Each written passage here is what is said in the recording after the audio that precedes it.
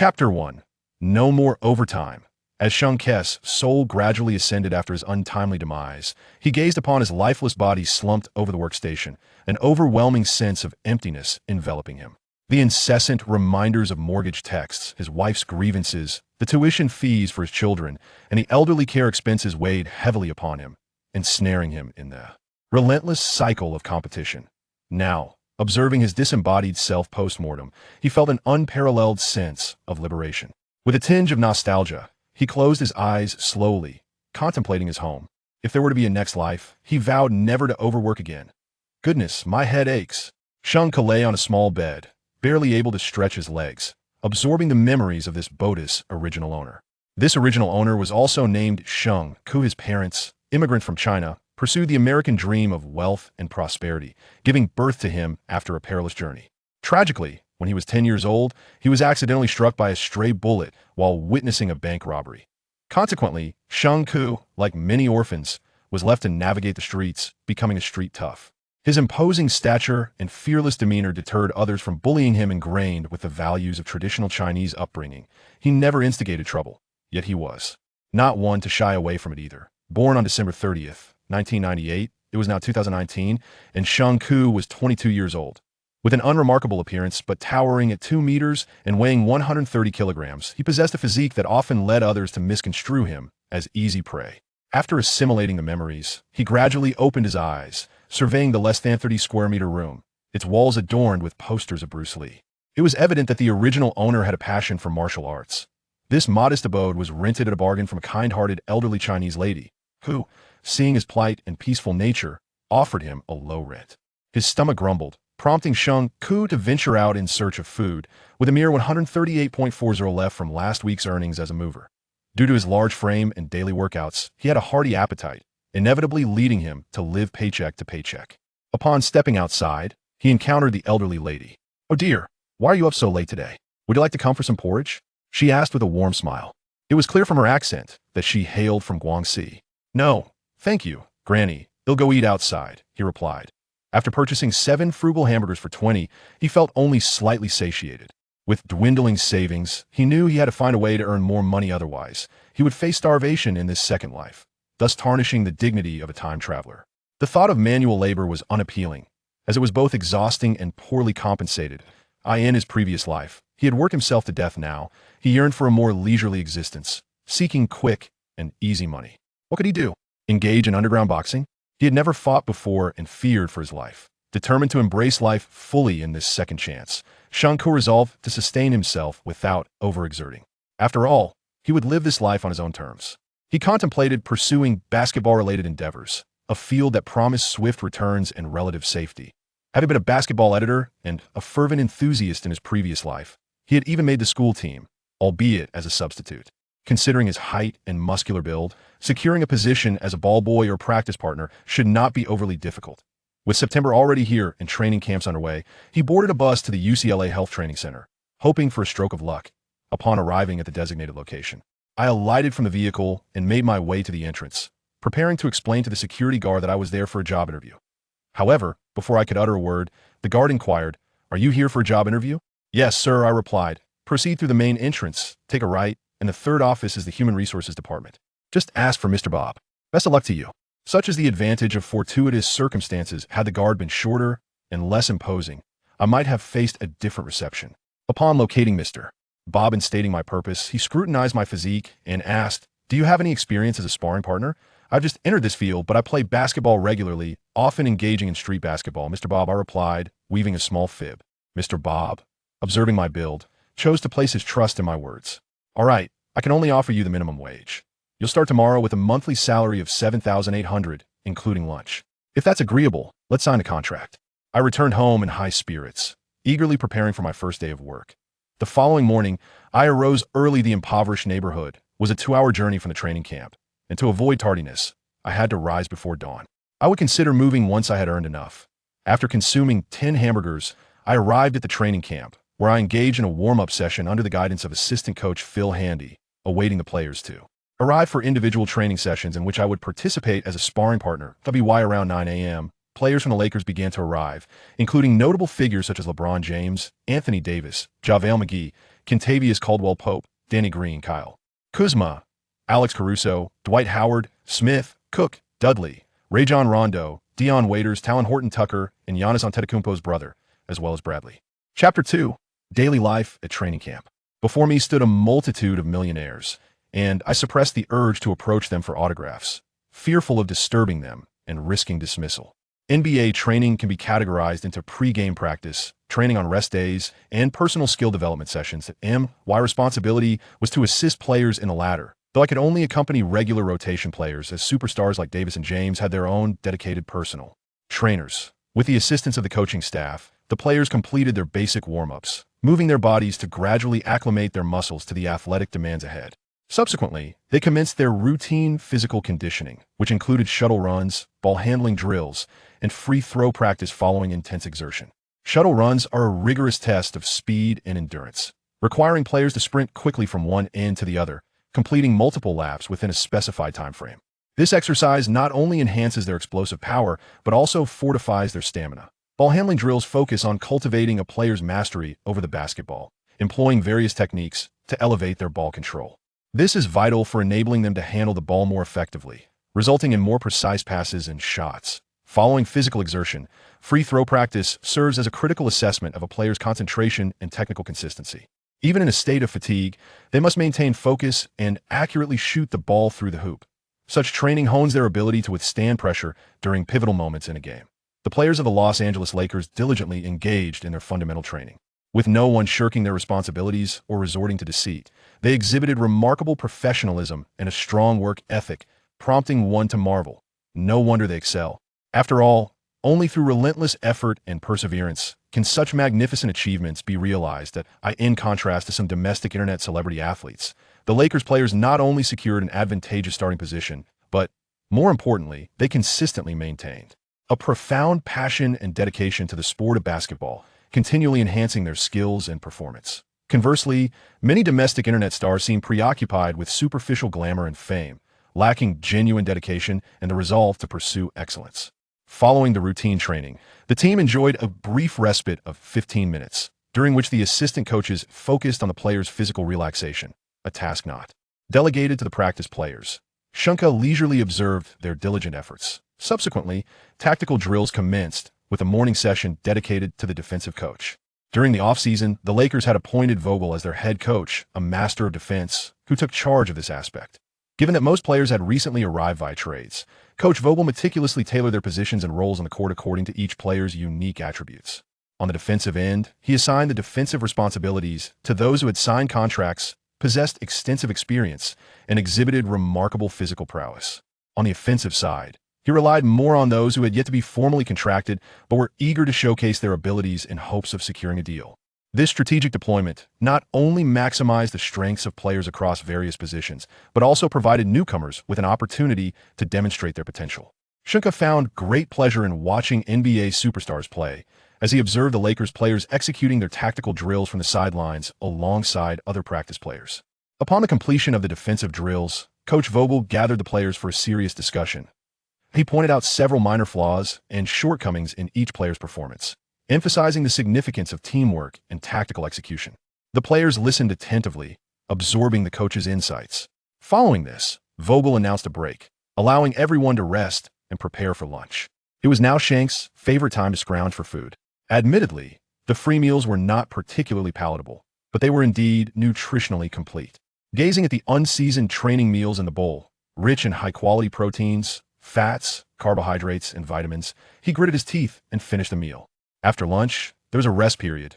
The Lakers players typically took a short nap to maintain their focus for the afternoon training, while practice players rested in the staff lounge. Sheng Ke, however, had no habit of napping. The pressures of his past life had rendered him unworthy of such a luxury, and he found it difficult to sleep. Yet, with nothing else to occupy his time and not wishing to disturb anyone, he forced himself to close his eyes and rest for a short while.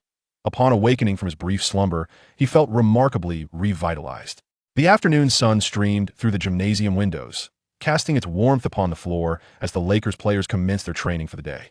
This session was led by the offensive coach, while head coach Vogel stood at the sidelines, attentively observing the players' performances. The training primarily focused on executing basic tactical maneuvers, Given the presence of numerous new players within the team, it is essential to cultivate their mutual understanding over time. Thus, overly intricate positioning strategies are not suitable for their current stage.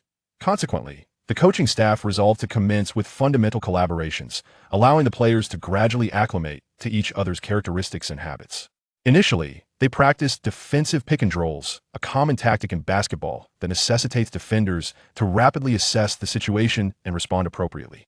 Throughout the practice, the players persistently repeated this action, striving to enhance their reaction speed and defensive skills. Following this, they engaged in training for passing and cutting plays, a strategy aimed at creating scoring opportunities through effective passing and incisive movements. This tactic demands that players possess keen court vision and strong teamwork abilities. During training, the players actively moved about, seeking optimal passing opportunities while simultaneously safeguarding the ball to prevent turnovers. Throughout the training session, the players exhibited remarkable dedication, endeavoring to execute each movement with precision. Their focus during offensive drills was markedly superior to that during defensive practices, suggesting a collective preference for offense. Indeed, successful offensive play leads to impressive statistics and lucrative contracts. In contrast, defense is often perceived as a relatively tedious endeavor. Offense, however, embodies passion and vitality, yielding not only more points and victories, but also captivating the audience's attention. Once the offensive drills concluded, they transitioned into specialized individual training. Sheng Ke and his fellow trainees approached the assistant coach, awaiting the allocation of their respective tasks. Chapter 3. Am I really that impressive? The assistant coach assigned the practice players to various athletes based on their heights, with Sheng Ke paired with JaVale McGee to assist him in rebounding drills, focusing on both offensive and defensive boards. Initially, they concentrated on securing defensive rebounds. The two players took their positions, and with the sharp sound of the whistle, the assistant coach began shooting. McGee swiftly positioned himself close to Sheng Ke, adopting a solid stance to obstruct Shenk's movement and prepare for the rebound. Those with a fundamental understanding of basketball know that the first instinct when an opponent shoots is to establish position against the opposing player to prevent them from claiming the defensive rebound. McGee exhibited solid foundational skills, executing each movement with precision. However, Sheng Ke instinctively sensed that McGee was unable to effectively block him. As the ball was about to bounce out of the basket's range, Sheng Ke executed a powerful half-turn, leaping into the air, and, astonishingly, he reached a height exceeding McGee's reach, snatching the rebound with one hand. Sheng Ke was taken aback. Was his physique truly this remarkable? Perhaps it was his admiration for Bruce Lee that drove him to practice martial arts, endowing him with exceptional reflexes and agility, matching the speed of guard. Vogel, as a defensive-minded coach, places great emphasis on securing defensive rebounds. Observing McGee's failure to secure the board, he expressed his displeasure vocally from the sidelines. JaVale, stay focused. Don't think you can let your guard down just because it's practice. McGee replied, sorry, sir, my bad. McGee silently berated himself for his earlier lapse in concentration, which had led to his loss of the rebound, an incident that had not escaped the keen eye of the coach. This young man possessed a modicum of talent. With a determined demeanor, he instructed his assistant to prepare for the next drill. Beep. McGee summoned every ounce of his strength to block Sheng Ke, leaping into the air with the intent to secure the rebound. However, the previous scenario unfolded once more, as he watched helplessly while a hand snatched the rebound just ahead of him. Unyielding, McGee called out to his assistant for another attempt. Beep, beep, beep. McGee suffered the humiliation of missing 9 consecutive defensive rebounds, an anomaly that soon attracted the attention of Coach Vogel.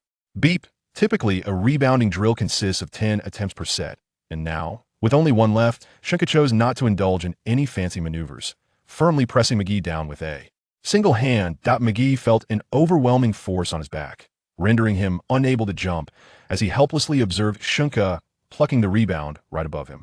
In defeat, McGee turned to Sheng Ke and remarked, "Brother, your rebounding skills are astonishing. Have you perhaps trained under Rodman?" Sheng Ke replied, "No, not at all. I'm merely an enthusiast, having learned from watching television." After a moment of contemplation, Vogel addressed McGee and the assistant, stating, "JaVale, let's commence the offensive rebounding training." As the transition occurred, it was Shenk's turn to establish position, while McGee attempted to steal the rebound from behind. Beep. No matter how hard he exerted himself or shifted his position, McGee found himself firmly held in place by Sheng Ke, who effortlessly claimed the defensive rebound. After 10 consecutive attempts, McGee had yet to secure a single rebound. McGee exclaimed, "Oh my God, brother, with your level of skill, why aren't you playing in the NBA instead of serving as a practice partner?" Sheng Ke responded, Well, I missed the registration deadline. He pondered to himself. Wasn't this a case of being too late to cross over? Moreover, he was unaware that this body possessed such remarkable capabilities. The speed of his neural responses and his agility seemed at odds with his height. Vogel, deep in thought, turned to Sheng Ke and asked, "Man, are you ready for the challenge?" Sheng Ke replied, "Sheng Ke, coach." Vogel assessed Sheng Ke, noting his imposing yet agile physique, his eyes sparkling with interest. "I would like to evaluate your foundational skills. If your performance is commendable, I could secure you a 2-week temporary contract at the start of the season. How does that sound? Are you interested in playing basketball?" Sheng's thoughts raced to wouldn't desire a high-paying opportunity to watch the NBA while playing. With enthusiasm, Sheng Ke declared, "Coach, I want to play basketball." Vogel responded, "Okay, come with me." Thus, Vogel led Sheng Ke to where Howard was engaged in a layup drill. Vogel instructed Sheng Ke to replace Howard as a practice partner to assess his defensive skills. The whistle of the assistant coach echoed, and Howard gazed at his opponent. Sheng Ke, who stood slightly taller than himself, 208 centimeters barefoot for Spark, 210 centimeters barefoot for the protagonist, yet possessed a broader frame, arms extended in a defensive posture. Contemplating his offensive strategy, Howard ultimately resolved to attempt a direct sprint past him. With the ball in hand, he executed a lateral move and launched forward, but Sheng Ke swiftly reacted, sliding to maintain close proximity to Spark. In an effort to prevent being stripped of the ball, Spark sought to leverage his strength to push inward, only to find himself overpowered by Sheng Ke, who forced him further from the basket. Consequently, Spark had to halt and pivot, attempting to utilize his momentum to shake off Sheng Ke. But to his surprise, Sheng Ke halted him in his tracks. Positioned near the free throw line, Spark was left with no choice but to attempt a lean-back shot, hoping to somehow score. As he leaped, Howard followed suit, ultimately outmaneuvering him to swat the shot down decisively. Feeling a sense of indignation at his own oversight, Spark persisted. In subsequent attempts, whether charging toward the basket facing or attempting strong plays from behind, he was unable to score. Sheng's height, weight, along with his extraordinary reflexes and agility, effectively stifled Spark's efforts. The basketball was either swatted away or intercepted outright. Even when a hook shot was attempted, it merely clanked off the rim.At this point. Spark conceded, "Hey man, which team did you play for before?" "Sheng Ke. I have never participated in a professional match." "Hua. Amazing." Vogel instructed Sheng Ke and Hua to practice transitioning between offense and defense. As Sheng Ke held the ball, he contemplated that his offensive skills were merely at the level of a substitute on the university team, and he hesitated to attempt any maneuvers in front of Hua, who was a formidable opponent. Thus, he positioned himself with his back to the three-point line, cautiously shielding the ball as he gradually approached the basket while pushing against Hua. He then attempted a hook shot after a slight collision, but Hua interfered, causing the ball to ricochet off the rim. This pattern repeated several times, with Hua sometimes even intercepting the ball directly. Hua felt relieved. If Sheng Ke were to attack him with the same intensity that Yao Ming would, it would be quite humiliating, considering he was once capable of matching that man in a one-on-one exchange. Vogel clapped his hands to halt the practice. "All right, Sheng Ke, come with me. I will take you for a physical assessment." Sheng Ke, "Sure, coach." After a busy afternoon, Vogel examined the physical assessment report in his hands. Bone age 22 years. Height 6'9" 210, 3 centimeters, weight 286. 6 pounds, 130 kilograms, wingspan 227 centimeters, standing reach 290 centimeters, vertical leap 79 centimeters, running jump 95 centimeters. Maximum reach 387 centimeters, maximum bench press 210 kilograms, 34 sprint in 3.5 seconds, and a reverse sprint in the paint at 12.8 seconds. The performance metrics present a compelling report, showcasing remarkable defensive awareness despite offensive shortcomings. Observing his exceptional positioning and superior rebounding instincts, it is evident that he could effectively assist Davis in the more arduous tasks on the court. Vogel has resolved to dismiss the notion of a temporary 2-week contract, opting instead for a 1-1 arrangement to retain this talent. Otherwise, he risks watching him join the Clippers training camp, a decision he might come to regret. Next, a shooting evaluation is in order. Vogel instructs him to test his free throws, mid-range shots, and three-pointers. Holding the basketball and gazing at the hoop, he releases the ball, demonstrating that with height comes an enhanced ease in shooting. Ultimately, his performance yielded 82 successful free throws out of 100 attempts, 78 mid-range shots, and 56 three-pointers. These results are commendable, considering the absence of defensive pressure. Even without specialized training, His natural finesse as a player of Asian descent shines through. Vogel nods in approval. With the performance report in hand, Vogel guides him to the general manager's office. Chapter 4. An unexpected contract upon arrival in the manager's office. Vogel shares the performance report and the details of the recent training session with Pelinka. After a moment of contemplation, Pelinka reviews the metrics and the physical assessments. A player without a history of significant injuries, regardless of limited offensive capabilities, possesses outstanding performance data that could be honed for a more defensive role. Given the recent emergence of Jokic and Embiid, alongside the aging and leaner JaVale McGee and Dwight Howard, it makes sense to bring him on as an alternative. He then addresses him. Here's the deal. I can extend to you a 1-1 contract worth $13 million, with the second year being a team option. If this is agreeable, please have your agent reach out to finalize the agreement. Suppressing his excitement, he responds, Sir, I do not have an agent. I can manage the negotiations myself. He realizes that even without his personal contribution, the Lakers are likely to secure the championship this season, ultimately leading to a surge in his value and a coveted championship ring, allowing him to bask in newfound prosperity. Pelinka, upon hearing this, instructs his assistant to print the contract and hands it to him. After meticulously reviewing each clause and finding no discrepancies, he signs the electronic version of the contract. The moment it becomes effective, a wave of dizziness momentarily overwhelms him. He rises abruptly, allowing his vision to clear before it stabilizes. Concerned, Pelinka and Vogel inquire, Sheng, are you all right? Fearing he might have an undisclosed ailment that would render the contract void so soon after signing, they are visibly anxious. He reassures them, Gentlemen, I am perfectly fine. It may just be a case of low blood sugar after sitting for too long. With a sigh of relief, Pelinka and Vogel respond. Vogel admonishes, Now that you are a professional athlete, it is imperative to maintain a disciplined diet. Understood, Coach, he replies. Then he turned to Pelinka and inquired, Mr. Pelinka, may I request an advance on a portion of my salary? The payment structure for NBA players is notably flexible, allowing for annual, monthly, or weekly disbursements, all of which honor the individual preferences of the players. An upfront payment can also be made at the time of signing. However, rookies cannot directly receive a full year's salary. According to league regulations, players may withdraw 15% of their salary as a signing bonus upon contract execution, though most players opt against this, as it can only be extracted from the first year's earnings, which are typically minimal. Sheng Ke's annual salary amounts to $13 million. After deducting a federal tax of $39.6 and a California state tax of $12, approximately $547,000 remains. If he were to take the 15 signing bonus, he would receive around $82,000, sufficient to meet his daily needs and perhaps even relocate closer to the training facility, eliminating the need for early mornings. Pelinka responded affirmatively. Subsequently, Sheng Ke chose the jersey number 00, symbolizing a new beginning in his life, a farewell to the past, and a hopeful embrace of the future. He understood that this rebirth was not merely a repetition of his previous existence, but rather a novel opportunity to rectify past regrets and pursue his true desires. Thus, he adopted the number 00, signifying a fresh start across 2 lifetimes. He resolved to live for himself henceforth, unencumbered by the expectations of others. Once the signing was complete, the time for dispersal approached.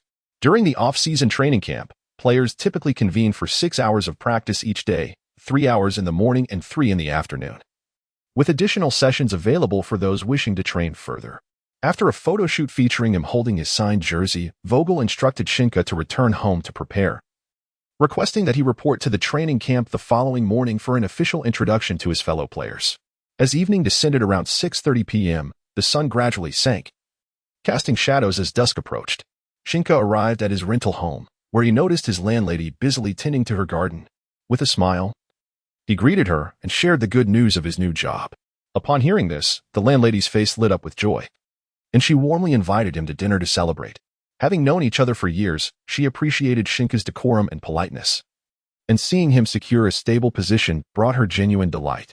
During dinner, she enthusiastically piled food onto Sheng Ke's plate to express her happiness. Come on, eat up. There is plenty left, and if you don't, I'll feed it to the dog. You always hesitate to come over, but my dog eats better than you do. Sheng Ke quickly fell silent. While the landlady was indeed kind and warm-hearted, her exuberance in conversation was quite overwhelming. It seemed that relocating in the near future would not be feasible, and he would have to revisit the matter during the holiday. After washing up, he lay on his bed, quietly gazing at the ceiling as his thoughts drifted away. For reasons unbeknownst to him, an inexplicable sense of reluctance washed over Sheng Ke in that fleeting moment, as if he harbored a profound affection for this place. He soon realized that the remnants of a cursed past were at play, compelling him to suppress these emotions, close his eyes, and succumb to slumber. In the deep of night, the Lakers' official website announced a signing, a 1-1 contract worth $13 million for a 22-year-old prospect named Sheng Ke, who played as a forward. Lakers fans eagerly clicked on the news, gazing at the image of this robust young man of Asian descent, fervently searching for any information about him, only to find his nationality listed as American. Chapter 5. Discovery of the cheat. The following morning, sunlight streamed through the window, gently illuminating Sheng Ke's face as he slowly opened his eyes. Filled with excitement and anticipation, he rose from his bed. This day held monumental significance for him, as it marked his first official entrance into an NBA team's training facility. Sheng Ke quickly completed his morning routine, donned his athletic gear, and hurried to the training center. As he pushed open the grand doors, he was enveloped by a palpable atmosphere of basketball fervor. The familiar sounds of basketballs bouncing, sneakers squeaking against the floor, and players' shouts ignited a fire within him. Upon entering the gym, he scanned the surroundings. Several players had already gathered, engrossed in their warm-up routines. However, the most striking figure was none other than LeBron James, who stood on the court, diligently practicing his shooting. Each of his shots was executed with remarkable precision. Witnessing LeBron's presence stirred a profound respect within Sheng Ke. He understood that the greatness of this superstar lay not only in his talent, but also in his unyielding dedication and discipline. LeBron James has long been a legendary figure in the league, and his success was not a mere stroke of luck, but rather the culmination of relentless effort and perseverance. In the preceding season, despite grappling with injuries, James managed to average 27 points, 5 rebounds, and 3 assists, with a shooting percentage of 51. Although the Lakers finished with a disappointing record of 35 wins to 47 losses, missing the playoffs was largely attributed to James missing 27 games due to injury. When he was on the court, the Lakers boasted a winning percentage of 62.6, whereas it plummeted to 37.2 in his absence. In light of this situation, the management swiftly decided to trade away Ingram and Ball, acquiring Anthony Davis in the process. Subsequent events would affirm the success of this transaction. While Sheng Ke was not an ardent admirer of LeBron James, the sight of this legendary star ignited an indescribable thrill within him. Although LeBron may have taken some shortcuts in his pursuit of success, it is undeniable that he stands as one of the most formidable forces in the sport, ultimately achieving personal redemption. On the court, many ordinary players yearn to collaborate with exceptional facilitators like James, for they recognize that fighting alongside him not only brings the joy of victory, but also opens doors to greater attention and opportunities.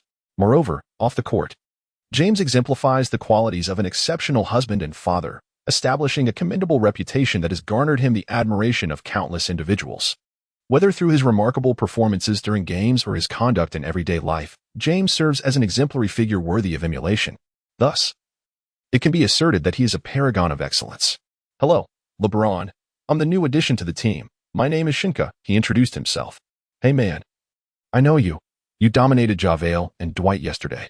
Welcome aboard." James responded warmly.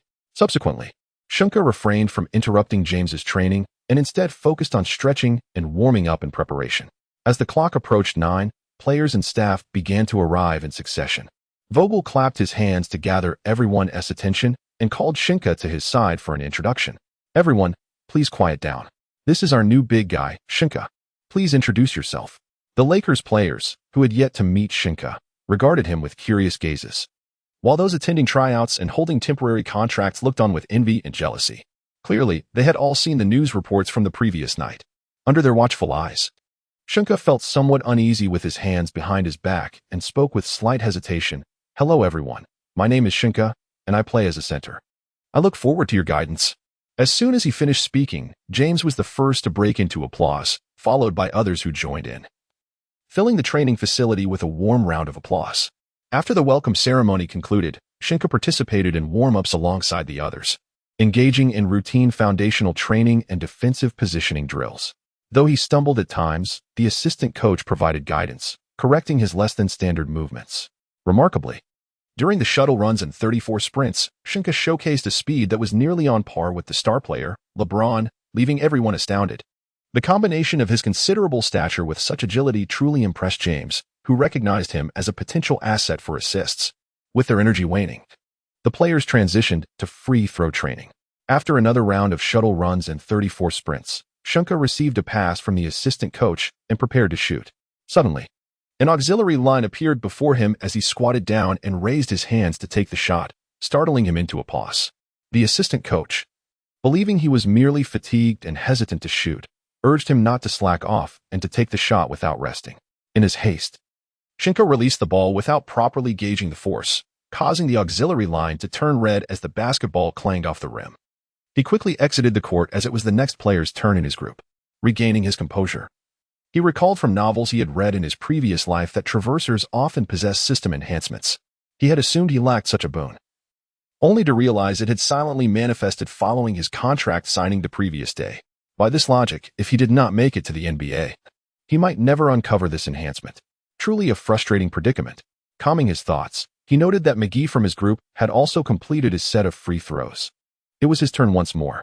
Following the previously established steps, he completed a series of actions leading up to the free throw.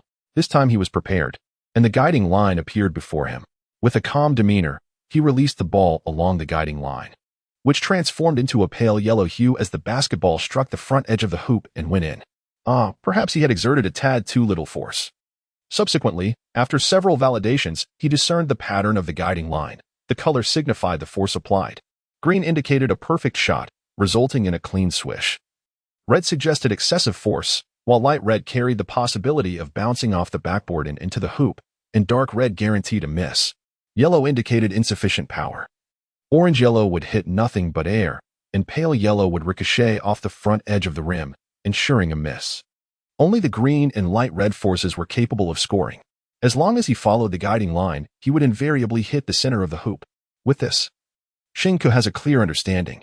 The only inconvenience lies in his need to remember the feel of controlling his shooting strength. Otherwise, the fleeting colors make it difficult for an ordinary person to grasp the nuances. Fortunately, Sheng Ke possesses quick reflexes, allowing him to shoot with a sense reminiscent of playing a game. Following deliberate practice during the shooting training, Sheng Ke flourished, hitting 92 out of 100 free throws. The few missed were due to fatigue or lapses in focus regarding strength control. He scored 90 out of 100 on mid-range shots and 87 out of 100 three-pointers, with most misses occurring from the baseline at 0-degree angles on either side. Vogel was once again astonished by Sheng Ke's training report, wondering how the results could differ so vastly from the previous day's tests. It is known that such shooting proficiency typically manifests in sharpshooters, particularly those of a star caliber. As the number of training sets increased, Sheng Ke's stamina gradually diminished, and his arms began to feel sore. Yet, despite this, he maintained a steady shooting percentage, albeit with a slight decrease. However, this decline was not significant, showing little difference compared to his earlier performance. Vogel finally believed he had discovered a gem. This player, signed at the minimum salary, demonstrated such exceptional talent. Not only did he possess outstanding three-point shooting ability, but he also exhibited good defensive awareness and skills. This was precisely the type of large 3D player the team required, capable of providing firepower from the perimeter while shouldering some defensive responsibilities in the paint. To validate Sheng Ke's true capabilities, a decision was made to conduct an intra-squad scrimmage in the afternoon to test his performance under game conditions. Chapter 6. Intrasquad scrimmage in the afternoon. A series of offensive tactical drills were conducted, and following their conclusion, Vogel commenced the intrasquad scrimmage. The match was divided into two halves, each lasting 20 minutes. Team A consisted of James, Danny Green, KCP, Anthony Davis, and Howard. Team B included Rondo, Caruso, Talon Horton-Tucker, McGee, and Sheng Ke. As the game began, due to Sheng Ke's exemplary rebounding performance the previous day, Team B unanimously selected him to jump against Howard from Team A. With a swift motion, Sheng Ke surpassed Howard by a half-hand's breadth, gaining possession for his team. Rondo, receiving the ball, meandered toward the front court, while McGee moved up from the paint to set a screen. Concurrently, Sheng Ke, adhering to the tactical drills, set an off-ball screen for Caruso before squatting in the corner, preparing for a catch-and-shoot. After the screen, McGee, lacking shooting capability, rolled down, prompting Davis, who was defending McGee, to double-team Rondo alongside Green. Howard, tasked with guarding Sheng Ke, aimed to intercept Rondo's pass to McGee, while KCP, defending Caruso, chose to leave Sheng Ke open to pursue Caruso. Rondo executed a right-handed flick, delivering the ball to Sheng Ke in the left corner. With ample space, Sheng Ke received the pass, adjusted his breath and stance, and leapt, releasing the shot smoothly along the guideline. The ball glided between his index and middle fingers, finding its way to the basket with a satisfying swish, altering the score to 3-0, with Team B ahead of Team A. After the basket, Sheng Ke joyfully pointed in Rondo's direction, exclaiming, "Nice pass." Victory possesses a profound understanding of the art of flattery. To secure the freedom to shoot, one must lavishly praise teammates, ensuring they are gratified, so that when an opportunity arises, they will instinctively pass the ball. The former Spurs player, Murray, is well versed in this principle. Howard, who failed to provide timely support, pounded his chest and admitted, "My bad." As the transition unfolded, it was a Group S turn to attack. LeBron slowly advanced the ball into the front court, while Davis and Caruso moved forward to set a double screen, executing a horn set. Davis then cut outward, and Howard rolled to the basket. Victory could only focus on defending LeBron to prevent him from sprinting, with Tucker trailing LeBron from behind.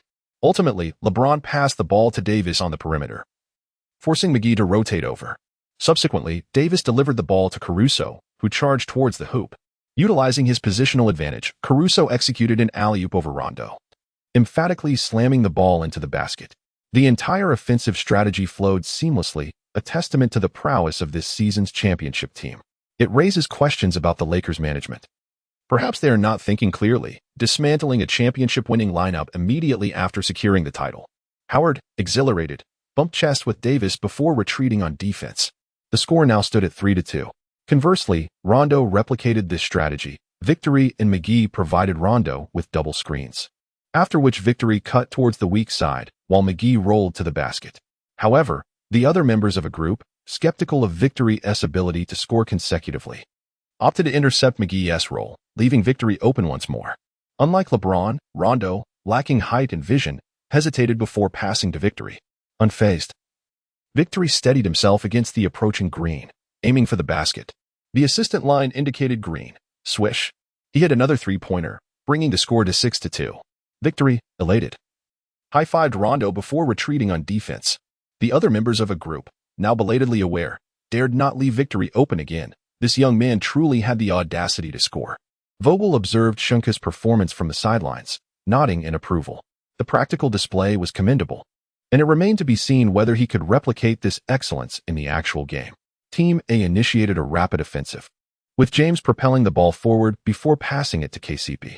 Utilizing an off-ball screen, KCP made a swift change of direction and accelerated towards the basket. As KCP arrived at the ball, he encountered Caruso's defensive support but seamlessly passed it to Green, who was unguarded at the baseline. Green took his time to adjust before making the shot, which found its mark, bringing the score to 6-5. During today's practice, the team's shooting accuracy was notably high, and the execution of tactics was smooth. Vogel mused that if such chemistry continued into the new season, contending for the championship was not out of reach. With James on his side, he relished the experience that had previously been fraught with challenges when James was an opponent. The rest of Team A was cautious not to leave Sheng Ke unguarded. When he received the ball at the perimeter, he found it difficult to drive towards the basket.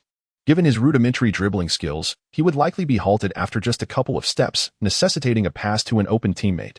Thus, the ensuing moments were characterized by mutual exchanges of scoring, but Sheng Ke was unable to showcase his defensive prowess in the low post, as the focus remained on executing plays rather than isolations.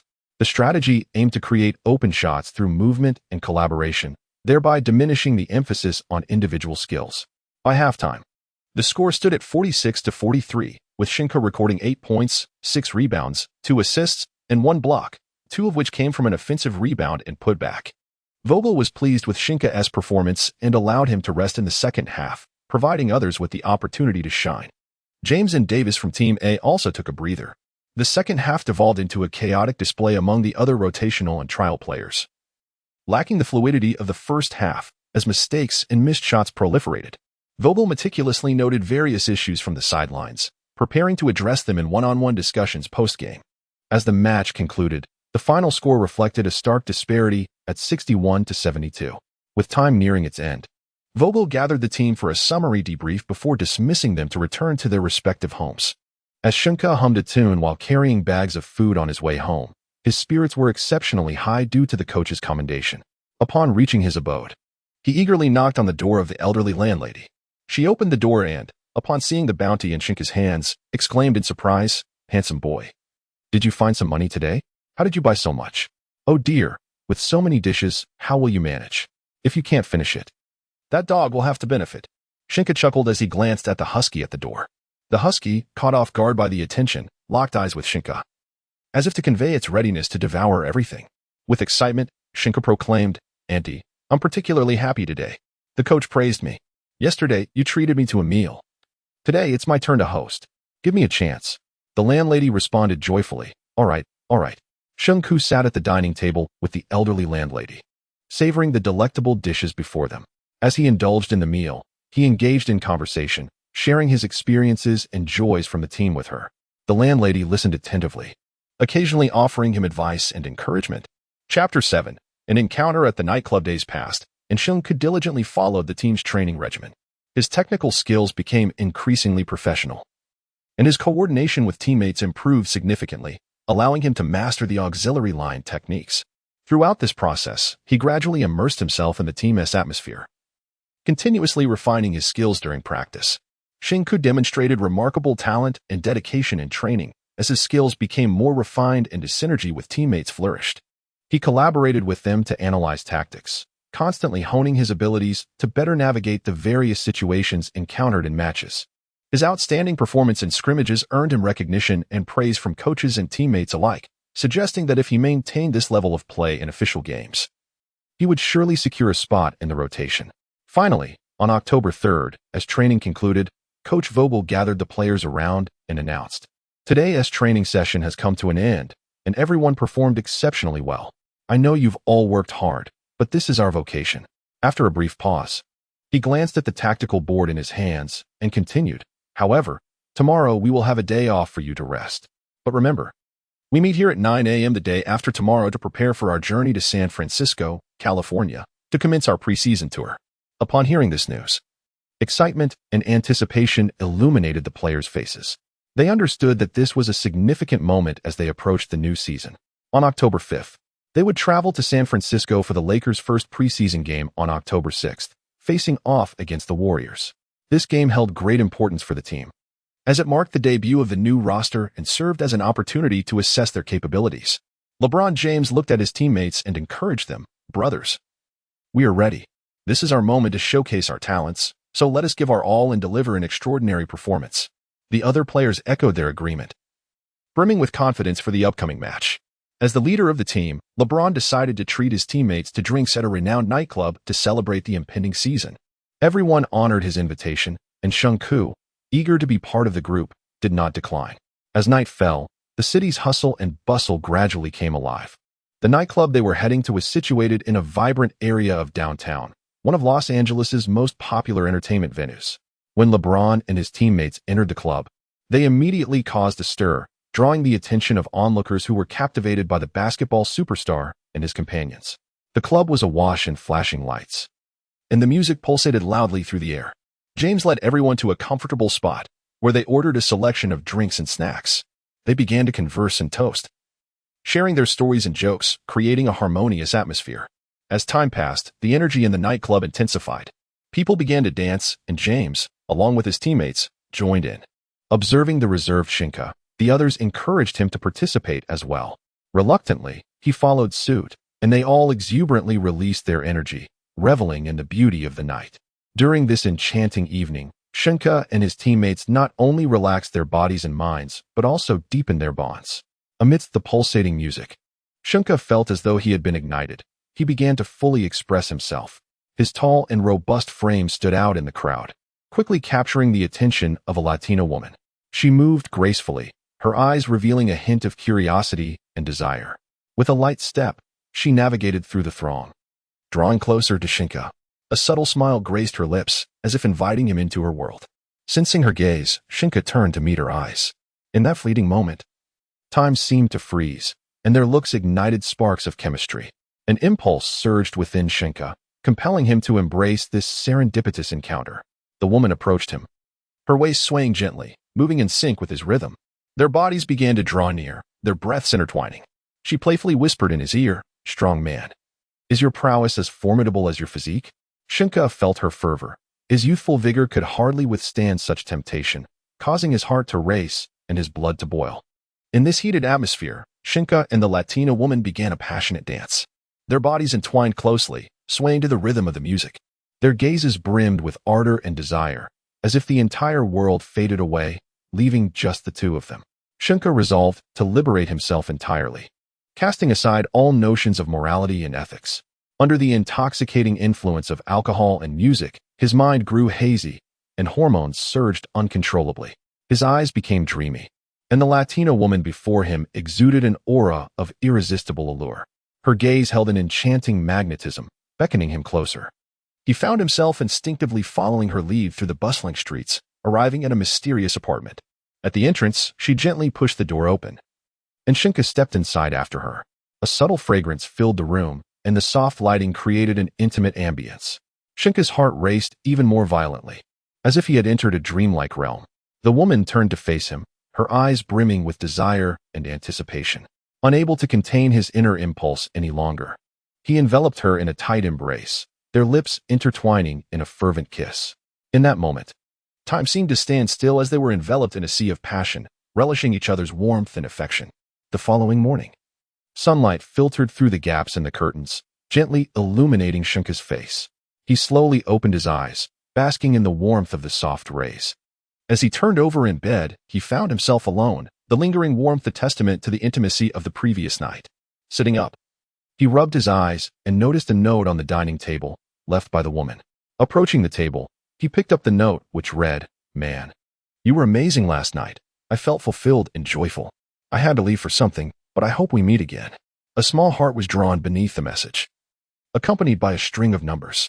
Sheng Ke casually tossed the note into the nearby trash bin. With no thoughts of women in his heart, he resolved to remain focused. For a Sigma male knows never to fall into the traps laid by women.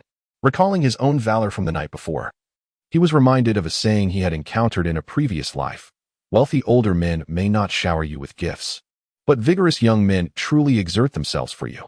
After leaving the apartment, Sheng Ke opted for a taxi home, feeling mentally fatigued and yearning for a day of rest to fully recuperate his body and mind. After all, an important match awaited him, the preseason game on October 6th, which marked his debut in formal competition. He knew he had to stay sharp and not embarrass himself. Chapter 8. The eve of the match. On the morning of October 5th, sunlight streamed through the curtains, casting a warm glow upon Sheng Ke's bed. He gradually opened his eyes, savoring this rare tranquility. After a day of rest, both his body and spirit had undergone significant rejuvenation. Rising from bed, he made his way to the communal washroom to freshen up. Gazing into the mirror, he saw an unremarkable face, yet his muscular physique exuded strength, prompting a satisfied smile. After completing his morning routine, he headed to the kitchen of the elderly lady next door, retrieving ingredients he had purchased previously to prepare a hearty breakfast. Sitting at the dining table, he savored his meal, relishing the delightful moments. Once breakfast was finished, Sheng Ke began packing his belongings. He stuffed a change of clothes and personal items into his bag before stepping out of his home. Arriving at the bus stop, he awaited the arrival of the bus. After about half an hour, it finally arrived. With his robust physique, he managed to board the bus, quickly securing a seat. An elderly man standing beside him glared in dissatisfaction, hoping he would offer his seat, but Sheng Ke chose to ignore him, thinking to himself, "As long as I possess no moral obligation, morality shall not constrain me." He gazed out at the scenery, filled with anticipation for the upcoming preseason match. The absence of a car made life inconvenient. Having once been impoverished and with a hearty appetite, he had never considered getting a driver's license, deeming it unnecessary. Sheng Ke planned to obtain a license during his leisure time and purchase a car for easier travel, at least sparing him from the need to rush for the bus. The bus ambled along to the station, and upon disembarking, he made his way directly to the training facility. As he entered the gymnasium, he noticed that many had already arrived ahead of him. As the appointed hour draws near, the players bound by contracts and the temporary recruits have all taken their positions. Meanwhile, those who participated in the trials but were not selected departed a week prior, embarking on a quest for opportunities with other NBA teams. Those fortunate enough may attract the attention of other franchises, yet the majority must venture into lower-tier leagues to showcase their worth. striving to secure chances with teams in need of personnel. During this period, an unexpected turn of events occurred. Cousins joined the Lakers over the summer. However, during training, it became evident that his skills had significantly declined, coupled with a volatile temperament. In intrasquad scrimmages, he performed far below the level of McGee and SVI, neglecting tactical movements and treating SVI like a novice, attempting to impart lessons through isolation plays. Alas, the decline in his abilities had caused him to forget his offensive finesse. Had he employed his signature footwork from his prime to outmaneuver SVI, the latter's current defensive awareness would surely have resulted in him being faked out or losing his position. Yet, Cousins insisted on overpowering SVI physically, leading to frustration after being blocked several times, culminating in an uncharacteristic move that resulted in his own injury. Consequently, the Lakers had no choice but to release him. With all staff and players accounted for and their belongings checked, they gradually boarded the team bus en route to the airport. The Lakers do not possess their own dedicated aircraft, necessitating the chartering of a flight to San Francisco. In truth, only 2 teams within the NBA own their private jets. One of these is the Dallas Mavericks, formerly known as the Dallas Cowboys. Their ownership's fervor for basketball and willingness to invest substantial funds enabled them to acquire their own aircraft.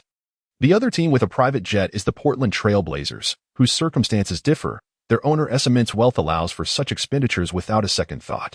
Shortly after takeoff, the plane landed, and SVI accompanied the team to a hotel near the Warriors Arena, assigned to a shared room with McGee. Typically, rotation players share rooms, while only starters or star players enjoy the privilege of single accommodations. Of course, should one prefer solitude, they may opt to pay for a room independently. This is merely one of the privileges afforded to starting players, elucidating why many NBA athletes are so fervently dedicated to securing a starting position. Subsequently, the coaching staff announced that the remaining time would be free for personal activities, with a gathering scheduled for the following morning. As the regular season has yet to commence, players are not overly constrained, especially with numerous star athletes within the team who are unlikely to heed restrictions. His roommate, McGee, had ventured out to visit friends, leaving Sheng Ke alone in the room. Without any acquaintances in this unfamiliar place and disinclined to explore, he reclined on his bed, scrolling through Twitter for news. The headlines predominantly revolved around the tumultuous relationship between Durant, who had recently departed from the Warriors to join the Nets, and his former team. Although he was well acquainted with these events from his previous life, witnessing the unfolding of real-time news was undeniably exhilarating. He pondered that the Warriors would likely take this preseason seriously, aiming to demonstrate that even in Durant's absence, they remained a championship-caliber team. On the morning of October 6th, Sheng Ke rose early, packed his belongings, and hurried with his teammates to the Chase Center for acclimatization training. The Chase Center, the Warriors' home arena, boasts state-of-the-art facilities in a picturesque environment, making it one of the finest venues in the NBA. Upon entering the arena, Sheng Ke and his teammates were enveloped in an atmosphere of tension and excitement. The morning training session was primarily focused on warm-ups. Players engaged in basic stretching exercises followed by shooting practice to find their rhythm. Subsequently, the coaching staff organized simple tactical drills to enhance the players' synergy. The entire morning session was structured and intense, with Sheng Ke and his teammates fully immersed in their training. At noon, the group returned to the hotel for a meal and a brief respite. In the afternoon, clad in matching team uniforms, Sheng Ke and his teammates re-entered the arena, heading towards their designated court for pre-game warm-ups and shooting drills. On the opposite side of the court, the Warriors players were present, with stars like LeBron and Davis catching up. LeBron and Curry exchanged lighthearted banter, engaging in their own signature gestures, as the game had yet to begin and all were friends. Notably, both LeBron and Curry were born in the same hospital and hailed from Akron, fostering a close friendship. LeBron had often attended Curry's college games to cheer him on. It was perplexing to him why their fans were so fervently at odds with one another.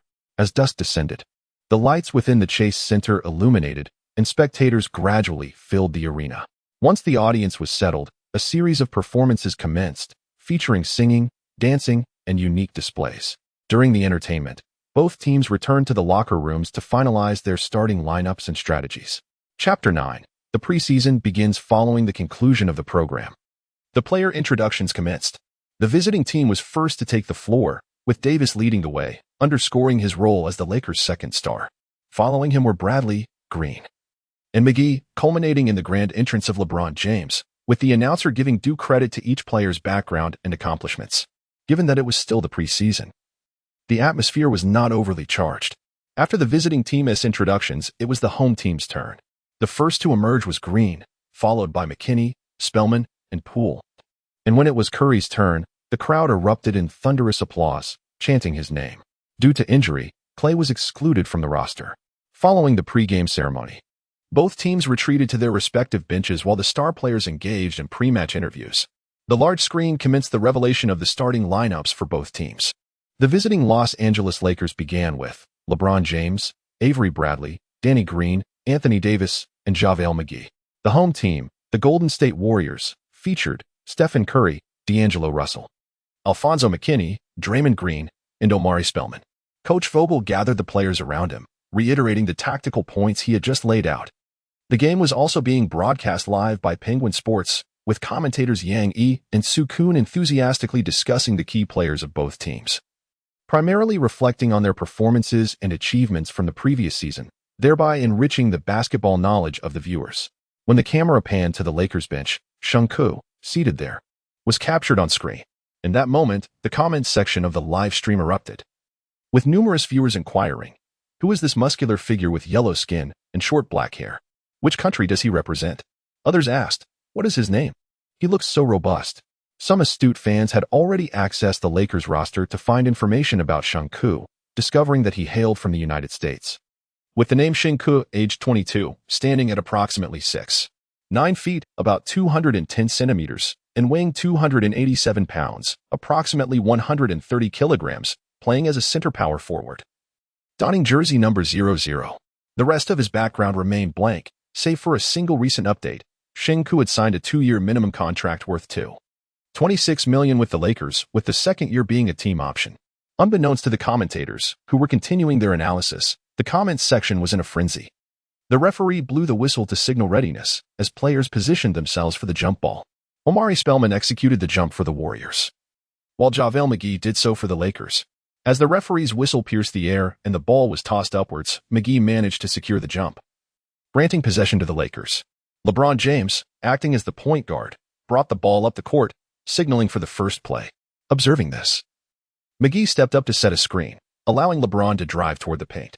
As Green, defending Davis, stepped in to assist, LeBron, without looking, tossed the ball toward the upper left side of the hoop. At its apex, a hand emerged above the basketball, forcefully slamming it into the rim. This marked the first connection on the court between LeBron and Davis, a visually pleasing offensive display that showcased the smooth execution of their strategy. Davis joyfully returned on defense, high-fiving LeBron in celebration. The score stood at 2-0, with the visiting team in the lead and the home team trailing. As the roles reversed, the Warriors took possession, with Curry advancing the ball up the court. The Warriors played with a certain simplicity. Curry, seeking to test his shooting touch, utilized a pick-and-roll to create an opportunity, launching a three-point shot that ricocheted off the rim. In that fleeting moment, McGee secured the rebound, while his Lakers teammates surged forward. McGee swiftly passed the ball to LeBron, who, upon receiving it, swiftly advanced on a fast break, catching the Warriors off guard. Drawing the defense, he executed a bounce pass to Davis, who, upon receiving the ball, executed a powerful dunk over McKinney, converting a 2-1. The Lakers bench erupted with excitement, mimicking dunking motions, while Vogel waved a towel and exuberantly shouted in approval, reflecting on the stark contrast between this game and practice, marveling at the rapid tempo of the transition. From McGee's rebound to Davis's dunk, no more than 5 seconds had elapsed, and he reminded himself to maintain unwavering focus on the court. Davis converted the free throw, bringing the score to 5-0. The Warriors, deciding to stabilize their approach, called upon Curry to signal a tactical play before handing the ball to Green. Subsequently, Green maneuvered along the baseline, utilizing an off-ball screen to create an open shot at a 45-degree angle. Observing this, Green immediately passed the ball back to Curry. In motion, Curry received the pass and attempted a shot, but it clanged off the rim, indicating an uncharacteristically poor start for him today. Davis secured the defensive rebound and passed it to LeBron, who methodically jogged the ball up the court. Upon reaching the front court, LeBron noticed Green, who had executed a baseline cut to receive a pass in an unguarded position. LeBron promptly delivered the ball to him. Green, in a comfortable position, released the shot effortlessly, swishing another three-pointer. The score swelled to 8-0. The Warriors promptly called for a timeout, Within less than 2 minutes, they had fallen behind by 8 points. While it was merely a preseason game, such a significant deficit could be quite embarrassing. Thus, Coach Ke sought to recalibrate their strategy and quell the Lakers' fervent momentum. Upon returning from the timeout, with the game still in its infancy, neither team made substitutions. Curry dribbled into the front court, once again passing to Green, while he himself began moving without the ball. Observing this, LeBron shouted a reminder to focus on interior defense, showcasing his basketball acumen. He recognized that the Warriors had missed 2 consecutive long-range shots and were now trailing, necessitating a strategic drive to the basket. The other Lakers players adjusted their focus to defend against penetration rather than perimeter shots. Seeing that the play was not developing as intended, Green opted for a direct drive towards the basket, but was thwarted by Davis, causing his shot to ricochet off the rim. McGee secured the defensive rebound and handed the ball back to LeBron. As LeBron advanced into the front court, he decided to take the initiative himself. He executed a convincing fake, dribbling forcefully with his left hand, briefly eyeing the ball, then stepped forward with his right foot before retreating and gathering himself. He then leaned back for a 3-point shot, which predictably clanged off the rim. Green secured the rebound and passed it to Curry. LeBron, observing the play unfold, shook his head in dismay, seemingly lamenting the missed opportunity that could have extended their lead into double digits. Taking advantage of the Lakers' unsteady footing, Curry seized the opportunity as his defender relaxed his grip. From a distance of 1 meter beyond the 3-point line, he rose effortlessly and released the ball, which swished through the net, reclaiming 3 points and bringing the score to 8-3. The ball prompted Vogel to rise and admonish the players on the court, urging them to maintain their focus. After a 3-point shot was returned, James calmly dribbled the ball up the court. This time, he refrained from signaling, leading the other players to remain stationary. Aware that a one-on-one situation was imminent, Davis exerted himself to secure his position effectively, and upon noticing this, James moved towards Davis's side to deliver a bounce pass.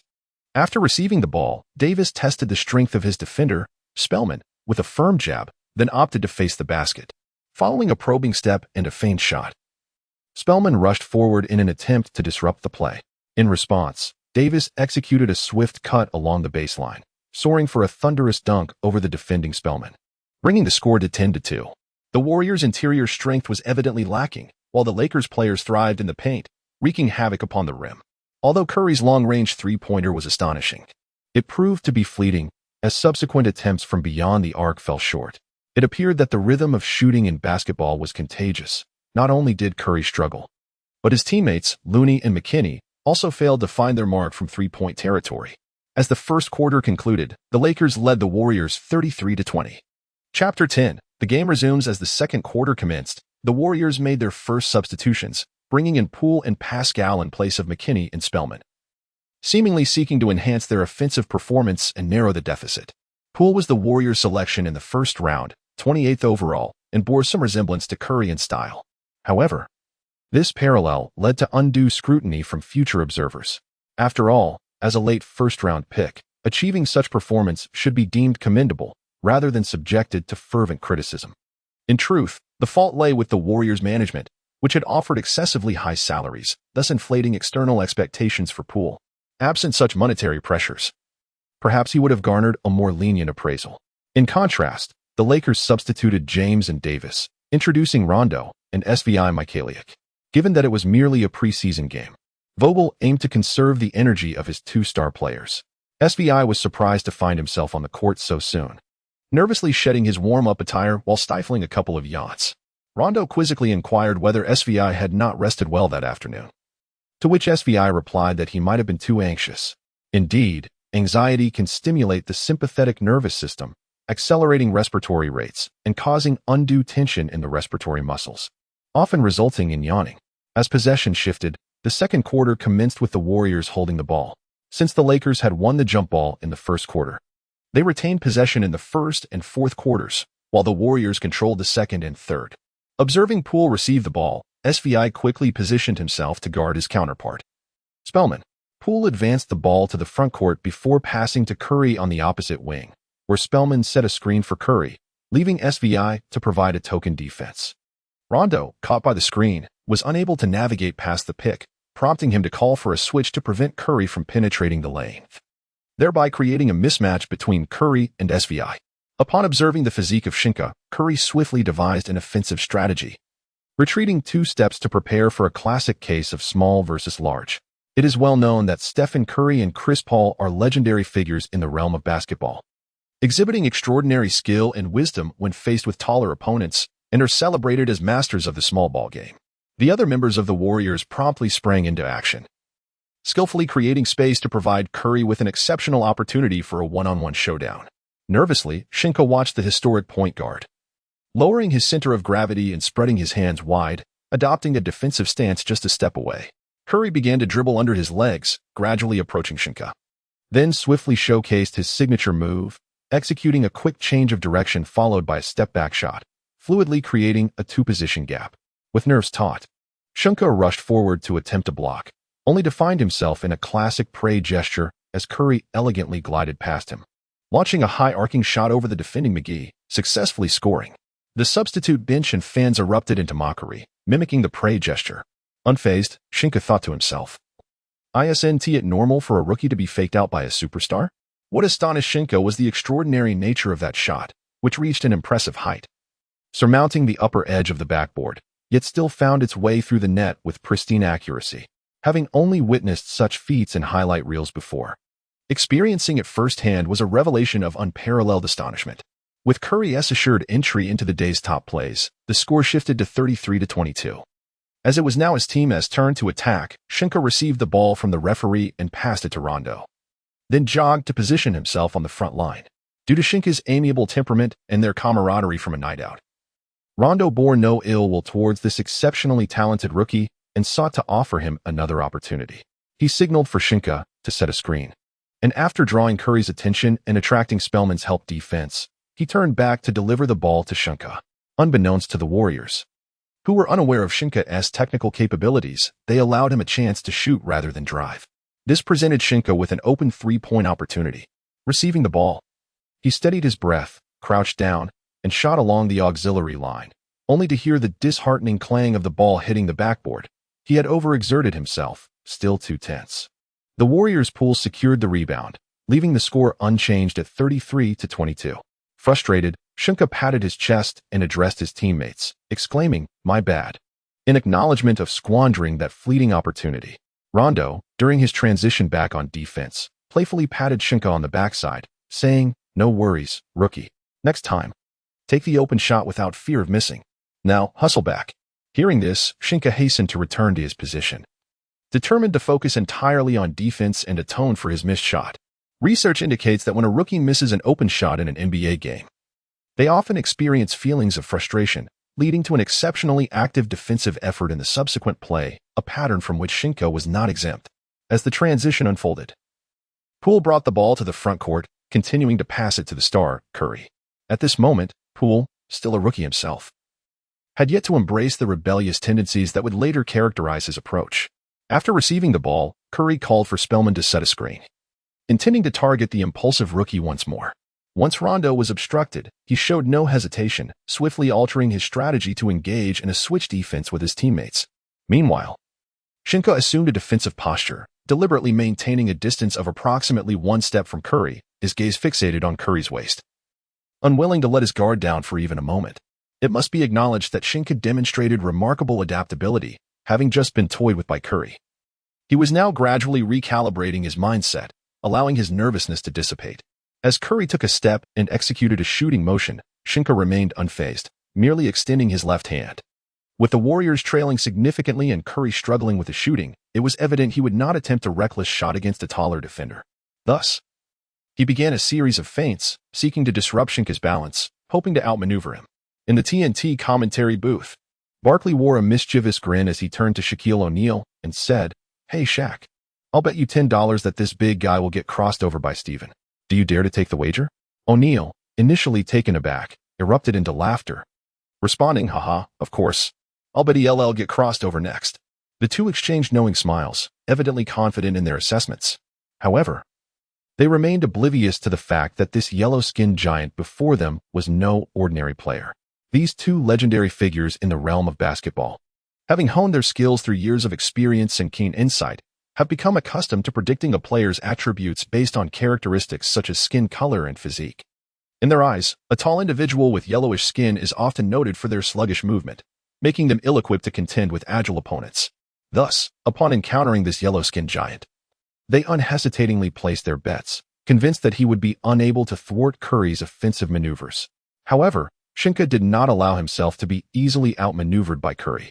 He deftly maintained his position by employing smooth footwork and leveraging his height and long reach to incessantly attempt to disrupt Curry's dribbling. Curry was taken aback, as he seldom encountered a towering rookie capable of keeping pace with him. Initially, he believed he could effortlessly penetrate Sheng Ke's defense, only to discover that Sheng Ke's defensive prowess exceeded his expectations. Sheng Ke's foot speed was remarkably swift, coupled with impressive body coordination, which rendered it exceedingly difficult for Curry to find an opportunity to break through. After several attempts at changing direction and accelerating, each was thwarted by Sheng Ke's astute predictions and strategic positioning. Curry was compelled to readjust his offensive strategy in a bid to circumvent Sheng Ke's defense. As the shot clock dwindled, Curry found himself unable to breach Sheng Ke's steadfast defense. In a moment of urgency, he passed the ball to Puer, who faced the defender and attempted a challenging shot. But as anticipated, it clanked off the rim, with Sheng Ke securing the rebound with ease. Chapter 11. A fortuitous start. "Oh my God," exclaimed O'Neal in astonishment. Barkley, equally taken aback by Sheng Ke's performance, posed a question to O'Neal. "Shaq, were you less agile than this kid during your time with the Magic?" O'Neal, indignant, retorted, "What nonsense are you spouting? I was quite nimble during my Magic days. Many small forwards couldn't match my speed. Moreover, there is no comparison. I stand at 2.16 meters, while this kid is merely 2.10. It is only natural for him to be more agile. I dare say you fall short compared to this lad. You are only 1.98 meters tall and weigh less than him." O'Neal mockingly jabbed at Barkley. Incensed, Barkley clenched his teeth, declaring that he would no longer grace O'Neal with his presence.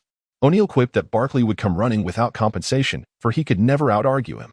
Sheng Ke passed the ball to Rondo before jogging to position himself on the court, where Rondo signaled his intention to execute a tactical play. This time, it was JaVale McGee's turn to assist Rajon Rondo with a screen.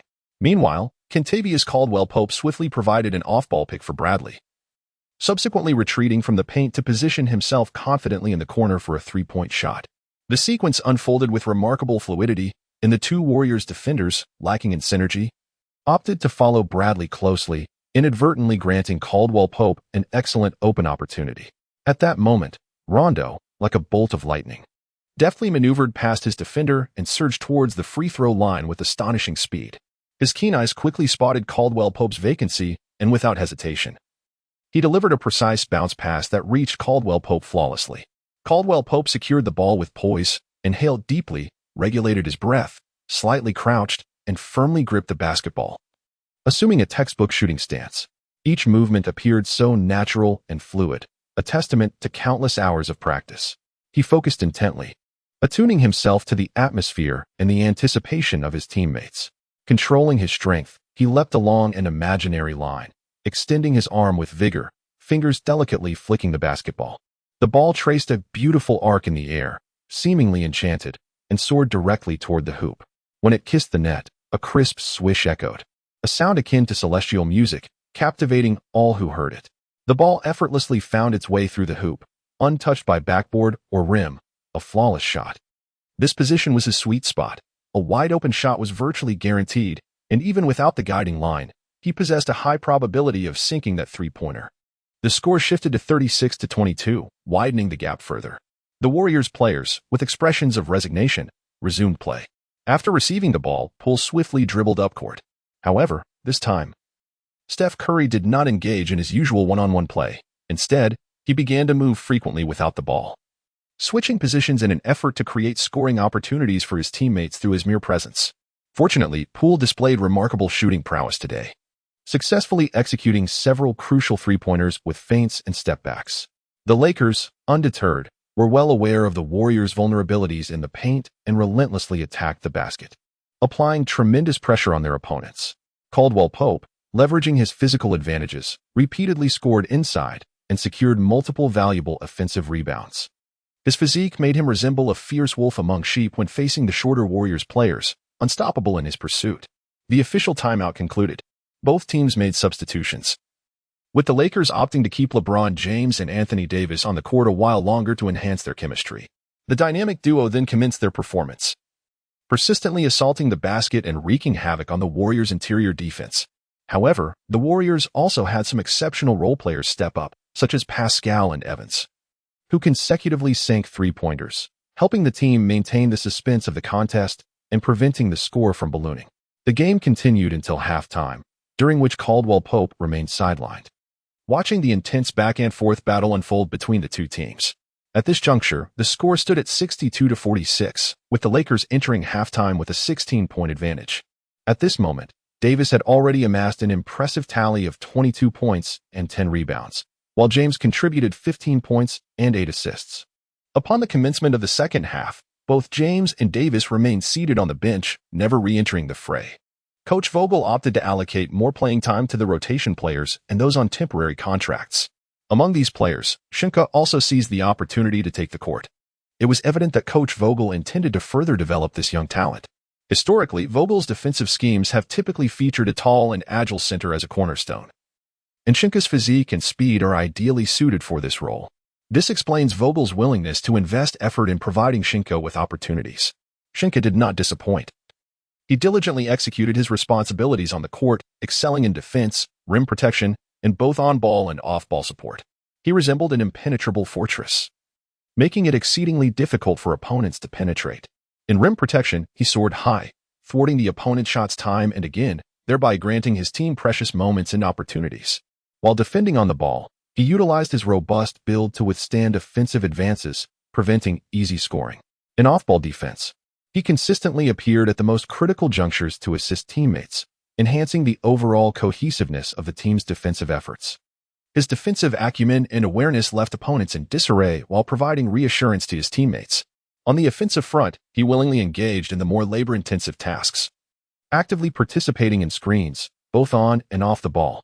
Due to his physique and shooting proficiency, the quality of his screens was exceptionally high. He silently generated opportunities for his teammates, using his body to shield defenders, allowing them to score with ease. His off-ball screens were particularly remarkable, consistently creating open shooting opportunities for teammates during crucial moments. The effectiveness of his screens was largely attributable to his stature and shooting ability. His towering presence effectively obstructed defenders, while his shooting skills deterred opponents from double-teaming him, thereby generating even more opportunities for his team, which resulted in commendable scoring efficiency. As time gradually elapsed, the referee signaled the conclusion of the match, with the final score resting at 135-101, marking a resounding victory for the Lakers. Throughout this intense contest, the Lakers showcased formidable strength and teamwork.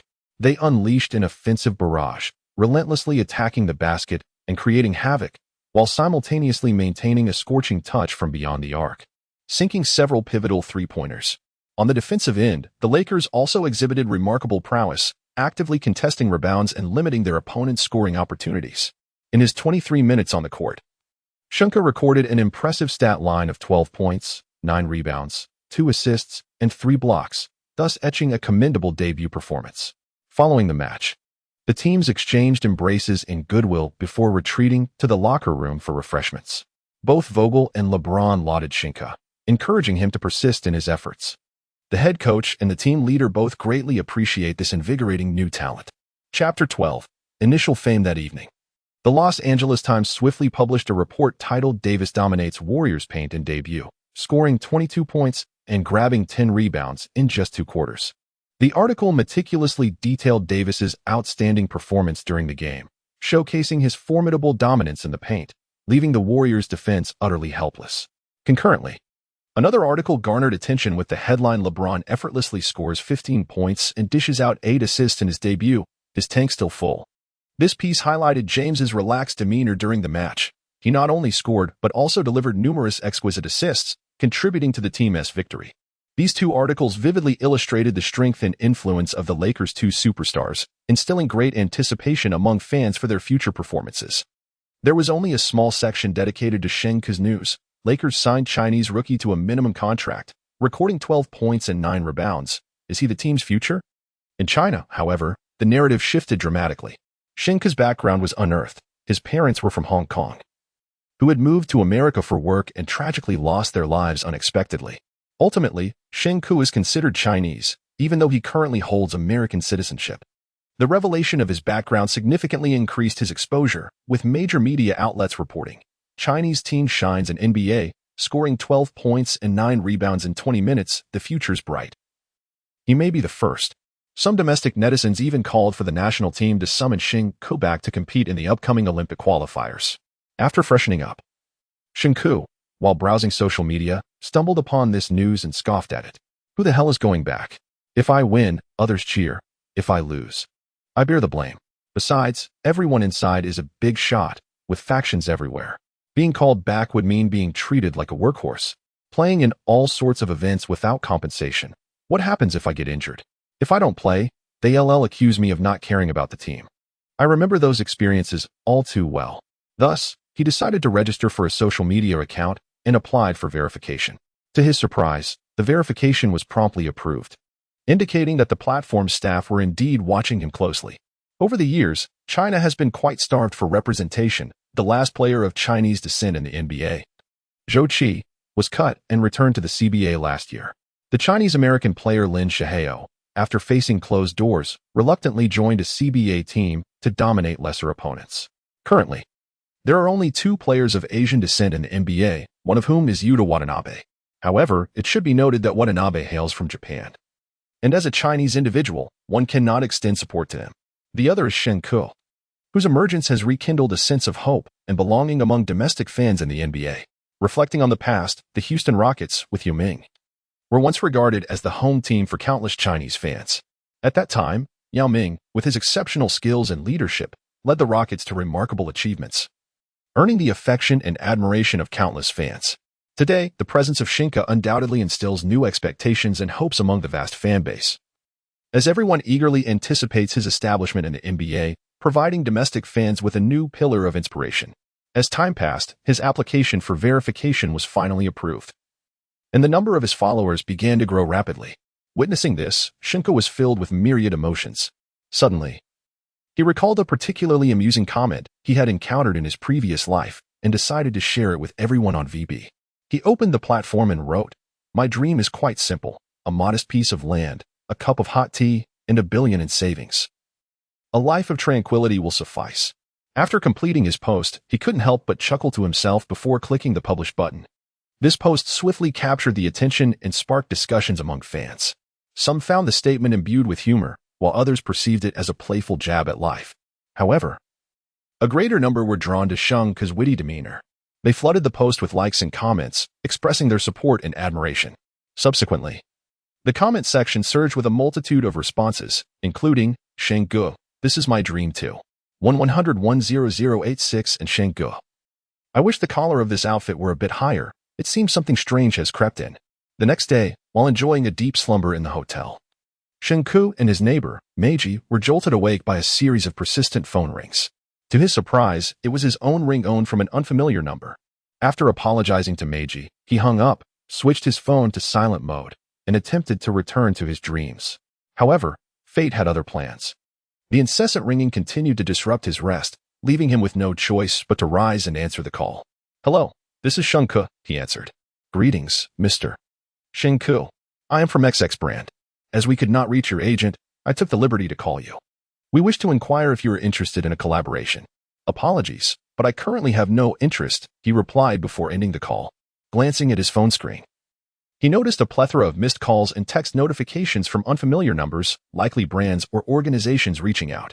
He speculated that these individuals had perhaps witnessed his remarkable performance in the match the night before or had noticed his soaring popularity in Huagua, prompting them to invite him for endorsements. This indicated that he had indeed captured the attention of the commercial realm, and with his willingness, an array of lucrative opportunities awaited him.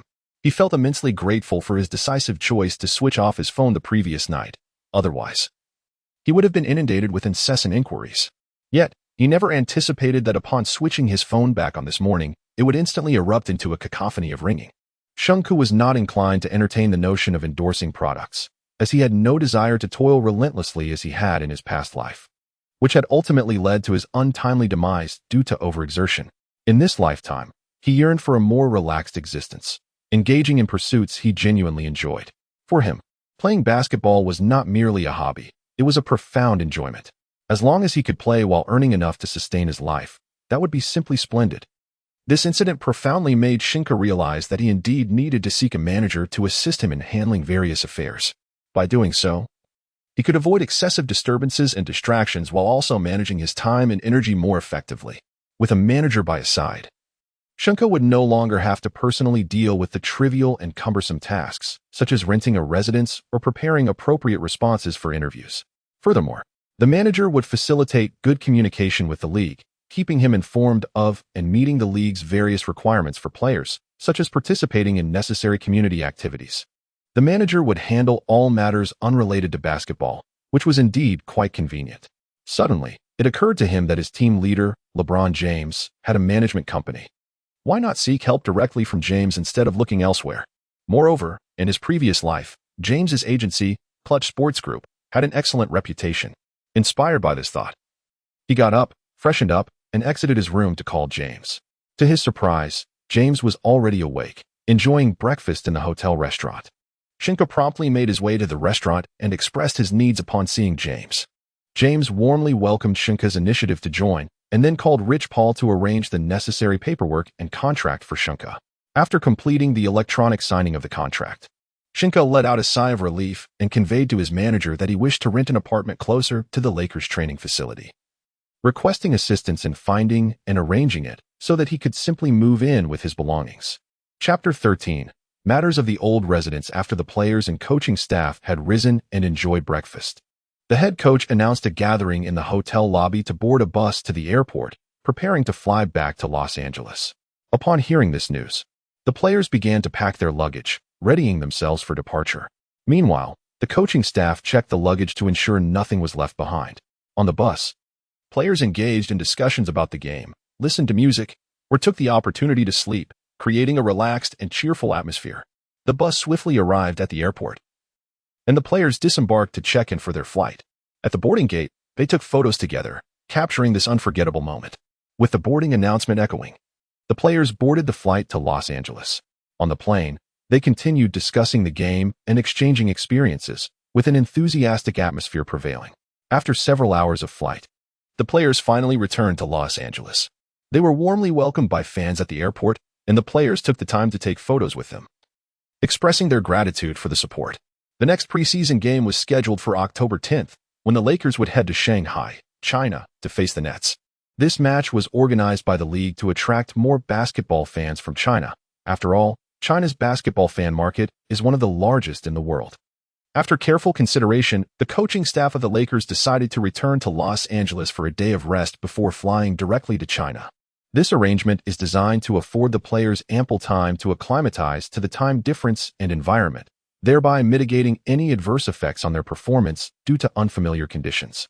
The coaches are acutely aware that the players' condition is pivotal to the outcome of the matches. Should the players underperform, the team would find it exceedingly challenging to achieve favorable results. Consequently, they decided to allow the players to return to Los Angeles for a day of rest, enabling them to recuperate both physically and mentally. Concurrently, the coaching staff will utilize this day to make specific adjustments to the lineup.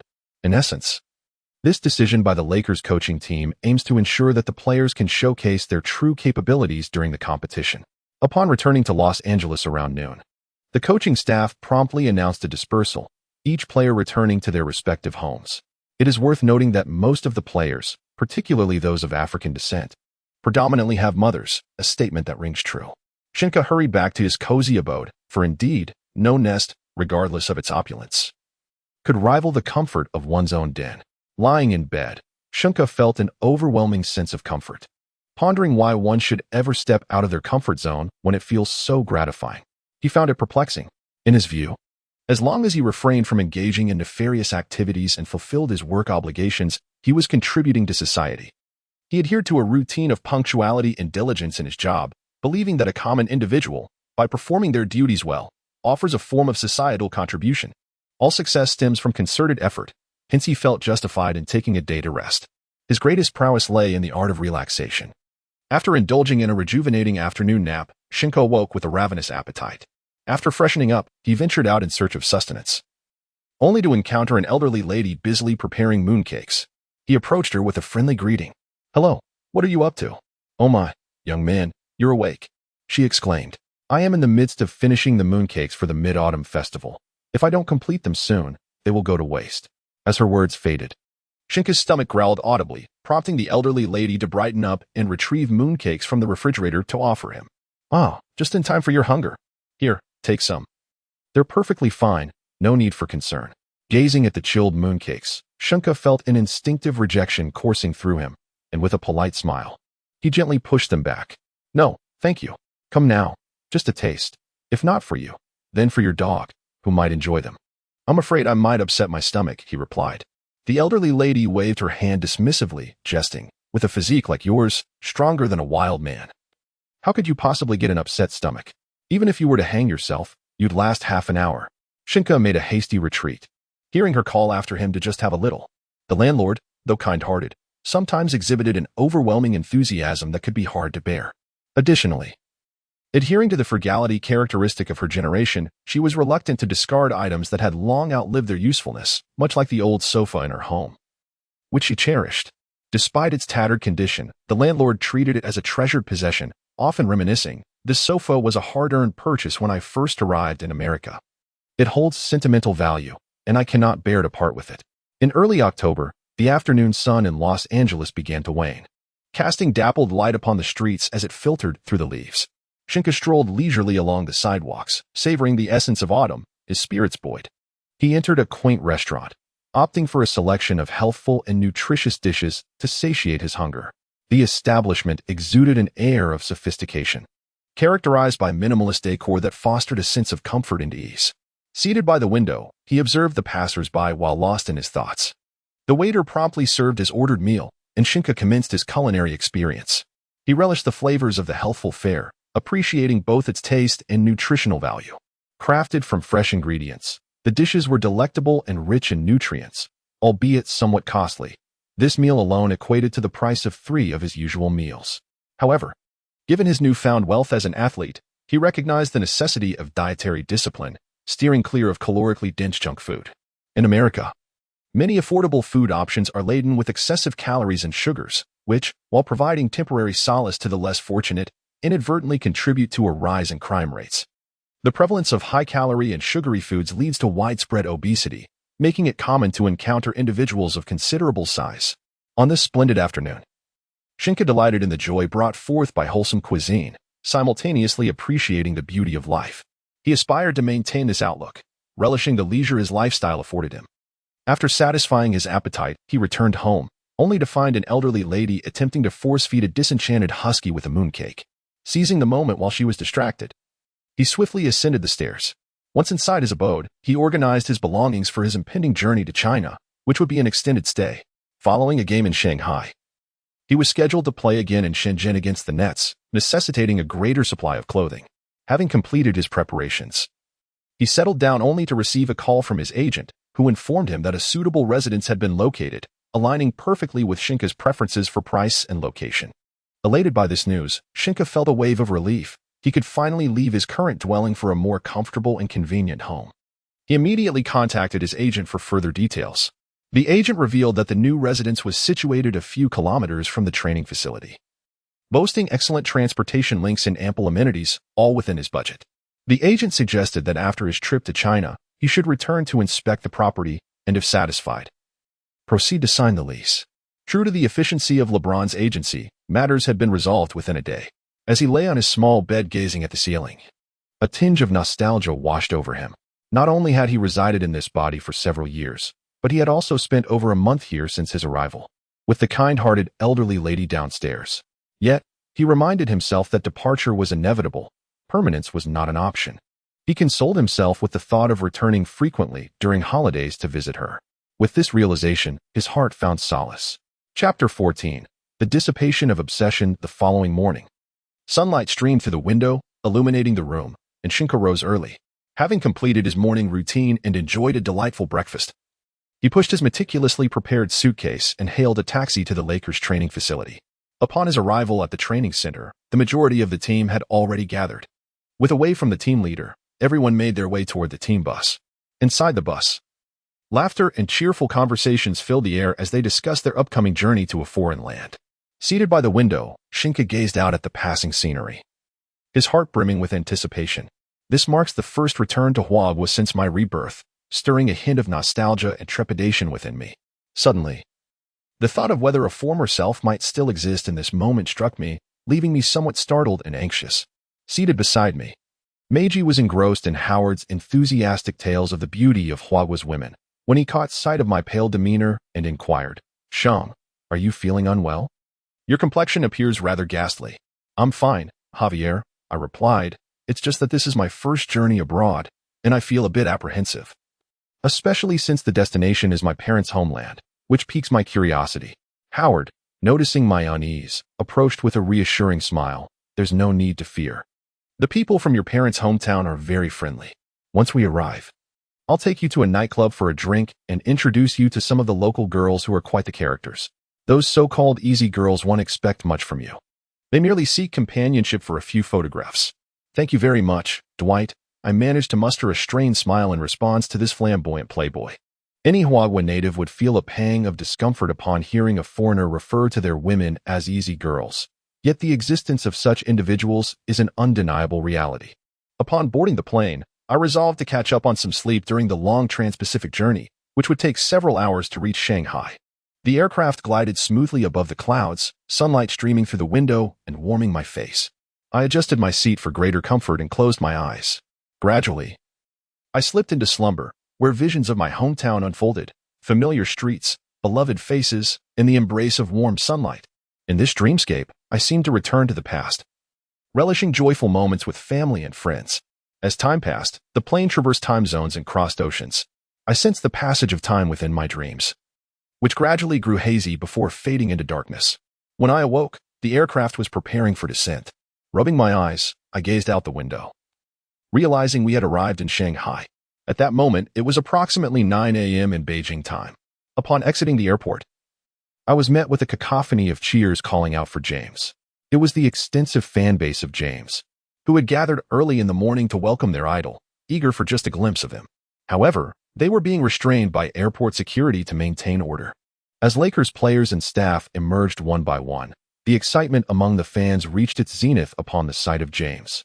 He responded with a wave, then hurriedly followed the crowd away. He harbored a deep-seated fear that an extended stay amidst the fervent throngs of emotionally charged fans could incite a stampede, leading to a scandal of considerable magnitude. Thus, a prudent star would refrain from lingering too long in congested public spaces. Those who feigned being discovered to sign autographs were merely actors hired for the occasion. Upon arriving at the hotel and settling their belongings, it was evident that the accommodations arranged by the Chinese delegation allotted each individual their own room, a testament to the respect afforded to the NBA team, composed of esteemed individuals. After gathering, the coaching staff outlined essential precautions before announcing a period of free time.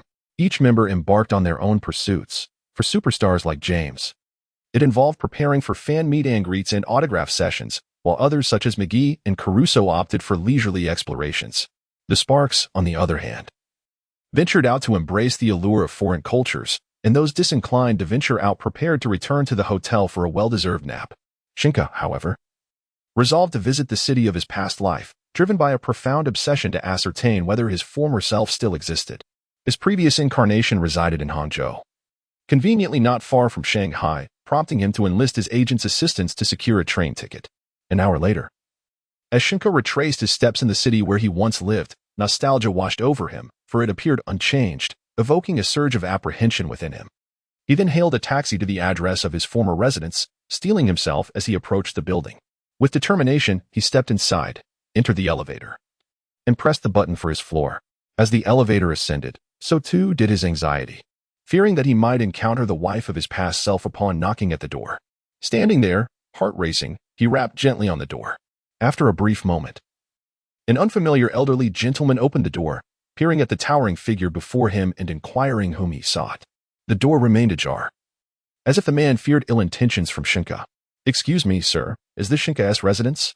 Sheng Ke inquired. "Sheng Ke? I don't know anyone by that name. This is my son's house, which he purchased just last year. You must have the wrong person," the old man replied. "Thank you, my apologies for the disturbance." Sheng Ke exhaled a sigh of relief upon hearing the old man's response, affirming that he was indeed in a parallel universe. Though history bore semblance, the details diverged. With his obsession dissipated, he departed with a lightened heart, attracting the curious gazes of elderly morning exercisers who regarded this joyful giant with bemusement. Upon returning to Shanghai, the clock signaled midday. Vogel, having learned of Sheng Ke's excursion from Shanghai to Hangzhou, inquired about his solitary journey upon their meeting. Sheng Ke explained his desire to witness the scenic beauty of Hangzhou and immerse himself in a different cultural atmosphere. Vogel nodded in understanding, yet cautioned Sheng Ke to prioritize his safety and maintain communication. Sheng Ke responded with a smile, assuring Vogel that he would take good care of himself. After which Vogel chose not to press further. Following lunch, Sheng Ke resolved to indulge in a brief afternoon rest, having promised the Sparks a night of revelry at the nightclub. Accompanied by Caruso, Tucker, and Green. It is unexpected that the refined Caruso is also a man of charisma. During the midday break, Sheng Ke gradually relaxed and drifted into slumber. As night fell, Shanghai illuminated the most vibrant moments, and Sheng Ke, along with his fellow companions, followed Howard to an extravagant nightclub. Inside, the lights pulsated and music blared, while a throng of revelers filled the space. Sheng Ke and his teammates settled into a pre-reserved booth, and before long, the staff brought forth a selection of drinks. Howard engaged in conversation with Sheng Ke, discussing flirtatious anecdotes and the female acquaintances they would soon enjoy the company of. After a short while, Howard departed, seemingly to fetch his friends. As time progressed, the atmosphere within the bar intensified. People danced freely in the dance floor, liberating their exuberance. Due to the towering stature of Sheng Ke and his companions, they drew considerable attention, unmistakably recognized as NBA players, leading to a steady stream of attractive women approaching them for drinks, which Sheng Ke and his teammates readily accepted. When Howard returned with a cadre of charming companions, he found his teammates already engrossed with their female partners, prompting hearty laughter. Even so, the social media influencers were unperturbed, seamlessly integrating into the scene and joining the players in revelry, with each man surrounded by two women, partaking in merriment. Under the intoxicating effects of alcohol, moral boundaries faded away. Sheng Ke and his teammates each embraced two women, venturing to another hotel to embark on a different kind of joyous escapade. Chapter 15. The eve of the game. In the morning, sunlight streamed through the curtains into the room, rousing Sheng Ke from his slumber, his head throbbing with pain. He rubbed his temples, striving to recollect the events of the previous night. In a haze, he remembered consuming copious amounts of alcohol before returning to the room with the two women. He glanced at his companions. One was a sweet-looking young girl, and the other a voluptuous mature woman. It was evident that his own indulgences had led to this surrender. Quietly, he slipped out of bed, feeling unsteady on his feet, and resolved to avoid such excesses in the future. Dressing carefully, he tiptoed out of the room, striving to make as little noise as possible. He contemplated leaving swiftly to avoid a repeat of the morning's exercises with the two women, knowing there was a game tomorrow. And he certainly did not wish to be a weakling on the court. Upon returning to the team hotel and freshening up, he prepared for breakfast when he received a call from his agent. The agent informed him that photographs had been taken of him reveling with Howard and others, which had become tabloid fodder, advising him to be cautious with his words in front of the media. Sheng Ke was mentally prepared, not wishing to conform to the stereotypical image of a well-behaved man. As anticipated, Chinese fans took delight in the news. Firstly, due to Sheng Ke's American nationality, they believed he had been shaped by a different culture since childhood. Secondly, having accompanied Howard, it was deemed natural to be led astray. For Howard was notorious as a womanizer, with a history of entanglements resulting in numerous paternity suits and hefty child support payments. The NBA teams do not interfere with the personal lives of their players, provided that they attend training sessions and perform adequately on the court. However, this leniency is often contingent upon their nationality. Had the player been Chinese, he would have faced severe criticism.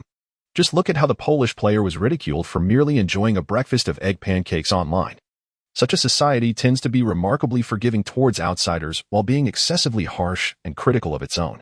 After having breakfast, the player known as Sheng Ke planned to rest, as he was scheduled to accompany his team to the Shanghai Mercedes-Benz Cultural Center in the afternoon to familiarize himself with the venue. The Shanghai Mercedes-Benz Arena, formerly known as the World Expo Performing Arts Center, was officially named in 2011 and has since evolved into a cultural hub. With a capacity of 18,000, it can be reconfigured into various seating arrangements for events, accommodating 12,000, 10,000, 8,000, 5,000, or 4,000 spectators, depending on the occasion. This venue is suitable for grand celebrations, concerts, basketball games, ice performances, and hockey matches. Upon entering the arena in the afternoon, Sheng Ke quickly realized that it was even larger than the Staples Center, which is renowned for hosting international competitions. Its design and facilities were rather simplistic, providing Sheng Ke with a less impressive visual experience compared to the Staples Center, and the seating arrangement was quite distant from the court. After changing into training attire in the team locker room, Sheng Ke joined his teammates for warm-up exercises, followed by a brief training session focusing on coordination. Despite his fatigue, he persevered through each drill. Once training concluded, the coach called Sheng Ke aside. "Sheng Ke, I've observed your performance today, and it appears you are not in your best form." The coach remarked with a knowing gaze. Embarrassed, Sheng Ke scratched his head, admitting, "I had too much fun last night, and my body has fully recovered." The coach patted his shoulder, advising him to rest well that evening, as the next day would be the game. "You can have fun, but don't overdo it. I've seen many prodigies fall from grace due to a lack of self-discipline. Although you are physically gifted, you must not indulge excessively." Regarding yesterday's rumors, "Don't let them distract you. Focus on your game and let your skills speak for you." Sheng Ke nodded in understanding. "I got it, coach. Rest assured. I will adjust my condition." He suddenly felt a twinge of envy towards Wilt Chamberlain, who not only possessed remarkable physical prowess, but also unparalleled recovery abilities. It was said that the basketball legend claimed to have had deep yet casual encounters with 20,000 women, starting at the age of 15 and continuing until he was 55, averaging 1.5 different women each day. Truly, he was a powerhouse among men. He suggested that the young men from the Sichuan and Chongqing regions take a look at Chamberlain's regimen, as all fears stem from a lack of vigor, and the dignity they have left has already been overshadowed by the formidable He. After returning to the hotel with his teammates, Sheng Ke freshened up and had dinner, preparing for a restful night ahead, as they were to train at the arena again the next morning. However, just as he lay down, a knock at the door interrupted him. Upon opening it, he found Howard and Caruso standing there. Howard, with a rather cheeky inquiry, asked Sheng Ke if he wished to continue the revelry that night. Sheng Ke resolutely declined, and Howard, unfazed, turned away with Caruso. One could easily envision that the following day, these two would undoubtedly resemble weary creatures, and one could only hope they would not arrive late for practice, for Coach Vogel is known for his stern demeanor. After powering down for the night, silence enveloped the atmosphere. The next morning, Sheng Ke arose as per his usual routine. After completing his morning ablutions, he made his way directly to the gym. Upon entering, he was captivated by the lively scene before him. Other players were engaged in orderly training while the coaches offered guidance from the sidelines. Suddenly, his gaze settled upon two figures amidst the crowd, Dwight Howard and Alex Caruso. However, they appeared rather exhausted, their eyes shadowed by dark circles, as if they had endured a sleepless night. Although Howard's fatigue was not immediately apparent, their somewhat unsteady gait revealed that they were not in the best condition. Head coach Frank Vogel also noticed the unusual behavior of these two players, his countenance darkening with evident displeasure. However, considering that this was merely an inconsequential preseason game, the outcome would not significantly affect the official matches. Thus, Vogel refrained from excessive rebuke, opting instead to reduce their playing time to ensure the overall performance of the team remained intact. As the players stepped onto the court, they were greeted by the familiar and comforting sight of the Lakers' home floor. The Nets players had also arrived, preparing for their pregame warm-up. Once the warm-up concluded, both teams occupied their respective halves of the court, engaging in simple dribbling drills to maintain their rhythm and shooting practice to keep their touch sharp. The game was scheduled for 8 o'clock in the evening, necessitating their arrival at the arena 2 hours prior, around 6, for ample warm-up preparations. That morning, the team had completed their training tasks and returned to the hotel for a brief rest. In the afternoon, the coaching staff particularly emphasized the importance of maintaining a state of good rest, conserving energy, and patiently awaiting the arrival of nightfall. Such a schedule is exceedingly advantageous for Howard and Caruso, as both are eager for additional slumber to restore their vitality. Without hesitation, they retreated to their respective chambers, seizing the opportunity to indulge in a restorative nap. Chapter 16. A tiger drawn like a dog as the sun dipped below the horizon and twilight enveloped the city like a rising tide. The fervor and anticipation within the hearts of the populace remained undeterred. With the opening of the NBA China Games drawing near, the atmosphere grew increasingly charged. This time, the Los Angeles Lakers were set to face the Brooklyn Nets, a matchup that had become the focal point of excitement for countless basketball enthusiasts. Given the entanglement between James and Irving, Fans clad in the Lakers' iconic number 23 jersey eagerly flooded the arena, their faces alight with thrill and exhilaration. This player, adorned in the revered 23, undoubtedly stands as an idol in the eyes of many basketball aficionados. Each of his movements in every game he plays elicits roars of applause and cheers from the crowd. Simultaneously, supporters in the number 11 Nets jersey were equally spirited, entering the venue with fervor to rally behind their chosen team. These devoted fans exemplified their love for the sport through their enthusiastic presence. After completing warm-ups, the players were instructed to proceed to the players' tunnel, awaiting the pregame ceremony. As Sheng Ke surveyed the brilliantly lit arena, he found it peculiar that such an atmosphere could be cultivated. Shortly thereafter, the announcer, with a rather awkward command of the Chinese language, mimicked an English accent while introducing the starting lineups of both teams. The peculiar intonation was so cringeworthy it could evoke laughter from a three-bedroom apartment. Nonetheless, the starting players of both teams emerged with stoic expressions. As their English names were announced, they waved at the fans, perhaps oblivious to the awkwardness due to their lack of understanding of the Chinese language. Despite the somewhat uncomfortable atmosphere, the enthusiasm of the fans remained unabated, as they erupted in deafening cheers to support their beloved teams and players. Following the pregame ceremony, the big screen revealed the starting lineups. For the visiting Nets, Irving, LeVert, Harris, Prince, and Jordan. For the home Lakers, James, Rondo, Pope, Davis, and the somewhat lackluster Howard. Admittedly, while Howard's performance was underwhelming today, his willingness to join the Lakers at a veteran-esque minimum salary warranted his placement in the starting lineup, respecting his former superstar status. Coach Vogel also decided to include Rondo in the starting lineup to assess his compatibility with James. With a sharp whistle, the game commenced. The initial possession was predictably claimed by Jordan.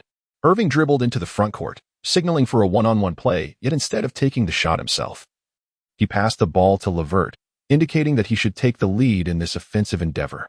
LeVert, facing Rondo's defense, began to showcase his skills. Yet Rondo remained unmoved. As the offensive time dwindled, the player maneuvered close to the free throw line and, while being closely guarded by Rondo, attempted a challenging shot that rebounded off the rim, with Howard securing the defensive rebound. James received the ball and dribbled it to the front court, signaling for Howard to set a pick. Through this screen, James swiftly evaded Prince, only to find himself double-teamed by Jordan. With precision, James delivered a direct pass to Howard, who, upon receiving the ball under the basket, was poised for a powerful dunk. However, due to the indulgences of the previous night, the ball slipped from his grasp, resulting in an unfortunate turnover. Howard, with a light-hearted chuckle, acknowledged his error. In the initial two possessions, neither team managed to score, leaving the score at 0-0. The Nets then took possession, with Irving once again passing to LeVert. This time, LeVert called for Jordan to set a screen, replicating the Lakers' previous strategy. The difference was that Jordan executed an impressive alley-oop, decisively slamming the ball into the basket, bringing the score to 2-0. As the team switched roles, Rondo led the Lakers' next possession. Facing Irving's defense, Rondo opted to spread the floor, driving aggressively toward the basket, when an unfortunate incident occurred. During his drive, Rondo inadvertently elbowed Irving in the nose, resulting in a significant injury. The referee halted the game, and medical personnel rushed to assess Irving's condition, which suggested a possible fracture. Consequently, the Nets substituted Irving out of the game, also replacing LeVert for reasons unknown. In just 1 minute of play, Irving was forced to exit after being struck in the face, eliciting discontented boos from his fans in the arena. The game resumed, but Rondo was called for an offensive foul on the preceding play, granting possession to the Nets. Spencer Dinwiddie, who came in for Irving, shone in the following quarter. He exploited his height advantage to attack the rim against Rondo and showcased his shooting prowess by hitting 2 of 3 three-point attempts, finishing the first quarter with 12 points and 3 assists, despite committing 2 turnovers. On the Lakers' side, Davis struggled to find his rhythm, possibly affected by the unfamiliar environment, as his mid-range shots continued to miss. Nevertheless, with commendable performances from James and Rondo, the Lakers relentlessly attacked the Nets' vulnerable interior defense. The first quarter concluded with a score of 29-33, the Lakers leading by 4 points. Returning for the second quarter, Vogel did not substitute in Sengun, seemingly aiming to assess the compatibility of the James-Davis duo with other rotational players. The lineup remained unchanged for them, with the other 3 being KCP, Caruso, and McGee. The dynamics shifted dramatically in this quarter. Instead of spearheading the attack, James and Davis utilized their presence to create opportunities for the other 3. However, Caruso faltered, missing 3 consecutive open shots and recording 2 turnovers. Meanwhile, the Nets maintained their stable performance from the first quarter, outscoring the Lakers 28-22 in this period and overtaking them by 2 points, bringing the overall score to 57-55.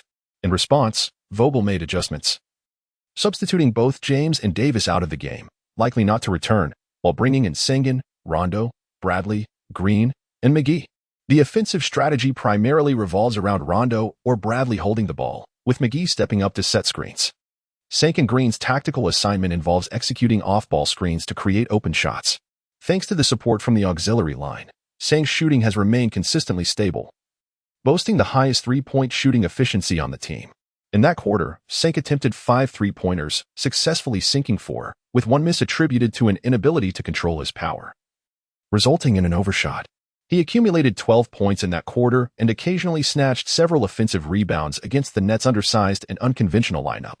Defensively, the strategy was centered around Sengun's pivotal role in top defense and positioning, while McGee roamed for supplementary defense. The presence of these 2 towering figures drastically reduced the Nets' shooting percentage under the basket. Ultimately, the score for that quarter was 40-21, leading to an overall score of 78-95, effectively breaking the game open with a 17-point lead entering the final quarter. Sengun recorded 12 points, 6 rebounds, 2 blocks, and 1 steal, nearly completing his statistical column. In the last quarter, Sengun played briefly before being substituted, allowing other Academy players to engage in a mutual struggle for rebounds. The final score concluded at 102-112, with the Lakers triumphing in this preseason match. This season, James secured 20 points alongside 6 rebounds, maintaining his consistent performance, while Rondo contributed 18 points and 6 assists. Davis had an off night, managing only 16 points on 4 of 10 shooting, relying on free throws for his tally, alongside 2 rebounds and 5 assists. Sengun played only 14 minutes but achieved 12 points, 8 rebounds, 3 blocks, and 1 steal, demonstrating commendable efficiency. He mused that such a performance might earn him a stable rotation spot. Unfortunately, he had not been on the court simultaneously with LeBron and Davis, indicating Vogel's tactical vision for him as merely a standard rotation big man with 3-and-D attributes. Nonetheless, Sengun felt content under the powerful spotlight of James. Being an ordinary rotation player meant he wouldn't shoulder the blame for losses, while victories would earn him praise, a fair trade without excessive fatigue. Ultimately, Irving's injury report indicated a fractured nasal bone, yet he would still participate, albeit with a protective mask. After the game, the players returned to the locker room for a brief refresh before heading back to the hotel to rest, as they were scheduled to fly to Shenzhen early the next morning to familiarize themselves with the venue. Another match against the Nets was set for October 12th, to be held at the Longyang Universiade Sports Center in Shenzhen, with a game time of 8 p.m. Essentially, upon arrival and familiarization with the venue, they would need to warm up and commence the game the following day, leaving little time to spare. Chapter 17, the conclusion of the preseason the next day. Both Lakers and Nets players gathered at the Longyang Universiade Sports Center in Shenzhen. The home court this time belonged to the Nets. By the evening of the 12th, the commentary proceeded without any hitches, smoothly introducing the starting players. The Lakers' starting lineup featured James, Rondo, Bradley, Green, and Davis, while the Nets presented LeVert, Dinwiddie, Harris, Kurix, and Jared Allen. The Lakers attempted a small ball lineup, but the Nets' Irving was sidelined due to injury. Nevertheless, he was present on the bench to observe the game. As the first quarter commenced, both teams engaged in an exhilarating contest, with neither side yielding easily.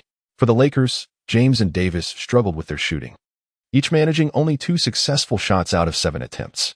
Rondo also had a challenging time, recording 3 turnovers and failing to score, leaving Bradley to bear the scoring burden through a combination of drives and free throws, resulting in a mere 20 points for the Lakers in the first quarter. The Nets were equally unwilling to let the Lakers dominate the stage. Despite a commendable shooting percentage, exemplified by LeVert's perfect 3-4-3 from beyond the arc, which netted him 13 points, the team also contributed to the turnover tally with 4 from LeVert alone and 5 additional turnovers from other players. In total, the Nets recorded 9 turnovers in that opening quarter, finishing with only 21 points. The performance was undoubtedly excruciatingly dull, with some audience members nearly dozing off. Vogel could no longer endure the monotony and made sweeping substitutions, bringing in Caruso, Howard, Sengun, Pope, and McGee, a lineup that was even more ludicrous, with Sengun reluctantly playing the small forward position. Just when everyone anticipated a resurgence in the Lakers' offense, it appeared that Caruso and Howard had yet to regain their form. Caruso managed a dismal 1 for 7 in one quarter, while Howard committed 4 turnovers. Fortunately, despite the offensive struggles, the defense held firm. And with Sengun nailing 2 3-pointers and securing a couple of offensive rebounds for putbacks, the Lakers managed to score 22 points in that quarter.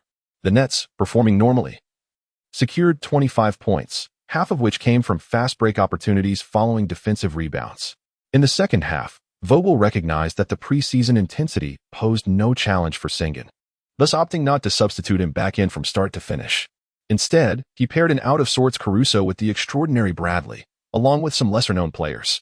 It was evident that even a prodigious talent could be hindered by underperforming teammates, as Caruso went 0 for 6 in the second half, playing the entire period. Ultimately, the Lakers succumbed to the Nets with a score of 87-91, tasting their first defeat of the preseason. Sengun played just 12 minutes, but impressively recorded 10 points, 8 rebounds, and 2 blocks. Following the loss, fans and media refrained from placing blame on him, instead praising his significant 3D capabilities, deeming the Lakers' contract with him as a remarkable bargain, leading to discussions about a potential extension next summer. After the game, as per tradition, everyone engaged with their fans, signing autographs and taking photos. The following day, they returned to Los Angeles to prepare for a matchup against the Warriors on the 15th, a game that Warriors fans labeled a revenge match. After a night of silence, the evening of the 15th arrived, and the Lakers faced the visiting Warriors at the Staples Center. Anticipation built for what was expected to be a fierce clash, yet in the first quarter, the Warriors found themselves overwhelmed by the Lakers. The reason was that their primary scorers, Curry and Poole, were unable to find their rhythm. By the end of the first quarter, the Lakers had established an 11-point lead at 28-17. Upon returning for the second quarter, Sengun entered the game and immediately sank 5 consecutive three-pointers, extending the lead to over 20 points. The two teams then seemed to engage in a tacit agreement of mutual non-defense as they completed the game, both testing their offensive strategies. Ultimately, the game concluded with the Warriors losing 98-119. Sengun continued to shine, contributing 15 points, 5 rebounds, and 2 blocks in the first quarter alone, including 5 three-pointers. This prompted the Warriors to take notice and tighten their defense against him. However, Sengun did not feel compelled to force his offense, as he believed his role in the team was that of a standard rotational player. He reasoned that since he was compensated like an ordinary rotational player, he should fulfill his responsibilities accordingly. One should earn their keep based on their remuneration, which he deemed reasonable. Enduring the burden of shooting amidst defensive pressure is exhausting and misaligned with his self-perception. Consequently, in the absence of open opportunities, he has opted to refrain from aggressive offensive plays, instead engaging in less strenuous activities such as setting screens and securing rebounds, or waiting to assist on defense when others drive to the basket, effortlessly swatting shots with a mere extension of his hand.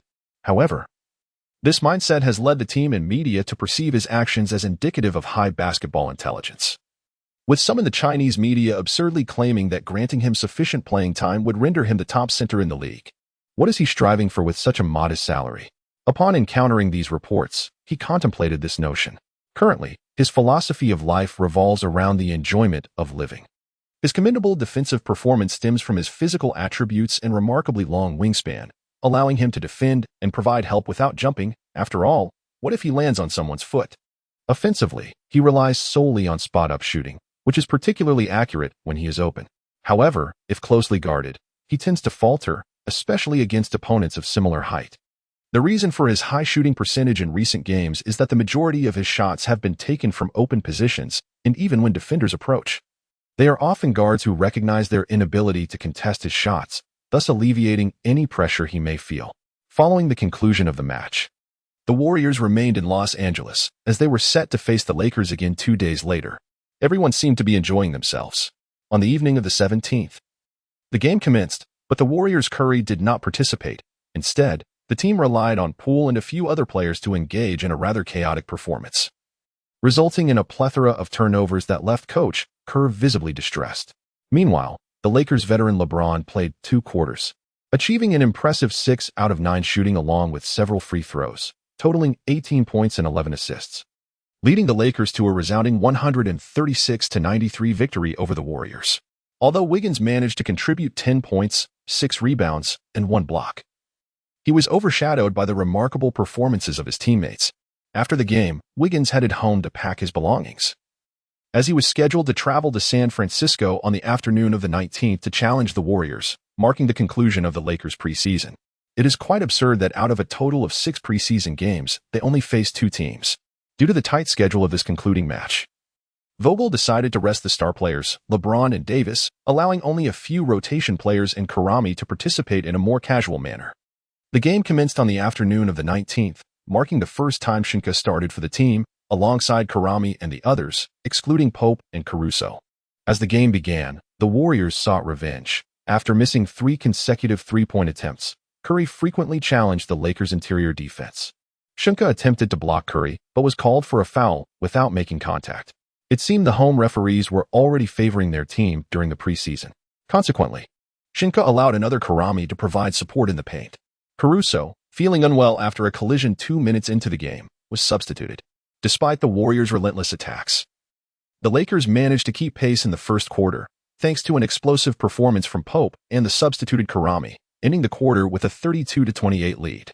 In the second quarter, the hot shooting of the 2 players cooled off, while Water and Curry resumed their three-point barrage, allowing the Warriors to score 40 points. Had Sheng Ke not made 2 late three-pointers, the game would have slipped away.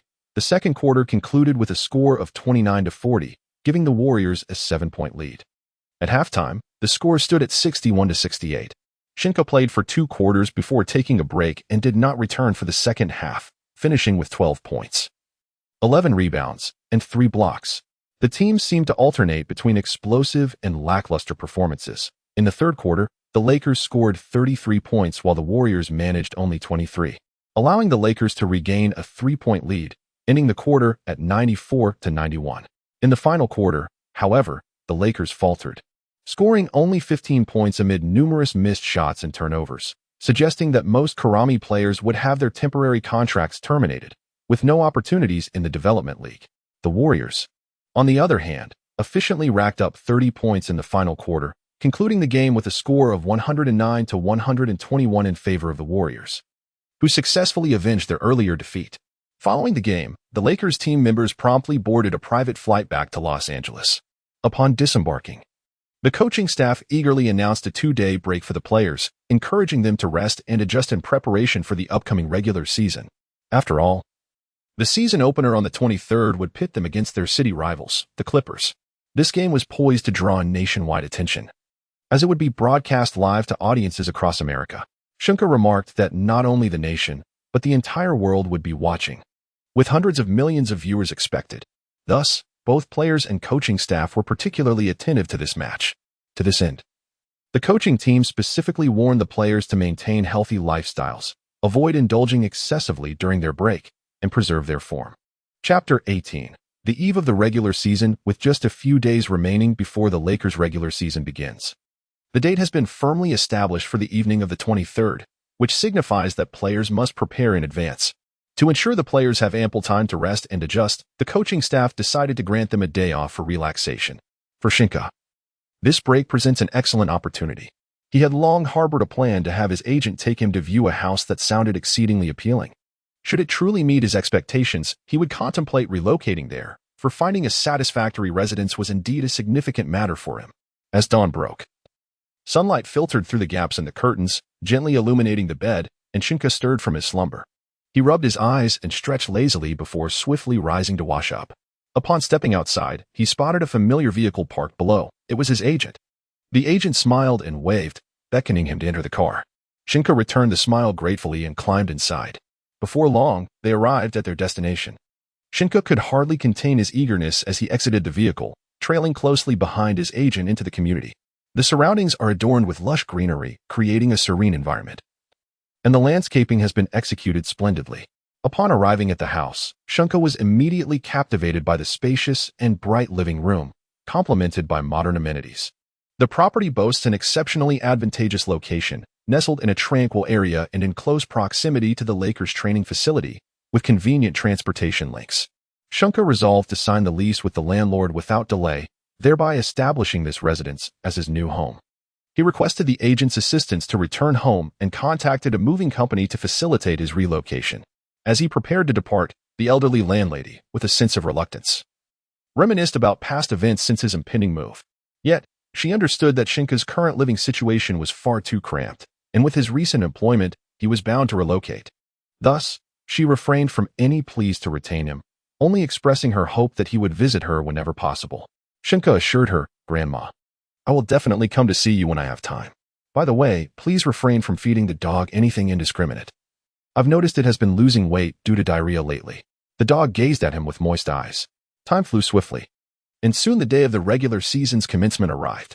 Prior to this, Sheng Ke had settled into his new abode, dedicating time to acclimate to his new environment and adjust his state of mind. As the match drew near, fans were filled with anticipation for the local derby between the Lakers and the Clippers. The showdown between the LeBron-Anthony Davis duo and the Kawhi-Paul George pair became the focal point of public interest. The game was scheduled for 8 p.m., a primetime slot when fans of the Staples Center would have finished work and enjoyed their dinner, allowing ample time to rally behind their favorite team. This match was not only broadcast nationwide, but also represented a local rivalry, with both teams striving for a triumphant start to the season. The excitement was palpable, promising a fierce contest. The day before the regular season began, the Lakers coaching staff finalized a roster of 15 players based on training performances and preseason displays, submitting the list to the league for approval. Some underperforming players with existing contracts were either reassigned to the development league for experience or had their contracts terminated. Those released would have to seek opportunities through tryouts with other teams. The Lakers roster comprised guards: Rondo, Caruso, Pope, Green, Bradley, Tucker, Norvell, two-way contract. Forwards: Davis, James, Kuzma, Dudley, Daniels. Centers: McGee, Howard, Sheng Ke. Sheng Ke earned his place on the roster due to his efficient preseason performance. Notably, Cousins had his contract terminated after sustaining an injury during training. For tonight's game, Norvell, Giannis' brother, and Daniels were dressed in suits, tending to the water cooler, while the other 12 were set to compete. In the afternoon, Sheng Ke joined the team at the arena for warm-up exercises, while the Clippers engaged in their pregame preparations on the opposite court. As night fell, both teams retreated to their respective locker rooms to finalize their starting lineups and tactical arrangements, eagerly awaiting the audience's arrival for the opening ceremony. As the match approached, spectators gradually took their seats, and the lighting began to shift. Sheng Ke, along with the other players, gathered in the players' tunnel. Within this confined space, he sensed the palpable tension in the air. He observed his teammates diligently preparing. Some adjusted their gear, others engaged in final warm-ups, while a few exchanged encouraging words. Sheng Ke was no exception. This marked his inaugural professional match. He inhaled deeply, striving to calm his nerves. As per tradition, the visiting Los Angeles Lakers were the first to take the court, with the Clippers hosting them tonight. Despite being the away team, the proximity of the two franchises elicited a wave of cheers as the Lakers players emerged. Among them was Ivica Zubac, who had previously donned the Lakers' colors before being recruited by the Clippers. The final player to step onto the court was Kawhi Leonard. It appeared that Paul George, affectionately known as Playoff P, would not be participating this evening, having undergone shoulder surgery over the summer. The Clippers opted for caution, allowing him to fully recuperate before returning to action. Nevertheless, he remained on the sidelines, observing his team. Tonight's commentary was provided by Kenny Smith and Charles Barkley. After introducing the players, Smith inquired, "It seems tonight's matchup pits Kawhi against the LeBron-Anthony Davis duo. Charles, which team do you favor this evening?" Barkley replied, "Last season, LeBron demonstrated that even while battling injuries, he could still achieve an impressive 27. For points, 8. For rebounds, 8. For assists, and 1. 31 steals. Anthony Davis consistently ranks among the top in rebounds and blocks. With Paul George unable to play, I believe the Lakers will secure a solid victory." Upon hearing Barkley's prediction, Lakers fans, while confident in their team's prospects, felt a twinge of unease at his endorsement. Barkley was notorious for his jinxed predictions, most notably during the 2022 playoffs, when he backed the Mavericks for 3 consecutive games, only to witness them fall behind the Warriors 0-3, prompting Mavericks fans to plead with him to cease his support. Sensing that the odds were stacked in favor of the Lakers, the Clippers players held their breath, fueled by a strong desire to prove themselves. All were elite NBA players, endowed with extraordinary talent. Being underestimated was certainly a source of discontent. As Sheng Ke awaited the commencement of the game, His thoughts wandered to whether he would be granted playing time this evening. He was merely an ordinary rotational player, possessing both distinct advantages and notable shortcomings. His strengths lay in his exceptional physique and precise shooting ability. The drawbacks lie in his inability to maintain ball possession and a lack of defensive awareness. His skills are merely at a collegiate level. After a period of training, he has barely reached a defensive awareness suitable for the CBA. The coach, recognizing this deficiency, instructed him to avoid jumping during defensive plays, relying instead on his physicality to disrupt opponents. However, when faced with players who possess strong resistance to interference, he becomes as manageable as a monkey in their hands. To return to the main narrative, both teams placed great importance on this match, resulting in neither side exchanging pleasantries before the game as they awaited the referee's whistle to commence. Chapter 19, First appearance as the match was about to begin. The large screen displayed the starting lineups for both teams. The visiting Lakers featured Bradley, Green, James, Davis, and McGee, while the home Clippers presented Beverly, Shamet, Leonard, Patterson, and Zubac. With the referee's long whistle, the game commenced. McGee leaped to secure the tip-off, granting the Lakers the initial possession. James, upon receiving the ball, advanced to the front court, attempting to shake off Beverly's defense for a solo drive. However, perhaps due to the initial jitters, his layup failed to find the net, being thwarted by Zubac's defense. As the play transitioned, Leonard took on Green, and when faced with a double team from James, he passed to Beverly, who missed an open three-pointer. The two teams provided an alarming display of missed shots at the outset, and only by the time of the official timeout did the Lakers lead by a narrow margin of 10-8. Due to the sluggish offense, Coach Vogel adjusted the strategy, encouraging James to penetrate and distribute the ball for outside shooting. Upon returning from the timeout, the Lakers indeed improved their offensive play, with Green sinking 2 3-pointers and 2 2-pointers. On the sidelines, Sykes animatedly waved a towel, interacting with teammates, thoroughly enjoying the spectacle despite not being on the court, a true connoisseur of the game. The Clippers, too, made adjustments, substituting Lou Williams and Harrell for Zubac and Patterson in a bid to bolster their offense. Leonard aggressively attacked the basket, earning several free throws, and skillfully assisted Lou Williams for a precise mid-range shot, keeping the score tightly contested. At the end of the first quarter, the Lakers led the Clippers by 3 points, 25-22. In such a tightly contested match, it was impossible for a player like Sykes, with such pronounced strengths and weaknesses, to take the floor. Thus, he remained comfortably seated, observing from the VIP section. As the second quarter commenced, a dramatic turn of events unfolded. The Clippers seemed to score effortlessly, with Leonard and Harrell consistently hitting mid-range shots, seemingly having identified the Lakers' defensive vulnerability in that area during the first quarter. Together, they amassed 40 points in the period. Conversely, the Lakers' star duo, James and Davis, struggled significantly. James' three-point attempts were repeatedly off-target, and he accrued several turnovers, while Davis also faltered with his mid-range shots. Fortunately, Green's timely succession of three-pointers prevented the game from spiraling out of control, and the Lakers managed to score 29 points in the quarter. At halftime, the score stood at 54-62, with the Lakers trailing by 8 points. The Clippers fans erupted in jubilant cheers, seemingly asserting their dominance as the rightful owners of the Staples Center. Upon resuming play after halftime, the Clippers recognized the off night of the Lakers' star players and adjusted their defensive strategy to allow for one-on-one matchups without double teaming.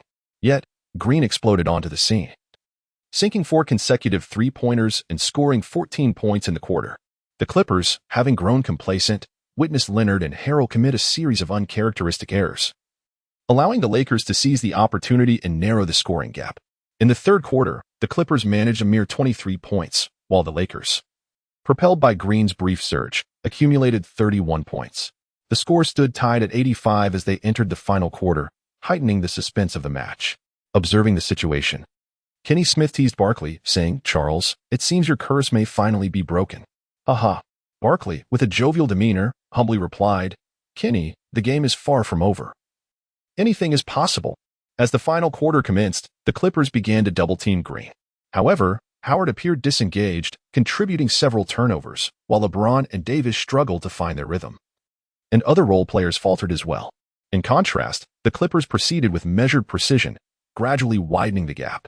Following a Lakers basket, Leonard swiftly responded with a mid-range jumper, capitalizing on the Lakers' mistakes to score consistently. Ultimately, the Lakers managed only 17 points in the final quarter, while the Clippers netted 27. The final score read 102-112, marking a defeat for the Lakers in this city rivalry. After paying tribute to their fans, the Lakers quickly retreated to the locker room, leaving the Clippers to bask in the euphoria of their victory. In this match, Sheng Ke did not receive an opportunity to play, which left the fans from Hwagwa feeling dissatisfied. Many commented that had Sheng Ke played, victory would have been assured, as he averaged 13 points per game during the preseason. Adding those points to the current score could have led to a narrow victory over the Clippers. However, this notion is unrealistic in a competitive game. A coach is unlikely to deploy an unproven rookie. That evening, news emerged. Kawhi led his team to a decisive victory over the LeBron-Anthony duo. The duo's performance faltered, raising questions about whether the Lakers could make the playoffs in the new season. All reports seem to forecast a bleak future for the Lakers. As superstars, LeBron and Anthony would remain unfazed by such media discourse, continuing their regular training to adjust their form and prepare to secure their first victory in the next game. On the evening of the 26th, the Lakers faced the Jazz in their second match. As it was a home game, a constellation of stars filled the sidelines.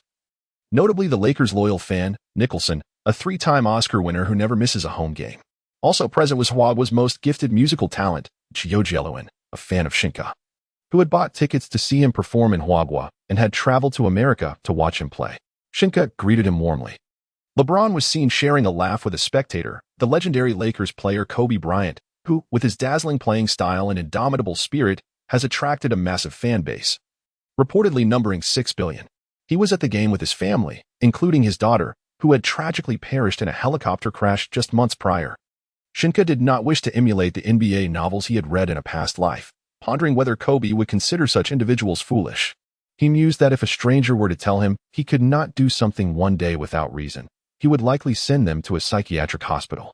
The large screen announced the starting lineups: Jazz, Mitchell, Conley, Green, and Gobert. Lakers, Bradley, Green, LeBron, Anthony, and McGee. The Lakers retained their starting lineup from the previous game, as both Green and Bradley had performed admirably, and McGee had outshone Howard, leading the Lakers to choose the most effective lineup in pursuit of their first victory. As the game commenced, McGee lost the jump ball to Gobert, allowing the Jazz to initiate the offense. Perhaps overwhelmed by the spotlight, Conley struggled in the first quarter, missing open three-pointers, while his passes were intercepted by the determined Lakers, resulting in a lackluster performance. On the Lakers' side, both Green and Anthony also faltered, committing several turnovers. Fortunately, LeBron found his rhythm, relentlessly attacking the basket for tough points. The first quarter ended with the Lakers leading 24-17. In the second quarter, Vogel, noticing the favorable score, decided to alter the lineup, executing a full five-player substitution, introducing Caruso, Pope, Cook, Sheng Ke, and Howard, allowing LeBron and Anthony ample time to rest for the second half. When Sheng Ke heard his name called, he was momentarily taken aback before quickly removing his training gear and jogging to the sidelines. He rose to his feet, a look of bewilderment etched across his face, his heart a tumult of confusion and astonishment. Under ordinary circumstances, as a novice player, he would be granted the opportunity to take the court only during the final minutes of the game, in what is commonly referred to as garbage time. Yet, to his utter surprise, the coach had chosen to send him in during a regular rotation period. Chapter 20, the team's first victory. As he jogged onto the field, he silently reminded himself, stay focused, stay focused. A poor performance would invite scorn from the entire internet. He took a deep breath, honing his concentration, ready to immerse himself wholly in the game. At the commencement of this segment, possession of the ball belonged to the Lakers. Caruso received the ball and advanced it to the front court, signaling for a tactical play.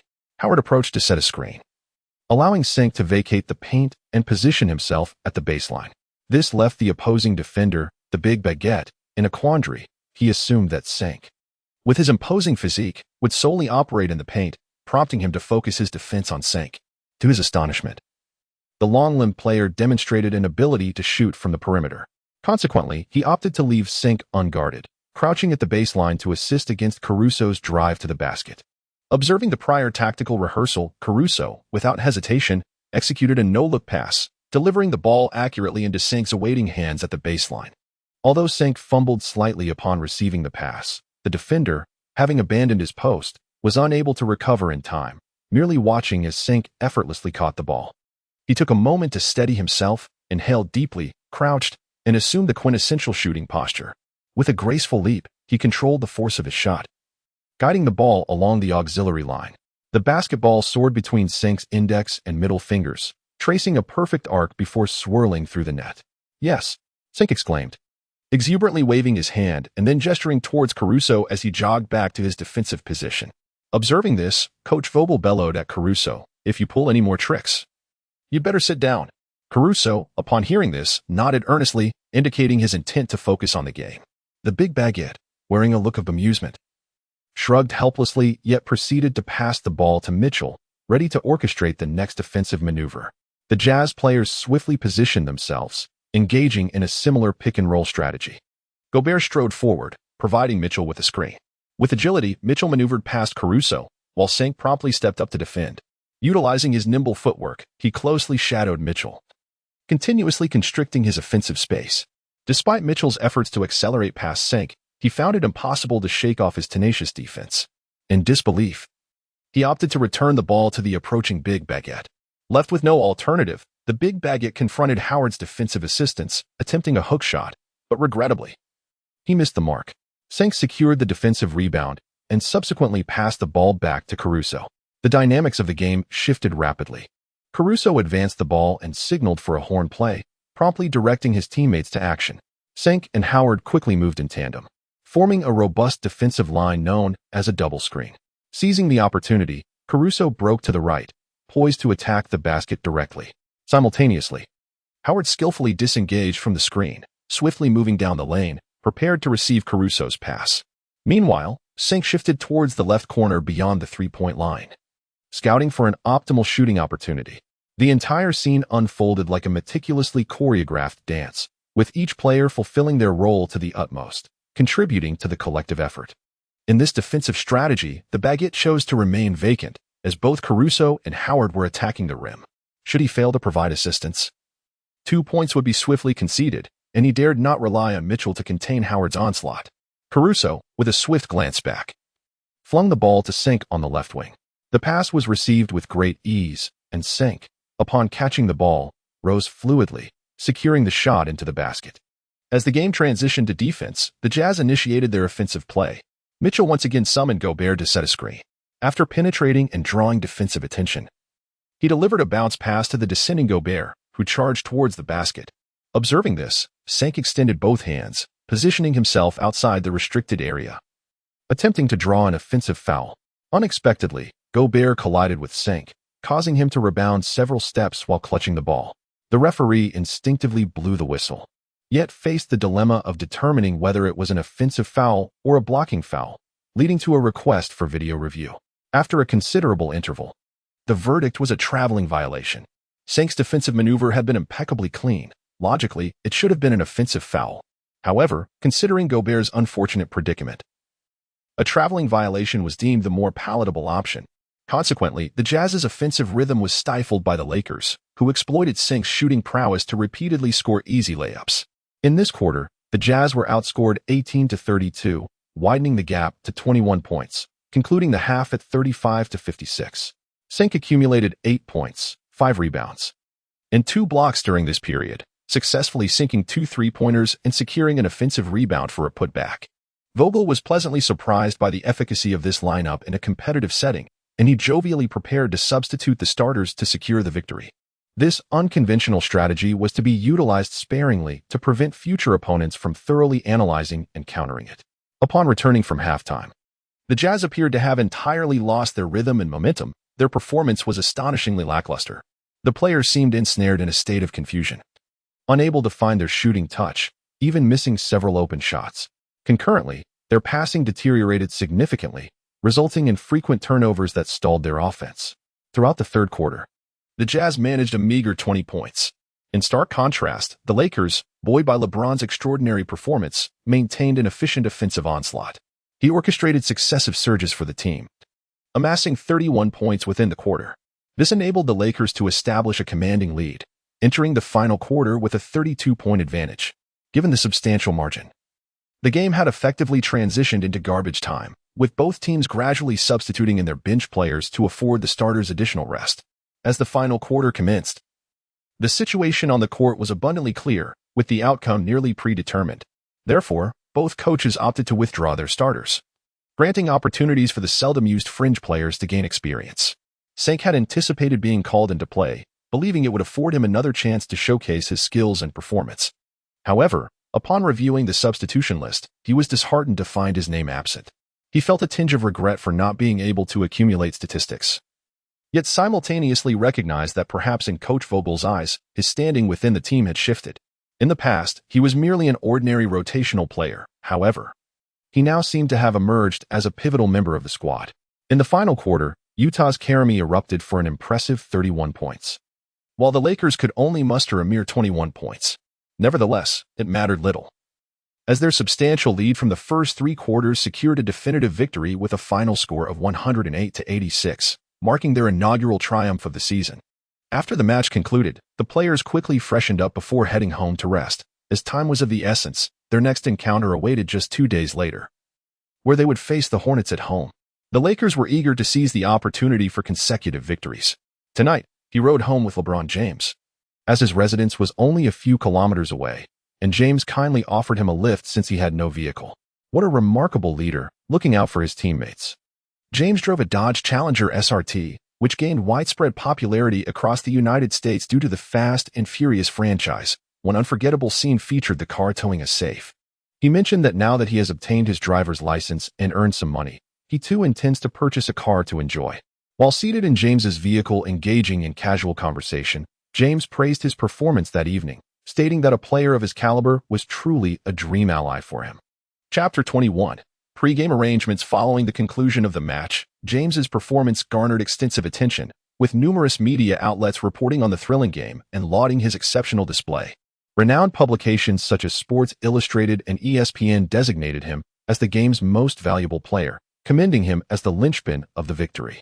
Furthermore, social media erupted in a fervor, with fans fervently discussing James's remarkable performance. James's statistics during the game were indeed astonishing.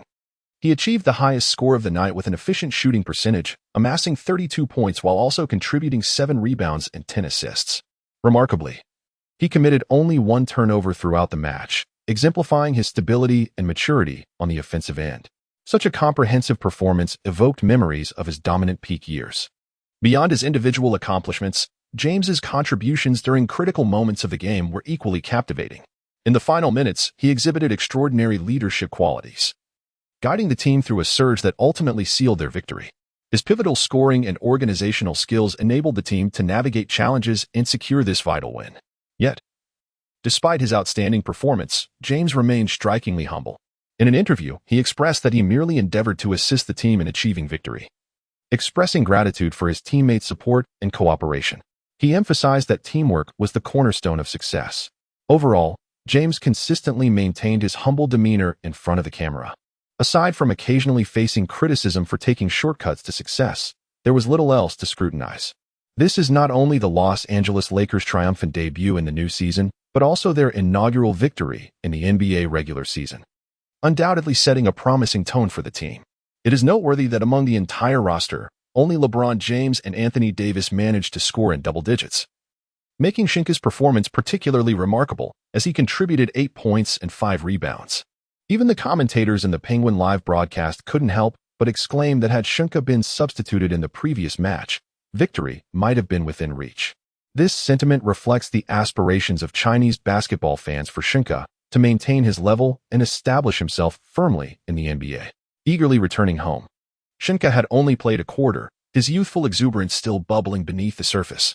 After a quick wash-up, he was about to fire up his computer for a few rounds of teamfight tactics to unwind when his phone suddenly rang. It was a call from Howard. "Hey, Sheng Ke, let us go out and have some fun tonight," Howard exclaimed excitedly on the other end of the line. Sheng Ke hesitated. He initially considered declining, fearing that overindulging might leave him as sluggish as Howard for the upcoming game. Yet, the thought of not having gone out in ages and not wanting to dampen Howard's spirits persuaded him otherwise. "All right, I'll be there shortly." Sheng Ke ultimately acquiesced to Howard's invitation. He quickly changed into suitable attire and took a cab to the nightclub. As he traveled, his mood gradually brightened with anticipation of the joy and relaxation that awaited him amidst music and dance. Upon arriving, he found Howard already waiting at the entrance. Together, they entered the pulsating club, where the music and cheers from the crowd immediately ignited Sheng Ke's spirit. They found a spot, ordered some drinks, and began to relish the beautiful evening. As Sheng Ke, Howard, and their teammates chatted and enjoyed their drinks, they exchanged knowing smiles when the lovely ladies they had invited arrived. They spent a delightful night at the club, leaving only at the break of dawn. Upon returning home, Sheng Ke felt a sense of fatigue. Realizing that a moment of passion is indeed worth 1,000 moments of mundane existence, the ancients did not deceive him. Perhaps this could also be considered a contribution to national pride, as he felt a wave of contentment wash over him. He had enjoyed the night thoroughly and felt relaxed. He lay down intending to catch up on some sleep, knowing he needed to rest well for the afternoon training session. Soon, he drifted into slumber. In the afternoon, sunlight streamed through the windows, casting mottled patterns on the gym floor. After a refreshing nap, Sheng Ke arrived at the training facility, invigorated and dressed in athletic gear. His steps light and his gaze resolute and focused. Today's training session was dedicated to targeted offense and defense, aimed at their upcoming opponents, the Hornets. This year, the Hornets have undergone a significant transformation. Former star Kemba Walker departed for the Celtics, and the team seems poised to embrace a rebuilding phase, trading away high-salaried players with lengthy contracts. Currently, their most prominent players would likely be Terry Rozier and Miles Bridges. Bridges is indeed a remarkable 3D player, endowed with immense potential for the future, having once been honored with a spot on the all-defensive first team. Even if the Hornets management opts for a strategy of tanking, the players themselves are unlikely to choose such a course of action, as it bears no benefit for their personal careers. Consequently, few players are inclined to deliberately underperform. Moreover, this match is hosted at the Lakers Arena, where the atmosphere is electric and the attention is palpable. In such an environment, every player yearns to showcase their abilities to attract the interest of other teams, thereby securing better opportunities in the forthcoming transfer market. After all, who does not wish to be the center of attention? It is for this reason that the league has popularized the phrase, beat LA. Therefore, today's training is crucial for enhancing the likelihood of securing victory tomorrow. The coaching staff, having analyzed the Hornets' previous game, has discerned the characteristics of their current situation and decided to grant more playing time to those with swift mobility in the forthcoming match.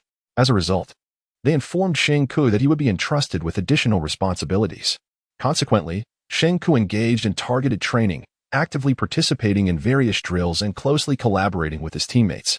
He ran, jumped, and shot tirelessly, his sweat soaking through his attire, yet he felt no fatigue.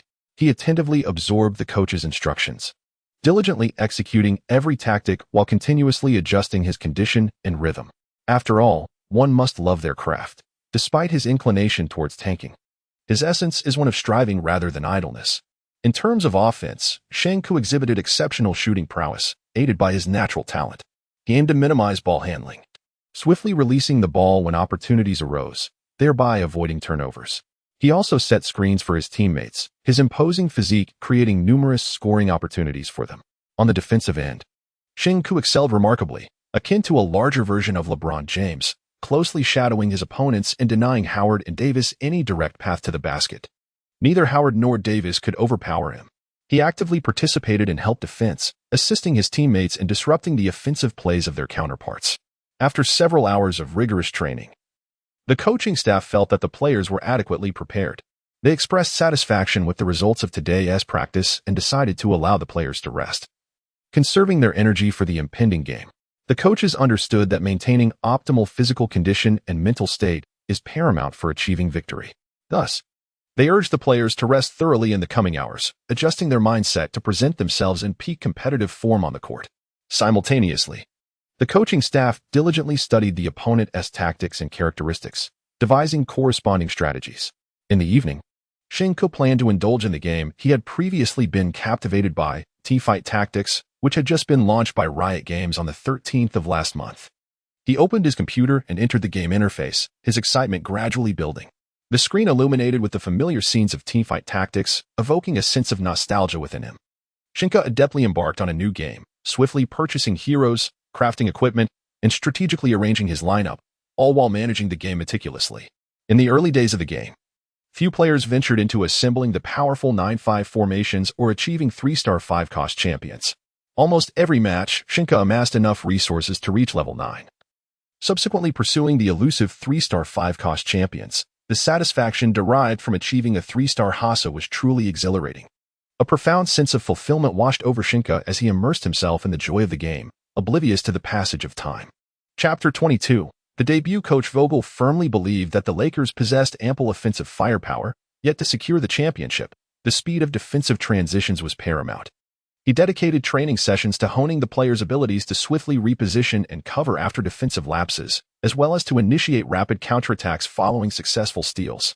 In practice, Coach Vogel devised a series of simulated game scenarios to refine the players' defensive transition skills amid high-intensity confrontations.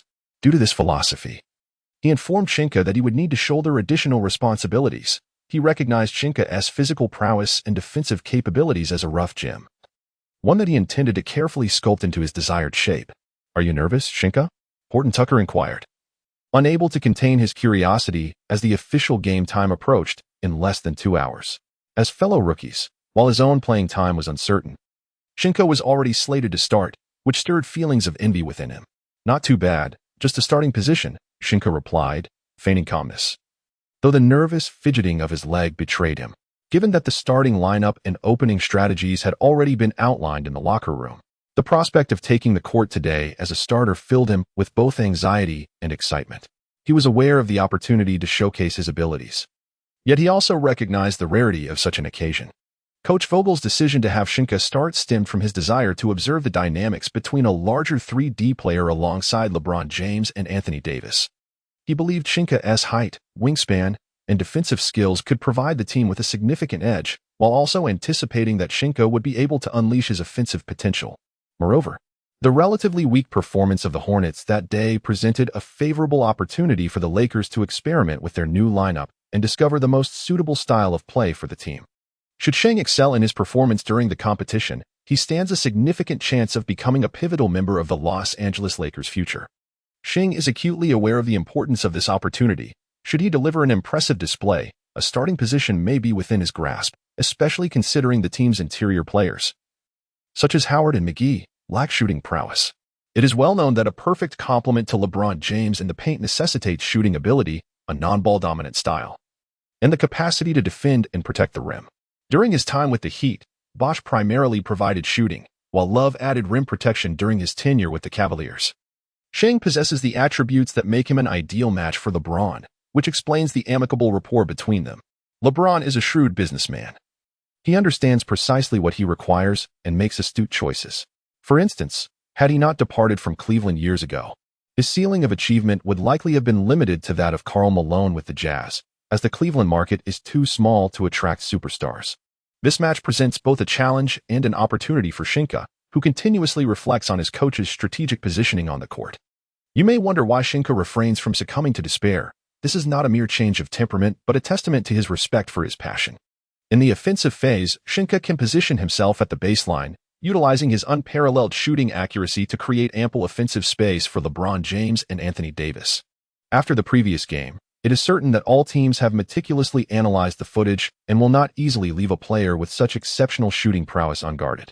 On the defensive end, Sheng Ke is tasked with countering the opposing team's interior attacks, using his robust physique to establish positioning, thereby allowing Davis to assist in defense and secure rebounds.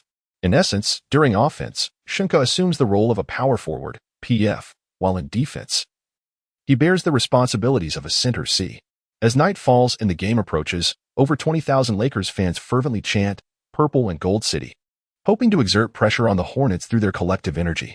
Meanwhile, the spirited cheerleaders wave their arms, striving to ignite the enthusiasm of the crowd. Following a simple opening ceremony, the announcer begins to introduce the starting players of both teams. When the visiting Hornets are introduced, the arena lights suddenly dim. The announcer then employs an exaggerated tone to introduce each member of the home team. Concurrently, the massive screen above displays highlight reels of the respective players. Now, representing the Los Angeles Lakers, stepping onto the court is Sheng Ke, a center from Milken Community High School, wearing jersey number 00 and standing at an impressive 6 feet 11 inches tall. As Sheng Ke's name reverberates through the arena, all eyes converge upon him. The lights shift once more, enveloping Sheng Ke in a radiant purple glow, as if he were the guardian of the Purple and Gold City. His highlight reel showcases his remarkable moments on the court. Each precise shot and block ignites the fervor of the fans. standing at the center of the court. Sheng Ke raises his arms, signaling to the crowd, and the roar of applause reaches a crescendo. The arena erupts with cheers. After exchanging high fives with his teammates in the tunnel, he rushes onto the court. Once the King of Los Angeles, LeBron James, makes his entrance, the team returns to the bench, awaiting the referee's whistle. On October 10, 2019, a spokesperson for the Central Radio and Television station announced that CCTV Sports Channel would officially resume broadcasting NBA games. Thus, this match is concurrently live on CCTV5. Welcome to the broadcast. I am here to provide live commentary for this exhilarating basketball event. Today's game marks the Los Angeles Lakers' third regular season match, where they will engage in a fierce showdown against the Charlotte Hornets. Undoubtedly, the highlight of this game is the Lakers' young Chinese talent, Sheng Ke, making his debut as a starting player. Can this young prodigious player bring victory to the Lakers? Let us eagerly anticipate. This familiar voice belongs to the renowned basketball commentator Wei Ping Bryant, whose distinctive commentary style consistently immerses the audience in the tension and excitement of the game. Teacher Zhang, what are your thoughts on the Lakers coach's decision to elevate Sheng Ke to the starting lineup for this match? He is merely a rookie who has participated in just one regular season game. Another commentator, Yu Jia, inquired of Zhang Wei Ping. Well, Sheng Ke possesses unique attributes. Any fan who has watched the Lakers' previous preseason videos would recognize his remarkable three-point shooting precision and formidable low-post defensive capabilities. Reviewing the previous game statistics, Sheng Ke participated in 6 preseason games and 1 regular season match, attempting 33-pointers and successfully making 22, boasting an astonishing three-point shooting percentage of 73. While most of his shots were taken from open positions, it nonetheless underscores Sheng Ke's consistency. Furthermore, Sheng Ke is willing to undertake the grueling dirty work, a quality that Howard lacks. Replied Zhang Wei Ping. Yu Jia, excellent. Let us turn our focus back to the court and anticipate Sheng Ke's performance. The large screen displays the starting lineups for both teams. The Hornet starters: point guard Rozier, shooting guard Bridges, small forward Washington, power forward Bacon, and center Zeller. The Lakers starters: point guard James, shooting guard Bradley, small forward Green, power forward Davis, and center Sheng Ke.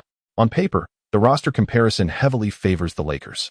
Sheng Ke attentively listened to Vogel's tactical emphasis, nodding occasionally. Chapter 23, Adaptation. Beep, beep, beep. With the referee's whistle, Sheng Ke and Zeller positioned themselves at the center of the court, preparing for the jump ball. As the referee elevated the basketball high into the air, Zeller's toes had yet to leave the ground, while Sheng Ke soared skyward like a cannonball launched into the air. The spectators were left in awe, witnessing Sheng Ke leap effortlessly, skillfully tipping the ball back to his own backcourt. The astonishing leaping ability and velocity left everyone in awe. However, the referee's whistle soon echoed again, declaring a violation for an early jump. It turned out that Sheng Ke had leapt too soon. The spectators erupted in laughter, realizing that despite Sheng Ke's remarkable talent, there remained much to refine and improve upon in the nuances of the game. James approached and gently patted Sheng Ke on the back, his gaze imbued with encouragement and trust. He understood that Sheng Ke might be feeling anxious at that moment, yet he had unwavering faith in his capabilities. Feeling the support from James, Sheng Ke took a deep breath, striving to calm himself. Most coaches would admire players like James, who not only exhibit exceptional skills, but also maintain composure during critical moments, performing at their utmost level. James's maturity and stability often serve as the spiritual backbone of the team, arguably acting as an additional coach on the court. As Sheng Ke's expression gradually relaxed, he silently reassured himself, "Do not be nervous, do not be nervous." With the referee's whistle signaling the play, Sheng Ke leapt once more, this time securing the basketball with confidence, successfully gaining possession for the initial offensive play. After receiving the ball, James leisurely dribbled toward the front court. Spotting Bridges defending against him, he waved his hand, signaling his teammates to spread out as he aimed for a one-on-one confrontation. When the veteran speaks, teammates certainly understand, and they promptly created space. Sheng Ke maneuvered to the corner beyond the three-point line, setting the stage for James's isolation opportunity. Bridges lowered his center of gravity, his eyes intently fixed on James. While he may not be a premier offensive player, he prided himself on his defensive prowess. His height, wingspan, strength, footwork, and lateral quickness combined instilled confidence in him to confront any scorer in the league, earning him a spot on the all-defensive first team for the 2021-2022 season. James alternated his dribble between his legs, his focus sharp and intent, always searching for the optimal moment to strike. Meanwhile, Bridges remained vigilant, refusing to relent. attempting to thwart James's advance. Yet, James did not rush. He maintained his rhythm, assessing his opponent's defensive positioning and reactions. Suddenly, James detected a slight opening. But instead of immediately opting to drive, he took 2 steps back, allowing himself more space to accelerate. This maneuver caught Iguodala off guard, disrupting his defensive timing. In that instant, James swiftly changed direction, charging toward the basket like a fierce beast.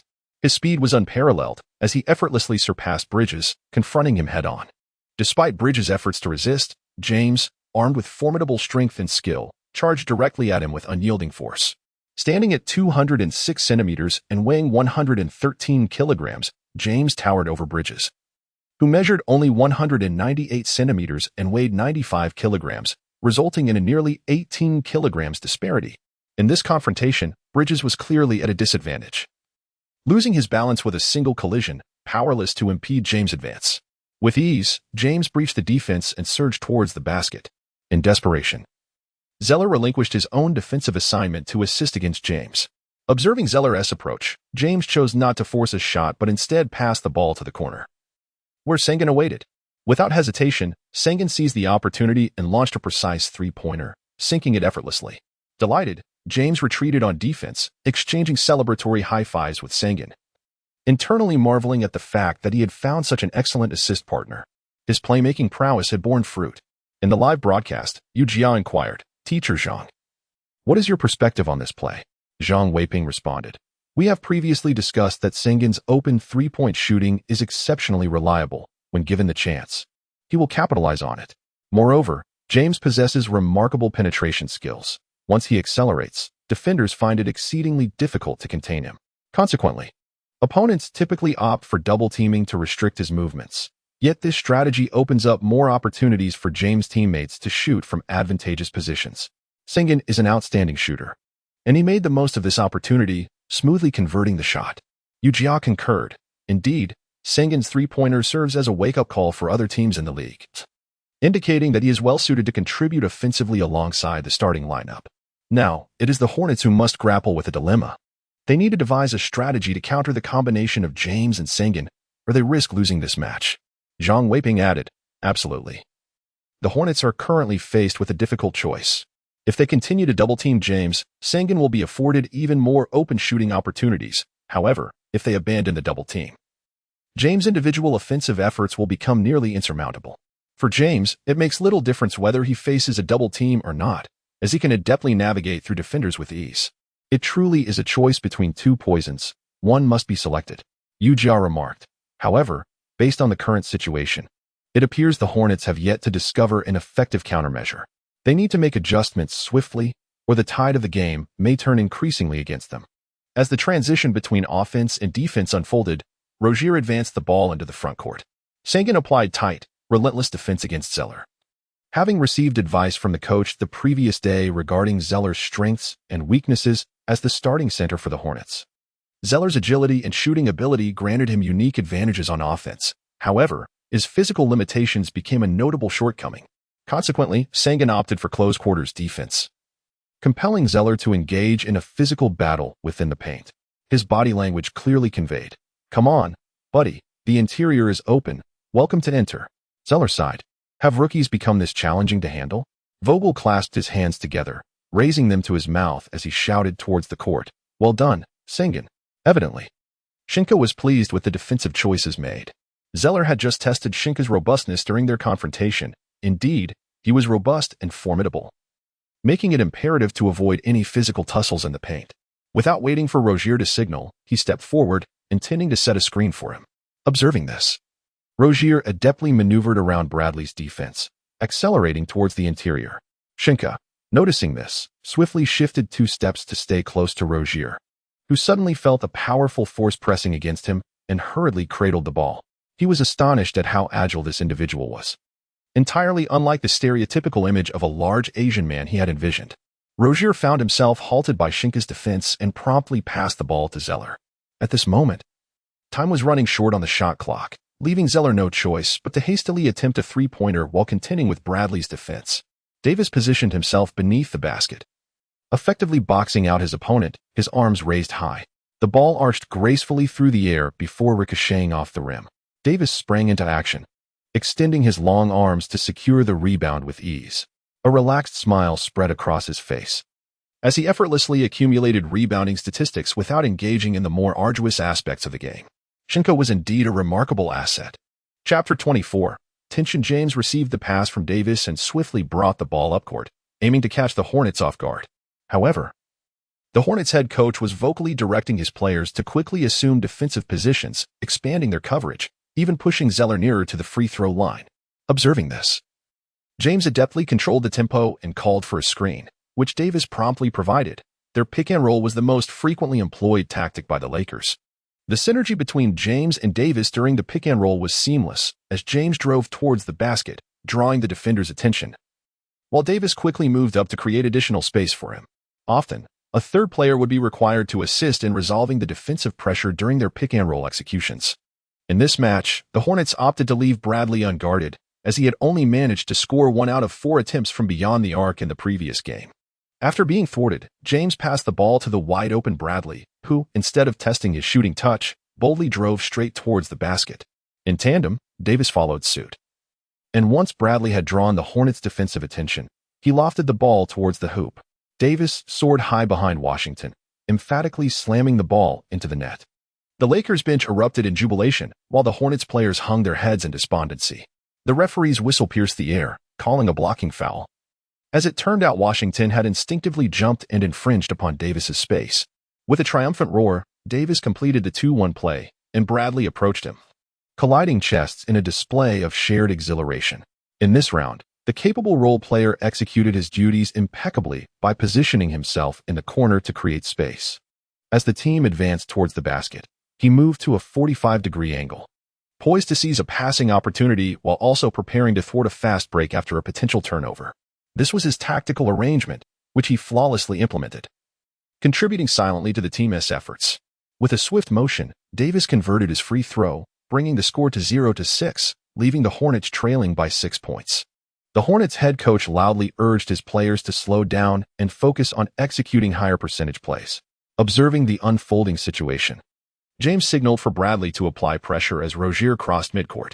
Reluctantly, Zeller followed Rozier, using his body to set a screen against Bradley. With support on either side, Rozier maneuvered skillfully, demonstrating his exceptional foundational skills and adeptness in ball handling. He gradually advanced the ball to the front court, with only 13 seconds remaining on the shot clock. Clearly, there was no time left for a structured play. Rozier opted to call Zeller for a pick, drawing the defense's attention, and seized the moment to pass to Bridges, who had found space through his movement, while James was momentarily distracted. Bridges caught the ball and took his shot, but unexpectedly, the formidable defender swiftly closed the gap, raising his hand to disrupt the attempt before Bridges could release it. Although this shot was technically unblockable, the defender's imposing presence and rapid approach had a significant impact on Bridges' execution. Fearing a block, Bridges adjusted his shot's arc, only to find that the defender had not jumped at all. Consequently, his shot was overcooked, ricocheting off the rim. Green seized the defensive rebound and passed it to James. Upon witnessing this, the Hornets coach settled back into his seat, resigned to observe the game quietly, recognizing the disparity in skill.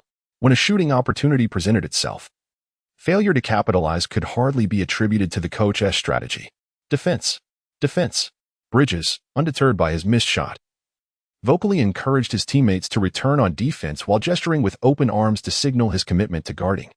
An elite defender often inspires his teammates to elevate their defensive resolve through his actions. At this moment, James, invigorated and in a heightened state of excitement, initiated a fast break. When he accelerated, he resembled a tank, barreling through a defender and meeting Zeller, yet he maintained his speed without even a simple change of direction, directly gathering the ball and taking a long stride towards the basket. Meanwhile, the defender trailed James while leaving the paint clear for Davis, who dashed to the corner. With unwavering determination, James charged towards the basket, intent on scoring. At that moment, only a one-on-one scenario existed, devoid of any other defensive interference. James surged towards the basket, confronting Zeller head-on, and leapt with force, preparing to dunk the ball. Zeller reacted swiftly, mirroring James' movements and leaping into the air. Like a devoted guardian, he staunchly defended his territory, extending his arms high, attempting to block James' offensive thrust. However, at the moment Zeller leapt, James showcased his remarkable ability to hang in the air. His body appeared to hover in midair, poised for the opportune moment. despite Zeller's earnest attempt to leap. He had miscalculated his timing and his body began its descent. As Zeller's palm neared the basketball, James deftly exploited his aerial advantage, evading Zeller's block. Zeller's large hand merely grazed James's arm, failing to make contact with the ball itself. Meanwhile, James, equipped with exceptional core strength and a profound understanding of the game, swiftly adjusted his shooting posture. He raised his arm high and released the ball, striking the backboard with precision and sending it through the hoop with a graceful bank shot. The referee promptly blew the whistle, gesturing a V with his fingers, his left fist clenched while his right hand struck his left wrist, signaling a successful 2 points with an additional free throw. Upon landing, James let out a roar towards the sidelines while Sheng approached him, exchanging a firm hand slap and a chest bump in acknowledgement of each other's tenacity.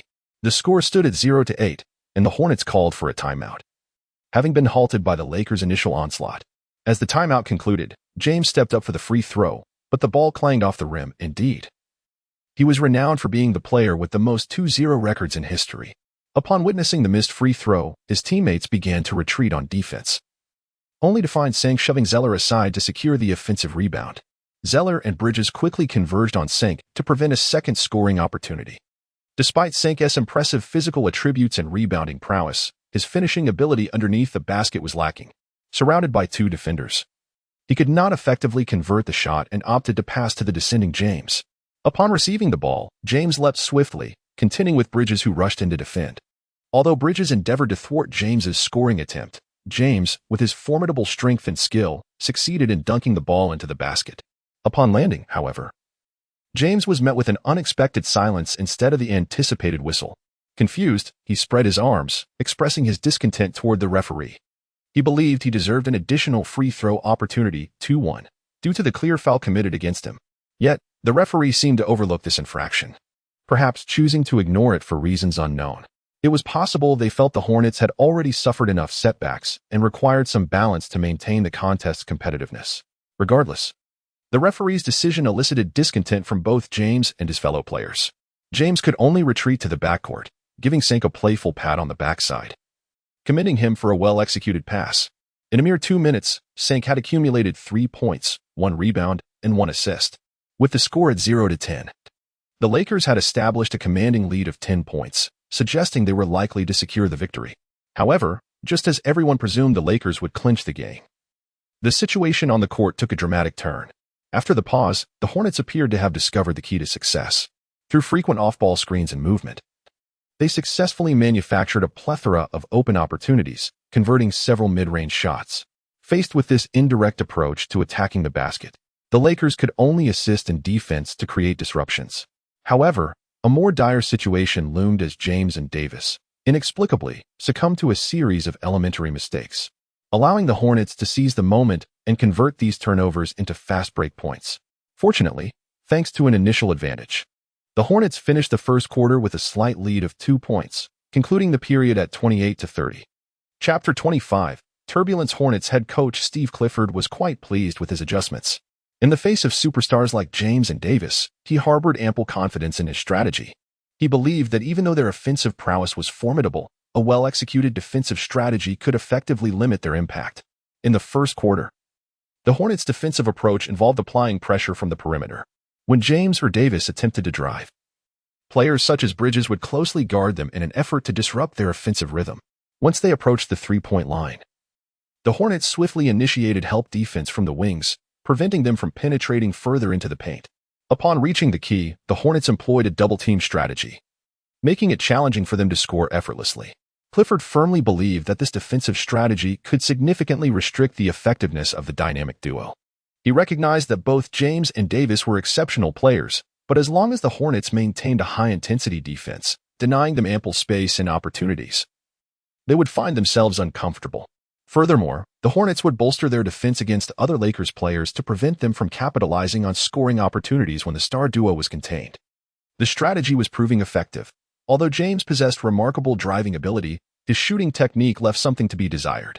Once he was unable to accelerate toward the basket, his effectiveness diminished considerably. It was imperative to continue this defensive strategy. Offensively, our perimeter players held a distinct advantage.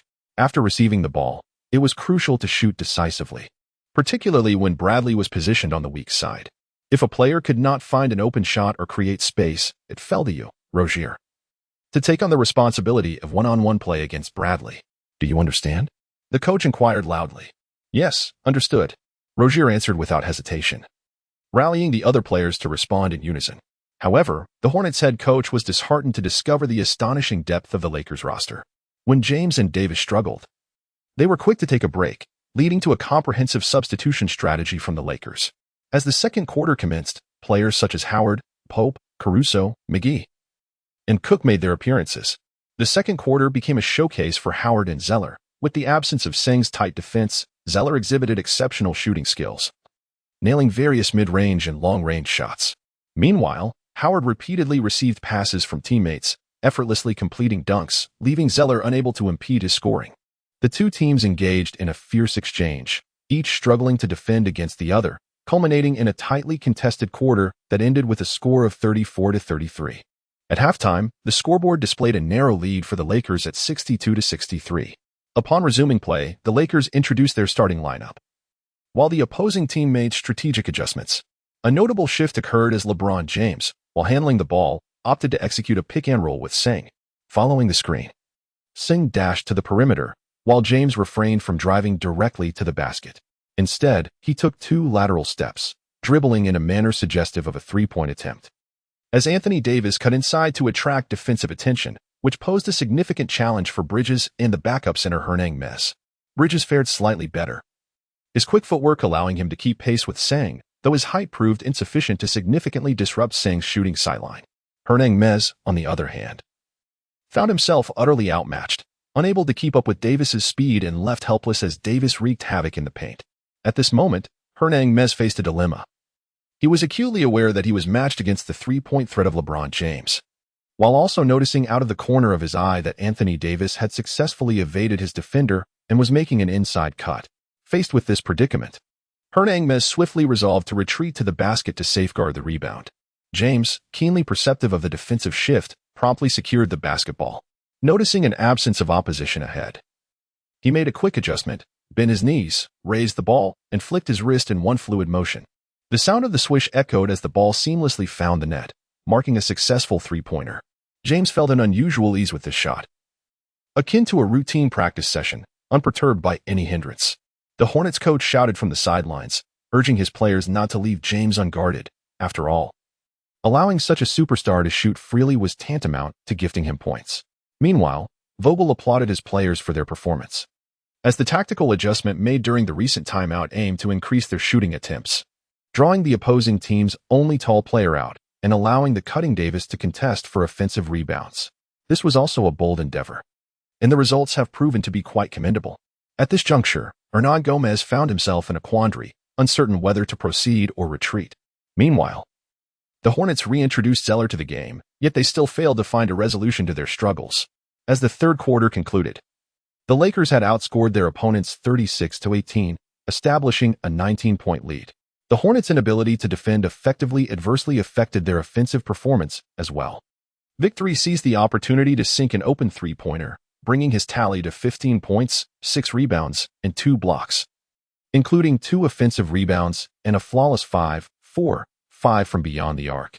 His performance was nothing short of spectacular, captivating all who witnessed it.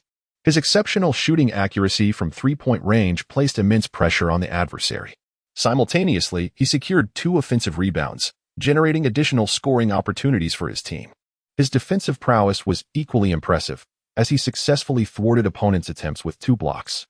The sight of a towering figure executing three-point shots with such precision left Zeller in disbelief, exclaiming in jest, "Could you be any more outrageous?" This rookie displayed remarkable composure under pressure. Though he jested, the undeniable truth remained: he was consistently sinking shots.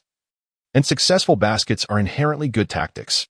Upon returning from the intermission, James wasted no time, launching a sudden three-pointer that struck its mark, teaching Bridges a lesson. Despite Bridges' determined leap and fully extended arms, his only contribution was a slight touch on James' elbow, resulting in a foul against himself. As he watched the basketball glide through the net, Bridges could only mutter a frustrated expletive. James converted the ensuing free throw as well. James harbors a penchant for delivering such decisive strikes. Observing the 23-point deficit, Bridges shook his head in resignation, overwhelmed by a sense of helplessness.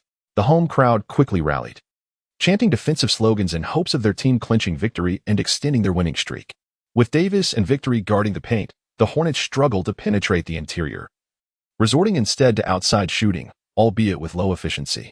The Hornets continued to falter against the surging Lakers, and the score gap widened progressively. The game unfolded rapidly, and with just 6 minutes remaining, the Lakers had extended their lead to 30 points. Bridges remained determined, unwilling to concede defeat so readily. After all, beat LA is an unwavering aspiration for every player not on the Lakers roster. In Chapter 26, during an interview, Bridges faced James, who towered over him by half a head. Undaunted, he pressed forward to defend, akin to a resilient vine entwining itself around James, leaving him with no room for advancement.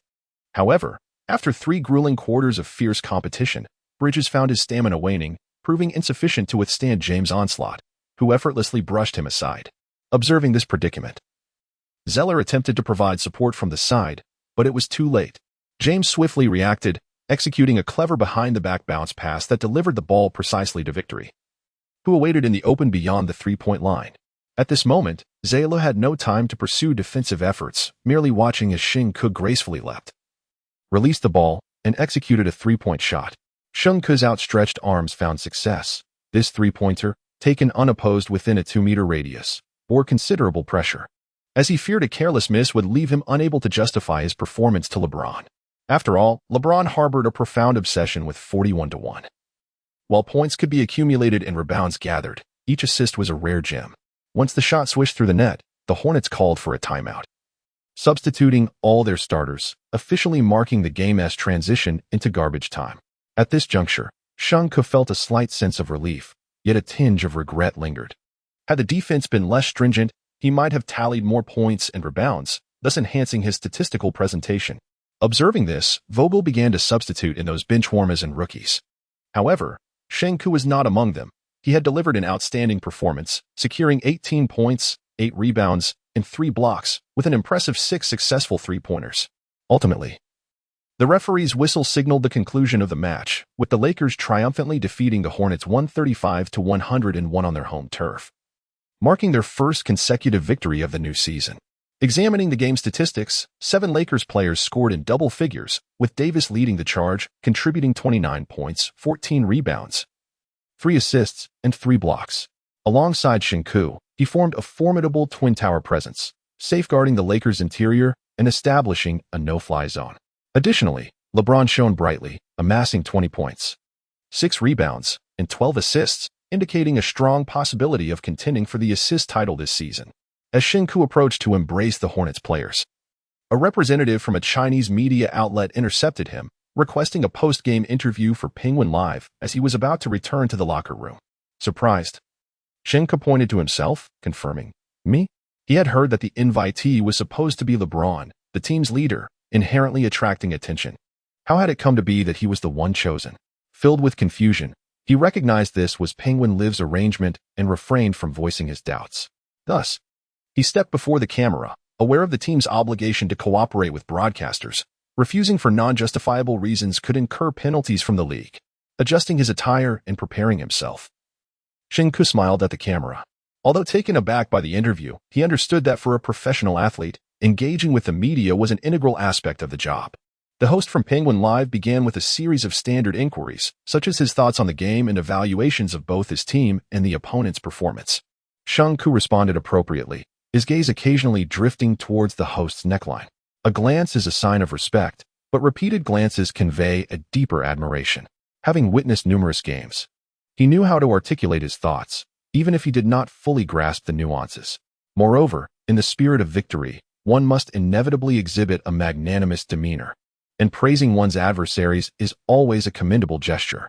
Furthermore, the more one extols the opponent, the more valuable the triumph becomes for one's own team. To commend the rival is, in essence, to commend oneself. Sheng Ke is acutely aware of this principle. Thus, he generously lavished praise upon his opponents. The young journalist from Penguin, upon witnessing Sheng Ke's articulate and composed responses, felt a surge of admiration, prompting her to dispense with any circumlocution and directly inquire about the crux of the matter. "Sheng Ke," she began, "it has come to my attention that your team is ambitiously aiming for the championship this season.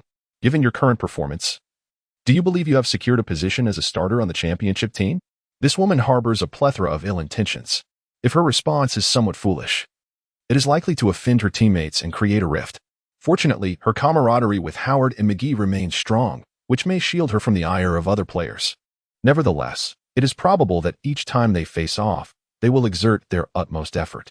Who does she think she is, claiming to be a championship starter? Firstly, our team's objective is to vie for the championship, a goal that every team aspires to achieve. Furthermore, I share a cordial relationship with both McGee and Howard, and our competition for the starting position is quite healthy.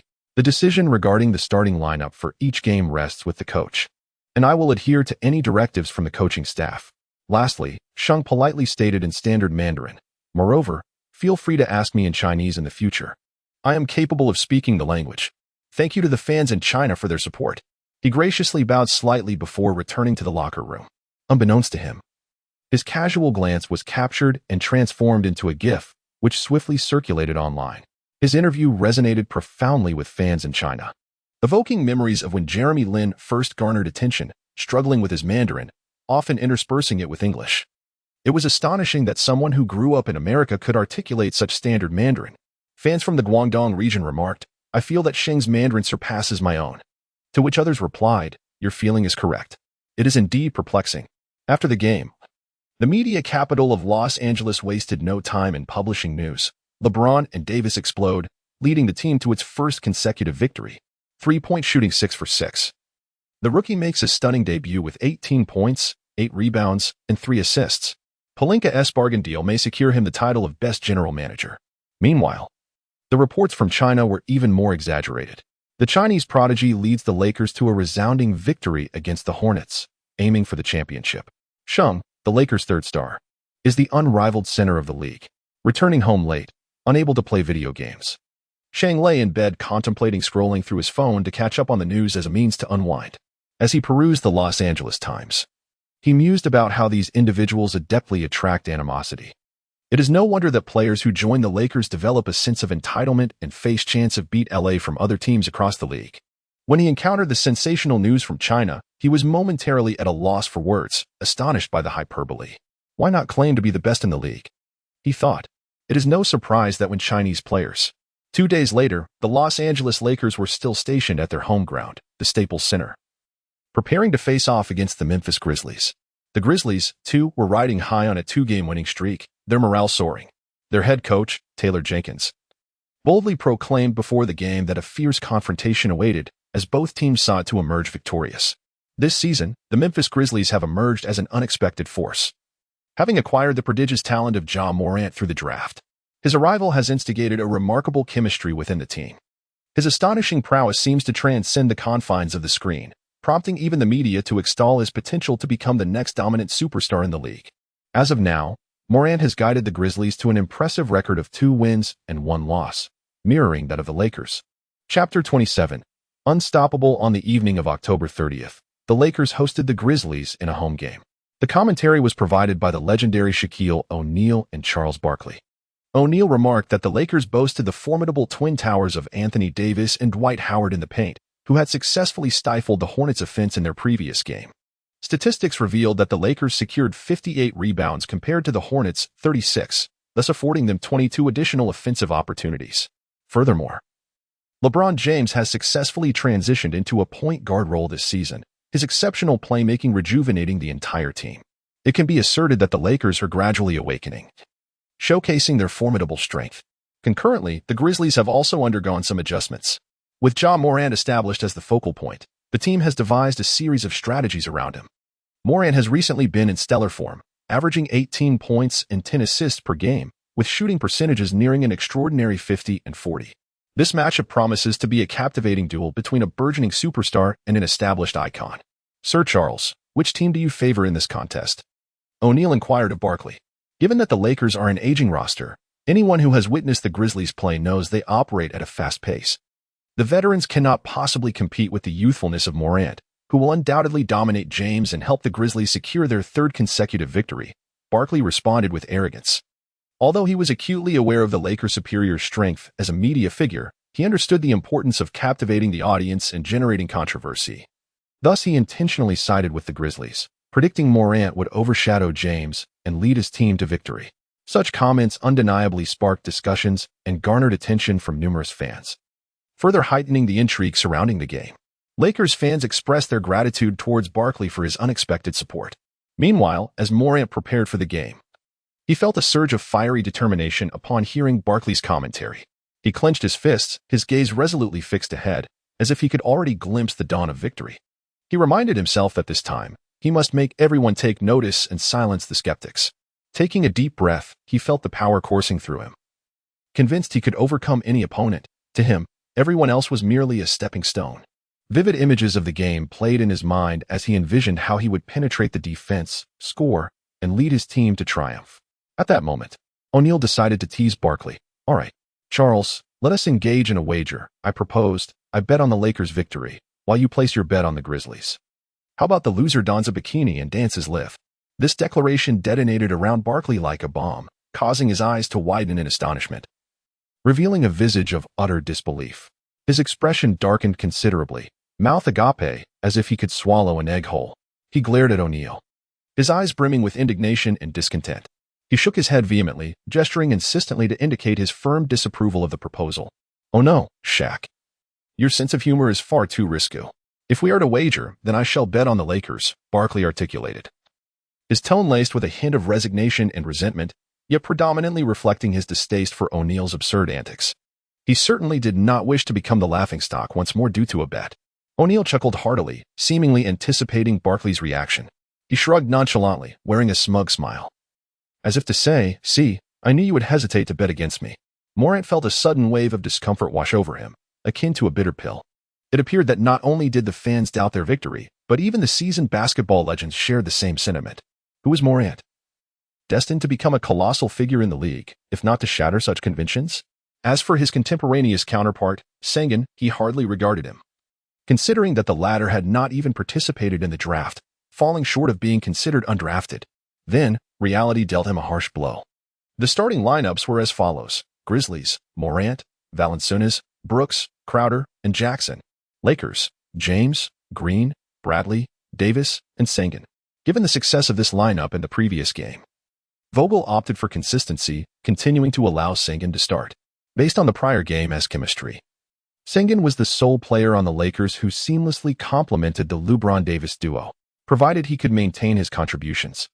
Vogel would be generous in granting him further opportunities to shine.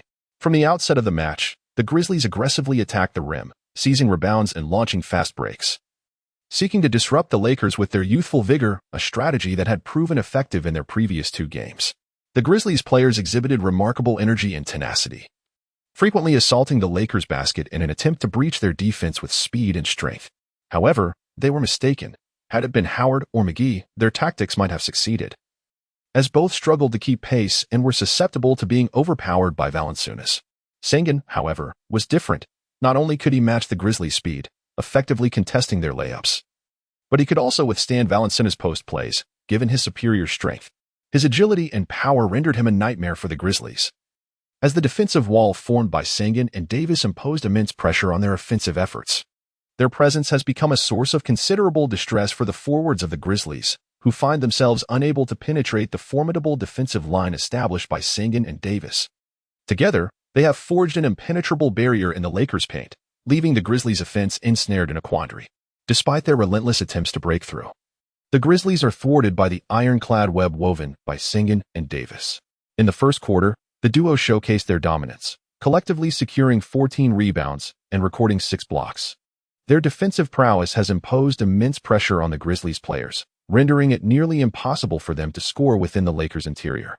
The remarkable performance of Sheng Ke and Davis not only solidified the Lakers' interior defense, but also laid the groundwork for the team's triumph.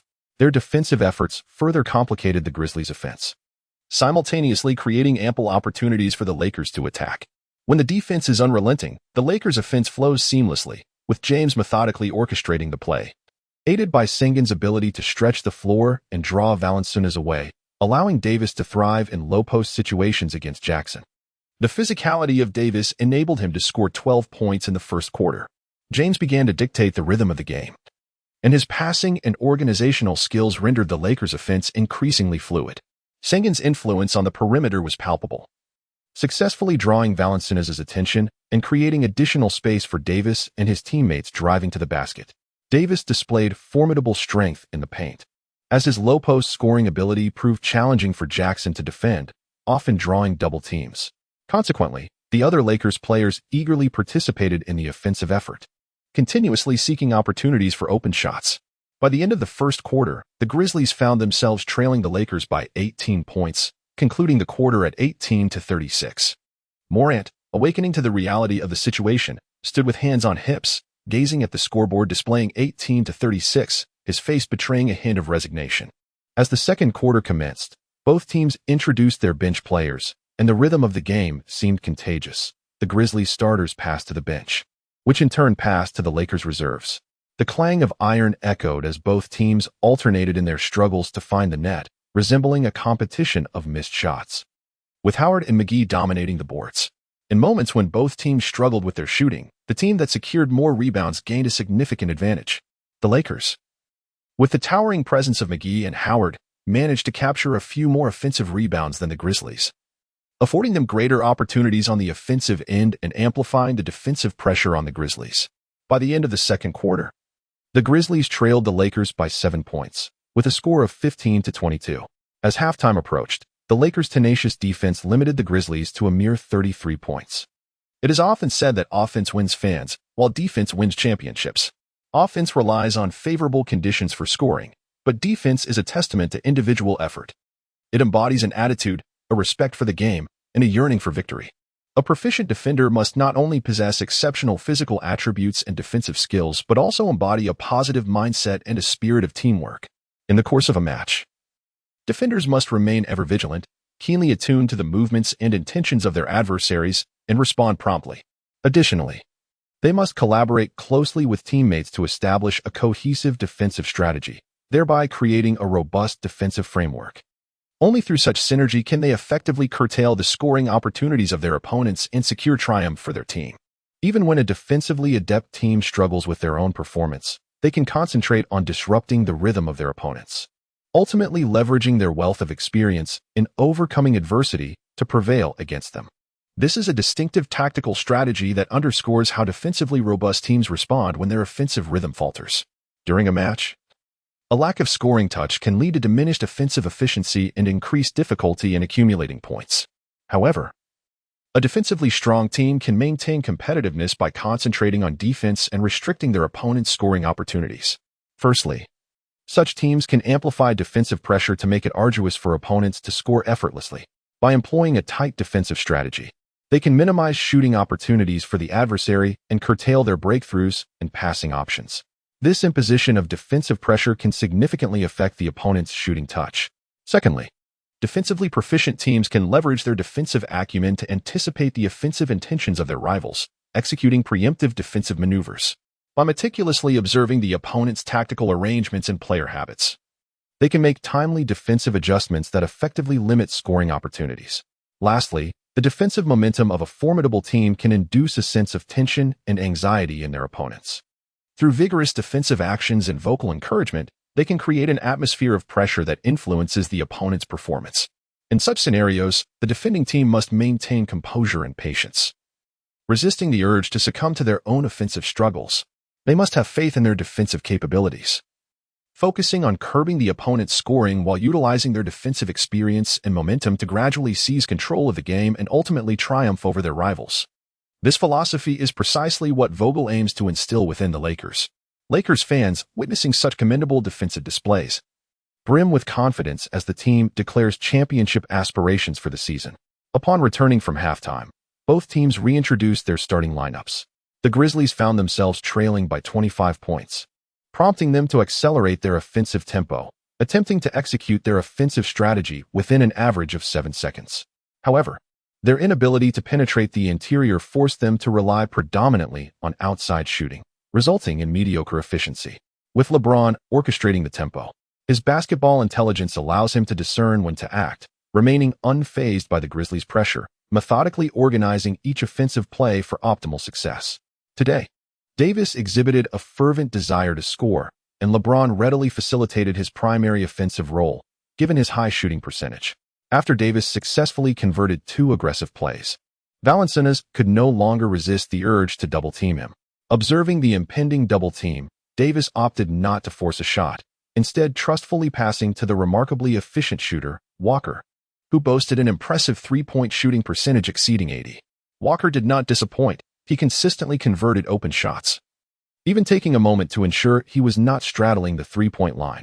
After Walker made 2 consecutive three-pointers, the Grizzlies attempted to send a wing player to contest his shots. Yet, due to the height disparity and Walker's reliance on his shooting mechanics, even slight defensive interference proved ineffective in disrupting his precision. Typically, only defenders of similar height could successfully challenge him. Otherwise, Walker remained unfazed as he feared no blocks. As the third quarter concluded, the Grizzlies trailed the Lakers by 44 points, with the score at 53-97, signaling that the game had already been decided and entering a phase of garbage time. Many believed this would be a fiercely contested match, particularly as both teams were riding a wave of consecutive victories. However, the Lakers' defensive prowess this season proved unexpectedly formidable. Their defensive strategy revolved around the dynamic duo of Sheng and Davis, both of whom exhibited remarkable agility, sharing the responsibility of guarding the area from the paint to just beyond the three-point line. Coupled with the defensive tenacity of players like Green, Pope, and Rondo on the perimeter, they effectively stifled the Grizzlies' primary offensive tactic of driving to the basket. Both coaches, in a display of mutual understanding, opted to rotate in substitutes and rookies for valuable experience. Sheng observed enviously as his teammates racked up impressive stats, despite being a rookie himself. In this match, Sheng played only 2 quarters, amassing 15 points, 12 rebounds, and 5 blocks, with little chance of returning to the court afterward. Despite his commendable performance, he was unlikely to surpass Morant, who continued to lead his team to victory as their star player. In the final quarter, with the Lakers having secured their win, they relaxed their defensive intensity. Nonetheless, Coach Vogel encouraged his players to experiment with innovative tactics in the last stretch, aimed at enhancing the team's overall synergy and tactical diversity, as well as assessing the rookies' and substitutes' grasp of these strategies. Remarkably, they maintained their sharp shooting, outscoring the Grizzlies 32-24. This highlights the contagious nature of good shooting form. As time wound down, the referee's whistle signaled the end of the game, concluding with the Lakers triumphing over the Grizzlies 129-77, thereby halting the Grizzlies' winning streak while extending their own to 3 consecutive victories. The 52-point deficit surely left the Grizzlies players restless that night, and one can only hope it does not adversely affect their future performances. After exchanging pleasantries, the Grizzlies players hurriedly vacated the court, dashing to the locker room and leaving the aftermath for the coaching staff to address. The standout player of the game was Anthony Davis, who delivered a staggering performance with 40 points, 20 rebounds, 5 assists, and 5 blocks, all while remaining flawless with no turnovers. Notably, all 5 of his assists were to Sheng, who capitalized on his chances, missing only 1 shot after receiving a pass from Davis when double-teamed. LeBron James also contributed significantly with 20 points and 13 assists, demonstrating his versatility by commanding the floor from positions 1 through 5, leading the assists leaderboard by a considerable margin. Sheng once again found himself in a post-game interview with the host, who was notably dressed more warmly than usual. After a formal exchange in Mandarin, the host inquired about Sheng's impressive performances and consistent three-point shooting, asking how long he had been playing basketball. Without hesitation, Sheng replied that he had been practicing for 2.5 years. The host, unaware of any discrepancies, continued with her questioning, asking if Sheng had any other hobbies aside from basketball. Sheng responded that he also enjoyed singing and dancing. The two individuals were momentarily taken aback, then, in perfect harmony, uttered a farewell, concluding the interview. It was a moment of dread. They felt as if they were about to face a wave of online harassment. Like a child who had just pilfered a cookie, they swiftly made their exit. Upon returning home, Sheng was eager to check if his Weibo account had been overrun by fans. His first sight was his own emoticons, which clarified why the renowned Lei Mei was so heavily clad, leaving him in a state of both amusement and exasperation. Unsurprisingly, beneath his inaugural post, the comments were inundated with remarks from fans, save for his own emoticons. Why must Kuan, such a wonderful person, be subjected to the vitriol of detractors? Even if his basketball skills were lacking, he still graced television programs, and those criticizing him were merely envious. He vowed to protect the best Kuan and to counter every negative trend against him. Chapter 29, the intense match a day after the competition. The NBA officially announced the Eastern and Western Conference Players of the Week. This time, the honor in the West was awarded to Anthony Davis, affectionately known as the Brow, from the Los Angeles Lakers. In the previous week's matches, Davis led his team to a triumphant 3-game winning streak, showcasing astonishing prowess during the game against the Hornets, where he astonishingly amassed 40 points, 20 rebounds, 5 assists, and 5 blocks in merely 2 quarters. Such a performance undoubtedly distinguished him in the selection process, earning him widespread acclaim. Meanwhile, the Eastern Conference accolade was bestowed upon the Milwaukee Bucks star player, Giannis Antetokounmpo, affectionately referred to as the Greek Freak. This Greek superstar single-handedly led his team to a commendable 4-game winning streak, demonstrating exceptional leadership and dominance. Under the meticulous guidance of Coach Kidd, Giannis has undeniably transformed from a star player into a bona fide superstar. However, to truly claim the title of the league's foremost player, he must surmount the final hurdle of securing a championship and earning the final's Most Valuable Player award. The next match is scheduled to occur in 3 days, with the Lakers heading to Dallas to face the Mavericks.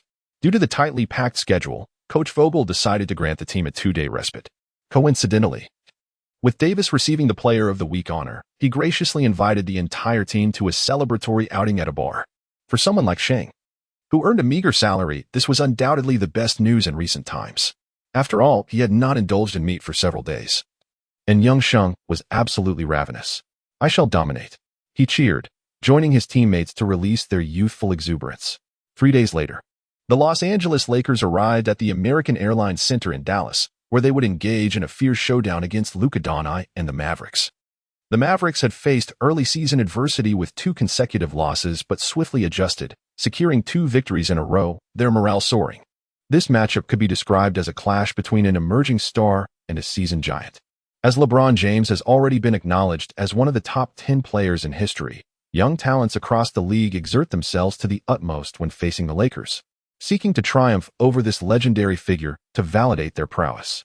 The Mavericks successfully acquired the towering Kristaps Porzingis, standing at 2.21 meters, during the offseason, addressing the team's final shortcomings. With the assistance of this superstar, Luka Doncic's confidence has surged, preparing him to embrace the challenges ahead. The Lakers maintain their starting lineup, where Wiggins appears to have secured his position. As long as he performs adequately and refrains from self-sabotage, Vogel is likely to allow him to start throughout the entire season. It is indeed fortunate for Wiggins to encounter a coach willing to utilize newcomers. The Mavericks starting lineup consists of Doncic, PG, Curry's brother, SG, Powell, SF, Kalinowski, PF, and Porzingis, C. This lineup, while being somewhat of a tall configuration, is slightly lacking in height on the wings, and it would be inaccurate to categorize it as a small lineup since both the point guard and center are notably tall. This peculiar arrangement has, however, already secured 2 consecutive victories, proving its worth. Today, as they face the Lakers, it remains uncertain whether they will use the Lakers as a benchmark or if they will become a stepping stone themselves. As the game commenced, both teams swiftly found their rhythm, yet it was the Lakers who first excelled, executing the rapid pace that Vogel had mandated. This was evidently due to Vogel's astute recognition of the Mavericks' defensive frailties. Doncic's slower pace and subpar defensive habits render him vulnerable once an opponent breaches his defense. He tends to abandon his post, merely standing idle with hands on hips as he watches his teammates attempt to compensate. Additionally, Porzingis shares a similar sluggishness and comparatively weaker physical attributes, making him an easy target for both Wiggins and Davis. When the Mavericks initiated their offense, Porzingis initially sought to leverage his height advantage to overpower Davis in the paint. However, after several unsuccessful attempts and rejections from the latter's long wingspan, he became more reserved, relegating himself to the perimeter to catch passes and attempt long-range shots. It must be noted that Porzingis' shooting touch is commendable, as he successfully sank multiple three-pointers. Following several games, it became apparent to all that Wiggins is a precise center when left open. Consequently, opponents have grown wary of granting him space. They would rather allow LeBron and Davis to wreak havoc in the paint than permit Wiggins to effortlessly sink three-point shots. After all, 3 is greater than 2. During the first quarter, Wiggins' primary contribution was to create space on the offensive end, facilitating more isolation opportunities for Davis or engaging in pick-and-roll plays with LeBron. Simultaneously, on the defensive front, He collaborated closely with Davis to thwart the Mavericks' incursions towards the basket. For instance, Preseason was defended by Wiggins, who, with Davis' swift assistance, successfully blocked him several times. However, the Mavericks' perimeter players were on fire, preventing the Lakers from extending their lead. While Wiggins could limit opponents in the paint through collaborative defense, he could only watch helplessly regarding outside shooting. Ultimately, as the first quarter concluded, the Lakers held a narrow 28-25 lead over the Mavericks, with Wiggins having a lackluster performance, recording only 4 rebounds and no other statistics. However, discerning fans are well aware that his true value transcends what statistics can fully convey. If this trend continues, the Lakers are highly likely to secure victory once more.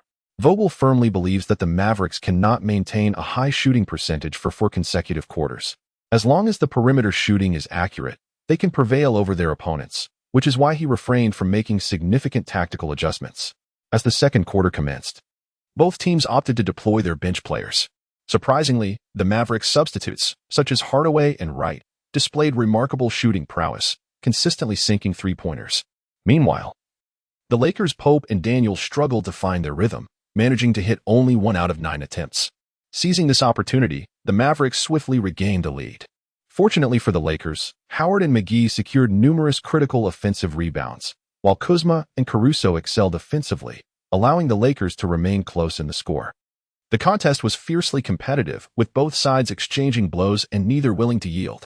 After the Mavericks sank another three-pointer, the Lakers promptly responded with a thunderous dunk. When the Mavericks hit yet another 3, the Lakers retaliated with a splendid display of teamwork to score. The intensity on the court was palpable as both teams exerted themselves in a bid for supremacy. The Lakers trailed by 2 points, 56-58. As they entered the second half, yet Vogel remained composed, seated with an air of confidence, as if victory were assured. He decided to allow his starters a brief respite, planning to unleash their full potential in the third quarter to clinch the game. At this moment, assistant coach James Worthy could not restrain himself from questioning Vogel. "Head, how should we respond if the Mavericks maintain such shooting accuracy throughout the game?" Vogel replied with a slight smile, exuding confidence, "There will be bread. And there will be sausages. Their shooting percentage cannot remain this high indefinitely." During halftime, Lakers head coach Vogel expressed his appreciation to all the players in the locker room, commending them for executing the team's established tactics flawlessly. He encouraged everyone to sustain this momentum and proceed steadily according to the game plan, assuring them that victory would surely belong to the Los Angeles Lakers. Chapter 30, The Summit in Truth, even in the tense situation described by James Worthy. Coach Vogel remained composed. He had already devised a strategy to enhance physical confrontation and slow down the offensive rhythm. When the physicality among players intensifies, it typically results in a decline in shooting accuracy. However, this strategy is not without its risks, as it requires careful consideration of the referee's tendencies. Competing on the Mavericks' home court means that the officials may be inadvertently swayed by the emotions of the local fans, leading to biased judgments in favor of the home team. Therefore, before the conclusion of the game, Vogel needed to meticulously observe the performance and rhythm of the Mavericks players. He had to ascertain whether the opponents were in optimal form, as this would directly influence his decision on whether to implement a strategy of increased physical confrontation. If the Mavericks were struggling with their shooting, amplifying the physicality could further disrupt their rhythm, creating opportunities for Vogel's team. Conversely, if the Mavericks were on fire, such a strategy might lead to them earning more opportunities for free throws. In these critical moments, Vogel was required to make precise judgments and promptly adjust his tactics in response to the unfolding dynamics of the game. This is not merely a test of his tactical acumen, but also an examination of the team's ability to unite and execute strategies cohesively. Every minute of the match, every decision could prove pivotal in altering the course of the game. As the second half commenced, both teams re-entered the arena, the atmosphere remaining charged and intense. Sheng Ke exchanged a few words with Davis before switching defensive assignments. He believed his agility and speed surpassed that of Davis, thus opting to guard Porzingis, who was frequently maneuvering on the perimeter. Meanwhile, the responsibility for interior defense and rim protection was entrusted to Davis, allowing him to showcase his formidable defensive prowess. The Mavericks steadfastly sought opportunities for perimeter shots, yet their shooting accuracy notably declined. Due to Sheng Ke's relentless interference, Porzingis struggled to find suitable shooting opportunities. Simultaneously, Davis's imposing presence in the paint further restricted the Mavericks' offensive efforts. The Lakers gradually seized control of the game's tempo, with the Mavericks repeatedly failing to convert three-point attempts. The Lakers, guided by James' astute tactical adjustments, began to constrict their defensive range, luring the Mavericks into continued three-point shooting attempts. They closely monitored their opponents, denying them easy breakthroughs or scoring opportunities in the paint. The Mavericks resembled a group of stubborn fools, relentlessly pursuing their strategy of outside shooting despite repeated failures. In stark contrast, the Lakers adopted a markedly different approach, opting for a methodical game plan that favored high-efficiency two-point shots to secure points and gradually widen the scoring gap. Faced with Doncic's vigilant defense, James exhibited formidable strength, fearlessly attacking the Mavericks' interior like a fierce lion, tearing through their defensive line. As the score began to widen, the Mavericks' mentality faltered, their composure unraveled, and players rushed to assist in interior defense, inadvertently granting the Lakers even more opportunities. At that moment, Sheng Ke capitalized on a lapse in the defense, skillfully receiving a pass from James and sinking three critical three-pointers in succession, further extending the lead. This was undoubtedly a harsh blow to the Mavericks, severely undermining their morale. Despite the Mavericks coach recognizing the gravity of the situation and promptly calling a timeout, the tide could not be turned. They were utterly at a loss for effective means to halt the onslaught from James and Davis, leaving them ensnared in despair.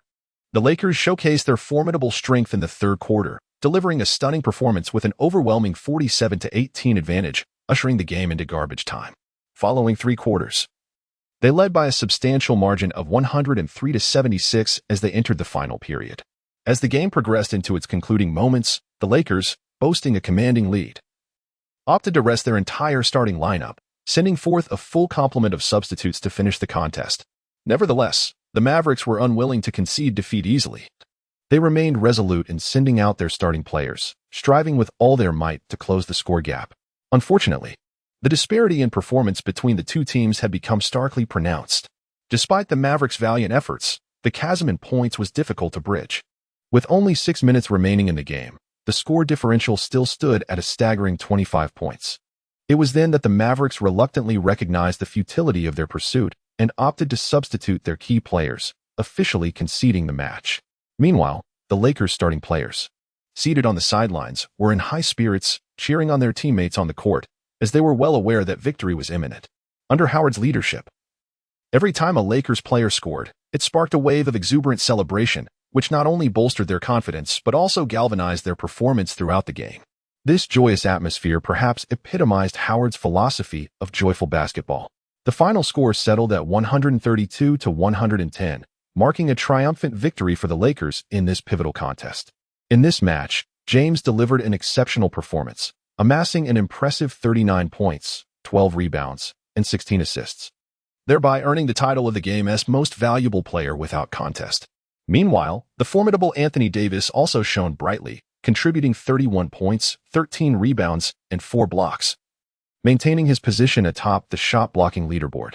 Additionally, although Kentavious Caldwell-Pope recorded a modest 9 points and 8 rebounds, his offensive movement, defensive tenacity, and rebounding efforts were invaluable to the team, precisely what coach Frank Vogel sought.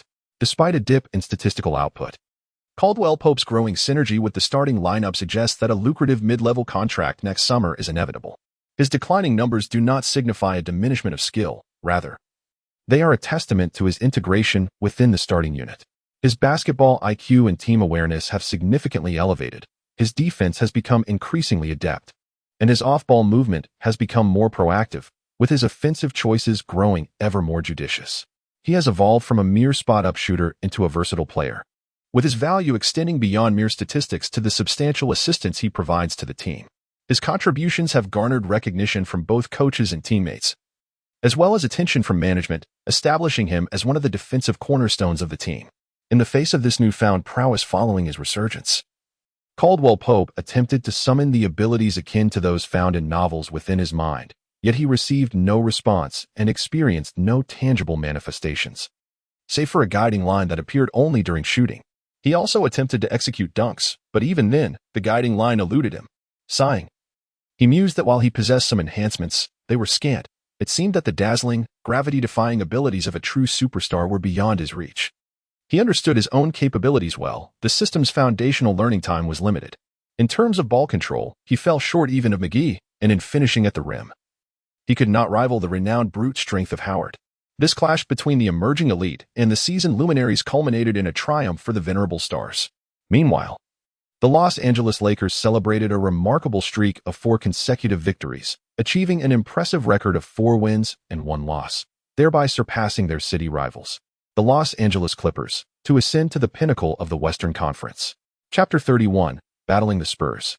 This match not only afforded the starting players of the Lakers ample rest, but also laid a solid foundation for their forthcoming games. As the dust settled on the contest, major news outlets turned their focus to LeBron James, who, despite being over 35 years of age, continues to display remarkable vitality and competitive prowess on the court. His performance inevitably evokes memories of another legendary figure in basketball history, Michael Jordan, who maintained an exceptionally high level of competition at a similar age. In contrast, while Kobe Bryant also boasted impressive statistics, the decline in his defensive capabilities significantly diminished his overall impact. The team he led barely made it to the playoffs, only to be swept by the Spurs in the first round with a score of 4-0. Meanwhile, the contributions of his teammate, Davis, have garnered unanimous acclaim from the media, although his individual statistics have seen a decline. Numerous analytical articles have endeavored to justify his performance through the lens of tactical adjustments and team composition. The support behind this phenomenon is undoubtedly a testament to the halo effect brought forth by LeBron James. As long as players continue to bask in the glow of his victories, their individual visibility is bound to soar. Indeed, had it not been for the choice made by Victory to pursue a different path, expressing a desire to focus solely on basketball, he would likely find himself inundated with countless lucrative endorsement contracts. As the intense 3-game road trip progresses, the Los Angeles Lakers, after their encounter with the Dallas Mavericks, swiftly take flight to San Antonio. On the evening of November 4th, they are set to challenge the historically rich and illustrious San Antonio Spurs. This highly anticipated match centers around the much-discussed rivalry between the dynamic duo of LeBron James and Anthony Davis and the formidable pairing of LaMarcus Aldridge and DeMar DeRozan. DeRozan has consistently regarded James as a significant adversary throughout his career, with each encounter culminating in defeat. For DeRozan, this game transcends mere victory for his team. It serves as a personal testament and a means of alleviating his struggles with depression. As the Los Angeles Lakers prepare for this forthcoming contest, they marvel at the NBA's schedule, first facing the Mavericks and then the Spurs, both of whom are formidable opponents and perennial playoff contenders. Although they recently triumphed over the Mavericks in a decisive victory, it was largely due to favorable matchups. The San Antonio Spurs are renowned for their exceptional offense and defense. Currently, they boast a well-honed and consistently performing duo in DeRozan and Aldridge, whose presence provides a solid scoring foundation for the team. Furthermore, the team's rising star, DeJounte Murray, displays immense potential with his speed, agility, and court vision, indicating that he is on the path to becoming an extraordinary basketball talent. The Spurs rotation also features key players like Rudy Gay and Derek White, the latter of whom notably contributed to the Celtics' championship success. His impressive performances have showcased his ability to remain composed in critical moments. During pre-game warm-ups, one can often observe White engaging in vigorous communication and training with his teammates. This spirit of camaraderie and professionalism is paramount to the team's chemistry. On the sidelines, the seasoned coach Greg Popovich meticulously scrutinizes every detail, particularly intrigued by the promising player, who has evidently captured his attention. This player's on-court performances have been nothing short of impressive, making it apparent that the Lakers are unwilling to relinquish him easily. However, the Spurs face financial constraints that limit their ability to pursue high-quality players. Following a straightforward yet dignified opening ceremony, the starting players from both teams confidently stepped onto the court. Clad in their respective uniforms, they stood in formation, radiating unwavering determination and fervor. On the Lakers' side, Coach Vogel opted to maintain the starting lineup from their previous game. The position of point guard is held by LeBron James, who masterfully orchestrates the tempo of the game with his remarkable organizational skills and leadership. The shooting guard is Avery Bradley, renowned for his exceptional shooting prowess and defensive capabilities. Occupying the small forward position is Danny Green, whose three-point shooting and defensive strength are formidable. The power forward role is assumed by Anthony Davis, whose dominance in the paint is nothing short of astounding. Finally, the center position is occupied by the formidable Sengun, whose three-point shooting and rim protection pose a considerable threat to opponents. On the Spurs side, DeJounte Murray takes on the role of point guard, Celebrated for his remarkable speed and ability to penetrate defenses, the shooting guard is Bryn Forbes, known for his precise shooting technique. In the small forward position is DeMar DeRozan, whose isolation skills and mid-range shooting are unparalleled. The power forward is LaMarcus Aldridge, whose prowess in post-up situations and mid-range jumpers is exemplary. And the center position is held by Trey Lyles, whose athleticism and rebounding ability are commendable. As the referee's sharp whistle pierces the air, the basketball is tossed high into the sky. Sengun, leveraging his considerable height advantage, deftly tips the ball back into his team's backcourt. The Lakers seize the first defensive opportunity, and the audience erupts with shouts of defense, eagerly anticipating the team's effort to thwart the Lakers' initial attack. Aldridge is tasked with shadowing Sengun, while Lyles is assigned to closely guard the formidable Anthony Davis, underscoring the Spurs' recognition of Davis's significance and Lyles' defensive capabilities. Typically, during regular play, it is common for ordinary players to take on the primary defensive responsibilities against opposing stars. This strategy serves two purposes. Firstly, teams aim to conserve their star players' stamina to better facilitate offensive maneuvers and scoring. Secondly, allowing a star player to engage in early direct confrontations with an opposing star could lead to excessive fatigue, potentially compromising their performance in the later stages of the game. Even those superstars who excel on both ends of the court do not expend all their energy in regular time against rival stars, instead reserving some stamina for potential overtime scenarios. In a similar vein, it is not DeRozan who primarily defends James, but rather Forbes. As a guard, Forbes possesses exceptional defensive skills and speed, enabling him to effectively disrupt James's offensive rhythm and diminish his scoring opportunities. This strategy exemplifies the wisdom and tactical acumen of the Spurs coaching staff, aimed at minimizing the impact of the opposing team's core players while safeguarding the stamina of their own star, thereby ensuring the team's competitiveness throughout the match. Chapter 32. Assessment. LeBron effortlessly dribbled the ball into the front court. Suddenly, he gestured, and Anthony Davis, understanding the cue, stepped forward to set a feigned screen. However, just when everyone anticipated that Davis would roll to the basket, he swiftly darted away, catching the defenders off guard. Meanwhile, Green wasted no time in establishing a solid, legitimate screen for LeBron.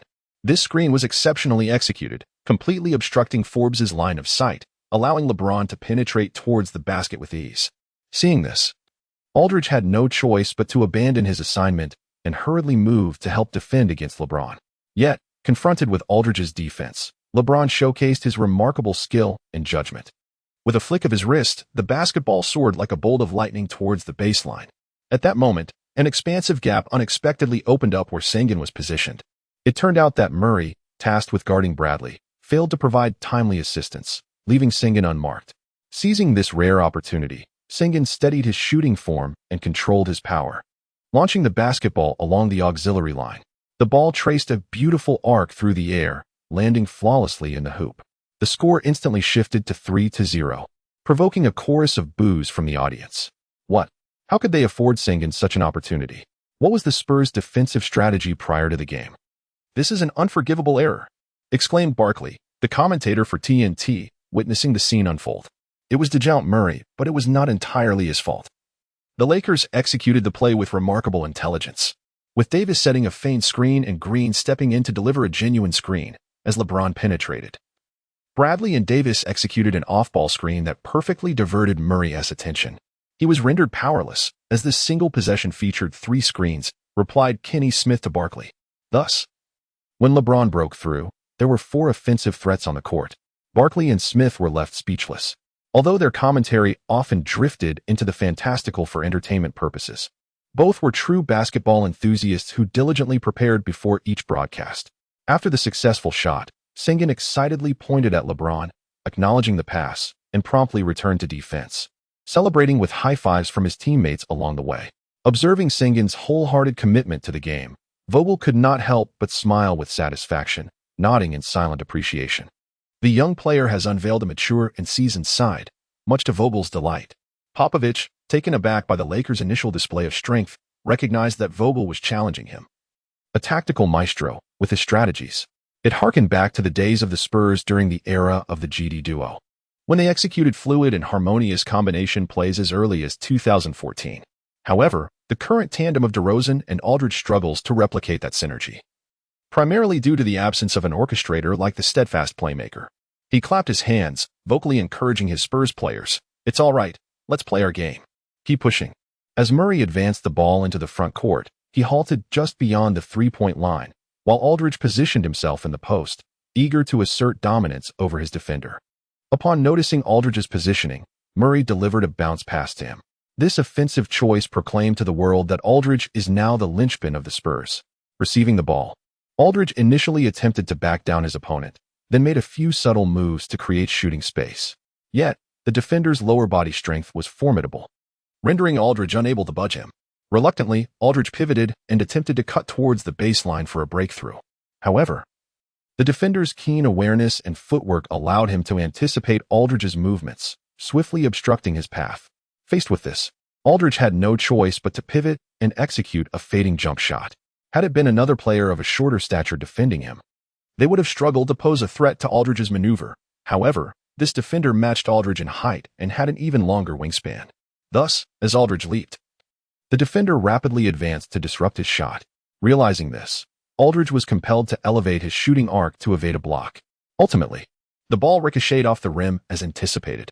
If this rookie maintains such defensive intensity in the upcoming games, I can guarantee he will be a contender for the all-defensive team, Barkley asserted confidently. "Charles, while I concur with your assessment, historically, your bets tend to veer in an opposite direction, earning you the moniker the Jinx," teased Kenny Smith. "OSHT. Let us hope this youngster can help me break this accursed spell." In the ensuing match, the Lakers consistently employed movement tactics to score, no longer relying solely on their stars' individual prowess. This cohesive team play significantly boosted their offensive efficiency, seemingly using the Spurs as a testing ground for their new tactical framework.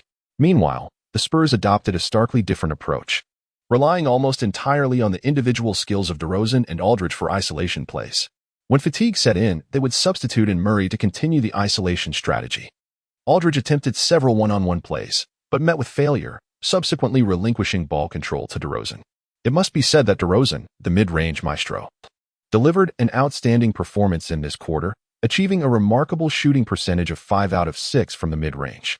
However, the Los Angeles Lakers currently exhibit a defensive vulnerability precisely in the arc's mid-range area, which happens to be DeRozan's forte. At the conclusion of the first quarter, the Lakers held a slender lead of 26-25. This situation arose due to the Lakers' poor shooting from beyond the arc, with only one player, Sheng Ke, managing to sink 2 three-pointers while the others failed to convert any of their 6 attempts. Moreover, the Spurs showcased exceptional defensive rebounding, with all players fervently contributing to the battle for boards, making it difficult for Sheng Ke and Davis to secure offensive rebounds in the paint. As the second quarter unfolded, a dramatic shift occurred when the Lakers' reserves unleashed a dominant performance against the Spurs. It appeared as though the Spurs had reserved all their rebounders for the starting lineup, allowing Howard and McGee to aggressively pursue offensive boards. In this quarter, Howard won a perfect 5 for 5, all dunks, while McGee shot 3 out of 4. The Lakers erupted for a 30-18 surge in this quarter. Had it not been for White's consecutive mid-range jumpers at the end, the contest might have already lost its suspense. Sheng Ke once again relished the thrill of an effortless victory. However, just as Sheng Ke anticipated a smooth ride to victory in the third quarter, the Lakers' noble ailments unexpectedly flared up. LeBron James and Davis began to commit a series of elementary mistakes, with passes carelessly sailing into the stands when double-teamed. Throughout the third quarter, the duo combined for 5 turnovers, allowing the Spurs to claw back 8 points. By the end of the third quarter, the score stood at 77-72. If not for Sheng Ke's timely three-pointer under Murray's defense in the closing moments, the Lakers' scoring for the quarter would have dipped below 20 points. The game had once again become a tantalizing enigma, filled with suspense. During the intermission, Vogel did not hesitate to admonish the team's 2-star players. As anticipated, the fourth quarter commenced with the Lakers showcasing their formidable prowess, overwhelming the Spurs with relentless force. This demonstrated the stark contrast in hard power. Right from the outset of the fourth quarter, the Lakers launched a vigorous offensive, fully utilizing their star players' capabilities. The Spurs found themselves at a loss, struggling to cope. Faced with this sense of helplessness, they resorted to double-teaming tactics, which inadvertently provided the Lakers with opportunities. Sheng Ke seized the moment, sinking consecutive three-pointers that dealt a heavy blow to the Spurs. On the defensive end, the Lakers' interior and perimeter players coordinated seamlessly, creating a suffocating defensive system. The Spurs, left with no alternative, were compelled to resort to mid-range shots in search of scoring opportunities. However, as fatigue set in, DeRozan lost his earlier magical touch, missing consecutive mid-range attempts, which allowed the Lakers to embark on a 15-0 scoring run, swiftly widening the gap. Observing the unfolding situation, Popovich promptly called for 2 timeouts and substituted 3 players in an attempt to close the scoring gap, yet ultimately, his efforts proved in vain. As the tide of the game turned irreversibly, Coach Popovich decisively substituted all of his starters during an official timeout, signaling his withdrawal from the contest. Observing Popovich's concession, Vogel graciously responded by replacing his own starters. The rookies and perennial benchwarmers, who typically languished on the sidelines, reveled in the unexpected fortune of ample playing time to bolster their statistics. Ultimately, the referee's whistle marked the conclusion of the match, with the score cemented at 115-96. The Lakers celebrated a remarkable 5th consecutive victory, a triumph that filled every player with immense joy. Despite LeBron James achieving a triple-double, he also recorded 5 turnovers. Anthony Davis posted an impressive 25 points and 10 rebounds, though 6 turnovers somewhat tarnished his performance. The standout of the evening was undoubtedly Austin Reaves, who, with a flawless shooting record of 8 for 8 from three-point range and 2 for 2 from two-point territory, amassed 28 points and 6 rebounds, rightfully earning the title of the game's most valuable player. His error-free play and the record-setting scoring marked a new pinnacle in his career, while the limited rebounds were due to his commitment to positioning, enabling his teammates to seize opportunities. Upon returning to the locker room, James led the charge in dousing Reaves with ice-cold water, a gesture that quickly became a group expression of their collective elation. Soaked to the skin, Reaves emitted cries of surprise before hastily retreating to the shower. After the match, Coach Vogel made his way to the interview podium alone, while the other Lakers players hurriedly tended to their grooming, preparing for their next destination, Chicago. With less than 48 hours remaining, they were set to face the Bulls, leaving no room for delay in their tightly packed schedule. The grueling schedule is undeniably exhausting, as the team must traverse from the west to the east frequently, subjecting the players to significant physical strain due to arduous long-distance travel. It is no wonder that rookies often encounter the so-called rookie wall. When faced with such a densely packed schedule, players who lack adequate stamina and recovery capabilities find it exceedingly challenging to adapt to the demanding pace of high-intensity competition. Furthermore, as opponents begin to delve into the players' technical characteristics and devise targeted strategies, rookies frequently struggle to respond, having grown accustomed to playing within their familiar rhythm. The abrupt targeting that removes them from their comfort zone inevitably leads to a decline in performance. For Sheng Ke, however, there exists no such conundrum. As his role is straightforward, on the offensive end, he positions himself at the corner for passes. When the taller players are drawn out, LeBron and Davis benefit. If a shorter player comes to assist, the interference is minimal. On the defensive end, he either squats at the baseline to guard or steps up to provide help defense, his nimble footwork ensuring he does not easily lose his position. During training camp, Vogel specifically tailored drills for him, ensuring that no matter how he is faked, his center of gravity remains steadfast. After completing their routines, the Lakers players boarded their flight to Chicago. Just as they were preparing for takeoff, Howard, brimming with energy and unable to sleep after the game, nudged Sheng Ke, who sat beside him. "Sung, I was pondering a question. Since prisons are filled with criminals, why don't the police go into prisons to apprehend them? It seems much safer, and their performance would surely improve." Sheng Ke instantly made a Nick Young meme face, exclaiming, "What? That's quite philosophical." He then opened his phone, logged into Weibo, and shared Howard's musings on his feed. Fans, still awake after watching the game, began to comment on Sheng Ke's post. "Oh, I have a friend who works as a censor. He is unsure if a certain film he has is inappropriate, so he shared it in a colleague group of hundreds. Would that constitute the dissemination of obscene material?" Upstairs, "I have a friend who asked me to inquire if he could borrow a film from your friend. Sung, I'm a boarding student, but having paid the accommodation fee, doesn't that equate to renting? Why does the school still inspect hygiene? What right does the school have to manage my rented space? My employee worked overtime without permission. May I deduct his illicit earnings?" On the evening of November 6, 2019, the United Center in Chicago was filled to capacity, the atmosphere electric with excitement. 6 championship banners hung from the rafters, each a testament to the illustrious achievements of basketball legend Michael Jordan. It must be acknowledged that even with LeBron James's monumental successes, he still finds it difficult to surpass Jordan in terms of influence, both on and off the court. Since the trade of the Windy City Rose, Derrick Rose, the Bulls have languished in a prolonged state of mediocrity. Most of the players on the team are newcomers, seemingly resigned to the inevitability of defeat. The core of the team, Zach LaVine, a reigning dunk champion, alongside the second-in-command, Lauri Markkanen, is engrossed in offensive statistics while exhibiting notable fragility on the defensive end.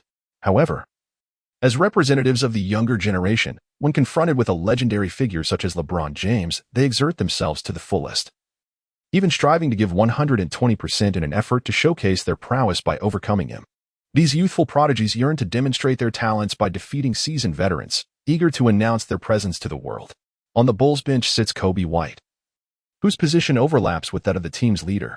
This young man is exceptionally gifted, not only showcasing a well-rounded skill set but also maintaining remarkable consistency. What is truly commendable is his selflessness. He willingly assumes the role of a supporting player, inherently embodying the qualities of an exemplary sixth man. Had the Bulls not struggled in the standings, his current performance would almost guarantee him the title of last season's best sixth man. Chapter 34, Battling the Bulls on the Sidelines. Lakers head coach Frank Vogel is engaged in the final strategic briefings for his players. However, this time, his demeanor diverges significantly from his usual approach. Typically, he observes the game quietly from the sidelines, but now he appears particularly animated. Rather than remaining seated, he paces back and forth, his gaze firmly fixed on the court, seemingly intent on capturing every detail of the unfolding contest. Such actions are far from aimless. For the Lakers, this game holds profound significance. Should they emerge victorious, they would return to Los Angeles adorned with a resplendent six-game winning streak, perpetuating their fervent momentum. This triumph would play a crucial role in bolstering the team's morale and confidence. Consequently, Vogel incessantly reminds his players to remain focused and to never exhibit even the slightest hint of complacency. They must guard against underestimating their opponents simply due to their low ranking, as such a sense of entitlement could exact a heavy toll. As the referee's whistle sounded, the players commenced their entry onto the court. The Lakers, battling on enemy territory, fielded a lineup featuring center Sheng Ke, power forward Davis, small forward Green, shooting guard Pope, and point guard James. This is the most formidable lineup that Vogel can currently assemble. With the springy presence of Wiggins protecting the rim, LeBron orchestrating plays, Davis sweeping through defenses, Green as the sharpshooter, and KCP guarding the perimeter, it is evident that he aims to secure a swift victory in this contest. Meanwhile, the Bulls, competing on their home turf, have deployed a lineup featuring center Markkanen, power forward Satoransky, small forward Wendell, shooting guard Porter Jr., and point guard Zach LaVine. This configuration echoes Pat Riley's five-forward strategy, clearly indicating that the Bulls' stable starting lineup has yet to be established. Observing the Bulls' arrangement, Coach Vogel of the Lakers displayed a look of perplexity. He recognized that such a lineup could pose challenges for his team, yet he remained confident in his squad's strength and experience to confront any obstacle. With the referee's whistle signaling the commencement of the match, Wiggins, akin to a spring-loaded athlete, leaped with astonishing swiftness to send the ball soaring to his backcourt. Markkanen, unable to react in time, could only extend his arm in a futile gesture, thus allowing the Lakers to effortlessly claim the initial possession. The basketball swiftly found its way into LeBron's hands, who surged forward like a tempest. However, the Bulls had evidently prepared thoroughly. Their defensive transition speed was astonishing, leaving no opportunity for the Lakers to execute a fast break. The United Center can accommodate 21,000 spectators, who possess a unique viewing custom. They remain standing until the home team scores, only sitting down once the first basket has been made. At this moment, as the crowd of 22,000 resounded with a unified chant of defense, defense, the overwhelming wave of support was utterly electrifying. Facing LaVine's tenacious defense, LeBron adeptly employed rapid cross-dribbling techniques, searching for an opportunity to penetrate. As Davis stepped up to assist, LeBron decisively lowered his shoulder and accelerated, deftly maneuvering past LaVine's defense and escaping his grasp. Davis's screen was of exceptional quality. He stood as a formidable barrier, obstructing the opponent's line of sight and path. LaVine attempted to navigate through the pick, but confronted with Davis's solid obstruction, he was compelled to alter his strategy, opting instead to circle around from behind. At this moment, the astute LeBron, possessing an extraordinary basketball IQ, keenly observed the shifting dynamics on the court as he advanced. He noticed that the sole interior player, Markkanen, had been drawn away by Sheng Ke, leaving a gap in the defense before him. Without hesitation, LeBron accelerated, akin to a bolt of lightning racing towards the Bulls' paint. Leveraging his remarkable physical prowess and speed advantage, he swiftly surpassed his adversaries, ultimately trailing Satoransky as he emphatically thrust the ball through the hoop. At this moment, the entire arena was enveloped in an eerie silence, as the spectators first fell into a hushed stillness, only to erupt in boos shortly thereafter. Whether during the era of Rose or the recent media hype suggesting that LeBron would surpass Jordan upon completing the 411 project, the Bulls fans harbored a deep disdain for LeBron. It was evident that LeBron's offensive desire was fervently strong tonight, in the final game of a grueling 3-game road trip. Many of the Lakers players had yet to fully regain their form. However, LeBron remained undaunted, stepping up to bear the banner of offense right from the opening stages, showcasing his leadership and resolve. Upon receiving the ball, LaVine surged forward like a bolt of lightning, his speed astonishing. He swiftly advanced along the sidelines, effortlessly breaching LeBron's defensive line. Like a blazing flame, he charged towards the hoop, yet under the interference of Vucevic, he attempted a reverse layup, which ultimately ended in failure. Vucevic successfully trapped 2 opponents, allowing Davis to secure the defensive rebound without issue. After all, LeBron, now in the twilight of his career, could no longer match the pace of youthful players such as LaVine. In defense, he had to rely on his bulk to contend with back-to-the-basket plays. On the sidelines, Vogel lauded Vucevic's defensive performance, praising his successful disruption of LaVine. The Bulls' offense appeared chaotic, with players each fighting their own battles. Every individual opted for isolation upon receiving the ball. The possession was almost entirely concentrated in the hands of LaVine and Markkanen, and this method of attack proved to be highly inefficient. Clearly, Zach LaVine had yet to fully acclimate to the role of the team's orchestrator. Observing the Bulls' disjointed play, LeBron recognized the necessity for a more aggressive strategy. He raised his hand, making a simple yet unequivocal gesture, extending his right index finger and waving it twice. This gesture signified that the forthcoming tactic would primarily revolve around isolations. In the NBA, the success rate of star players in one-on-one situations is notably high. The league's average shooting percentage hovers around 47%. But superstars like LeBron and Davis often boast true shooting percentages exceeding 60%. When stars exert themselves to leverage their advantages, opposing teams are frequently compelled to resort to double-teaming or heightened focus, thereby creating additional scoring opportunities for their teammates and unlocking the team's offensive potential. However, this strategy should not serve as a regular weapon, for over-reliance on star players can lead to diminished stamina, particularly in critical moments. At this juncture, LaVine stood before LeBron, arms outstretched, his eyes fixed intently on the basketball in LeBron's hands, bracing himself for the challenge. Yet, for LeBron, the most effective offensive approach remained a direct assault on the paint. Over the years, his true shooting percentage near the basket has consistently ranked among the league's elite, often placing him within the top 5. With his formidable physique, exceptional speed, and explosive power, he can effortlessly breach opponents' defenses, generating high-efficiency scoring opportunities. Chapter 35. Tactical shifts. Thus, LeBron swiftly retreated a couple of steps, clearing ample space for acceleration. As he initiated his move, he abruptly changed direction, catching LaVine off guard and causing him to lose his defensive stance in an instant. Left with no other option, LaVine closely adhered to James from the side, striving to constrict his offensive space. Meanwhile, Markkanen, apprehensive that Sheng Ke might find himself unguarded for a scoring opportunity, hesitated to relinquish his defense, particularly given Sheng Ke's staggering 3-point shooting percentage of nearly 90% in open situations, alongside an average of 4 successful 3-pointers per game.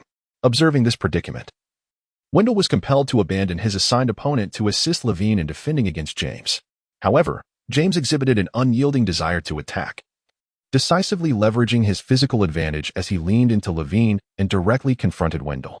In the following moment, he elegantly leaped for a 3-step layup, deftly employing a scoop technique midair to execute a low-handed finish.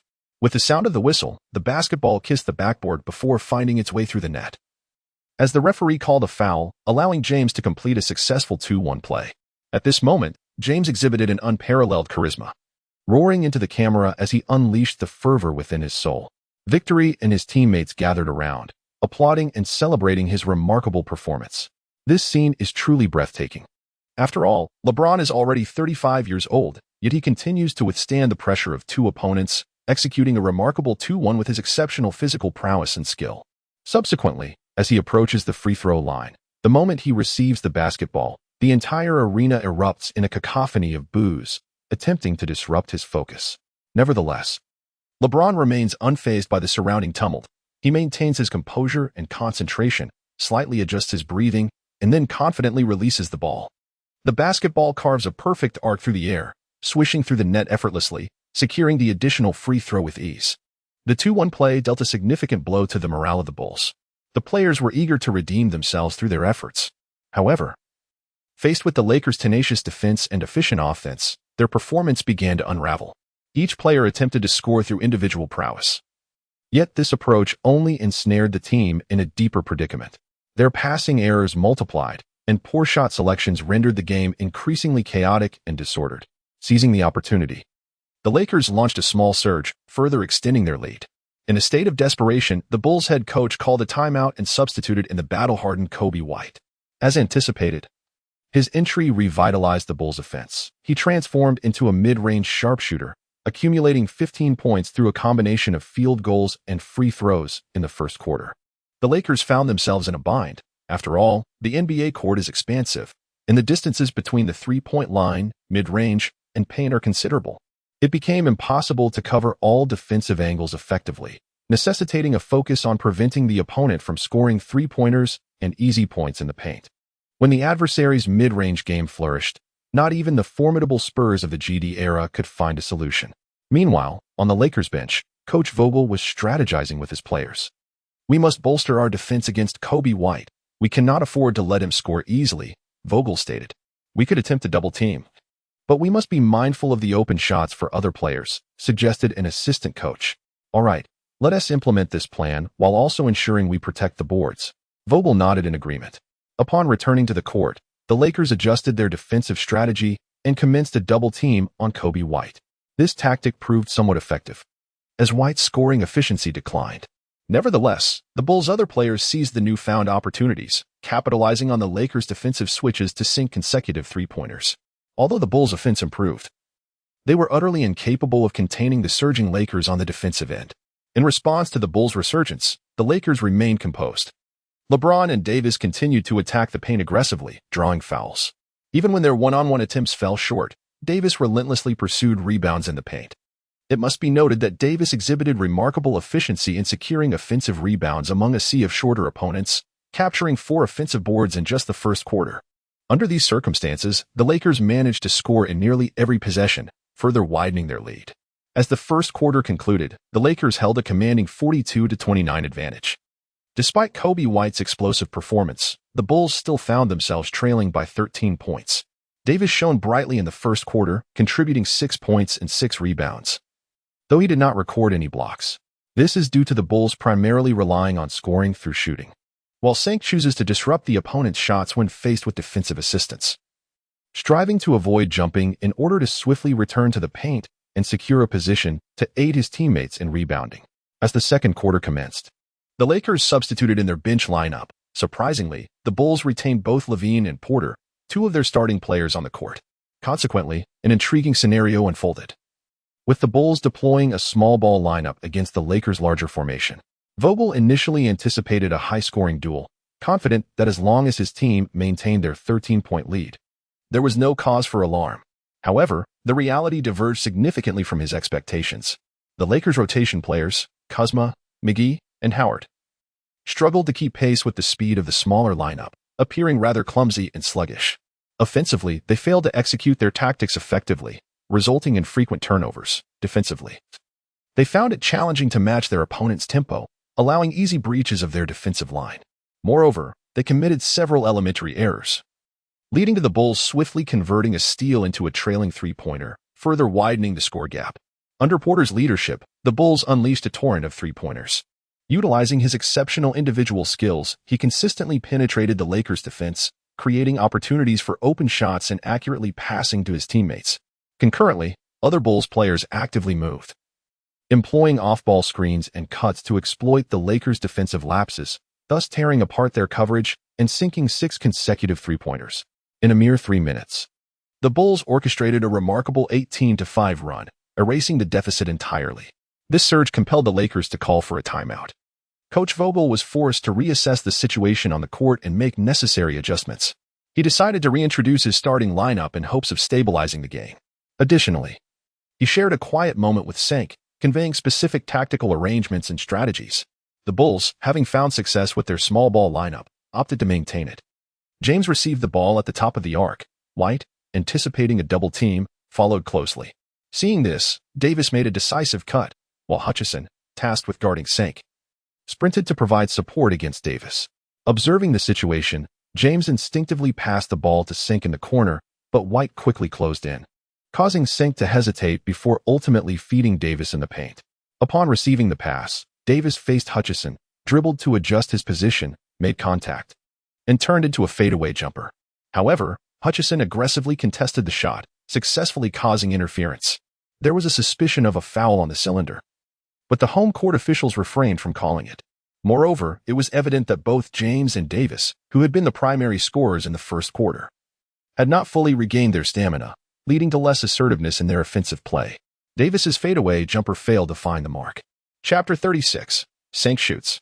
Sheng Ke intended to drive towards the basket to contest for an offensive rebound, but midway through, he was intentionally obstructed by Coby White, thwarting his attempt.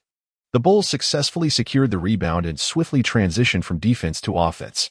On the sidelines, Lakers head coach Frank Vogel directed all his attention towards Sheng Ke, expressing profound dissatisfaction with the latter's recent pass. As Sheng Ke walked past him, Vogel emitted a sharp whistle and called out loudly, "Sheng, shoot. Shoot." Sheng Ke silently nodded, repeatedly reminding himself of the mantra, "Indeed, I must shoot," resolutely releasing the ball even amidst distractions. Vogel's implication was clear. He needed me to alleviate the offensive burden on LeBron and Davis, allowing them to gradually regain their stamina on the court. Simultaneously, Lakers fans watching the live broadcast shared their opinions. It appeared that Anthony Davis was unprepared to receive the ball, his stance suggesting he was more ready to contest for a rebound. Indeed, during the timeout, the Lakers had strategized to make Sheng Ke the primary focus upon their return, as the Bulls were employing a small ball lineup that posed little interference for Sheng Ke. Consequently, Davis was caught off guard, mistakenly believing Sheng Ke was poised to shoot. When the ball reached him, he had merely moments to react before the 3-second violation loomed, forcing a rushed attempt. However, once the Lakers deployed their starting lineup, the combination of Sheng Ke and Davis's lengthy reach disrupted the Bulls' once miraculous shooting touch, resulting in repeated misses. Subsequently, as Sheng Ke engaged in offense, he ceased to linger at the baseline, instead opting to assist with off-ball screens, maneuvering back and forth along the baseline. When he created sufficient shooting space, LeBron's passes would swiftly find their way into Sheng Ke's hands. Thus, Sheng Ke's offensive efficiency has been significantly enhanced. He is no longer merely a spot shooter, but is now capable of generating more scoring opportunities through off-ball movement. Concurrently, the Lakers' overall offense has become more fluid, with players exhibiting greater synergy in their collaboration, due to Davis's vigorous efforts in securing rebounds beneath the basket. Sheng Ke experiences minimal psychological pressure when receiving the ball on the perimeter, allowing him to shoot confidently towards the hoop. Although opposing players such as Hutchison or Coby White may strive to contest his shots, Sheng Ke resolutely adheres to Coach Vogel's directives, taking decisive shots. While adversaries might obscure his line of sight, they cannot obstruct Sheng Ke's auxiliary line of support. Provided there is ample space to execute his technical maneuvers and he maintains control over his shooting strength, he can effortlessly release the ball along the auxiliary line. Given that Sheng Ke had seldom shot under duress previously, he initially struggled to adapt, mismanaging his shooting power, resulting in alternating successes and failures. However, as his attempts increased, he gradually acclimated to the circumstances, realizing that opponents could not adequately contest his shots, and consequently, he scored 3 consecutive three-pointers, concluding the second quarter. Following a surge of 18-5 in favor of the Bulls, the Lakers swiftly retaliated with a 27-18 offensive run. Ultimately, the Lakers led 74-65 by 9 points at halftime. Sheng Ke's consistent performance afforded Vogel a plethora of tactical options, and he openly lauded Sheng Ke's exceptional display in the locker room. Now, the Bulls face 2 formidable dilemmas: either field their regular starting lineup to engage in a half-court battle with the Lakers or deploy a small ball lineup to engage in a shootout. However, the outcome of the first quarter had already demonstrated that the Bulls' starting lineup was no match for the Lakers, leaving them with no choice but to risk employing a small ball configuration in search of a glimmer of hope. Upon returning to the court after halftime, Sheng Ke could not help but exclaim upon seeing the Bulls' lineup, "Good grief, I'm earning a minimum salary yet doing the work of a max player. As the second half commenced, just as Vogel had anticipated, Sheng Ke swiftly sank 2 3-pointers at the outset, prompting the Bulls players to closely mark him. Almost glued to his side. Even when faced with screen-and-roll situations, they remained tightly attached to Sheng Ke, denying him any opportunity to shoot. While this defensive strategy constrained Sheng Ke, it simultaneously rendered the Bulls' defensive line fragmented and vulnerable. At that moment, the rejuvenated James and Davis seized the opportunity to deliver a resounding lesson to the Bulls. Confronted by the Bulls' diminutive lineup, the two-star players of the Lakers operated like deities of the paint, effortlessly penetrating and scoring. One particularly remarkable play saw Davis delicately tap the ball 5 times atop Porter before finally sending it through the hoop, a display of rebounding prowess that was utterly exhilarating. According to the principle of balanced offense and defense, the offensive capabilities of the trailing side are inevitably hampered when they repeatedly fail to defend successfully. After multiple attempts to penetrate the paint ended in futility, Kobe White resorted to a gamble, launching 3-pointers that, under timely defensive pressure, all went awry. Coupled with Levine's consecutive turnovers, the already beleaguered Bulls grew increasingly impatient, allowing the score gap to widen. With 6 minutes remaining in the third quarter, the Lakers held a commanding 95-73 lead, a 22-point advantage. Witnessing this unfolding scenario, Vogel opted to bench his starters, who had just completed a taxing 3-game road trip. To mitigate the risk of injury due to fatigue, he retained only the regular rotation players, KCP and Green, to stabilize the score margin.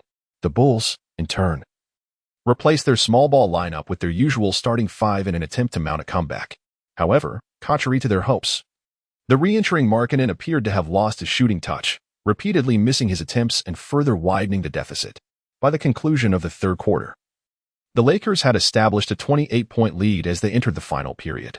In the fourth quarter, the Bulls persisted in keeping their starters on the floor, while Vogel remained unfazed, substituting his regular rotation players for benchwarmers and rookies. The fourth quarter concluded in a tumultuous fashion.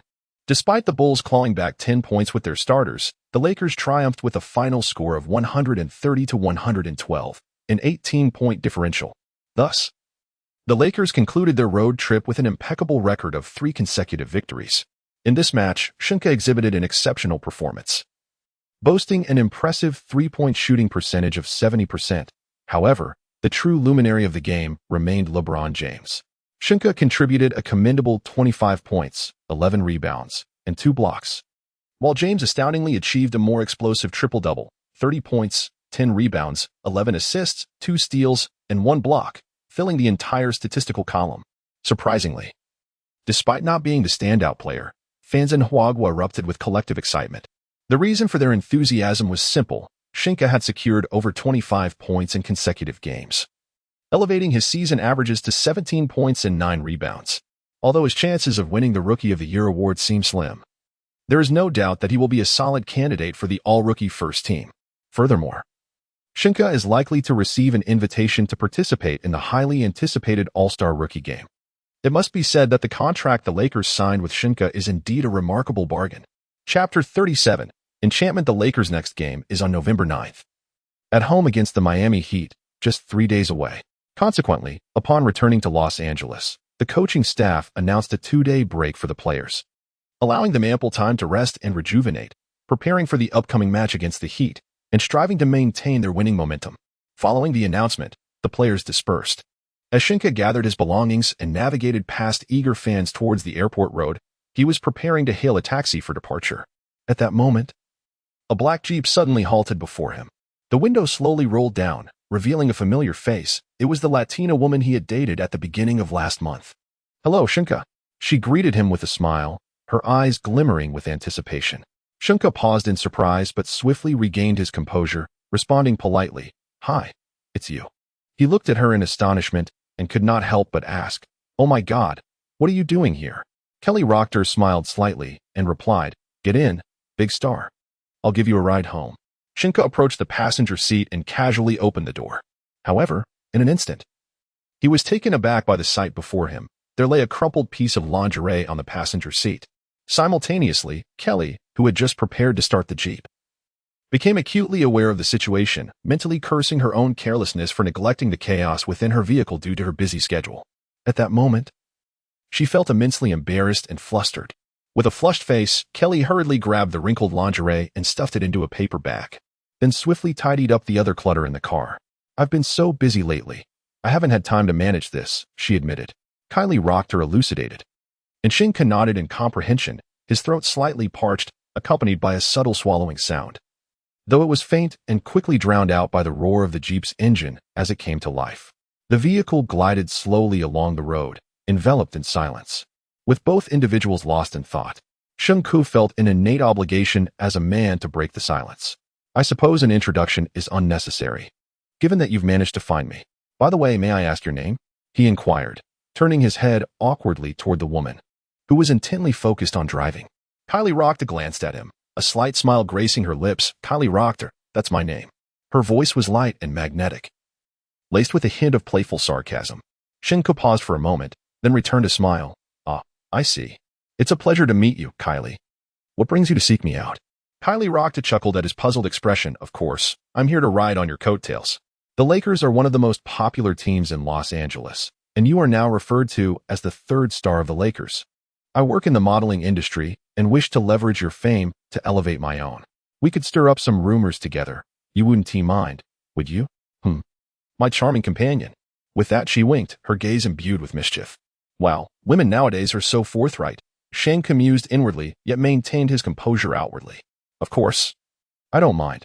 As an athlete, I'm indifferent to such superficialities, as long as you're happy." Sheng Ke felt a surge of pride. In his previous life, he had been a humble writer, and his wife was found through arranged marriage. Yet here he was, thriving and attracting such an extraordinary woman. He felt exhilarated. If nothing remarkable were to transpire tonight, even Lu Xiaohui would find it hard to believe. The vehicle gradually came to a halt, and Sheng Ke felt a rush of excitement. He glanced at Kylie rocked and noticed a mysterious and alluring glimmer in her eyes. He sensed that this night might hold some extraordinary events. "Have we arrived? Is this the place?" Kylie rocked asked softly, her voice tinged with provocation. "Yes," Sheng Ke replied, striving to maintain his composure, though his heart was already tumultuous. "Then goodbye," Kylie rocked her teased with a smile, her eyes sparkling with cunning light. Sheng Ke stared at her in surprise, his mind filled with questions. "Wait, you've ridden on my fame. Surely you can't deny me the chance to ride on yours?" he quickly queried. Kylie rocked laughed in response. "Of course, you can, as long as you're willing." Sheng Ke's heart raced. He realized that this evening might unfold in ways far more delightful than he had imagined. As those words escaped his lips, a warm rush coursed through him, and he understood that this night was destined to etch unforgettable memories. Thus, Sheng Ke stepped forward, retrieved the key, and pulled her from the car, enveloping her tightly in his embrace before striding purposefully towards the apartment. His footsteps were resolute and powerful, imbued with an irresistible force. At that moment, his heart brimmed with a wild sense of passion and freedom. This sensation made him feel like an untamed beast, breaking free from the shackles of restraint, reveling in the beauty of life. Ecstasy. He could not help but whisper in delight, a satisfied smile illuminating his face. In this instant, he felt all fatigue and pressure dissipate, replaced by boundless vitality and enthusiasm. Exhilarating. He marveled once more, his eyes sparkling with excitement. This was the life he yearned for, brimming with thrills and challenges, utterly irresistible. Yet, these feelings were his alone to comprehend and experience, their exquisite essence beyond the realm of words. For the fledglings, they might never grasp this unique experience. As dawn broke, golden rays of sunlight filtered through the delicate curtains, gently cascading onto Sheng Ke's ordinary yet sharply defined visage. He awakened with bleary eyes, instinctively reaching out beside him, only to encounter nothing but cold emptiness. A wave of confusion washed over him as he rubbed his eyes, only to discover that he was utterly alone. Sheng Ke sat up, surveying his surroundings, ultimately resting his gaze on the bedside table. There lay a note, seemingly left for him.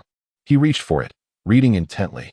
The handwriting was neat and elegant, inscribed with, "Dear bedmate, I have to leave for work. Thank you for your warmth. Please don't discard my phone number. If you don't call me, I shall extract every ounce of energy from you next time." Gazing at the note, a surge of trepidation welled within him. He instinctively touched his lower back, recalling the fervent entanglement with the Latino woman from the previous night, and couldn't help but exclaim to himself, American women are indeed fierce. Last night, she had demanded his attention 5 times, each encounter leaving him utterly drained. Fortunately, his robust body and youthful resilience prevailed. At this moment, he finally understood the truth behind that lyric. The woman at the foot of the mountain is a tiger. When encountered, one must flee. Sheng Ke found his phone at the bedside and dialed the number from the note. Hello? An urgent voice answered on the other end. It's me. Sheng Ke. This is my number, he replied. Okay, good boy, bedmate. I'll reward you tonight. I must get back to work now, bye. The caller hung up swiftly, seemingly preoccupied. Holding the phone, Sheng Ke's emotions became complicated. He recognized that this woman merely regarded him as a bed partner, yet he too had not sought anything more profound. Such casualness was commonplace in America. Recollecting their time together, a warm wave surged through him. He placed the phone down, lay back on the bed, and closed his eyes, attempting to regain his composure. Yet the image of that woman lingered in his mind, stirring his heart and rendering him restless. He inwardly cursed, damn it. Why doesn't he that tigress do some morning exercises before leaving? Lost in thought, he couldn't help but chuckle. Chapter 38. The heat of battle. 3 fleeting days passed, during which Sheng Ke reveled in the company of the tigresses, indulging in nocturnal revelries that left him in a euphoric state. Fortunately, his martial arts training endowed him with extraordinary physical resilience. Otherwise, he might have succumbed to exhaustion from his excesses and been unable to compete. He marveled at how indeed Zhang Liang was formidable. On the evening of November 9th, as the competition was about to commence, Sheng Ke stepped into the Staples Center alongside his team. Profoundly awed by the electrifying atmosphere, the audience, vibrant and spirited, donned an array of Lakers apparel, brandishing placards and fervently chanting slogans to rally their team. Fans in the stands waved flags, their cheers rising and falling like a jubilant tide. At that moment, Sheng Ke noticed a group of exuberant, flamboyantly dressed African-American ladies, energetically dancing as if performing a grand ballet. In contrast, another section was filled with orderly fans clad in Lakers jerseys, hoisting placards proclaiming, LA secures 7 consecutive victories. Clearly, these were devoted Lakers supporters, brimming with anticipation and encouragement for their team. In the front row, he spotted many familiar faces, an array of glamorous stars, including Hollywood actors, renowned singers, and models. However, he was taken aback by the uneven quality among these so-called heartthrobs. Some appeared strikingly handsome, while others were merely weary-looking with sagging physiques. Particularly notable was a famous director whose appearance resembled that of a monkey, animatedly gesticulating, seemingly oblivious to his own image. Yet, that was not the most astonishing sight. A row of shirtless, portly men stood behind, their bare bellies gleaming in the light, adorned with the letters spelling out LOS ANGLES, collectively forming the name of the Los Angeles Lakers. As Sheng Ke joined the Lakers on the court, the DJ began to introduce the players, employing an exaggerated tone reminiscent of a boxing announcer. Every word seemed to be shouted with fervent passion. Next to grace the stage is our team's best rookie, Sheng Ke. Now, that was the true essence of the atmosphere. This was what it felt like to play ball. Amidst the cheers of the crowd and the DJ's exuberant introduction, Sheng Ke jogged into the center of the court, smiling and waving to the fans in attendance. On the way to the team's bench, Sheng Ke exchanged high-fives with his fellow Lakers players. Upon his entry onto the court, the atmosphere in the arena was instantly ignited, transforming the already vibrant Staples Center into a cauldron of excitement. Prior to the commencement of the match, Lakers head coach Frank Vogel diligently reminded the players of various key points, continually encouraging them to maintain a relaxed demeanor. He emphasized that despite the Lakers' current winning streak, they must not let victory cloud their judgment. Instead, they should remain composed, unaffected by their consecutive triumphs. He assured them that if they could perform at the level they exhibited in training, victory would be within their grasp. As the starting lineups were announced, the Miami Heat featured G. Nunn, S.G. Jimmy Butler, S.F. Duncan Robinson. Though sharing a name with the legendary Duncan, he is indeed a sharpshooter, F. Adebayo, and C. Myers Leonard, the player who was notably pushed aside by LeBron James, resulting in a comical expression. The Lakers lineup included G. James, S.G. Bradley, S.F. Green, F. Davis, and C. Sheng Ke. Coach Spoelstra of the Heat wore a grave expression, his eyes betraying a hint of anxiety and unease.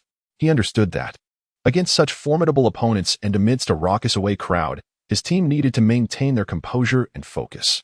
Therefore, he approached the players, speaking in a gentle yet firm tone. Gentlemen, relax. Do not let the suffocating atmosphere affect your mindset. We must believe in our capabilities and fight with all our strength. However, once the game commenced, Coach Spoelstra quickly realized that his exhortations had fallen on deaf ears. His players appeared unusually tense, their movements rigid, and they even committed elementary passing errors. The Lakers seized the opportunity to launch a swift counterattack, surging to a 5-0 lead. Coach Spoelstra, in a state of agitation, could not fathom why his players were so nervous. While he inwardly cursed, he recognized that now was not the time for reproach. He decided to call a timeout to recalibrate their strategy and allow his players a moment to catch their breath and stabilize their emotions. During the timeout, Coach Spoelstra stood before the players, bellowing, "Everyone, just relax. This is merely our first away game. There is no need for such tension. Trust in your abilities and play at our rhythm. We have plenty of time. If we take it slow, we can certainly win this match." Observing the demeanor of the opposing players, Vogel wore a slight smile, turning to his Lakers team with a resolute tone. "Do you see? They are more nervous than we are."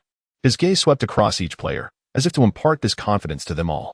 Subsequently, Vogel pointed to himself, his voice imbued with pride and assurance. "We are the top team in the league. We are the only squad to achieve 6 consecutive victories." His words flowed like a refreshing stream, nourishing the spirits of each player. The previously anxious players suddenly realized, indeed, they were on a 6-game winning streak. They were the best team in the league, and there was nothing to fear. It should be they who instilled fear in their opponents. This transformation in mindset is akin to a gentle spring breeze, bringing a sense of ease and joy to the Lakers players, allowing their tense muscles to relax. Upon returning from the timeout, the Heat's Butler deftly evaded the defensive efforts of his opponents, executing a skillful layup to score the team's first points, securing 2 vital points. At this moment, Butler had yet to celebrate with a triumphant fist pump when James received the ball and surged forward like an arrow released from its bow.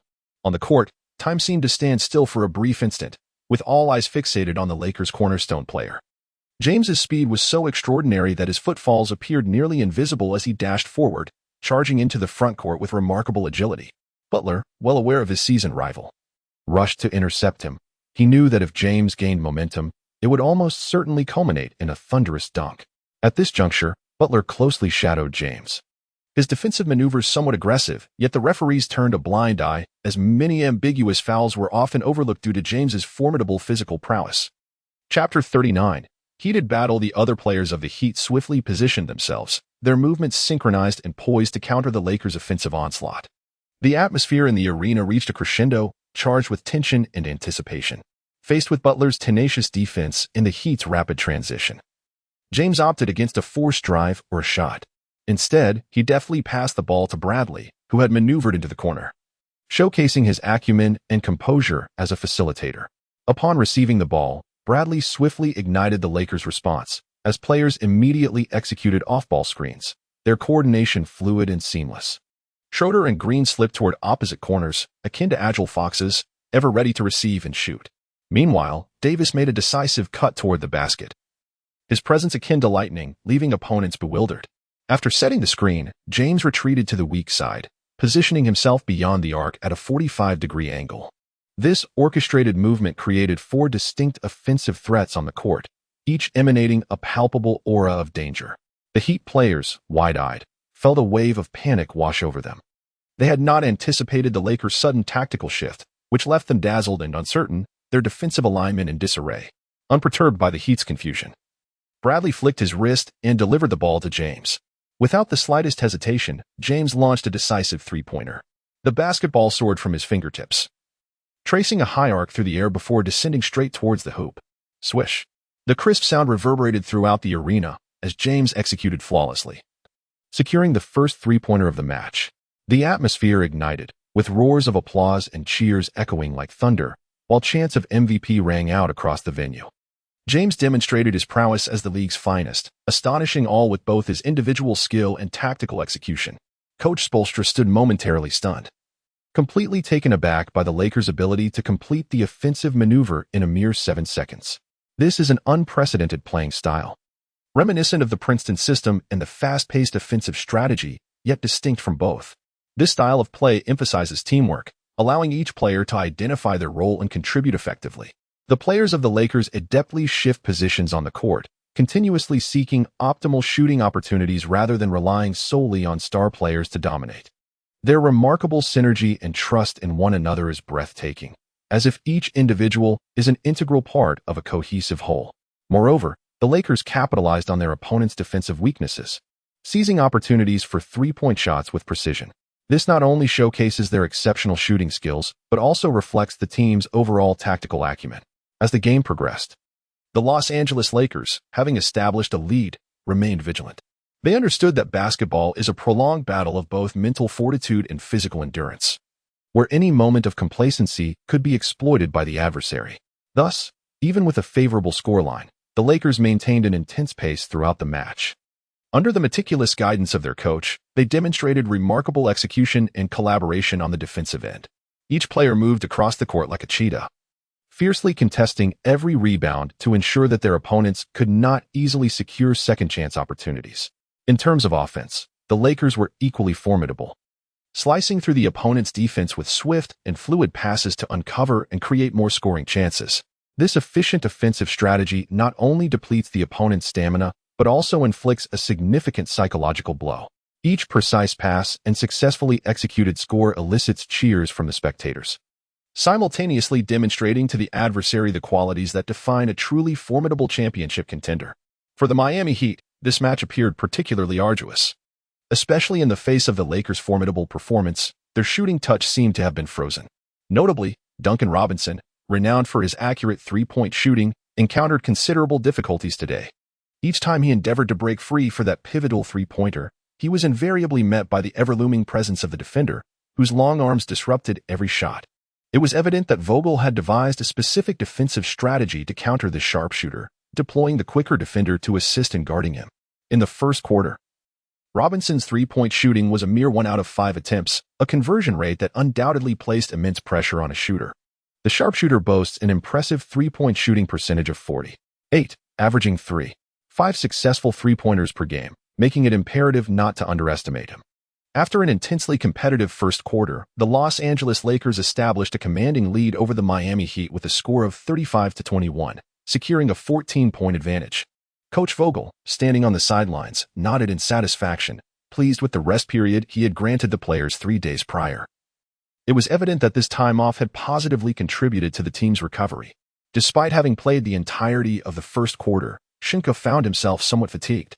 Perhaps it was the result of prior indulgences, for in the past, he would emerge from the first quarter brimming with energy, astonishing his teammates with the remarkable stamina of an Asian player, which starkly contrasted with their preconceived notions regarding the generally inferior endurance of Asian athletes in the NBA. As the second quarter commenced, adjustments to the rotation yielded varying results. For disciplined players like James, the brief respite facilitated a perfect restoration of their form. However, for players like Kuzma, the rest appeared to have minimal beneficial impact, as he played as if drained, making just 1 out of 7 shots and committing 4 turnovers. Howard also faced difficulties as he struggled to keep pace, accumulating 4 fouls in just 1 quarter. Fortunately, the Heat's rookies, Harrow and Kalanick, similarly faltered, allowing the Lakers to remain in contention despite trailing 20-25 in the second quarter, ending the half with a score of 55-46, rekindling the suspense of the match. Following halftime, the Heat introduced their most informed players, including Butler, Adebayo, Olynyk, Dragic, and Leonard, in an attempt to close the gap. The Lakers maintained their primary lineup, remaining unfazed in the face of the Heat's offensive onslaught. With possession of the ball, the Heat prepared to initiate their attack. Chapter 40. Confrontation. Upon receiving the ball, Butler swiftly advanced forward, executing a clever pick-and-roll with Adebayo, creating an opportunity for Butler to penetrate. He dribbled decisively, leveraging changes in rhythm and his speed advantage to attempt a direct drive to the basket for a layup. However, the Lakers were not easily deterred in their defensive efforts. Green momentarily lost his positioning, but Sheng Ke reacted swiftly, stepping in to provide support. He raised his arms high, striving to obstruct Butler's line of sight while maintaining tight physical defense against his opponent. This defensive strategy is designed to restrict Butler's movement, thereby diminishing his scoring efficiency. During his 3-step layup, Butler opted for his signature Golden Rooster stands on one-leg fadeaway shot in the final stride. He intended to elude the defense with this challenging maneuver, yet the tight coverage from his opponent compelled him to release the ball from a lower altitude. Consequently, the shot was emphatically swatted down by the nearby Anthony Davis, who displayed remarkable reflexes, securing both a block and a rebound.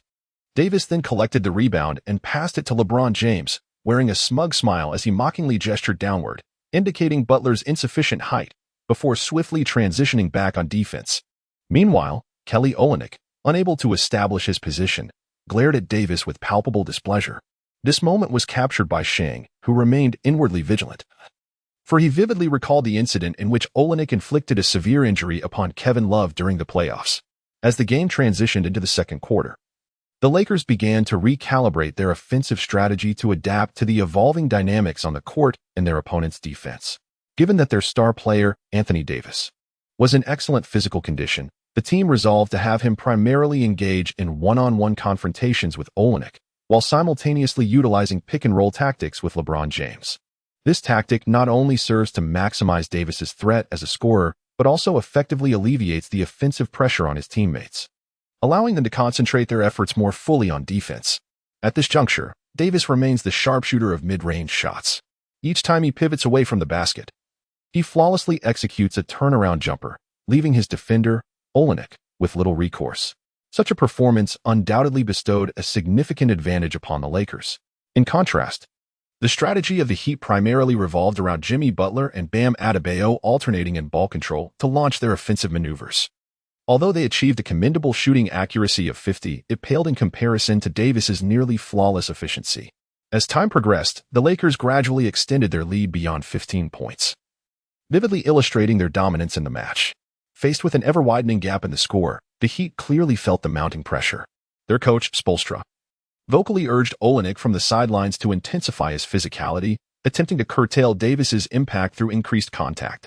Upon receiving the directive, Olynyk's demeanor shifted to one of fierce determination, signaling his intention to employ cunning tactics in the ensuing moments. Amidst the tense atmosphere of the game, Davis positioned himself with his back to the basket, firmly establishing his space in preparation for a one-on-one play. The spectators' gaze fixated upon him, eagerly anticipating a display of brilliance. At that moment, Olynyk seemed to seize an opportunity. Feigning an attempt to steal the ball, he orchestrated a meticulously crafted trap. His nimble footwork allowed him to deftly maneuver, extending his left hand skillfully beneath Davis's armpit while his right arm firmly encircled the opponent's, poised to exert force and twist decisively. The tension on the court escalated palpably, as if the very breath of the audience momentarily suspended in anticipation. At this moment, Sheng, who had been quietly observing the situation, was able to react swiftly. He advanced in a rapid stride, swiftly approaching Olynyk, delivering a precise jab that struck directly at the exposed nerve of the opponent's right hand. The sudden strike caused Olynyk to instinctively release his grip, attempting to regain balance by pushing back with both hands. However, Sheng Ke was well prepared. He deftly executed a crosshand technique, skillfully entangling Olynyk's hands. Subsequently, he pivoted and delivered a side kick, precisely striking his opponent's ankle. The series of swift and fluid movements caused Olynyk to lose his balance, rendering him unable to maintain his footing, and he was helplessly thrust to the ground. With a dull thud, his back met the court floor, eliciting a grimace of pain. Fortunately, as a trained athlete, he instinctively protected his head during the fall, averting more severe injury. A conflict erupted as players from both sides rushed in, shoving one another. The piercing sound of whistles reverberated throughout the arena as the main referee and assistant referees urgently signaled for a halt to the game. They swiftly approached the heart of the altercation, striving to separate the players and prevent the situation from escalating further. At this moment, staff and coaching members hurried to assist in restoring order. Amidst this tense atmosphere, Sheng appeared remarkably composed. He raised both hands in a gesture of peace, indicating he bore no intention of conflict, and gradually retreated to the bench. Meanwhile, Howard and McGee, filled with excitement, surrounded Sheng, leaping and cheering, chanting, "Kick that con." Once the situation began to stabilize, the team physician hurried forward to assess Olynyk's injuries. Fortunately, after a thorough examination, it was determined that Olynyk had only sustained a soft tissue contusion, with no serious harm done. This news undoubtedly brought a sigh of relief to the coach of the Heat. At that moment, the large screen in the arena began to replay the earlier altercation. The audience reacted with a spectrum of emotions. Some shouted in anger, "This is murder. Olynyk should be sent to prison. He nearly ruined our season."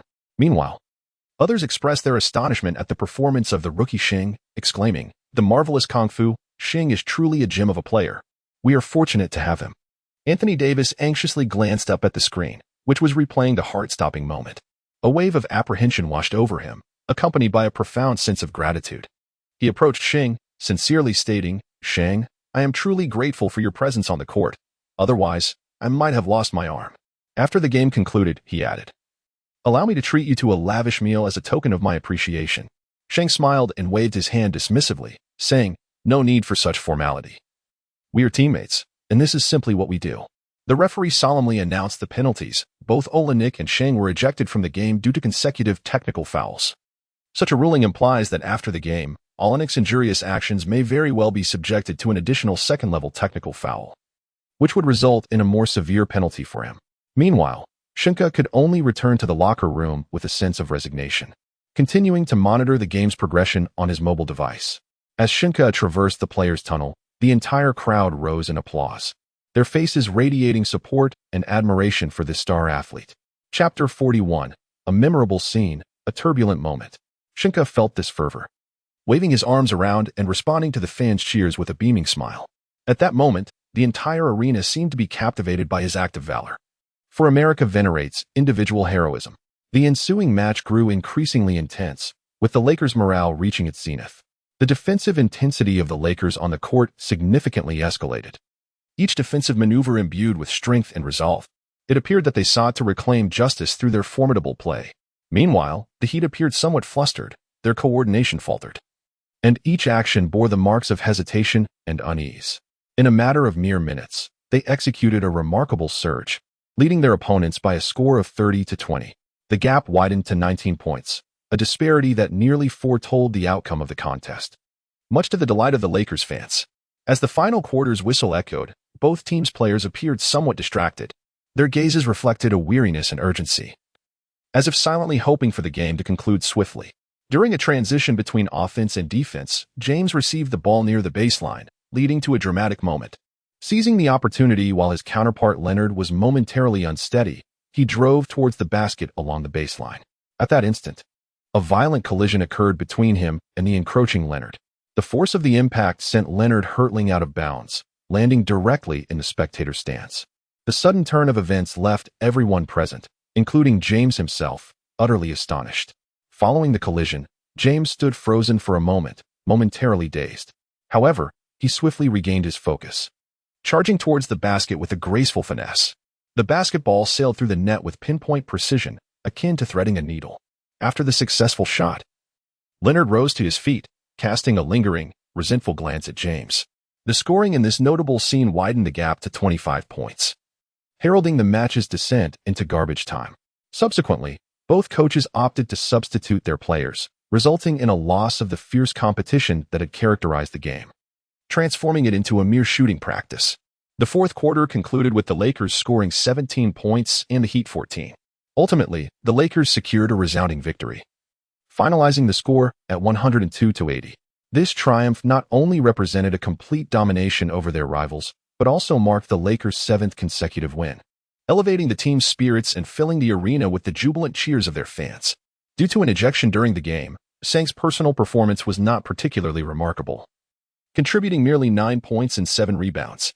The undisputed star of the match was Anthony Davis, who dominated with a comprehensive stat line of 26 points, 8 rebounds, and 7 assists, alongside 2 steals and 3 blocks, showcasing his formidable presence on the defensive end. After the game, following media interviews, Davis did not leave immediately, but returned to the locker room. He promptly sought out Sheng, celebrating with a brotherly high five. His words were filled with care and support. "Sheng, I'll cover the fine for your technical foul. Please don't refuse my offer." Sheng, of course, accepted Davis' generous gesture, nodding in agreement. Seeing Sheng embrace his assistance, Davis broke into a joyful smile. For Sheng, despite his limited financial means, having Davis' support was undoubtedly a blessing. At this moment, it was midday in Huagua, a time when fans were most animated. After watching the game, they eagerly shared their thoughts. "Wow, Sheng can actually do martial arts? Truly impressive," exclaimed one commentator. Another responded, "The first move seems to be a jab, right? I've seen it in Bruce Lee's films." A third chimed in, to the commenter above, "Yes, that's the basic jab in Jeet Kune Do. And that move where he took down Olynyk is the Tai Chi silk reeling crosshand followed by a wild horse splitting its mane."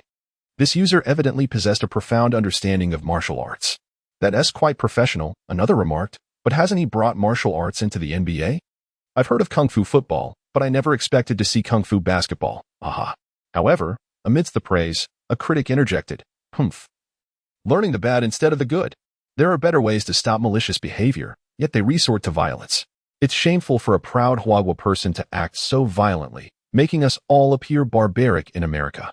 Nevertheless, someone swiftly countered. The above commenter has been assessed as foolish. I suggest you take a taxi to Leson and let the great Buddha stand while you sit down. Moreover, Dajong holds American nationality. Setting aside the uproar in Huagua, opinions varied widely, but in America that evening, Olynyk's actions have led the league to impose a secondary flagrant foul upon him, resulting in a one-game suspension. The leniency of the penalty can be attributed to the fact that no one was injured by his malicious act. Thus, this suspension serves more as a cautionary measure. The league has adopted a zero-tolerance policy towards flagrant fouls, recognizing that players are invaluable assets. Should a troubling trend emerge and go unchecked, the potential for player injuries could lead to a significant loss of fans, thereby jeopardizing the league's revenue.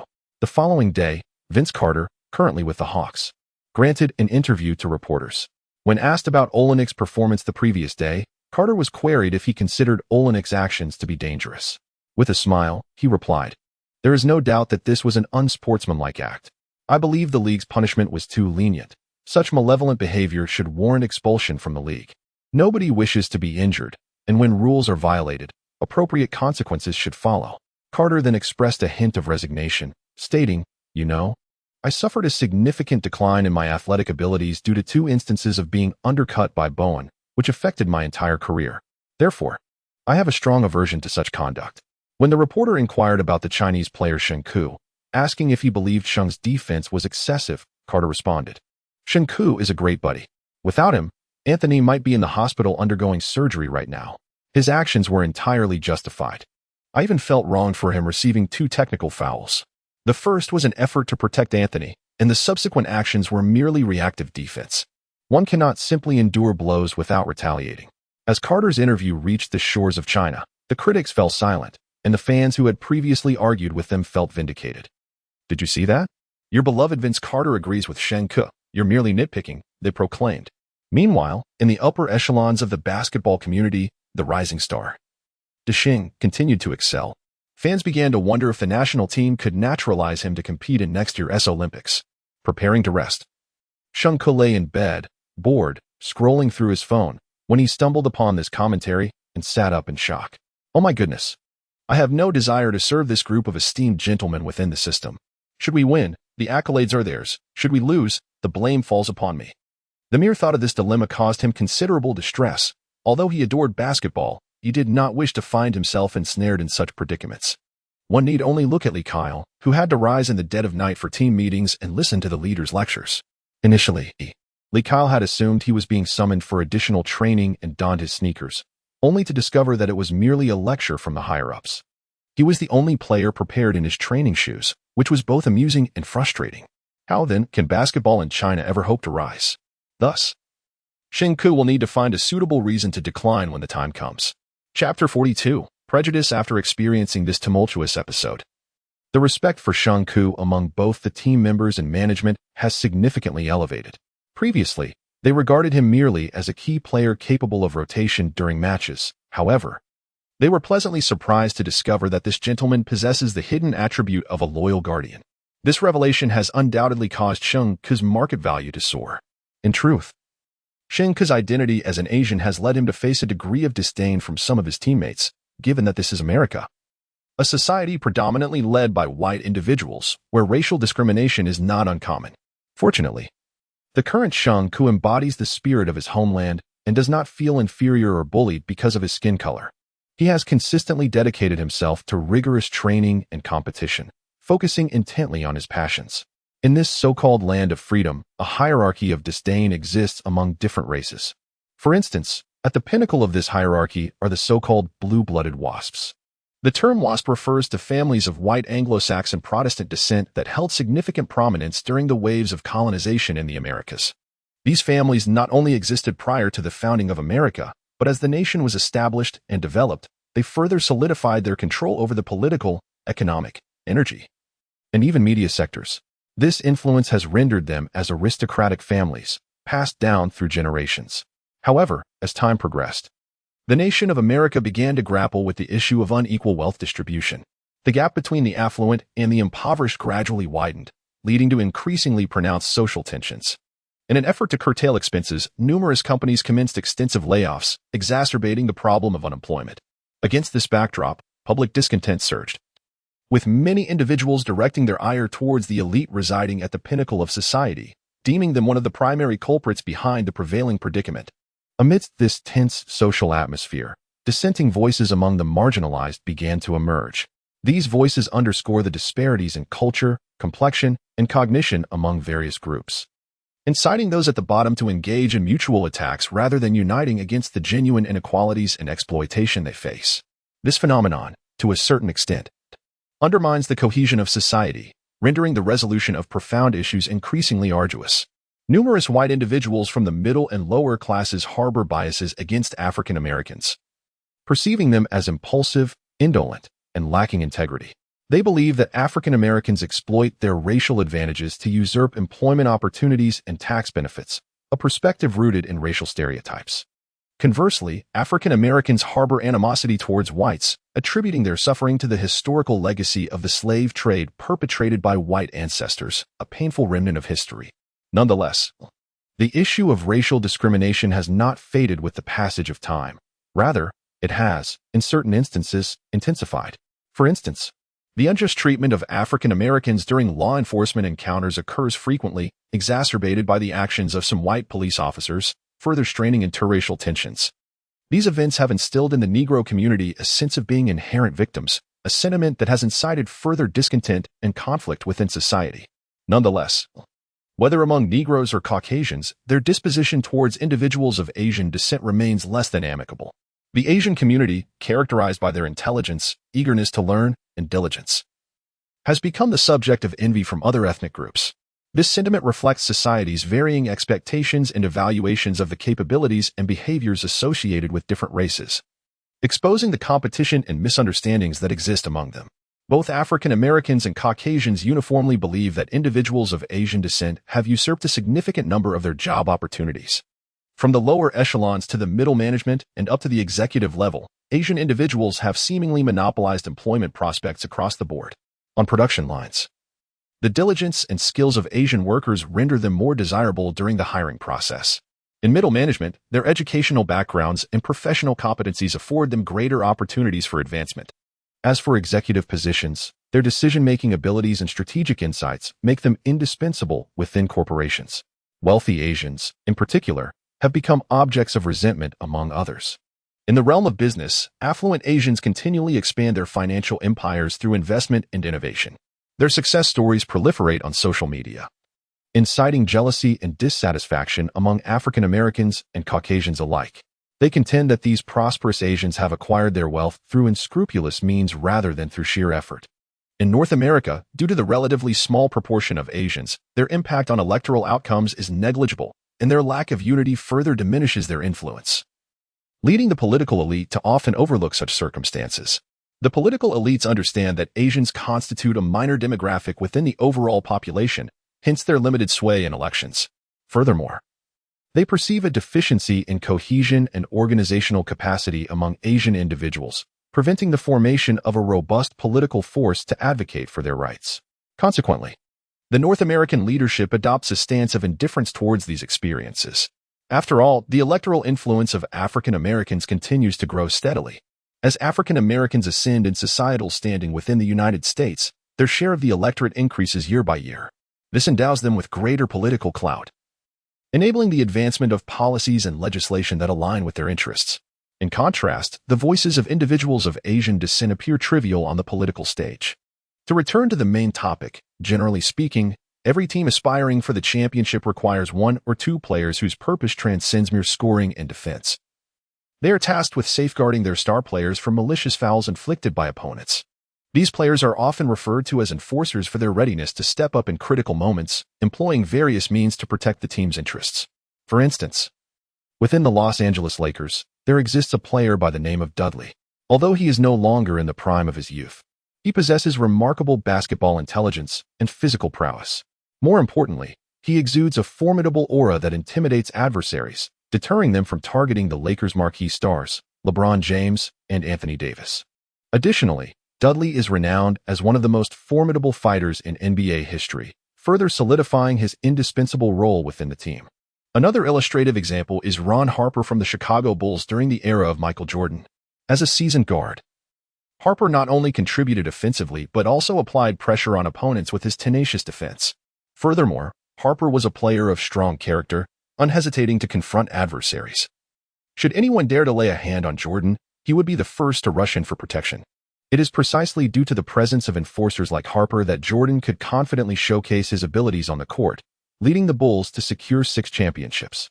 Similarly, during Kobe Bryant's tenure, there was Metta World Peace, originally known as Ron Artest, who gained notoriety for his aggressive defensive style and controversial temperament. It is well known that Kobe was both skilled and feisty, often embroiled in skirmishes without ever emerging victorious. Whenever Kobe required support, World Peace was always ready to rally in his defense. Moreover, World Peace not only excelled in physical confrontations but also made significant contributions to the team. In Game 7 of the 2010 Finals, he hit a crucial three-pointer at a pivotal moment, ultimately aiding the Lakers in their championship victory. The reason these players have become formidable guardians lies not only in their inherent abilities, but also in their fearless spirit and willingness to engage in battle. They know how to utilize their bodies to protect their star players, even if it means clashing with opponents. Their presence deters other teams from recklessly targeting the franchise star, thereby ensuring the team's competitive strength. Currently, players akin to Harper and Metta World Peace undoubtedly bring joy to the Lakers management as essential pieces in their championship puzzle. Chapter 43, Clash of the Titans. On the evening of November 11th, just 2 days later, the Lakers faced the defending champions, the Raptors, on their home court. Although the Raptors' star player, Leonard, had transferred to the Los Angeles Clippers, they had secured an impressive 4 consecutive victories under the leadership of Van Vliet, who had risen during the previous season's playoffs. Simultaneously, the Lakers maintained a formidable 7-game winning streak, with both teams occupying the top positions in their respective divisions. Fans eagerly anticipated the outcome of this high-stakes matchup. The Raptors' starting lineup consisted of point guard Van Vliet, shooting guard Powell, small forward Anunoby, power forward Siakam, and center Gasol. Meanwhile, the Lakers continued with their consistently stable starting lineup. Following a brief pre-game ceremony, the referee's whistle signaled the official start of the match. "I am fully prepared," Vogel confidently declared to the media prior to the game, yet once the contest commenced, the Lakers found themselves on the back foot. Despite James's exceptional playmaking, they repeatedly struggled to convert at the rim. Meanwhile, Davis's shooting touch seemed to have returned to a normal level, with each basket made often countered by a basket conceded, alongside several turnovers. Compounding their troubles, Green failed to convert 4 consecutive open three-point attempts, allowing his opponents to assist in defending James's drives to the basket, which further hindered James's offensive performance. Had it not been for his contributions on the defensive end, he might have been substituted. Fortunately, Wiggins maintained a steady performance on both ends of the court, successfully sinking all 3 of his three-point attempts, one of which was made while contested by Siakam. This individual, who claims to stand at 2.08 meters, is actually only 2.03 meters tall, making him even shorter than James, allowing Wiggins to disregard his interference. In the first quarter, Wiggins connected with Davis in a seamless partnership, as Wiggins positioned himself for rebounds, exhibiting tremendous dominance in the paint by securing 3 consecutive offensive boards. However, despite the Lakers enjoying a rebounding advantage of 7 over the Raptors, the score remained closely contested. The reason lay in Bradley's complete breakdown against Van Vliet, while Davis struggled defensively against Siakam, who excels in pull-up jump shots. Fortunately, just before the conclusion of the first quarter, the Lakers' Sheng made a pivotal 3-point shot, allowing the team to secure a slender lead of 30-29 over the Raptors. As the second quarter commenced, both teams introduced their bench players, revealing the stark disparity in roster depth. The Raptors' backup frontcourt was utterly incapable of withstanding the fierce assaults from Howard and McGee, who wreaked havoc in the paint, scoring with alarming frequency. Moreover, Kuzma and Daniels delivered exceptional performances today, collectively contributing 6 three-pointers. Had it not been for Caruso's struggles in containing the Raptors' Boucher defensively, the Raptors would likely have faced a devastating defeat in this quarter. Ultimately, the Lakers surged ahead with a 30-23 mini-run, further extending their lead. As the referee's whistle signaled the end of the first half, the Lakers held a commanding 8-point advantage at 60-52. During halftime, even the typically supportive Charles Barkley could not help but concede on camera that Coach Vogel's defensive strategy in this game was flawed, affording the Raptors too many opportunities for isolation plays. He further noted that when the Raptors deployed Jefferson at the 5 position, Vogel failed to implement effective help defense with more agile players. This oversight diminished the team's defensive efficiency and squandered opportunities for the Lakers to expand their lead. Had they adopted help defense tactics earlier, they could have led by at least 15 points by now. Additionally, Barkley mentioned that Anthony Davis's subpar performance today did not fully account for the team's defensive strategy missteps. Following halftime, the second half commenced. The Lakers reintroduced their starting lineup, while the Raptors brought in the impressive Boucher in place of Anunoby, seeking to close the gap. Surprisingly, Coach Vogel did not alter his previous tactics, continuing to rely primarily on one-on-one defense. This decision allowed Boucher on the opposing team to find his rhythm, as he consistently scored while facing Green, boasting a commendable shooting percentage. On the Lakers' side, not only was their defense lacking, but their offense also faltered, with a series of relentless turnovers.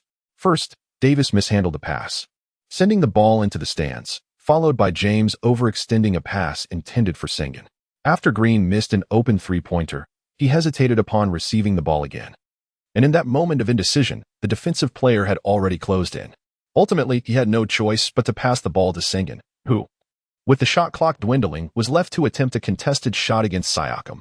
However, due to insufficient time to establish a proper shooting stance and control his strength, all 3 of his attempts were unsuccessful. In this segment, the Los Angeles Lakers appeared to have lost their rhythm, displaying a performance that elicited sighs of disappointment. Anthony Davis's turnovers, LeBron James's errant passes, and Green's missed shots collectively plunged the team into a quandary. Although Sheng Ke fought valiantly, the overwhelming challenges and pressures rendered him incapable of single-handedly shouldering the offensive responsibilities of the team. Ultimately, the Lakers managed to secure a meager 18 points during this quarter, while their opponents, the Toronto Raptors, capitalized on the situation, executing a scoring surge that netted them 26 points in the same period.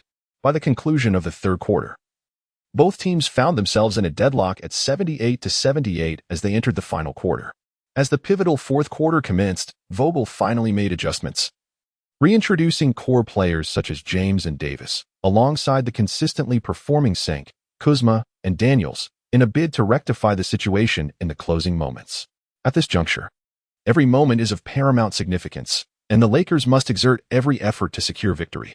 The fans hold their breath in anticipation, hoping that the Lakers can deliver an exceptional performance at this critical moment and orchestrate a comeback. Nevertheless, the outcome of the game remains shrouded in suspense, and who will ultimately emerge triumphant is yet to be determined by the unfolding course of the match. LeBron James, aided by Anthony Davis's screen, deftly passed to Davis, who, upon attracting Siakam's defensive attention, relayed the ball to the corner where Kentavious Caldwell-Pope awaited. Caldwell-Pope elegantly sank a three-pointer, granting the Lakers an early lead. The Raptors head coach, visibly agitated, shouted from the sidelines, urging his team not to leave Caldwell-Pope unguarded. As the Staples Center erupted in cheers, the Lakers began to seize control of the game. In Chapter 44, the grueling schedule, although James's offensive prowess was not at its peak today, in the fourth quarter, his surgical passes consistently found their way to open teammates. Kuzma and Davis, cutting to the baseline, did not disappoint, effectively finishing with emphatic dunks. Even Caldwell-Pope, taking advantage of Siakam's momentary lapse, positioned himself for a mid-range shot off a pass from James, which he converted with alacrity. Witnessing the score slip away, Siakam grew increasingly anxious and resolved to intensify his personal offensive efforts in a bid to reclaim the lead. However, Caldwell-Pope's defensive support rendered Siakam's attempts to penetrate the defense exceedingly challenging. Conversely, in crucial moments, James stepped up, delivering a series of spectacular assists that enabled the team to extend their lead. As Caldwell-Pope shifted his focus from the corner to mid-range shooting, the defensive pressure on Siakam intensified. Faced with this scenario, Siakam found himself compelled to expend additional energy countering Caldwell-Pope's offensive maneuvers, which proved taxing on his defensive capabilities. Meanwhile, Caldwell-Pope capitalized on his speed and agility, continuously seeking open shots along the perimeter, releasing the ball swiftly after receiving passes, leaving Siakam unable to respond adequately. Simultaneously, Siakam's offensive performance began to suffer. The necessity of guarding Caldwell-Pope hindered his ability to fully engage in scoring, resulting in diminished efficiency. In his desperation to help the team close the gap, Siakam was forced to attempt three-pointers from the perimeter, but his efforts repeatedly fell short. Opportunities that should have been straightforward scoring chances slipped away due to his poor shooting touch. As the game clock dwindled, the Raptors players grew increasingly anxious, leading to a rise in errors. Under such conditions, the Lakers gradually asserted their dominance on the court. With exceptional teamwork and individual prowess, they executed a series of breathtaking offensive plays, widening the score gap. Although the Raptors launched a fierce counterattack in the closing moments, it ultimately proved futile. In the end, the Lakers triumphed with a score of 113-104, achieving an impressive 8-game winning streak. This victory not only bolstered the Lakers' morale but also underscored their formidable strength within the Western Conference. Meanwhile, the Raptors' defeat marked the cessation of their own 4-game winning streak. Furthermore, as a consequence of this defeat, the Raptors relinquished their position at the summit of the Eastern Conference, being eclipsed by the Bucks. In the post-game analysis, the title of Most Valuable Player was awarded to James. Although he appeared somewhat out of sorts offensively, he nonetheless delivered an astonishing triple-double, amassing 13 points, 13 rebounds, and 15 assists, guiding his team to a triumphant victory. Additionally, his performance was remarkably steady. He excelled with a shooting accuracy of 4 out of 7 from beyond the arc and a flawless 4 out of 4 from within the arc, accumulating 20 points, 9 rebounds, and 2 blocks, thereby presenting an impressive contribution as the third star of the team. In this match, the Lakers' triumph hinged upon their overwhelming dominance in rebounding against the Raptors. The Lakers amassed a total of 58 rebounds, while the Raptors managed a mere 39. It appears that Vogel is utilizing the Raptors as a testing ground for strategies. Nevertheless, even if they were to lose this game, what does it matter? After all, it is merely one match in the protracted regular season, and one could say the Lakers have garnered a slight advantage. Coach Nurse of the Raptors pondered this in silence. After the game, LeBron James, in an interview, expressed, "Today we showcased team basketball, with each individual contributing significantly. Although my personal offense was not up to par, my teammates provided immense support, instilling in me the belief that if we unite, we can surely triumph." Upon returning home post-victory, Sheng Ke, after a brief refreshment, opened his phone to peruse the team's upcoming schedule. What an absurd arrangement! He couldn't help but exclaim. According to the schedule, in just 2 days, they would embark on a grueling stretch of 5 games within 7 days, alternating between home and away. Such an intense and compact schedule amplified Sheng Ke's sense of pressure. It is well known that ordinary players often struggle to withstand such a high-intensity rhythm and stress. Only superstars can maintain their level of performance under these conditions. Yet, he now faced this daunting challenge. Sheng Ke couldn't help but exclaim, "This is madness." The Lakers had already played 9 games since the season commenced, while most other teams had only competed in 7. Confronted with this demanding schedule, Sheng Ke understood the necessity of better adjusting his form to tackle the forthcoming matches. This may very well be what is referred to as the privileges of the affluent. After all, they possess a vast fan base and an exceedingly high media presence. At the onset of the season, how could one attract the attention of fans and ensure viewership without scheduling more matches? Sheng Ke had initially intended to utilize his downtime to learn driving, obtain a license, and purchase a vehicle for convenience. However, upon observing the tightly packed schedule, he was compelled to abandon this aspiration. Hastily, he donned his pajamas and reclined on his bed, forcing himself into slumber so that his body could swiftly recuperate to its optimal state in preparation for the grueling series of matches ahead. Alas, the plan to acquire a car must be postponed, to be addressed only during the off-season. The following day, Sheng Ke awoke. Due to the impending arduous journey of matches, the team had granted a day off from training, allowing players to rest. Today, Sheng Ke decided to pay a visit to the elderly landlady. Were it not for this benevolent woman, he might have found himself without a place to call home. It is important to note that at that time, he was merely a teenager, facing immense hardships following the untimely demise of both parents. He subsisted on meager relief provisions, and his previous residents had evicted him due to his inability to pay rent. In desperation, he was left to share public spaces with other vagrants, living a precarious existence. Yet, fate seemingly favors those fortunate amidst misfortune. The landlady took notice of this unfortunate child, empathizing with him as they shared the same ethnic background and recognizing his fluency in Mandarin. With a compassionate heart, she resolutely took him in, waiving his rent for several months. Moreover, she generously introduced him to various odd job opportunities, aiding him in achieving self-sufficiency. Thus, for this landlady, Sheng Ke, inheriting this body, harbors profound gratitude. As for her children, his previous self had never encountered them, for the reticent nature of his former self had never prompted inquiries into such matters.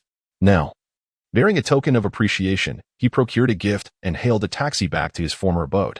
Upon alighting, he walked a short distance and finally spotted the elderly landlady tending to her vegetables. True to form, she epitomized the characteristics of a traditional Chinese elder, relishing in the cultivation of crops wherever she resided. Nearby, a Siberian husky lay basking in the sun, leisurely sprawled on the ground. Observing this, Sheng Ke approached and affectionately patted the dog's head, prompting the husky to awaken, regarding him with a bemused expression as if to say, "Am I truly a human? While you are undeniably a dog." The husky refrained from barking, clearly recognizing Sheng Ke.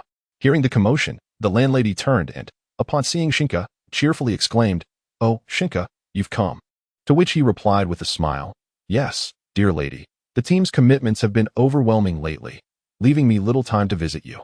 As he spoke, he presented her with the gift. The accent sounded somewhat awkward, almost as if addressing him as livestock. "Come on in. No need for gifts. We're quite familiar with one another," the elderly lady remarked, taking the present as she ushered Sheng Ke inside. With ease, Sheng Ke grabbed a cup and poured himself some water. After placing the gift aside, the elderly woman inquired, "With your busy work schedule, do you have time to find a girlfriend?" Goodness, this sounded like the preamble to a matchmaking proposal. It was evident that the lady had not been keeping up with the news. The gossip surrounding him and Kelly Roquette had spread throughout Los Angeles. "Indeed, I have found a girlfriend, a model, no less," Sheng Ke teased in response. "Oh, that's wonderful. I was going to introduce you to old Wang's granddaughter. But since you already have someone, that's splendid." Subsequently, the elderly lady prepared a sumptuous lunch for Sheng Ke, who returned home after their meal.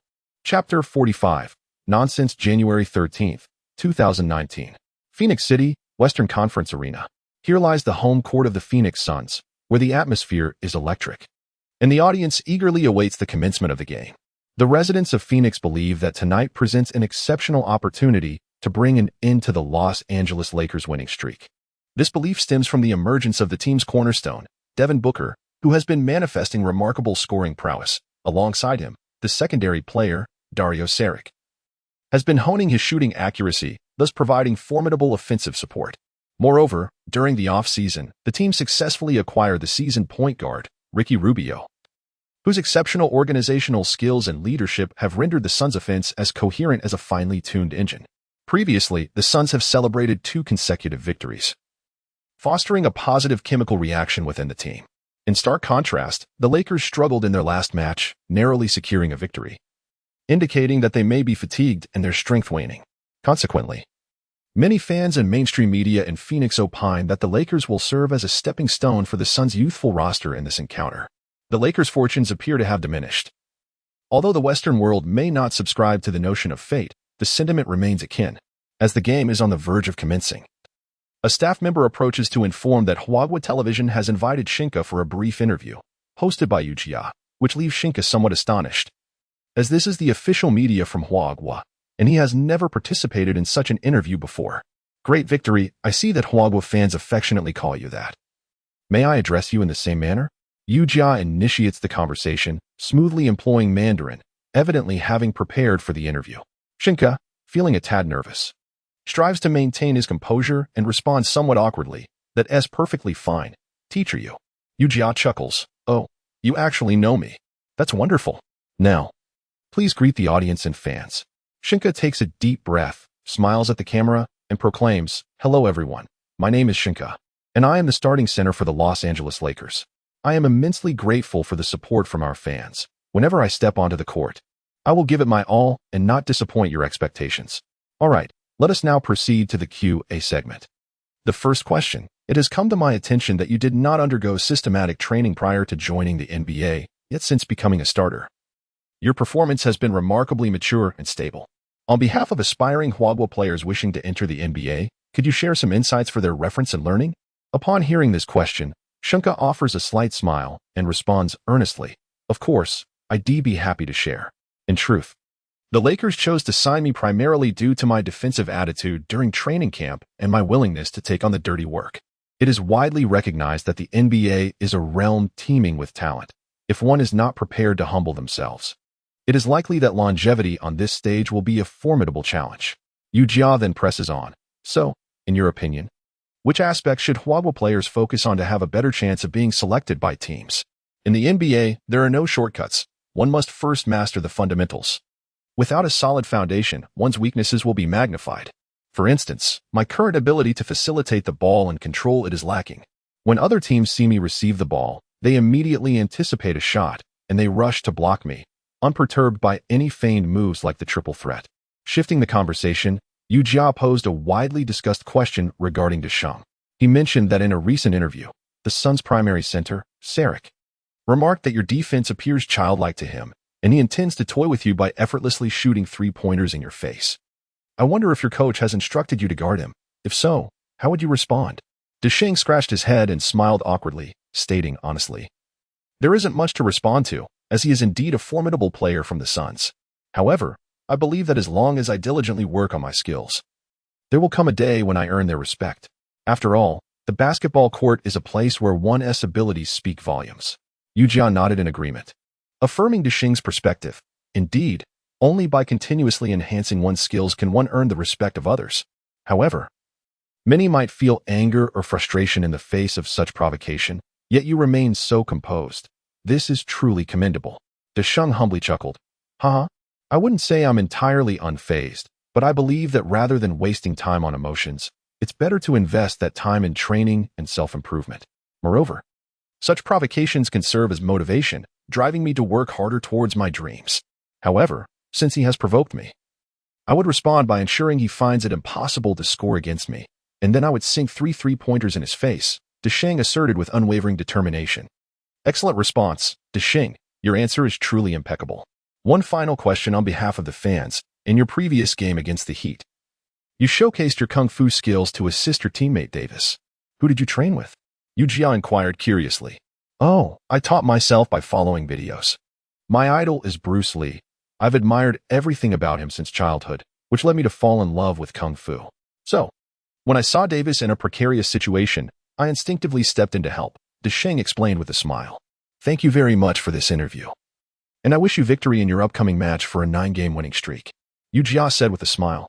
After their handshake, Sheng returned to the bench to prepare for the pre-game activities. Meanwhile, Coach Vogel, upon hearing about Sheng's interview with Sarek, couldn't help but chuckle internally. He hadn't expected this young man to possess such a distinct personality. However, since Sheng expressed his intent to guard Sarek, Coach Vogel naturally embraced the idea. Thus, he adjusted the defensive strategy to assign Sheng the task of guarding Sarek. Thus, Sheng Ke has emerged as the primary defensive player for the team, specifically tasked with limiting the scoring ability of opposing interior players. Although Sheng Ke is merely a rookie, his physical attributes and defensive prowess are remarkably exceptional, rendering him wholly capable of fulfilling this role. Moreover, this arrangement not only provides Sheng Ke with an opportunity to showcase his talents, but also facilitates his swift acclimatization to the tempo of NBA gameplay. Sheng Ke harbors no objections to his assignment of guarding Sarek. On the contrary, he perceives it as a splendid challenge that will allow him to test his capabilities.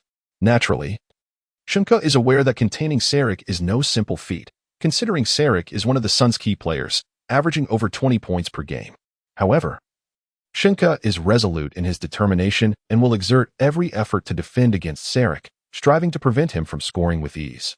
Chapter 46, Offense or Defense. Sarek is a player characterized by high offensive prowess, yet lower defensive capability, standing at an impressive height of 2.08 meters while weighing a mere 103 kilograms. This particular physique allows him to exhibit remarkable agility on the court, effortlessly weaving through the paint in search of optimal shooting opportunities. If one were to quantify his abilities, it could be asserted that his offensive prowess exceeds a commendable score of 95 this season, while his defensive capabilities may sadly linger around a mere 65. It is precisely this distinctive physicality coupled with exceptional shooting touch that renders Sarek a rare giant capable of achieving an average of over 50 points and 40 rebounds.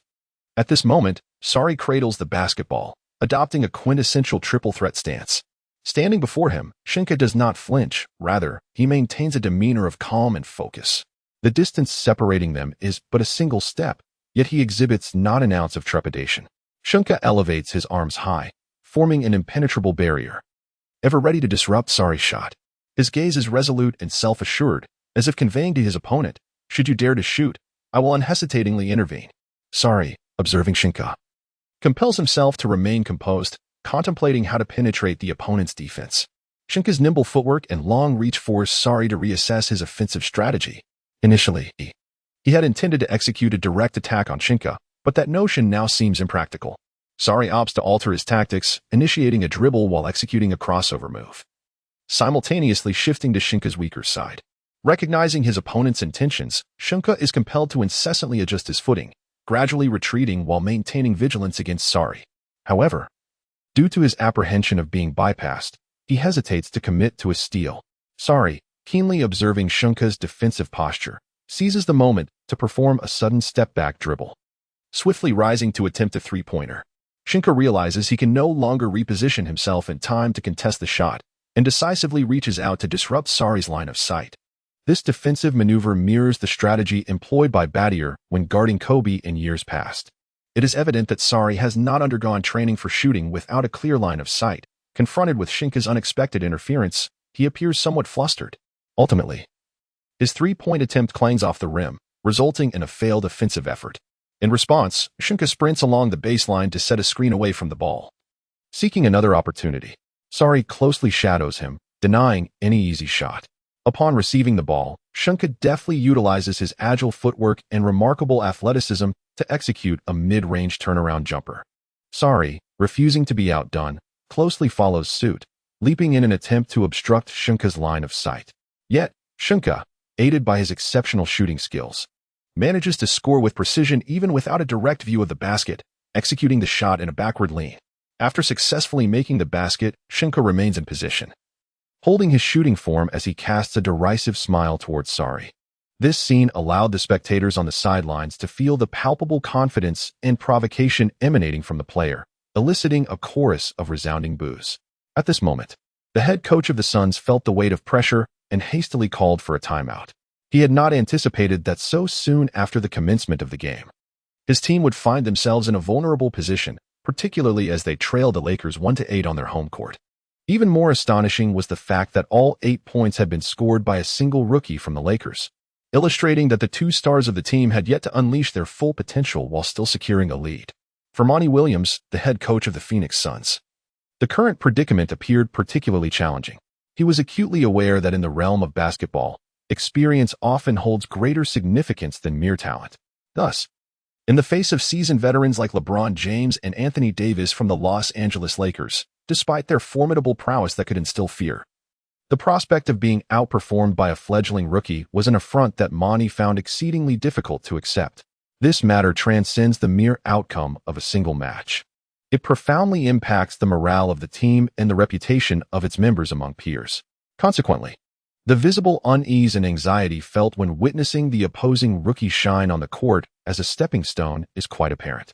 In response, Coach Monty of the Suns resolved to modify his strategy.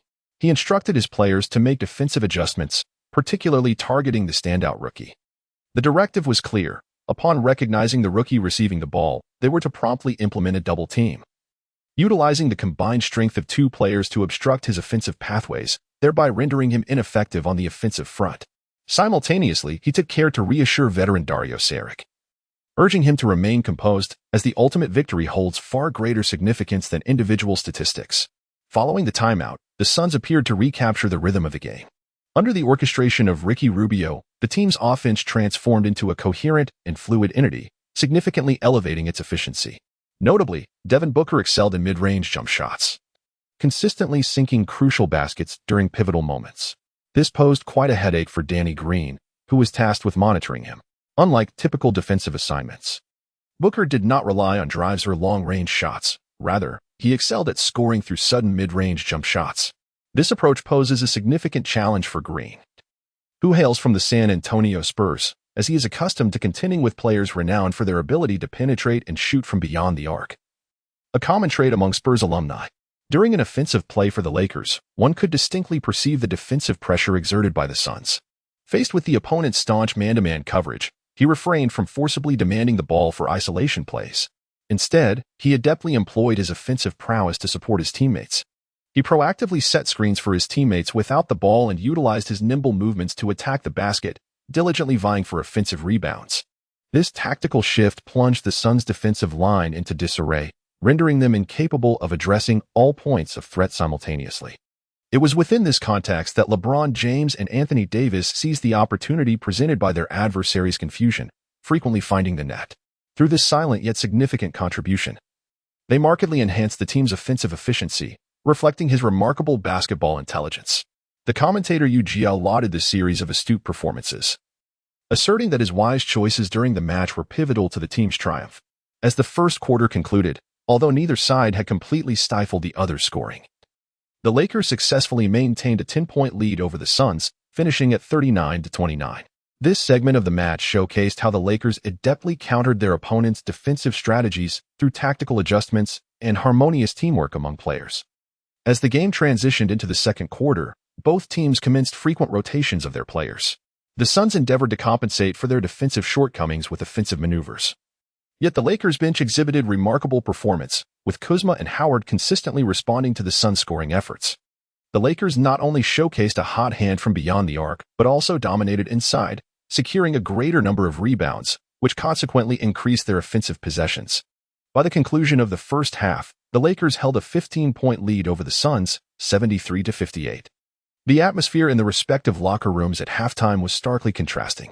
The Suns players wore expressions of seriousness, while Lakers coach Vogel remained composed and unperturbed, satisfied with his team's performance, ready to engage in a relentless offensive showdown. Chapter 47. Taking it down. Back-to-back. As the game progressed into the second half, both teams adjusted their lineups. With the starting players returning to the court, the Suns continued to adhere to their offensive strategy as they had no alternative. In the third quarter, their execution was commendable, amassing 34 points in that period. However, the Lakers' performance surpassed theirs, as they accrued 35 points in the same time frame. The remarkable achievement is primarily attributed to Green's sudden surge. In the third quarter, he skillfully capitalized on teammate Sink's off-ball screens, accurately sinking 3 pivotal three-pointers. Meanwhile, Sink seized the opportunity as Saric's attention was drawn to Green's shooting. He deftly landed 2 three-pointers of his own. This series of scores allowed the Lakers to enter the final quarter of the game with a 16-point advantage. As the game approached its climax, the head coach of the Suns became acutely aware of the Lakers players' extraordinary shooting prowess, compelling him to reassess his tactical approach. He resolved to implement a more aggressive defensive strategy in the closing minutes, hoping that bolstering their defense would curtail the Lakers' scoring ability. However, this tactical adjustment did not yield the desired effect. Instead of cooling off the Lakers' hot shooting, it caused the Suns' own offense to stagnate. In the tense and exhilarating fourth quarter, the Suns managed to score only 23 points, a stark contrast to their performance in the preceding 3 quarters. Meanwhile, the Lakers, confident in their impending victory, began to exercise greater caution in controlling the pace of the game, efficiently securing an additional 28 points in the final quarter. This stark contrast in scoring efficiency undoubtedly reveals the differing mindsets and execution of the two teams during critical moments. Ultimately, the Lakers concluded the game with a commanding score of 136-115, securing not only the victory but also achieving their 5th consecutive win of the season. In this match, the Lakers had 7 players scoring in double digits, showcasing their profound bench strength and remarkable teamwork. Meanwhile, despite the Suns' diligent efforts, they were ultimately resigned to accept the outcome of defeat. This confrontation serves not only as a testament to the prowess of both teams but also highlights the significance and inherent risks of tactical adjustments made by the coaches. The Lakers, through a collective effort, have demonstrated their remarkable teamwork and adaptability, while the Suns must contemplate how to better balance their offensive and defensive performances in future matches, lest they falter in their journey. In a recent game, Vucevic once again affirmed his worth, securing 17 points, 12 rebounds, and 2 blocks, showcasing his consistent and exceptional performance. Such data seems to have become his norm, leading everyone to regard his prowess as commonplace. With a series of remarkable performances, his position within the Lakers has become increasingly secure, establishing him as an indispensable third wheel. After the game, the Lakers players had little time to celebrate their victory. As soon as the interview concluded, they hurried to the airport, preparing to fly back to Los Angeles, for another crucial match awaited them the following day against the Warriors. The tight schedule undoubtedly imposed immense pressure and challenges upon them. It was truly exhausting. On the way back, observing the exuberant and joyful Sheng Ke, who had efficiently scored 12 points and secured 11 rebounds with 6 out of 9 shooting, it was hard to believe he would later face bankruptcy on the Bay Island. Chapter 48. The depleted Warriors. Time flew by, and the match between the Lakers and the Warriors was about to commence at the Staples Center. Playing 2 games within 24 hours left the Lakers players feeling utterly drained. Upon arriving at the training facility, Sheng Ke noticed his teammates appeared weary and listless. He felt fortunate, as his prior dedication to martial arts had led him to practice stances diligently to build a solid foundation. This practice had increased his endurance threshold, allowing him to feel less fatigued from the previous night's game. Furthermore, this morning, he had specifically practiced the 8 sections of the diamond skill under Zhang Zhishuan to expedite his recovery. Thus, amid the lethargic group, Sheng Ke stood out distinctly. "Sheng, how come you don't seem tired at all?" Howard inquired curiously. Sheng Ke chuckled and replied, "Dwight, if you merely curtailed some of your nightlife and focused more on rest, you wouldn't feel as exhausted as you do now. After all, with your physical attributes, maintaining a good condition would surely lead to better performances." Howard shook his head, laughing. "Oh, that won't do. Without women and fine wine, what meaning would my work hold?" Clearly, Howard was unwilling to relinquish his nightlife. For him, enjoying life was paramount. James shook his head in resignation, understanding that Sheng Ke was a man of conviction. Since Sheng Ke chose not to divulge, he naturally would not press further. After all, everyone harbors their own secrets and steadfast beliefs. However, as a professional basketball player, James was acutely aware of his physical condition. Despite consistently maintaining good fitness, consecutive games like these would leave even him feeling somewhat fatigued.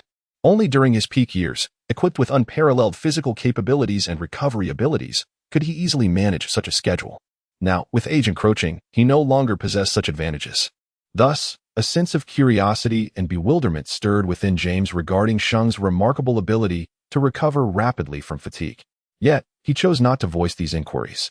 Understanding that each individual's physical condition is distinct, perhaps Sheng possesses some unique methods or techniques that facilitate his swift recuperation. Whether Sheng is inclined to share these secrets with others rests entirely upon his personal discretion. Furthermore, James was acutely aware of his responsibilities as the leader of the team. Mindful of his words and actions, an overly inquisitive approach regarding Sheng's recovery methods might spark unnecessary controversy or misunderstanding. Hence, he opted to respect Sheng's choice and refrain from probing further into the matter. Simultaneously, James recognized the importance of not judging an individual's recovery capabilities solely based on race or skin color. Each person is a singular entity, endowed with their own unique constitution and potential. In the realm of sports, one ought to assess a player's worth based on their skill and performance, rather than relying on stereotypes or biases. On the evening of November 14th, the game between the Lakers and the Warriors was on the verge of commencing. Prior to this, the Lakers had secured a commendable record of 9 wins and 1 loss, positioning them at the pinnacle of the Western Conference. Conversely, the Warriors, plagued by injuries to their star players, the Splash Brothers, had suffered 4 consecutive defeats, leaving one to ponder the audacity of their situation, given their current level of performance. Should the Lakers emerge victorious in this contest, it would extend their winning streak to 10 games, significantly bolstering their confidence in the pursuit of the championship, while simultaneously condemning the Warriors to a 5th consecutive loss, relegating them to the bottom of the league standings. It is indeed difficult to fathom that a team that reached the finals last season now finds itself at the nadir of the Western Conference. Presently, the Lakers, under James's leadership, are exhibiting stellar performance and formidable strength, while the Warriors grapple with the debilitating impact of injuries to their core players. Nevertheless, basketball is a sport rife with unpredictability, and any team holds the potential to achieve an upset victory in the course of a game. This match promises to be a focal point of contention, not only concerning the standings and records of both teams, but also because of the rivalry between the Lakers stalwart, LeBron James, and the Warriors. The Lakers aspire to solidify their position through victory, while the Warriors seek a win to halt their downward spiral. Regardless of the outcome, this encounter is destined to become one of the season's classic battles. Fans eagerly anticipate a thrilling showdown between the players, while the Lakers supporters yearn for a resounding triumph, aware that their team is weary from a grueling back-to-back schedule. To mitigate the risk of injuries stemming from fatigue, it would be prudent to conclude the match swiftly. Should the Warriors emerge victorious, they would end the Lakers' winning streak, which could prove beneficial for Los Angeles. The pressure and anxiety accompanying a series of consecutive victories can wear down players. Thus, an end to the streak may allow them to relax and recalibrate. Additionally, The Lakers have already suffered a defeat against the Clippers earlier in the season, precluding their pursuit of the elusive record for the longest winning streak of 33 games. Consequently, Coach Vogel opines that, regardless of the result, it would be a form of liberation for the team. He has opted to rest the injury-prone Anthony Davis, allowing Kyle Kuzma to step in as the starting power forward. This adjustment will enable the Lakers to experiment with a strategy featuring one star player leading 4 teammates capable of shooting three-pointers. The large screen has begun to unveil the starting lineups for both teams. For the Warriors, point guard Jordan Poole, shooting guard D'Angelo Russell, small forward Klay Thompson, power forward Draymond Green, and center Willie Cauley-Stein. Meanwhile, the Lakers lineup includes point guard LeBron James, shooting guard Avery Bradley, small forward Danny Green, power forward Kyle Kuzma, and center Montrezl Harrell. From this roster, it is evident that Poole has long been accustomed to playing the shooting guard position. During his tenure with the Warriors, the primary ball handler was Stephen Curry, and with the Nets, it was Spencer Dinwiddie. Consequently, Poole frequently occupied the shooting guard role in both franchises. Thus, his later claims of underperformance due to unfamiliarity with his position can be regarded as mere excuses. Although his offensive shooting percentage may appear commendable, his overall performance has been subpar. His assist-to-turnover ratio is astonishingly low, rivaling that of Russell Westbrook, and his defensive metrics rank him among the league's lowest. This is also why, during the summer off-season of 2024, despite his attempts to market himself, he was unable to find a suitable buyer. Let us return to the game itself. In terms of morale, tactical execution, and teamwork, the current Warriors are simply incomparable to the Lakers. In the first quarter, although LeBron James failed to make any of his three-point attempts, he frequently delivered a series of exquisite passes. Chapter 49, The Overwhelming Momentum. The Warriors' defense was as flimsy as paper. No matter how fervently Draymond Green roared, he could not halt the Lakers' fierce assault. Even Sengun seized a moment of distraction from Coulibaly, and, before Green could position himself, snatched an offensive rebound right over Green's head, subsequently executing a thunderous dunk on him. Following this dunk, Green, incensed, prepared to retaliate, only to discover it was Sengun. Then it was of no consequence, clearly a bully who preys on the weak. Moreover, the Warriors not only faltered defensively but also displayed a dismal performance on the offensive end, with nearly every player opting for isolation plays. Poole had already missed 4 three-point attempts, yet when the opportunity arose again, he shot without hesitation. It seemed he had fully embraced the Mamba mentality, preferring to take 30 shots and miss all, rather than 9 and miss none, for the latter signifies being defeated by oneself. Clearly, Poole was unwilling to succumb to self-defeat. Observing the Lakers score with ease, the referees could not remain passive. They had been subtly advised not to allow this game to lose its suspense too early, as it would affect viewership. Thus, when Water made a questionable foul, despite the controversy surrounding the call, and even though it was the Lakers' home court, the referees decisively awarded Water free throws, attempting to intensify the contest. However, the Warriors appeared overly confident in their three-point strategy, stubbornly opting for long-range shots, a tactic that had long been deciphered by the Lakers. Furthermore, the Warriors' interior defense was weak, almost becoming a gateway for the Lakers' offensive onslaught. Consequently, at the end of the first quarter, the Lakers led the Warriors by a significant margin of 12 points, with a score of 38-26. The score elicited great satisfaction among the Lakers fans present, who settled comfortably into their seats, leisurely indulging in fries and sipping cola, eagerly anticipating the victorious moment that would follow the conclusion of the match, with the Lakers poised to secure their 10th consecutive win. In the opening quarter, Sheng Ke was fully energized, demonstrating remarkable activity while his teammates appeared fatigued and reluctant to move. He consistently engaged in off-ball movements, leaving Robinson III in a dizzying whirl, while also aggressively pursuing offensive rebounds and deftly cutting to the interior to seize scoring opportunities. LeBron took note of Sheng Ke's exceptional performance and, whenever a scoring chance arose, unhesitatingly passed him the ball. In just one quarter, Sheng Ke amassed an impressive tally of 10 points and 8 rebounds. Additionally, Kuzma, stepping in for the sidelined Anthony Davis, continued his stellar performance from the previous game. During the first quarter, he diligently fulfilled his defensive responsibilities with timely help and positioning, while on offense, he effortlessly scored 4 points and secured 2 rebounds from 3 attempts. As the second quarter commenced, the formidable interior duo of McGee and Howard showcased their dominance, effectively overwhelming their opponents. Their height advantage was unmistakable, leading to numerous blocks and steals on defense, while they actively pursued offensive rebounds. faced with such interior pressure. The Warriors players hesitated to attack the rim, resorting instead to perimeter shots in an attempt to regain their shooting rhythm. The Warriors head coach, seated on the sidelines with his chin resting on his hand, could only helplessly observe the unfolding events. The team was grappling with a significant personnel shortage, having to field less skilled players due to the overexertion and subsequent injuries of key contributors. Although the tactical arrangements were sound, the lack of physical prowess hampered their effective execution. After all, even the best strategies require capable players to implement them, and he had no desire to shoulder the blame for consecutive losses. By the conclusion of the second quarter, despite not being at full capacity, the Lakers successfully curtailed the Warriors' scoring, buoyed by their high spirits and surging adrenaline. The Warriors managed a mere 19 points, while the Lakers amassed a remarkable 29, further widening the gap between the two teams. Ultimately, the Lakers entered halftime with a commanding 22-point lead, 67-45. As the second half began, Vogel once again displayed his distinctive coaching style, implementing a bold strategy. He deployed his 5 most outstanding players simultaneously, namely LeBron, Sheng, Kuzma, Howard, and McGee, forming a rare lineup of 5 towering athletes. It was evident that Vogel was using the Warriors as a testing ground for a new rotation. This lineup was notably distinctive, featuring 3 players with exceptional shooting capabilities alongside 2 formidable interior players. Moreover, Kuzma and Sheng possessed nimble footwork, rendering them fully capable of defending shooting guards and small forwards. This adjustment in the lineup undoubtedly places immense pressure on the Warriors, rendering a series of matches intriguingly competitive. Draymond Green gazes somberly at the Lakers players, inwardly lamenting his predicament. He observes, with a sense of profound frustration and helplessness, that even the shortest player on the Lakers towers over him.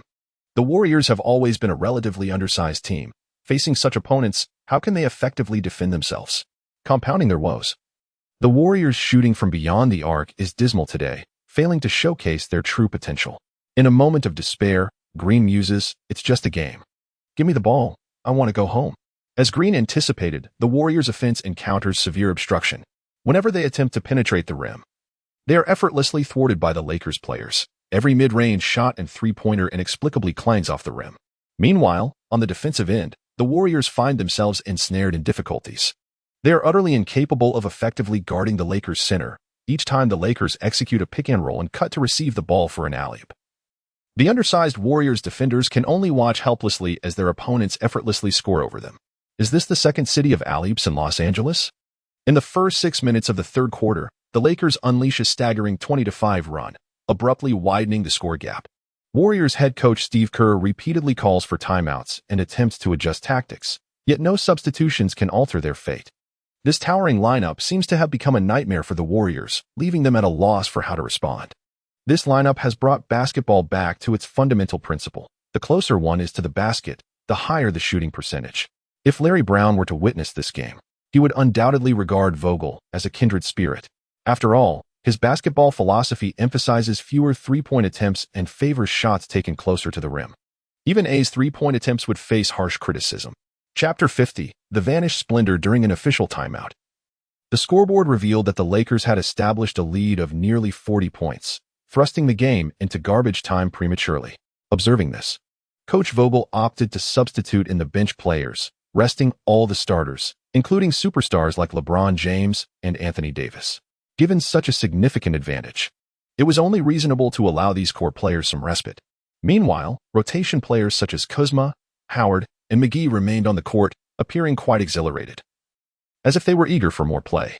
Well, since they were so keen to continue, let them have their moment. The outcome of the game was already determined, and this allowed them to showcase their abilities on the court.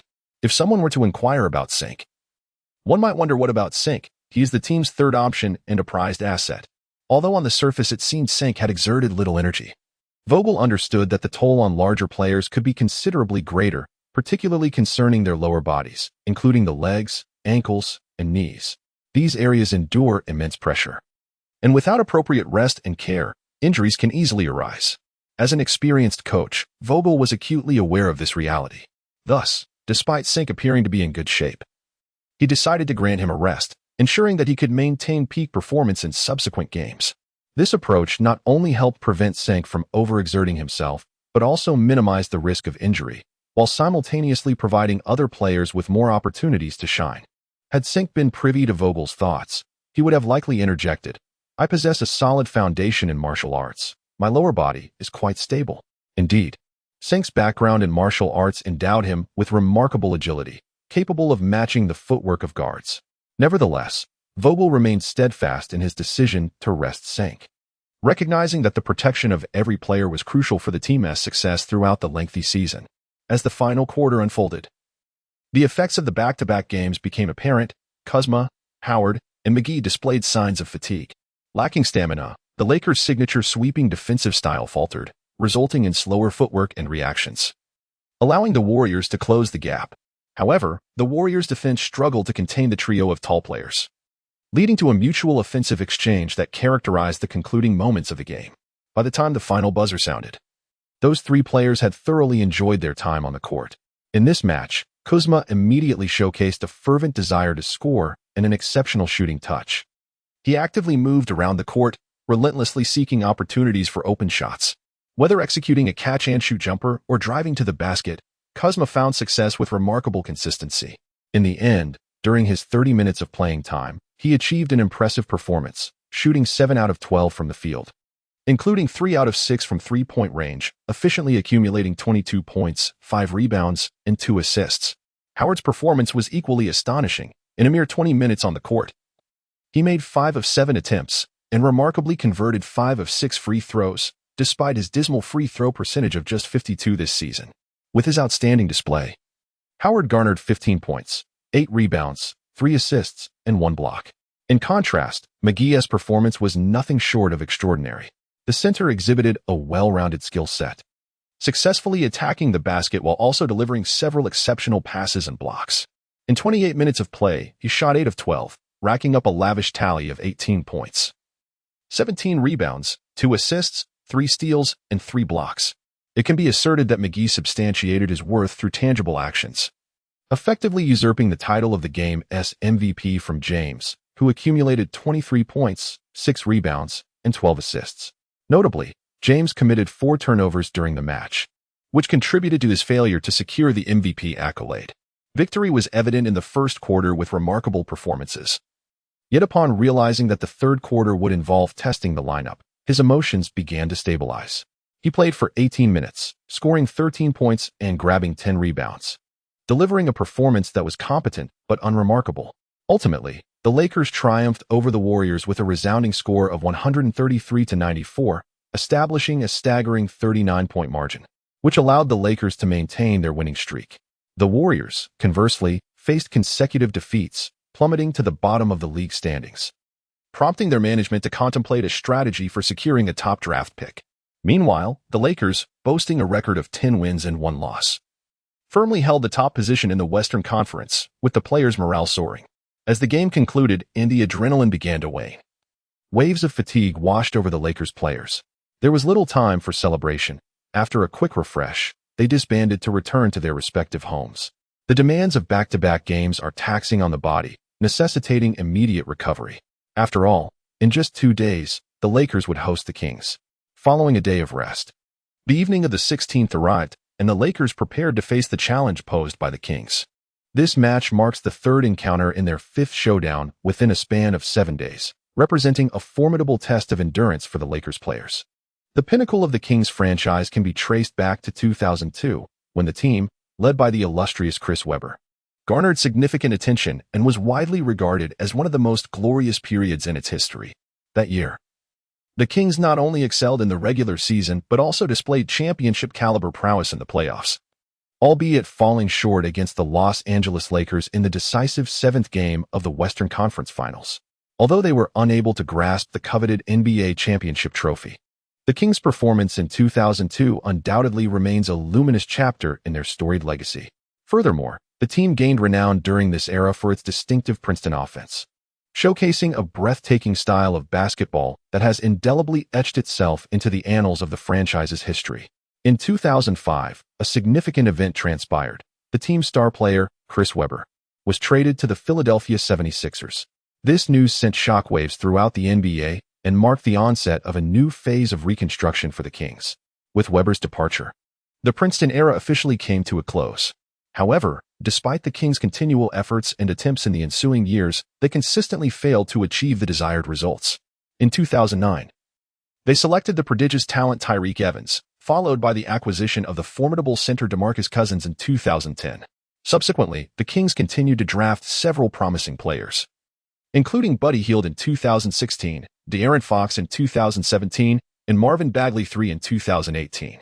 The individual talents of these players are undeniably remarkable. However, the issue lies in their inability to forge a harmonious chemistry, resulting in the team's overall lackluster performance. It has been a full 18 years since the Sacramento Kings enjoyed their most glorious period, indicating that they have languished in mediocrity for nearly 2 decades. Chapter 51. Battling the Kings' Young Brigade. Currently, the Kings hold a record of 4 wins and 6 losses, placing them 13th in the Western Conference, a rather bleak situation. To exacerbate matters, the team's cornerstone player, De'Aaron Fox, is sidelined due to injury, casting a shadow over the Kings' future prospects. It appears that a resurgence of the Kings will require a considerable waiting period. Nevertheless, it is commendable that despite the Kings' prolonged slump, their fans remain fervent and supportive. This unwavering loyalty may be attributed to the franchise's illustrious history, particularly the era of the Princeton offense, renowned for its dazzling style of play, which has left an indelible mark on the hearts of the fans. Even as time passes, that love and passion remain unextinguished. To be fair, the aesthetic appeal of the Princeton offense rivals that of the fast-paced era led by Steve Nash and the Suns. Following a brief opening ceremony, the atmosphere in the arena became electric as the audience eagerly anticipated the commencement of the match. Subsequently, the starting lineups for both teams were displayed on the big screen.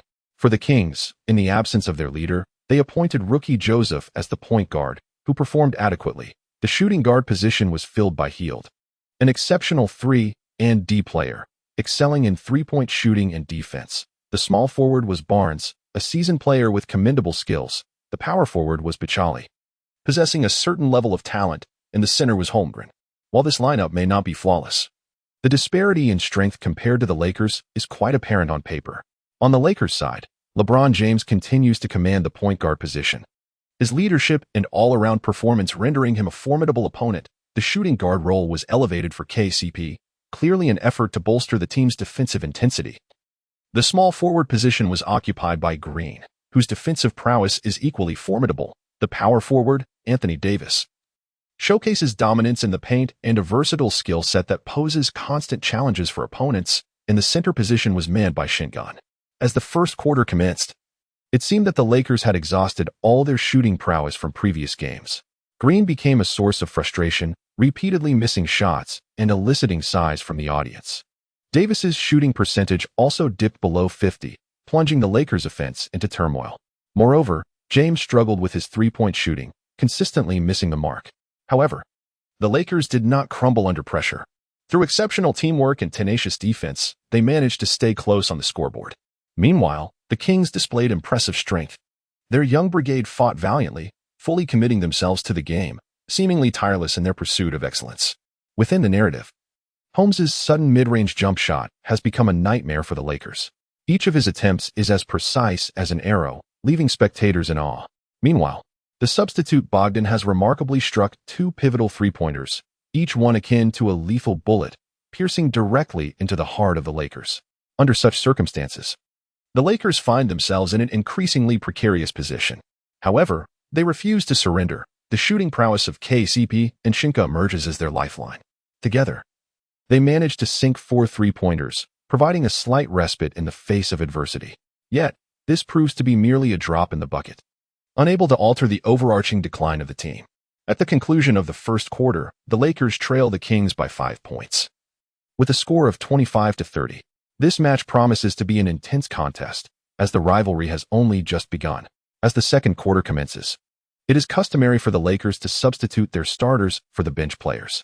However, in an unexpected turn of events, LeBron James makes a request to Coach Vogel, expressing his desire to remain on the court. After a moment of contemplation, Vogel decides to acquiesce to James's wish. At that moment, Vogel silently reflects, "I have always wanted to do this. Back when I led the Pacers against the Heat, I envied and resented the opposing team for having such formidable maxed-out players who could dominate the entire game. Now, I finally possess a superstar like LeBron James, huh?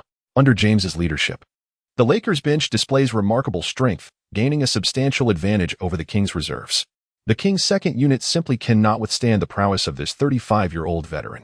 Throughout the second quarter, James seems to enter a state of transcendence, employing a straightforward yet forceful approach to offense, relentlessly attacking the basket. Should the opposition fail to implement a double-team strategy, he will unhesitatingly overpower them, seamlessly converting easy layups. When the Kings opt for a collaborative defensive strategy, James showcases his formidable playmaking abilities. Always keenly aware and quick to react. Once double-teamed, he adeptly distributes the ball to open teammates, allowing them to score with ease. The exquisite orchestration of offensive plays has rendered the Lakers' attack more fluid, simultaneously exerting immense pressure on the youthful Kings. Clearly, the Kings' rotation was adversely impacted by this surge, as they struggled defensively, unable to effectively thwart the Lakers' advances. Moreover, on the offensive front, they appeared to lose their composure, abandoning their signature shooting strategies in favor of attempting to emulate the Lakers' aggressive drive to the basket, hoping to retaliate in kind. However, the Lakers' interior strength, bolstered by the formidable presence of Howard and McGee, formed an impenetrable barrier, repeatedly denying the Kings' layup attempts. In the second quarter, the Lakers orchestrated a remarkable surge, concluding the period with a 29-20 advantage, thereby reversing their fortunes. Ultimately, they entered halftime with a lead of 54-50, illuminating a promising outlook. As the second half commenced, Kings head coach Mike Brown seemed influenced by the tempo of the previous quarter, recalling his adept defensive strategies, and thus initiated a defensive game plan, deliberately extending the duration of possessions. In contrast, Lakers coach Vogel found amusement in the shift, contemplating defense. That is my forte as well. With a decisive gesture, he signaled to his players to engage in a defensive battle alongside the Kings. The Kings starters were evidently unaccustomed to this new rhythm, as most of them excelled in offense rather than defense. Consequently, they found themselves reluctantly compelled to exploit their strengths while contending with the Lakers' prowess. They were forced to endure the bitter taste of this predicament, akin to the experience of consuming a bitter gourd, as they grit their teeth and engage in a defensive struggle against the Lakers. Despite a decline in their shooting percentage, the Lakers capitalized on their height advantage to secure a greater number of offensive rebounds, thereby generating more scoring opportunities. Thus, the Lakers consistently maintained a higher number of offensive possessions than the Kings. Ultimately, at the conclusion of the third quarter, the Lakers triumphed once again over the Kings with a score of 28-21, extending their overall lead to 82-71. Entering the final quarter with an 11-point advantage. In this moment, Mike Brown found himself ensnared in a quandary, uncertain whether to adopt an offensive strategy or to steadfastly maintain a defensive posture. Renowned for his less-than-stellar improvisational skills, he struggled to conceive an ingenious plan during the brief intermission and resorted to motivational platitudes to uplift the spirits of the young players on the Kings. Surprisingly, this method proved somewhat effective. At least the team's offensive performance saw an improvement. Brown mused that perhaps youthful enthusiasm needed a touch of idealism, and he contemplated seeking advice from Rivers on crafting more motivational mantras, though he felt no compulsion to learn from Rivers' infamous 3-1 collapse.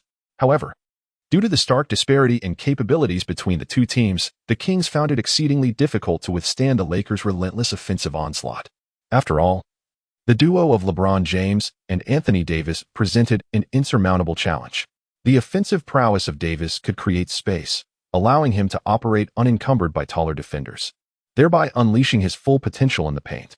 Defensively, he could effectively guard penetrating guards and thwart opposing frontline players, enabling him to focus on areas of his expertise, help defense, minimizing physical confrontations and consequently reducing his injury risk. As moments ticked by, the gap in the score widened. Yet the Kings were unable to devise an effective strategy to penetrate the Lakers' defenses. They diligently experimented with various tactics, but each offensive attempt was effortlessly neutralized by the Lakers. As the game approached its final minutes, the Kings gradually lost confidence, making it increasingly arduous to close the gap. Ultimately, the referee signaled the conclusion of the match, with the Lakers triumphing 110-96. Their winning streak continued, now extending to an impressive 11 consecutive victories. After exchanging solemn embraces, the Kings players returned to their locker room, their spirits weighed down.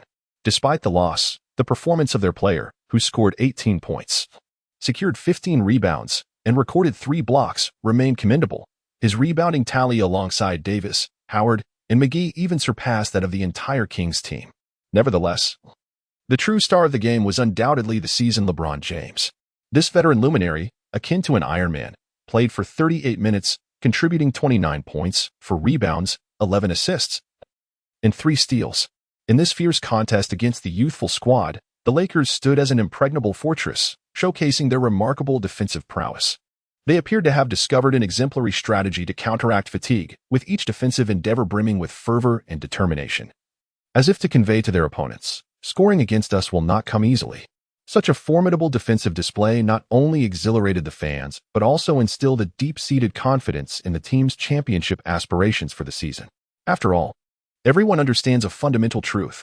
While offense may win the hearts of the fans, it is defense that secures championships. Reflecting on the illustrious period when the Splash Brothers claimed their title, the defensive acumen of that small ball lineup was nothing short of exceptional. Whether it be Klay Thompson, Andre Iguodala, Harrison Barnes, or Draymond Green, each of them stands as a paragon of defensive efficacy within the league. Even Stephen Curry, often deemed a defensive liability, boasts a commendable defensive prowess among point guards. Those who have witnessed his robust arms, reminiscent of a mythical creature, can readily comprehend the formidable presence he commands on the defensive front. The current Lakers are diligently treading the path laid by their illustrious predecessors, establishing a solid defensive foundation as they aspire for championship glory. They demonstrate to the world that defense transcends mere strategy. It embodies an attitude, a relentless pursuit of victory. In the fiercely competitive arena of the NBA, only the most formidable defenses shall emerge triumphant, hoisting the coveted trophy that symbolizes the pinnacle of accomplishment. The Lakers are steadfastly advancing toward this noble objective. After a week of abstinence, it seems only fitting for Sheng Ke to indulge himself tonight. However, his regular companion, Kelly Rocket, is away on business and absent from Los Angeles. Thus, after grooming himself, Sheng Ke hailed a cab to the familiar bar, yearning for a romantic encounter.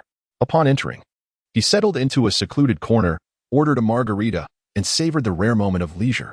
At that moment, a woman adorned in alluring attire gracefully approached and elegantly took a seat across from him. Sheng Ke, having lived in Los Angeles for some time, was not unfamiliar with her. She was Bruna Marquezine, a supermodel and actress from Brazil, known for her previous relationship with the illustrious football star Neymar.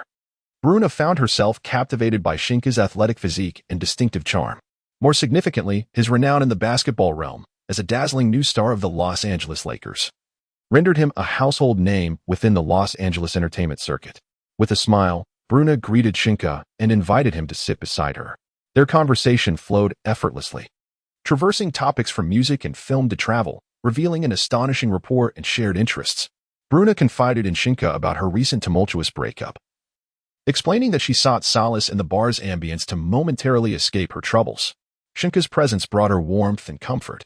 As time passed, Sheng Ke gradually lowered his guard and shared more personal anecdotes with Bruna. Their connection deepened, akin to that of longtime friends.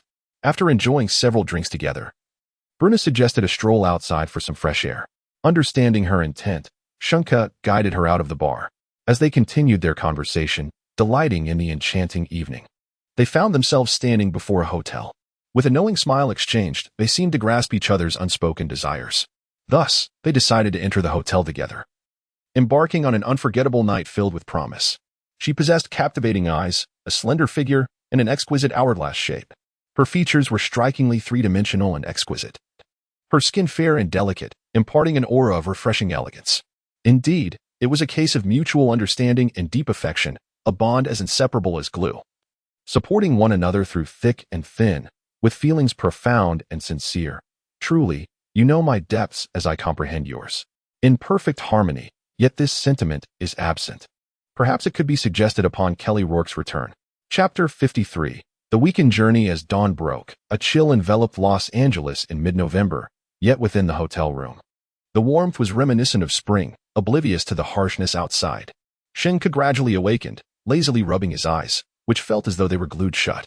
As his vision cleared, he caught sight of Neymar's former girlfriend, still lost in the realm of dreams beside him. In an instant, an unusual thrill surged through him. It was rare for him to awaken first, and observing the fatigued beauty beside him filled him with a sense of accomplishment. At that moment, the beauty lay on her side, her long legs gently draped over Sheng Ke's body. He carefully patted her rounded, firm Re and cautiously shifted her delicate leg aside. Then, he slowly rose from the bed, straightened his posture, and stretched luxuriously, as if to dispel all fatigue from his body. A new day had begun, and Sheng Ke knew he must return to the grind of work. He prepared to tidy himself up and restore his vigor, for an afternoon training session awaited him. Tomorrow evening, they were to face the Hawks. Although the Hawks were not traditionally considered a formidable team, having been in a slump since drafting their core player, Trae Young. Their performance in the past 2 years had been lackluster. However, as the saying goes in the NBA, there are no weak teams. Every squad deserves respect. Failing to give due regard and formulate a targeted strategy could jeopardize the Lakers' hard-won winning streak. After all, the 73-win Warriors had once been defeated by the league's lowest-ranked Pistons. With this thought, Sheng Ke dared not let his guard down. He swiftly completed his morning routine, donned his pristine athletic attire, and energetically made his way to the training ground. It is well known that currently, Trae Young is the only player on the Hawks with exceptional offensive skills, while the remaining team members distinctly lean towards strong defense with weak offense. This made the tactical approach considerably simpler. They could allow Trae Young to shoulder the offensive burden alone, fully unleashing his individual prowess. Simultaneously, they should instruct the other players to abandon any support defense strategy, focusing instead on severing the connection between Trae Young and his teammates to prevent the other members of the Hawks from gaining momentum and participating vigorously. Head coach Vogel devised targeted strategies for the players. Moreover, Trae Young does not possess the relentless stamina that allows players like Kobe and LeBron to maintain a constant offensive onslaught throughout the game. Consequently, after several focused tactical drills during the training camp, the Lakers finalized their game plan.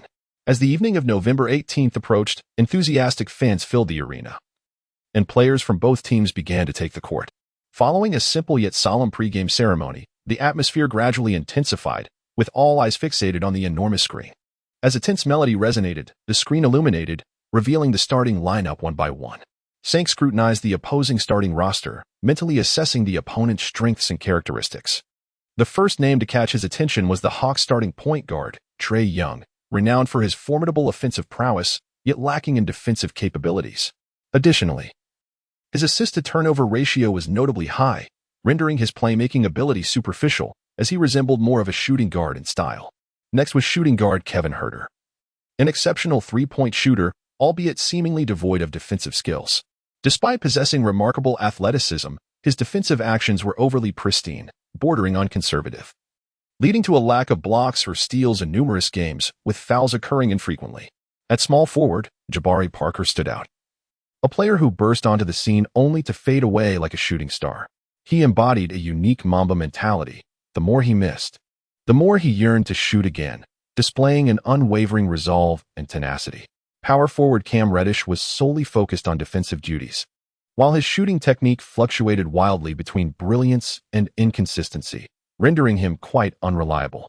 Finally, center Clint Capella appeared to serve merely as a filler, lacking notable impact and typically substituted after a brief stint on the court. Faced with such a starting lineup, Sheng found himself at a loss regarding how the Lakers might falter. This very lineup had positioned the Hawks in a fierce competition with the Warriors for the league's bottom rank, leaving spectators eager to see where the outcome would land. On the other hand, the Los Angeles Lakers opted to retain their starting five from the previous game. Head coach Frank Vogel pondered. If this starting lineup proved effective against the youthful Sacramento Kings, it was reasonable to expect a similarly remarkable synergy against the Hawks, who were arguably less formidable. As expected, shortly after the game commenced, the Hawks found themselves utterly defenseless against the seamless collaboration between LeBron James and Anthony Davis. Meanwhile, Sheng capitalized on the opposing player's inclination to assist defensively, executing a clever off-ball screen with Green to sink 2 open three-pointers.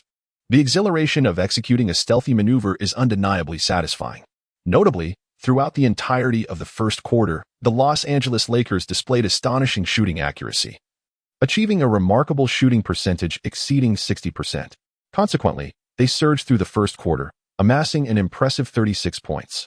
The Hawks found themselves ensnared in a predicament of isolation, each player fighting their own battle, relying predominantly on the alternating isolation tactics of Trae Young and Jabari Parker.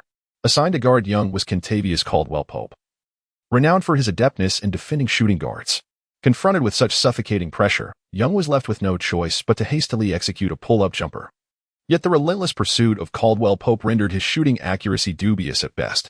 Meanwhile, Jabari Parker, eyeing LeBron James, who was tasked with defending him, entertained the notion of overpowering this veteran with sheer strength. However, reality dealt him a harsh blow, proving that his efforts were in vain. Even with every ounce of strength exerted, he could not budge James. Thus, Parker attempted to pivot and drive towards the baseline to attack the basket. But just as he struggled to lay the ball up against James, Anthony Davis, poised like a bolt of lightning, surged forth and delivered a thunderous block, emphatically slamming the ball down. It was evident that the Lakers had devised a clear defensive strategy against the Hawks to stifle their perimeter shooting while deliberately allowing them to penetrate the paint. Should the Hawks dare to challenge the rim, they would be met with an impenetrable fortress constructed by Davis and his formidable teammate, rendering any incursions futile. The Lakers were betting that the Hawks would fail to capitalize on mid-range opportunities. Chapter 54, The Rising Momentum? Clearly, they were unable to do so. At the conclusion of the first quarter, the Hawks had managed a meager 24 points, trailing the Lakers by a substantial 12 points. Acknowledging the considerable gap, Coach Vogel made a bold decision at the onset of the second quarter, opting to rest 4 of his starters while leaving James on the court to orchestrate the proceedings. Such a formation was proposed by the seasoned veteran himself. His intention behind this strategy was merely to expedite the conclusion of the battle, thereby granting his teammates more precious moments of respite and mitigating the risk of injuries. After all, he is acutely aware that he stands at the twilight of his career's peak. Yet, as long as he possesses even a modicum of strength, he is determined to shoulder as much responsibility as possible, striving to secure yet another championship this year.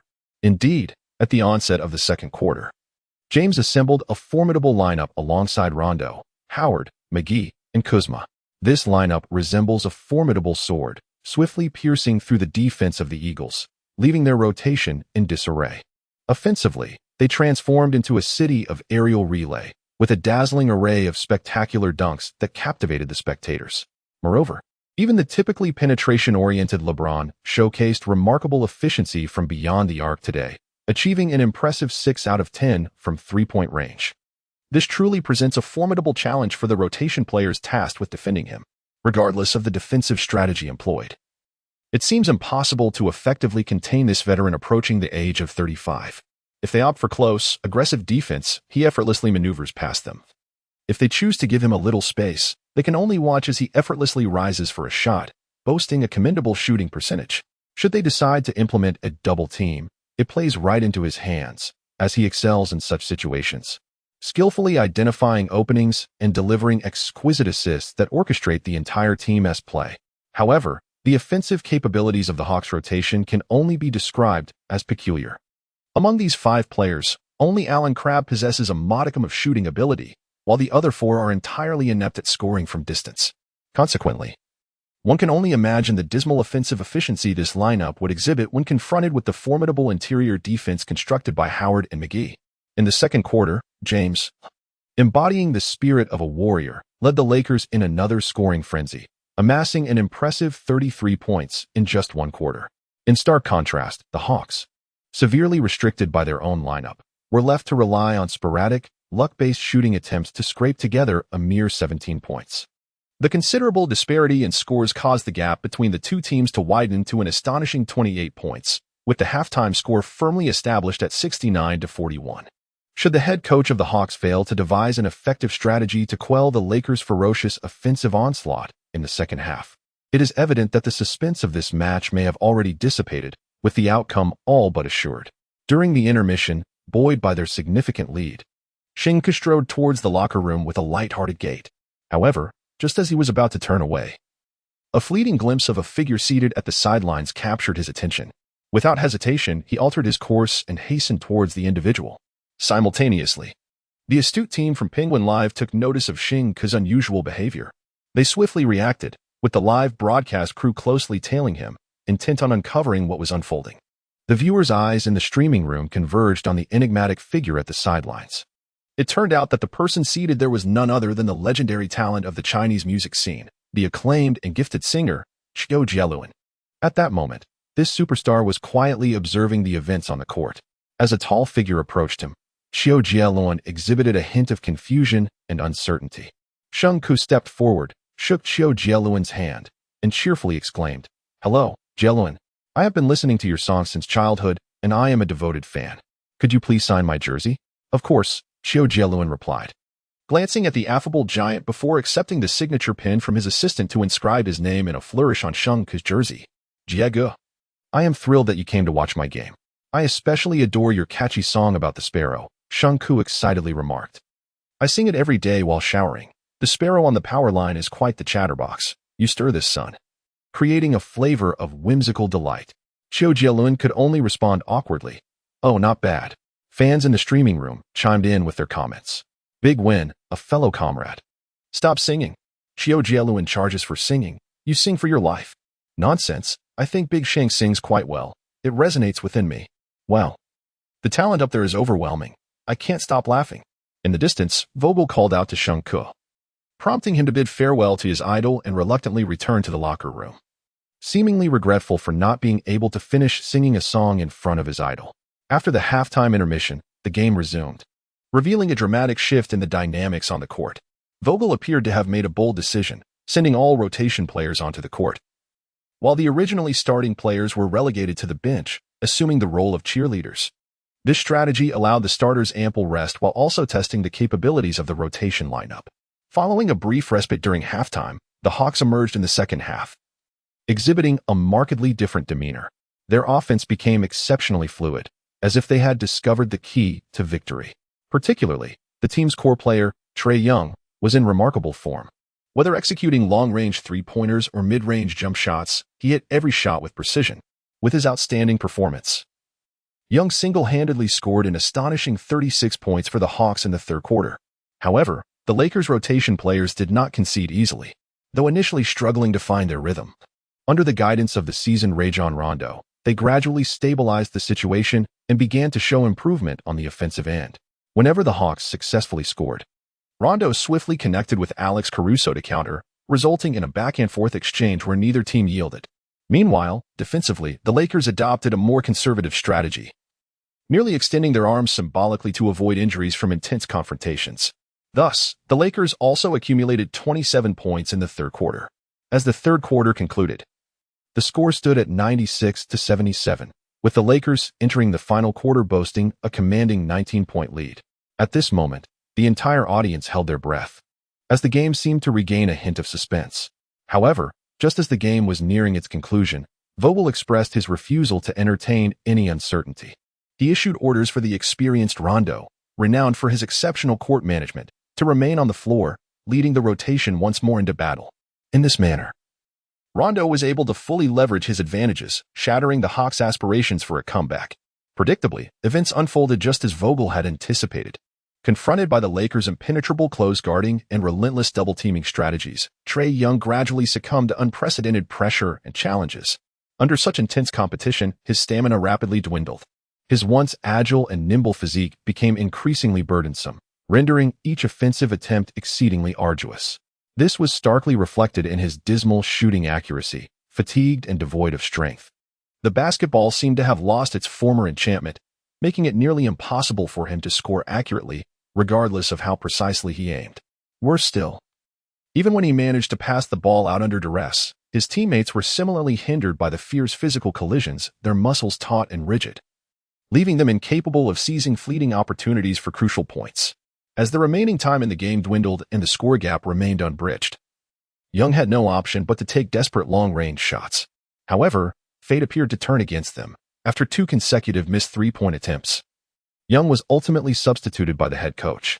At this juncture, the Hawks recognized the futility of their efforts and, resignedly, conceded defeat. Poor Trae Young sat on the bench, his spirits weighed down, silently grasping a towel to cover his head, as if seeking to isolate himself from the harsh reality of the game's outcome.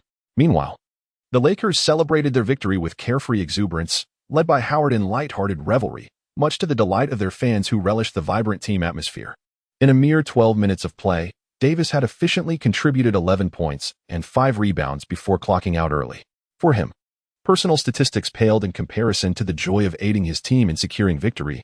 Everything else was trivial. Ultimately, Davis exchanged contact information with Young, leaving the court with a sense of fulfillment. Upon returning home, Davis had just finished his evening routine when he heard a knock at the door. Opening it revealed Kelly Ruckert, who had just returned from work, seeking to unwind with him. After a night of indulgence and just finishing a game, Davis had yet to fully recover. However, upon seeing Kelly all dressed up, he understood that declining her invitation would lead to dire consequences. Gritting his teeth, he feigned enthusiasm and welcomed her into his home. Once inside the bedroom, Kelly retrieved a set of professional and exhilarating tools from her bag, eager to showcase them to Davis. Under Kelly's encouragement, Sheng gradually became exhilarated. He couldn't help but sigh. Youth is truly wonderful. On the night of November 20th, as the lights illuminated the sky and the stars twinkled brilliantly, the Los Angeles Lakers were poised to face a fierce challenge against the Oklahoma City Thunder. This match held significant importance for the Purple and Gold Brigade, as it not only marked the conclusion of 5 intense battles within 7 days, but also signified the promise of a precious 3 days of rest thereafter. Consequently, every Lakers player was filled with eager anticipation for this contest, longing to immerse themselves in the fray at the earliest opportunity. Conversely, the Thunder boasted a distinctive roster, characterized by a seasoned veteran leading a cadre of young talents. The team had resolutely traded their core player, Russell Westbrook, to the Houston Rockets, successfully acquiring the battle-hardened Chris Paul in return. Initially, many speculated that the Thunder's intentions were to embark on a rebuilding phase. However, surprisingly, under Paul's guidance, the Thunder achieved an impressive record of 8 wins and 5 losses. Presently, the atmosphere within the Thunder is marked by exceptional unity and resilience, as if they are thoroughly prepared to launch an assault on the playoffs. Paul, a legendary figure in the realm of basketball, seems to possess an enigmatic charm. American media has unveiled a series of astonishing statistics that unequivocally illustrate the positive impact of Paul's arrival on the team's performance. Rewind to 2005, when the young and ambitious Paul emerged as a rising star, catching the attention of the Hornets. Prior to his arrival, the Hornets were mired in a dismal losing streak, having managed a mere 18 victories while suffering 64 defeats. However, the wheel of fortune began to turn when Paul stepped into the team, heralding a monumental transformation. In his inaugural season, the Hornets soared like a phoenix reborn, achieving an astounding record of 38 wins and 44 losses. This achievement not only left everyone astounded, but also marked an increase of a remarkable 20 victories. Fast forward to 2011. By this time, Paul had established himself as an indisputable superstar on the court. Originally, he aspired to team up with Kobe, but the league intervened, and he ultimately found himself embraced by the Los Angeles Clippers. At that juncture, the Clippers were similarly in a downturn, having secured only 32 victories in the previous season, with a dismal win rate of merely 36.5. Nevertheless, Paul's arrival revitalized the Clippers during the 2011 to 2012 season. With his exceptional leadership and extraordinary skills, he propelled the team to a remarkable finish of 40 wins and 26 losses, notably during a season disrupted by a lockout, resulting in an impressive win rate soaring to 66. This miraculous transformation undoubtedly reaffirms Chris Paul's extraordinary influence and dominance. The year 2017 was pivotal for the Houston Rockets, as they acquired the seasoned and skillful guard, Chris Paul, through a trade. He joined the Rockets amidst the fervent hopes and expectations of countless fans, forming a formidable backcourt duo alongside James Harden. In the preceding season, the Rockets had achieved an impressive record of 56 wins and 26 losses.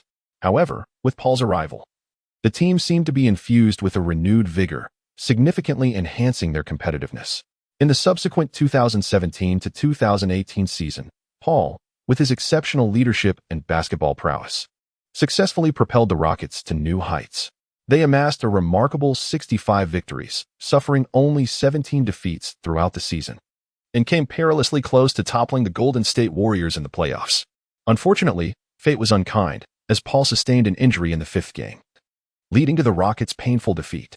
Currently, the Oklahoma City Thunder firmly occupy the 5th position in the Western Conference, showcasing their formidable strength. The Los Angeles Lakers face a daunting challenge if they wish to extend their winning streak to 13 games against such a formidable opponent. The Thunder are undoubtedly a tough adversary, fully prepared to pose significant challenges for the Lakers. It is safe to say that this impending matchup promises to be fiercely contested and filled with suspense, leaving the ultimate victor still uncertain. In Chapter 56, the tension mounts. Sports columnist Langford directly asserts in his media outlet that LeBron James is poised to become the league's assist leader, averaging 11 assists over the past 12 consecutive victories. while Chris Paul averages 10.3. This sets the stage for a duel between two veteran assist maestros. Notably, Charles Barkley, commenting for TNT, spontaneously declares, "I bet the Lakers will secure victory tomorrow night." Fans who were initially brimming with confidence in the Lakers suddenly became anxious upon hearing Barkley's prediction, sensing the weight of his infamous jinx. Inevitably, as both teams prepare for battle, various media speculations begin to circulate. Danny Green, Kentavious Caldwell-Pope, and Chris Paul are your assignments. Take turns closely marking him and sever his connections with teammates. Start strong. Don't allow Chris to orchestrate the offense. His skill set relies heavily on jump shots following screens, so stay tight, force him to drive, and avoid double-teaming him. Let him play one-on-one and deny him any passing opportunities. Additionally, cut off Chris's connection with Steven Adams. Rather than allowing Chris an open shot, prioritize blocking his passing lanes. I refuse to believe he can outshoot us. After hearing this, the team nodded in agreement, indicating their understanding and endorsement of the strategy. Based on past experiences, in the absence of specific instructions, he would typically assist his teammates in defending against opposing players. However, Coach Vogel has now devised a different strategy, insisting that he disrupt and stifle the opponent's passing lanes.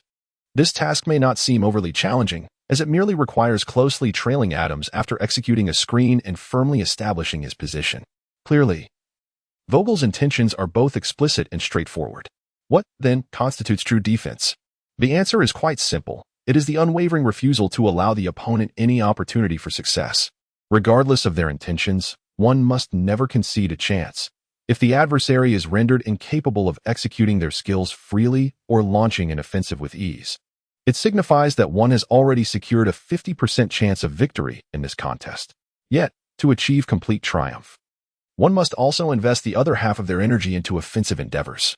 After all, only through proactive and aggressive tactics can one exert greater pressure on the opponent, thereby further solidifying one's advantageous position. At that moment, the referee's whistle rang out, heralding the official commencement of the match. The starting lineup was displayed on the big screen. The Thunder's point guard, Chris Paul, an experienced veteran, is merely months older than LeBron James.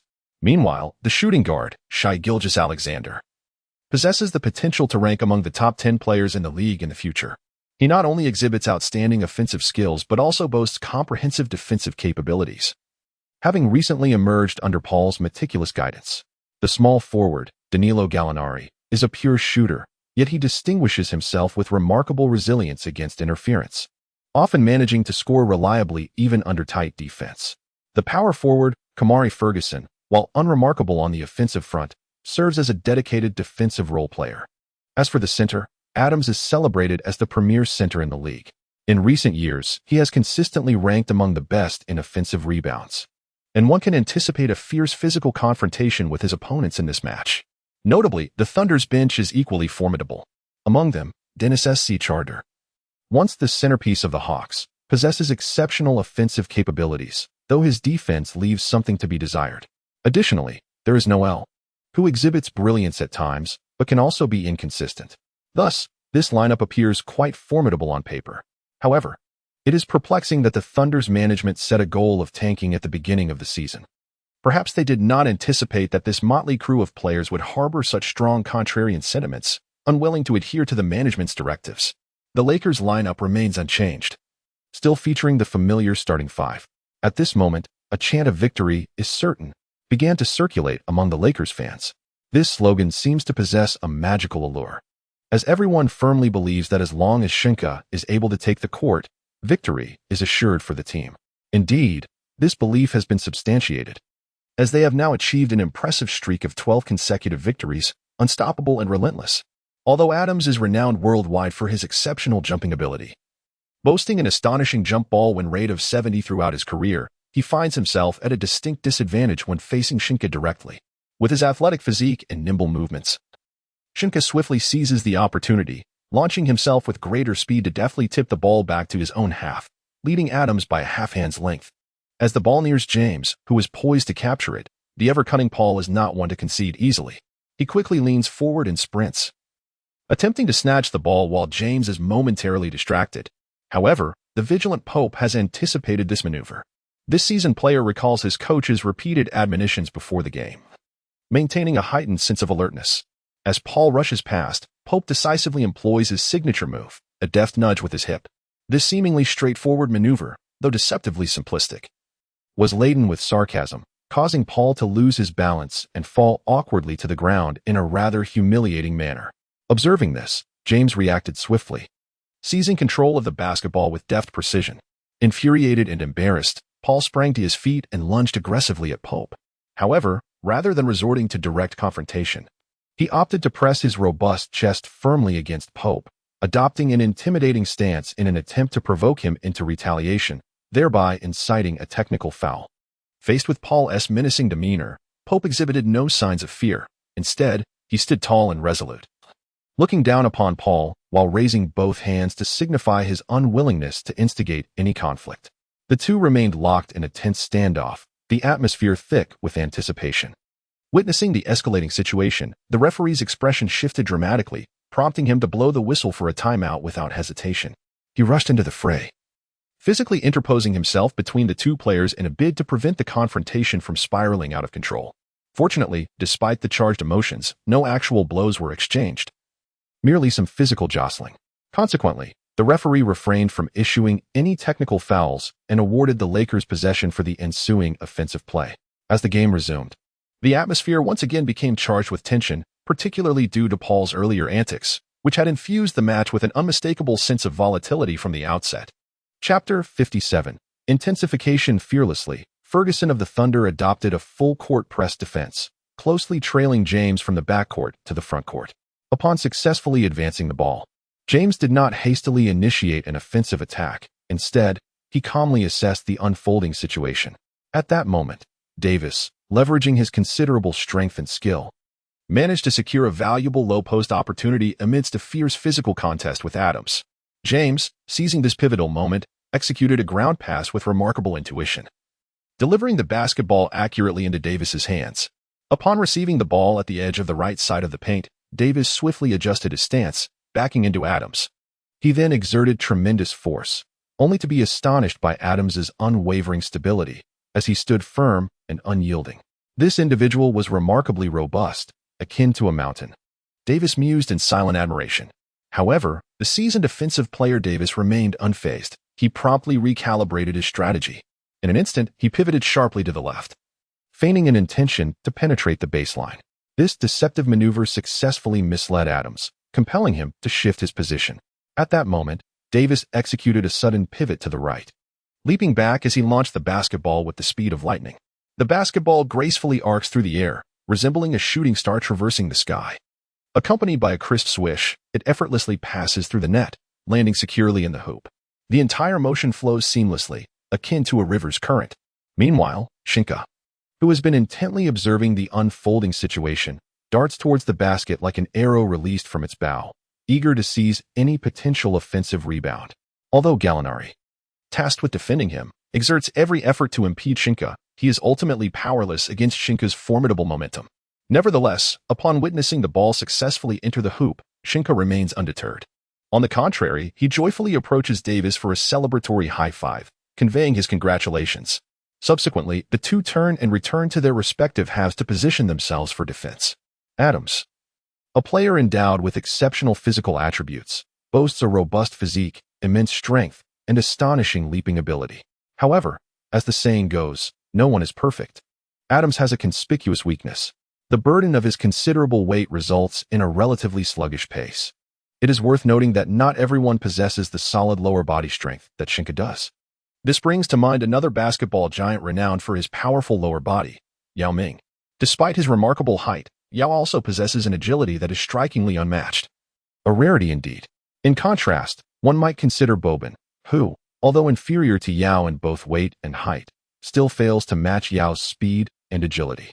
Thus, it becomes evident that for Adams to keep pace with Davis's rapid and dynamic movements is a Herculean task.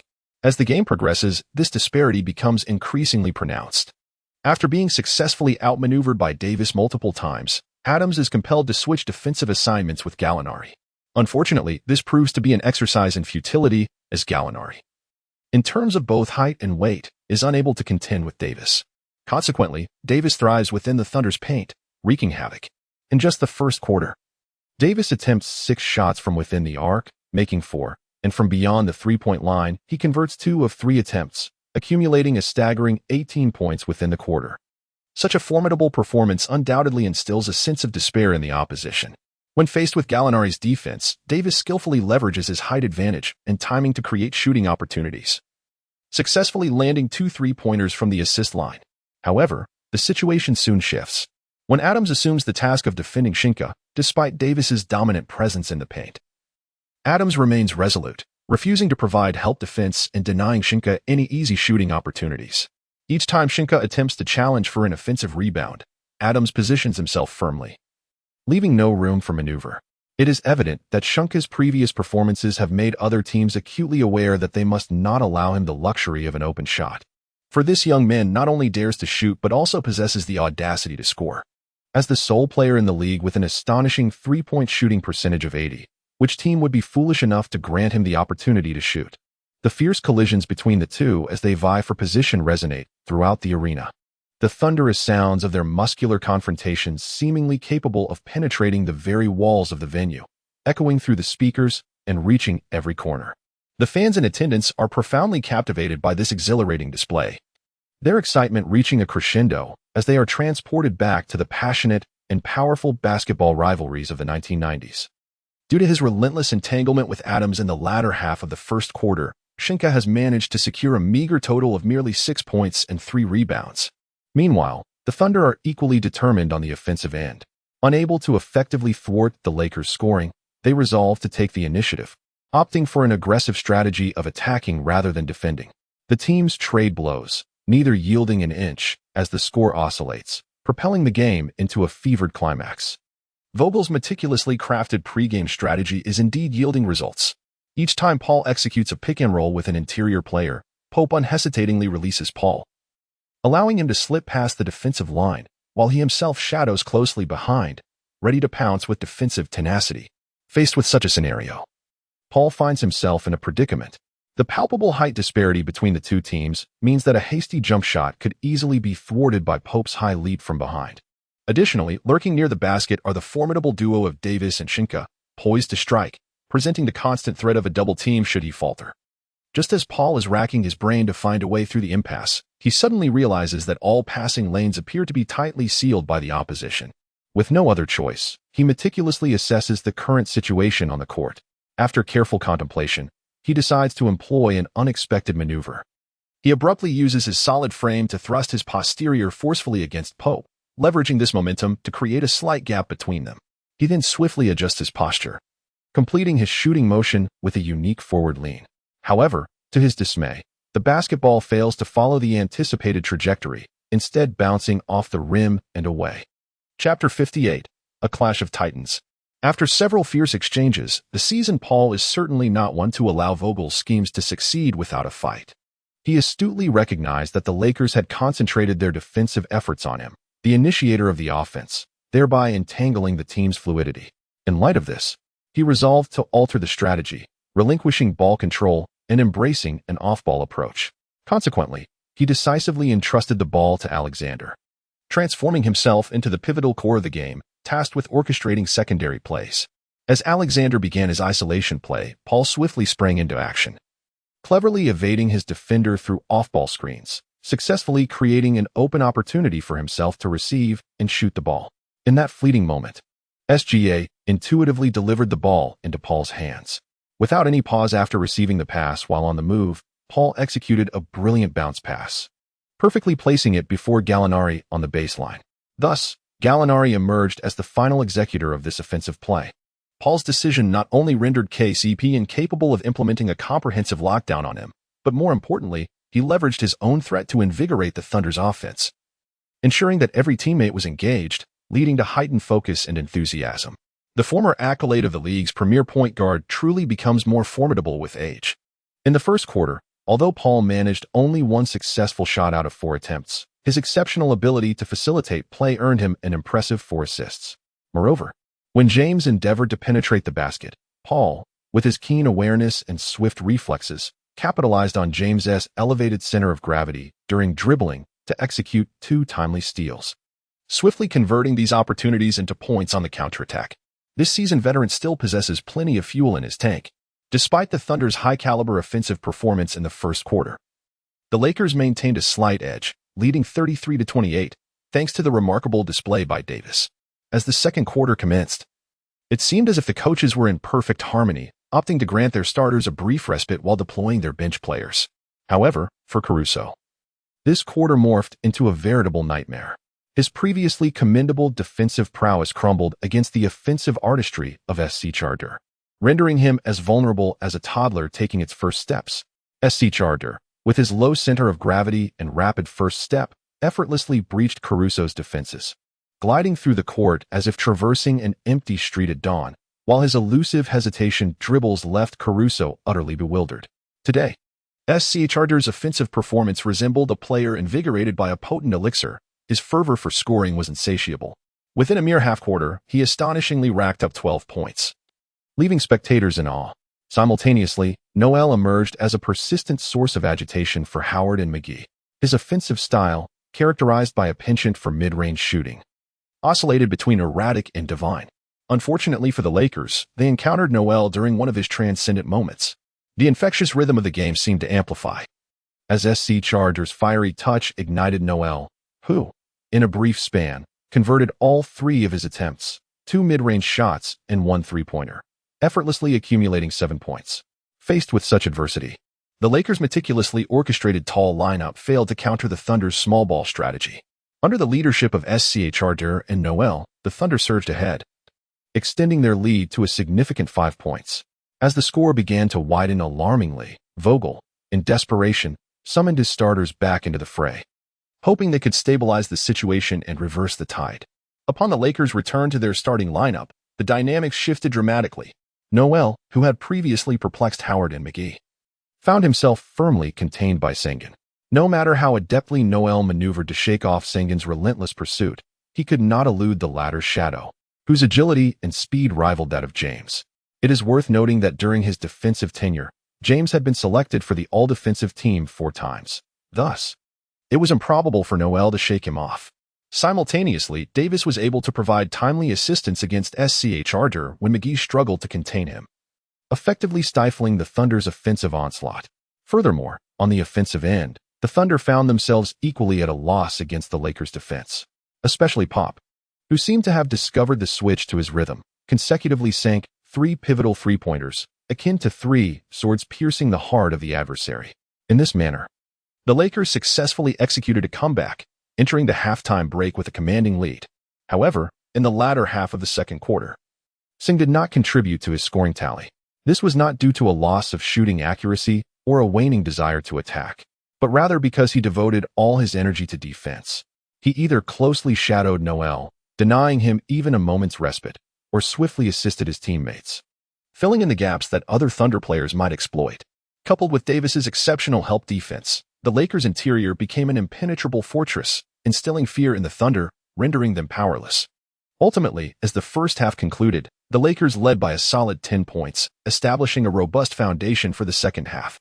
The pressure shifted to the Thunder, and their head coach, Mark Daigneault, was acutely aware that if the current trajectory persisted, a loss seemed almost inevitable. Furrowing his brow, he pondered his strategy while contemplating his next move. After considerable deliberation, upon the resumption of play, Mark Daigneault resolutely made a bold decision to bench Adams, deploying a lineup of Paul, Alexander, Schroeder, Garinelli, and Noel, a small ball formation. Clearly, he was prepared to go all in, sending forth his most agile players to fiercely contest the offensive battle, striving to turn the tide. He understood that only by accelerating the pace of the game could the disparity between the two teams be swiftly erased. And indeed, this tactic proved effective. It sliced through the Lakers' once stalwart defense. Particularly today, James appeared to be plagued by an excess of errors, rendering him somewhat distracted in both offensive organization and individual performance. The players have fallen far short of their former glory, to the extent that one might say they are entirely out of sync, perhaps due to dissatisfaction with his own performance or influenced by the Thunder's rapid style of play. James found himself unwittingly hastening the pace of the offensive rounds as he witnessed the opposing team advance with such swiftness, joining them in a fast-paced back and forth of offense and defense. As the star of his team exhibited such behavior, his teammates naturally felt compelled not to lag behind. Eagerly coordinating their efforts to mount an offensive, the atmosphere on the court became exceptionally tense and intense, with both sides exchanging blows, unwilling to yield, thus commencing a breathtaking showdown. In the third quarter, a fierce offensive battle ensued, with both the Lakers and the Thunder demonstrating remarkable offensive efficiency. Each time one side sunk a spectacular three-pointer, the other responded almost instantaneously with quick ball movement and incisive drives to the basket, successfully scoring layups. This seamless and efficient scoring style left the audience and fans following the live broadcast utterly enthralled. However, amidst this tit-for-tat contest, the point differential between the two teams began to narrow. Initially, Coach Vogel was quite pleased with his team's offensive performance and opted not to call a timeout, fearing that doing so might disrupt the players' fluid rhythm and momentum. He chose to allow his players to continue their efforts, hoping to maintain or even expand their lead. It was not until the buzzer sounded to signal the end of the third quarter that Coach Vogel suddenly recognized the gravity of the situation. Despite the Lakers achieving a commendable 30 points in that period, the Thunder had remarkably amassed 34 points. Seizing the brief but precious intermission, Vogel promptly gathered his players together. With a serious demeanor and a piercing gaze sweeping over each player, he exclaimed, "Hey, gentlemen, you must not allow yourselves to be led by the nose any longer. Have you not noticed that the score gap is steadily diminishing? It is now reduced to a mere 6 points. The situation has become exceedingly dire."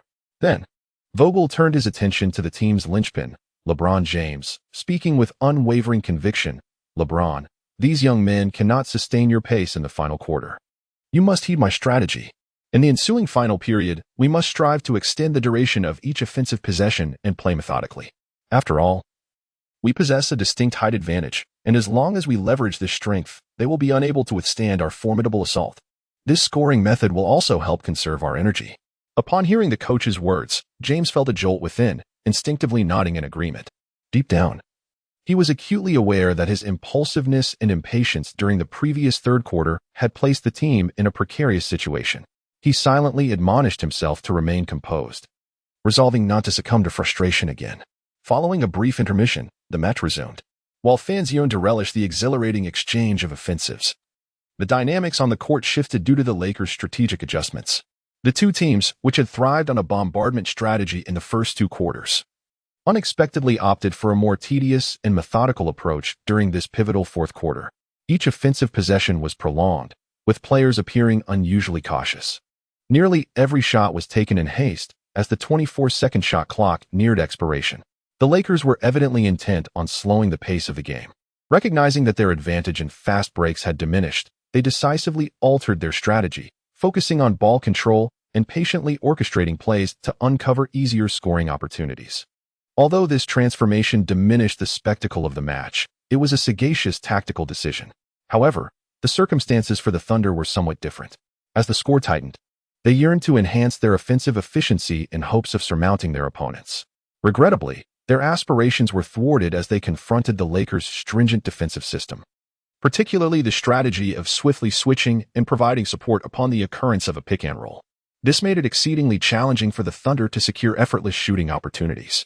As the score gap narrowed, their shots became increasingly cautious, cherishing each offensive possession. Faced with this predicament, they were reluctantly compelled to follow the Lakers' pace, gradually diminishing their offensive tempo. Subsequently, the Thunder seemed to be obstructed by an invisible barrier. Despite their relentless efforts, they struggled to transcend this hurdle, failing to equalize or overtake the score. Each time the Thunder managed to sink a basket, the formidable duo of James and Davis from the Lakers would promptly respond with incisive assaults on the rim, thereby steadfastly maintaining their lead. Thus, the two teams engaged in a prolonged and oppressive stalemate throughout the entirety of the quarter. Ultimately, at the conclusion of the fourth quarter, the teams recorded a nail-biting score of 20-19. In the end, the Lakers, leveraging the slim advantage accrued over the first three quarters, secured a hard-fought victory with a final score of 112-107. This match was indeed exhilarating, with rapid shifts in pace and fierce exchanges of offense captivating the audience, leaving them thoroughly satisfied. More importantly, with this triumph, the Lakers extended their winning streak to an impressive 13 games, while also obtaining invaluable time for rest. Their next contest is set for November 23rd, when they will venture to Oklahoma City to challenge the Thunder. For the Thunder, this undoubtedly presents a prime opportunity for revenge, promising a fierce clash. With the Lakers' victory over the Thunder, they have achieved a remarkable 13-game winning streak since the onset of the season, following their defeat in the City Derby. Such a splendid record solidifies their position as the undisputed leaders of the league. Furthermore, in the latest ESPN Power Rankings, the Lakers have ascended to the pinnacle, surpassing the reigning champions, the Toronto Raptors, with their remarkable run. At this very moment, the Los Angeles Lakers have undoubtedly emerged as the frontrunners for the championship, demonstrating their formidable prowess and dominance, as if proclaiming to the entire league that they may continue to beat LA. Let us take a closer look at the standings in both the Eastern and Western Conferences. In the East, the Milwaukee Bucks currently hold the top position with a record of 9 wins and 4 losses. Closely trailing them are the Toronto Raptors, boasting a record of 9 wins and 5 losses. The Boston Celtics occupy the 3rd spot with 8 wins and 5 losses, while the Philadelphia 76ers rank 4th with 7 wins and 5 losses. Conversely, in the Western Conference, the Los Angeles Lakers stand alone at the pinnacle, reveling in an astonishing record of 13 wins and 1 loss. The Los Angeles Clippers follow in 2nd place with 9 wins and 4 losses. The Utah Jazz are in 3rd with 8 wins and 5 losses, and the Denver Nuggets, also with 8 wins and 5 losses, find themselves in 4th place due to tiebreakers. Notably, the previously high-ranking Oklahoma City Thunder have unfortunately slipped from the top 4 after their recent defeat to the Lakers, making way for the ascending Nuggets. This report card reveals that both the Lakers and the defending champions, the Raptors, have faced a demanding and rigorous schedule at the onset of the season. However, it is precisely this high-intensity challenge that accentuates the significance and strength of their achievements. Despite the Lakers boasting an exceptional record, it is rather surprising that the player leading the MVP rankings is neither LeBron James nor Anthony Davis, but rather the remarkable Nikola Jokic from the Denver Nuggets. The international player hailing from Serbia is currently demonstrating extraordinary prowess with astonishing statistics, averaging 32 points per game and an astounding 9 rebounds, in addition to delivering 7 assists. Such performance is nothing short of legendary, as Jokic reigns supreme on the court, captivating both opponents and spectators with his unparalleled dominance. Who could have imagined that beneath this seemingly unassuming physique lies such tremendous energy? This remarkable talent has distinguished him among a multitude of stars, elevating him to the pinnacle of the MVP rankings. Chapter 60, An Unexpected Offer on a Leisurely Morning. Sheng Ke is relishing a rare day off. As he lounges on the sofa, perusing the latest sports news and gossip, his phone suddenly rings. Upon checking, he notices it's a call from his agent. Curious, he wonders what could be so urgent at this early hour. Indeed, upon answering, he receives an exhilarating piece of news, an endorsement offer from Nike. Instantly invigorated, Sheng Ke's previously languid demeanor transforms. He finds himself wide awake at the prospect of discussing this opportunity.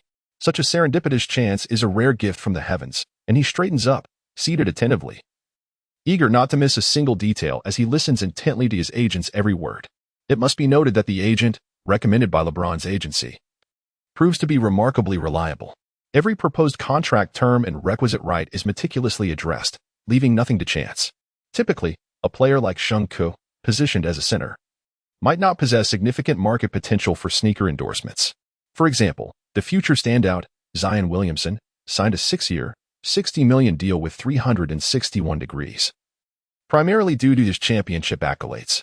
In contrast, Embiid, who has only secured a regular season MVP title without a championship, signed with Skechers for a mere $5 million annually, pre-tax. Perhaps Sheng Ke's connection to LeBron's agency afforded him this unique opportunity, as LeBron and Nike are indeed lifelong partners. After a thorough discussion over the phone, Sheng Ke and Nike reach a consensus, deciding to meet that evening at a luxurious hotel in Los Angeles to further discuss the particulars. Dressed in an exquisite suit, the same one he wore during his contract signing with the team, Sheng Ke, accompanied by his agent, swiftly arrives at the hotel conference room in a stylish Jeep. As the vehicle comes to a halt, they step out and make their way to the doors of the conference room. As the doors slowly swing open, they are greeted by the Nike department manager and a cadre of elite individuals who have been awaiting their arrival. The individuals present exhibited intense focus and keen gazes, clearly demonstrating their thorough preparation for the negotiations at hand. The spacious and well-lit hotel conference room was permeated with a solemn atmosphere.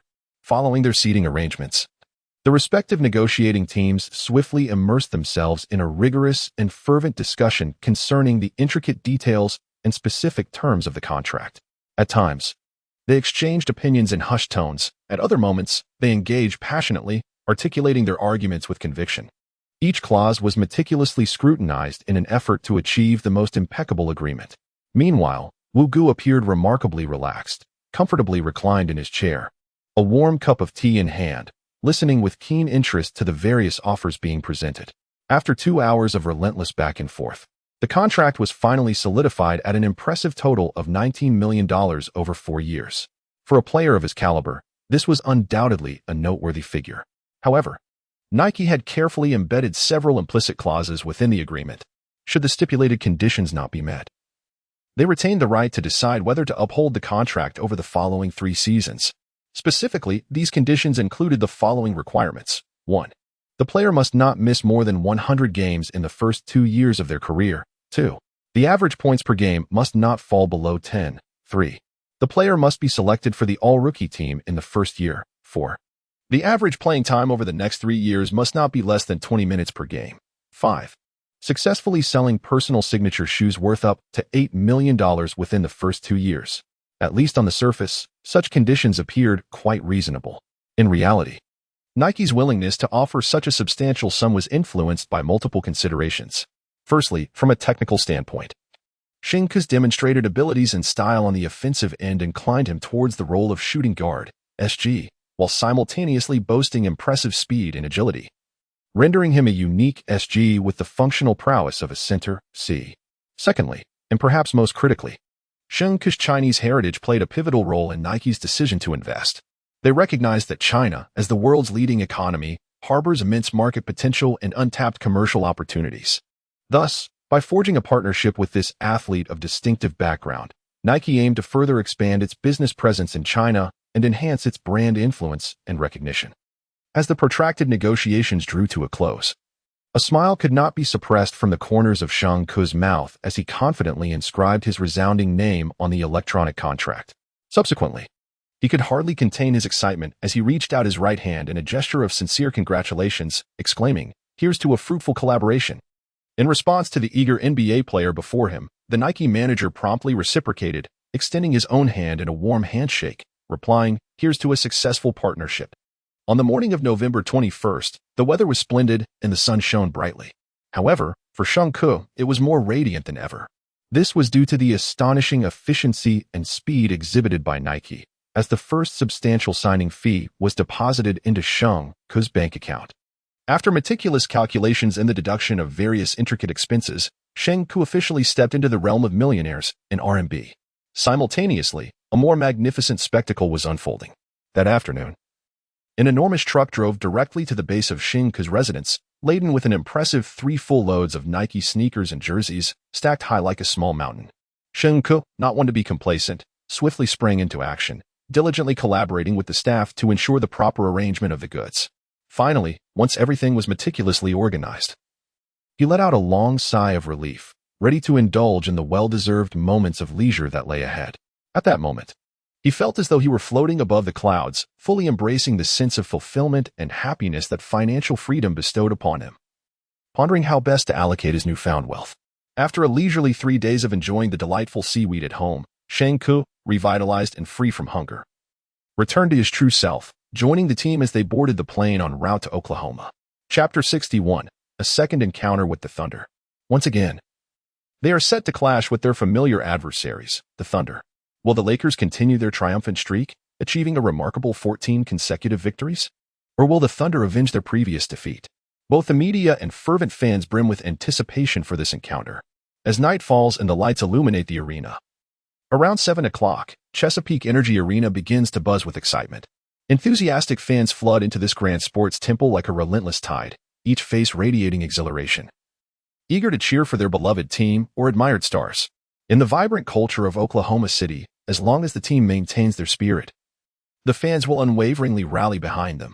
At this moment, the atmosphere has reached a fever pitch, akin to a powder keg poised to explode, waiting for the referee's whistle to ignite the crowd's fervor. At that instant, the enormous electronic screen prominently displays the starting lineups for both teams. Remarkably, The formidable Lakers and Thunder have opted to retain the same starting five from their previous encounter. Clearly, the coaching staff, after careful consideration, believes this lineup possesses the requisite strength to face their opponents in this match, drawing from the experience of their last battle. Thunder head coach Mark Daigneault seems to have glimpsed a glimmer of victory during the third quarter of that game. He claps his hands, repeatedly issuing instructions to his players. Increase the tempo, push it even faster. We must not get bogged down in a half-court battle, for we cannot prevail against our opponents in that context. Thus, we must decisively shorten the offensive possession time and unleash our attack without conserving energy. If we can maintain this rhythm, they will be powerless to thwart our scoring. Following that, Daigneault emphasizes, once the shooting motion is completed, regardless of whether the ball finds the net, do not attempt to contest for offensive rebounds. Understand that the likes of Sengun and Anthony on their team are formidable opponents who will not easily allow you to succeed. Therefore, it is imperative to swiftly retreat to defensive positions, readying ourselves for any counterattack opportunities. Do you comprehend? Finally, he exclaims, 0G, let's go. Meanwhile, on the Lakers side, Coach Vogel observed his players rejuvenated after a 3-day respite, brimming with vitality, and he had already formulated a plan. Given the team's current advantage of abundant energy, he resolutely devised a strategy centered on rapid offensive maneuvers. After all, engaging in a high-scoring shootout could mitigate physical confrontations and reduce the likelihood of injuries. As the referee's whistle echoed throughout the arena, an electrifying atmosphere enveloped the venue. The sound of the whistle heralded the commencement of this highly anticipated match. Both coaches tacitly opted for a strategy of offensive bombardment, aiming to suppress their opponents through swift attacks. At the center of the court, Sheng and Adams prepared for the jump ball. Adams' gaze was resolute and focused, determined to triumph in the showdown with Sheng. Sheng, not one to be outdone, executed his movements with remarkable speed and precision, successfully directing the ball to James, securing the first offensive opportunity for his team. The match had barely begun, yet the tension on the court was palpable. Upon receiving the ball, James wasted no time and charged towards the opponent's basket. Although Ferguson closely adhered to him in an attempt to obstruct his path, James appeared unfazed, his speed and strength rendering Ferguson unable to contain him. The audience held their breath, hoping for someone to halt this human juggernaut. With his powerful physique, James barreled toward the basket like a beast. The impact he generated was nothing short of astonishing. Ferguson had almost no chance to resist, as James's forceful advance shoved him aside, akin to being struck by a speeding locomotive. Adams, who rapidly returned to defend near the restricted area, witnessed Ferguson's lapse and immediately recognized the need for urgent support. He swiftly repositioned himself to thwart James's direct assault on the hoop. However, James seemed to have anticipated this move. As he approached the basket, he abruptly flicked the ball behind his head with his left hand. Immediately following, Sheng showcased his leaping prowess, soaring high into the air, and with a resounding thud, he emphatically slammed the ball into the hoop. This moment belongs to the exquisite collaboration between him and James. The successful slam dunk cannot conceal the exhilaration within. He celebrates with a chest bump alongside James. Behind all of this, during this period, Sheng Ke has gradually elevated his tactical standing through consistent performances, prompting Vogel to meticulously devise a new set of strategies for Sheng Ke. This tactical scheme cleverly exploits the gravitational pull of James and Davis, allowing the equally athletic Hachimura to slice through the defense from the perimeter with remarkable agility. The scoreboard reflects a 2-0 lead, with the Lakers seizing the early advantage in this contest, consequently boosting their morale. Meanwhile, on the other end, Thunder's Alexander positions himself just beyond the three-point arc.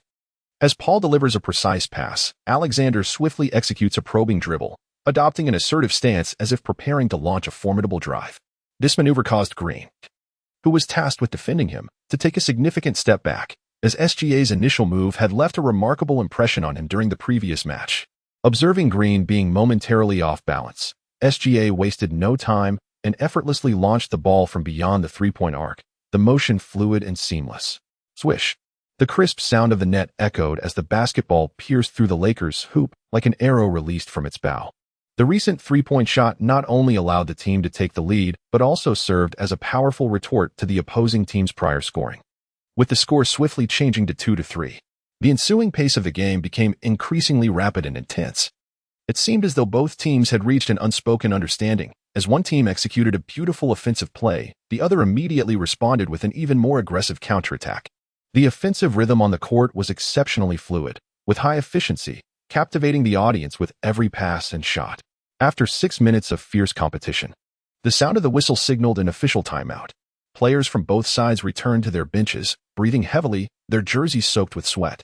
Sheng Ke managed to lower his heart rate back to a normal pace after practicing abdominal breathing techniques, which aided in his recovery.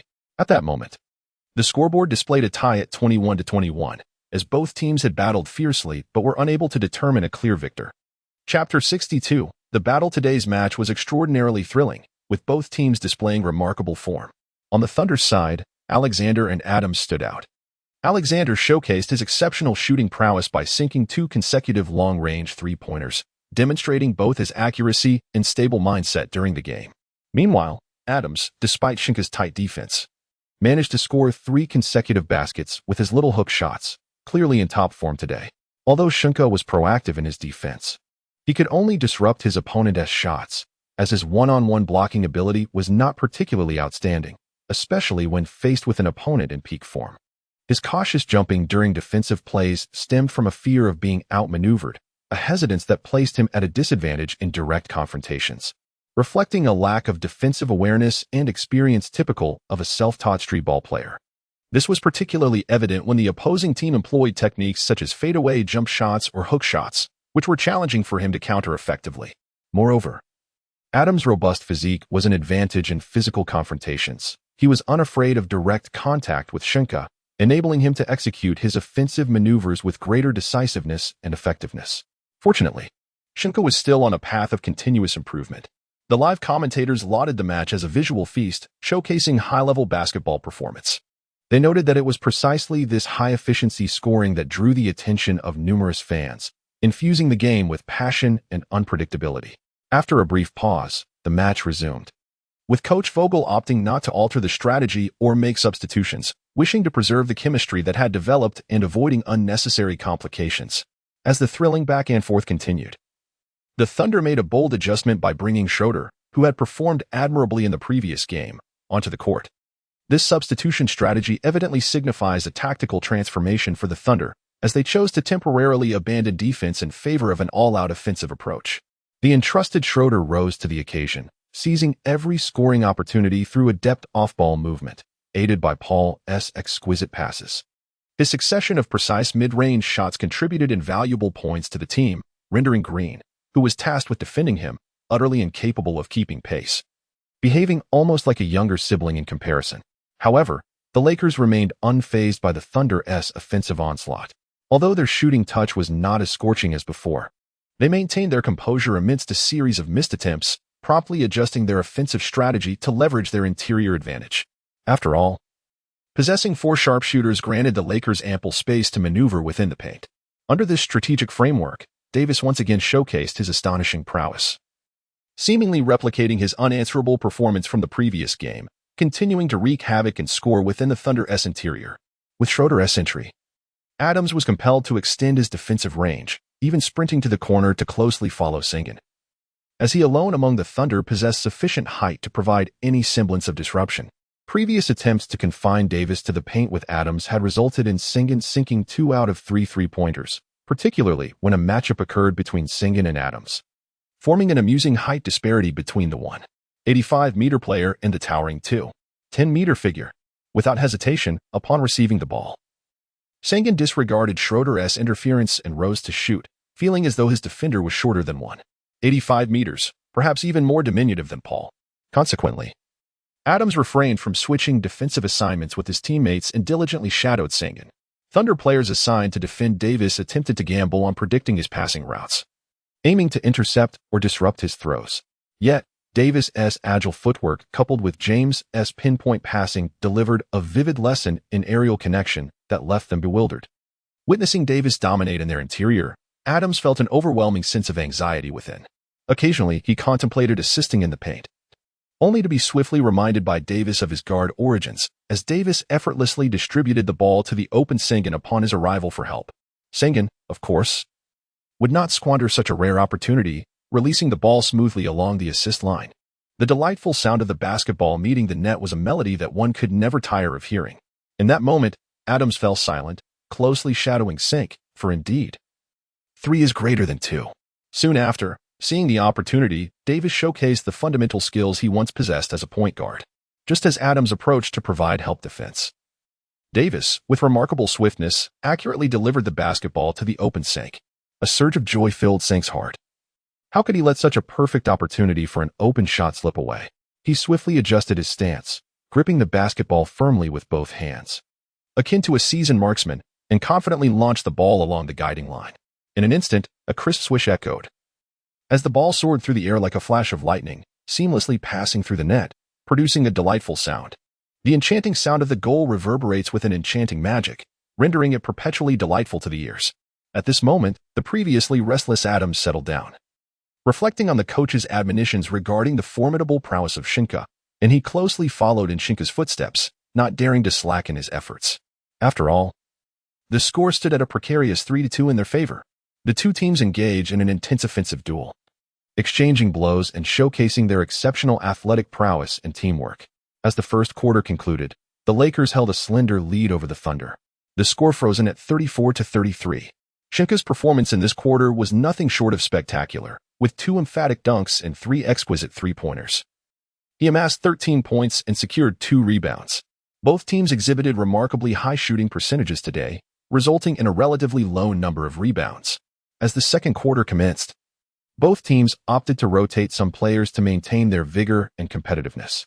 The Thunder introduced the formidable Alexander as their primary point guard, steering the team forward, while the Lakers boldly rested all 5 of their starting players, deploying a completely fresh rotation.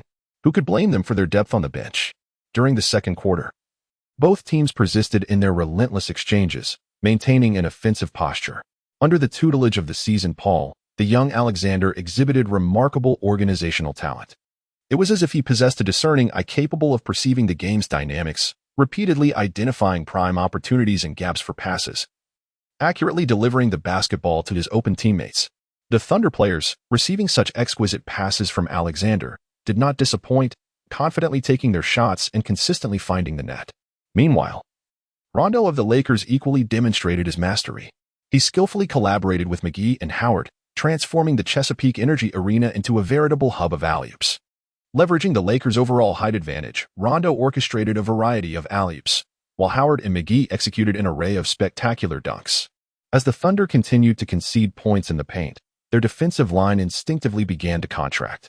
At this moment, Kuzma unleashed his mid-range and long-distance shooting prowess to penalize the Thunder players. Even Rajon Rondo, typically not known for his long-range shooting, astonishingly sank 2 pivotal three-pointers in succession.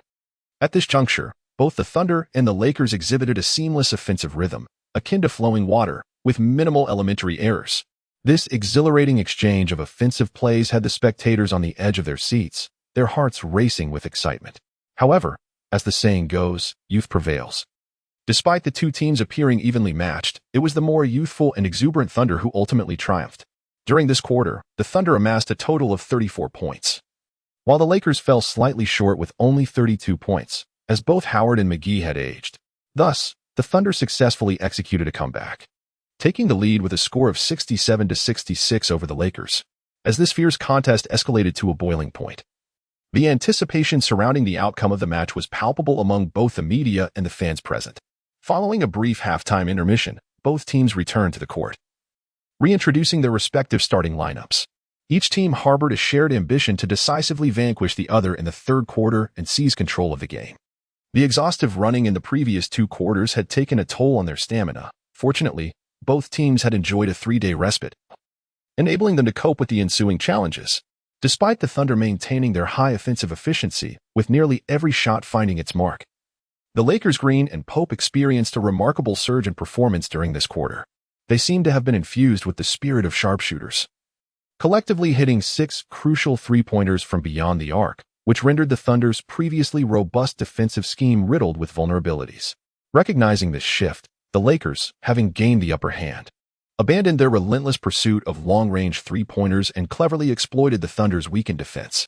Swiftly, Shai Gilgeous-Alexander initiated a lightning-fast drive into the paint, leaving Adams unable to keep pace, subsequently causing him to tumble. He successfully received an alley-oop pass from James near the paint, soaring high to execute a commanding alley-oop dunk.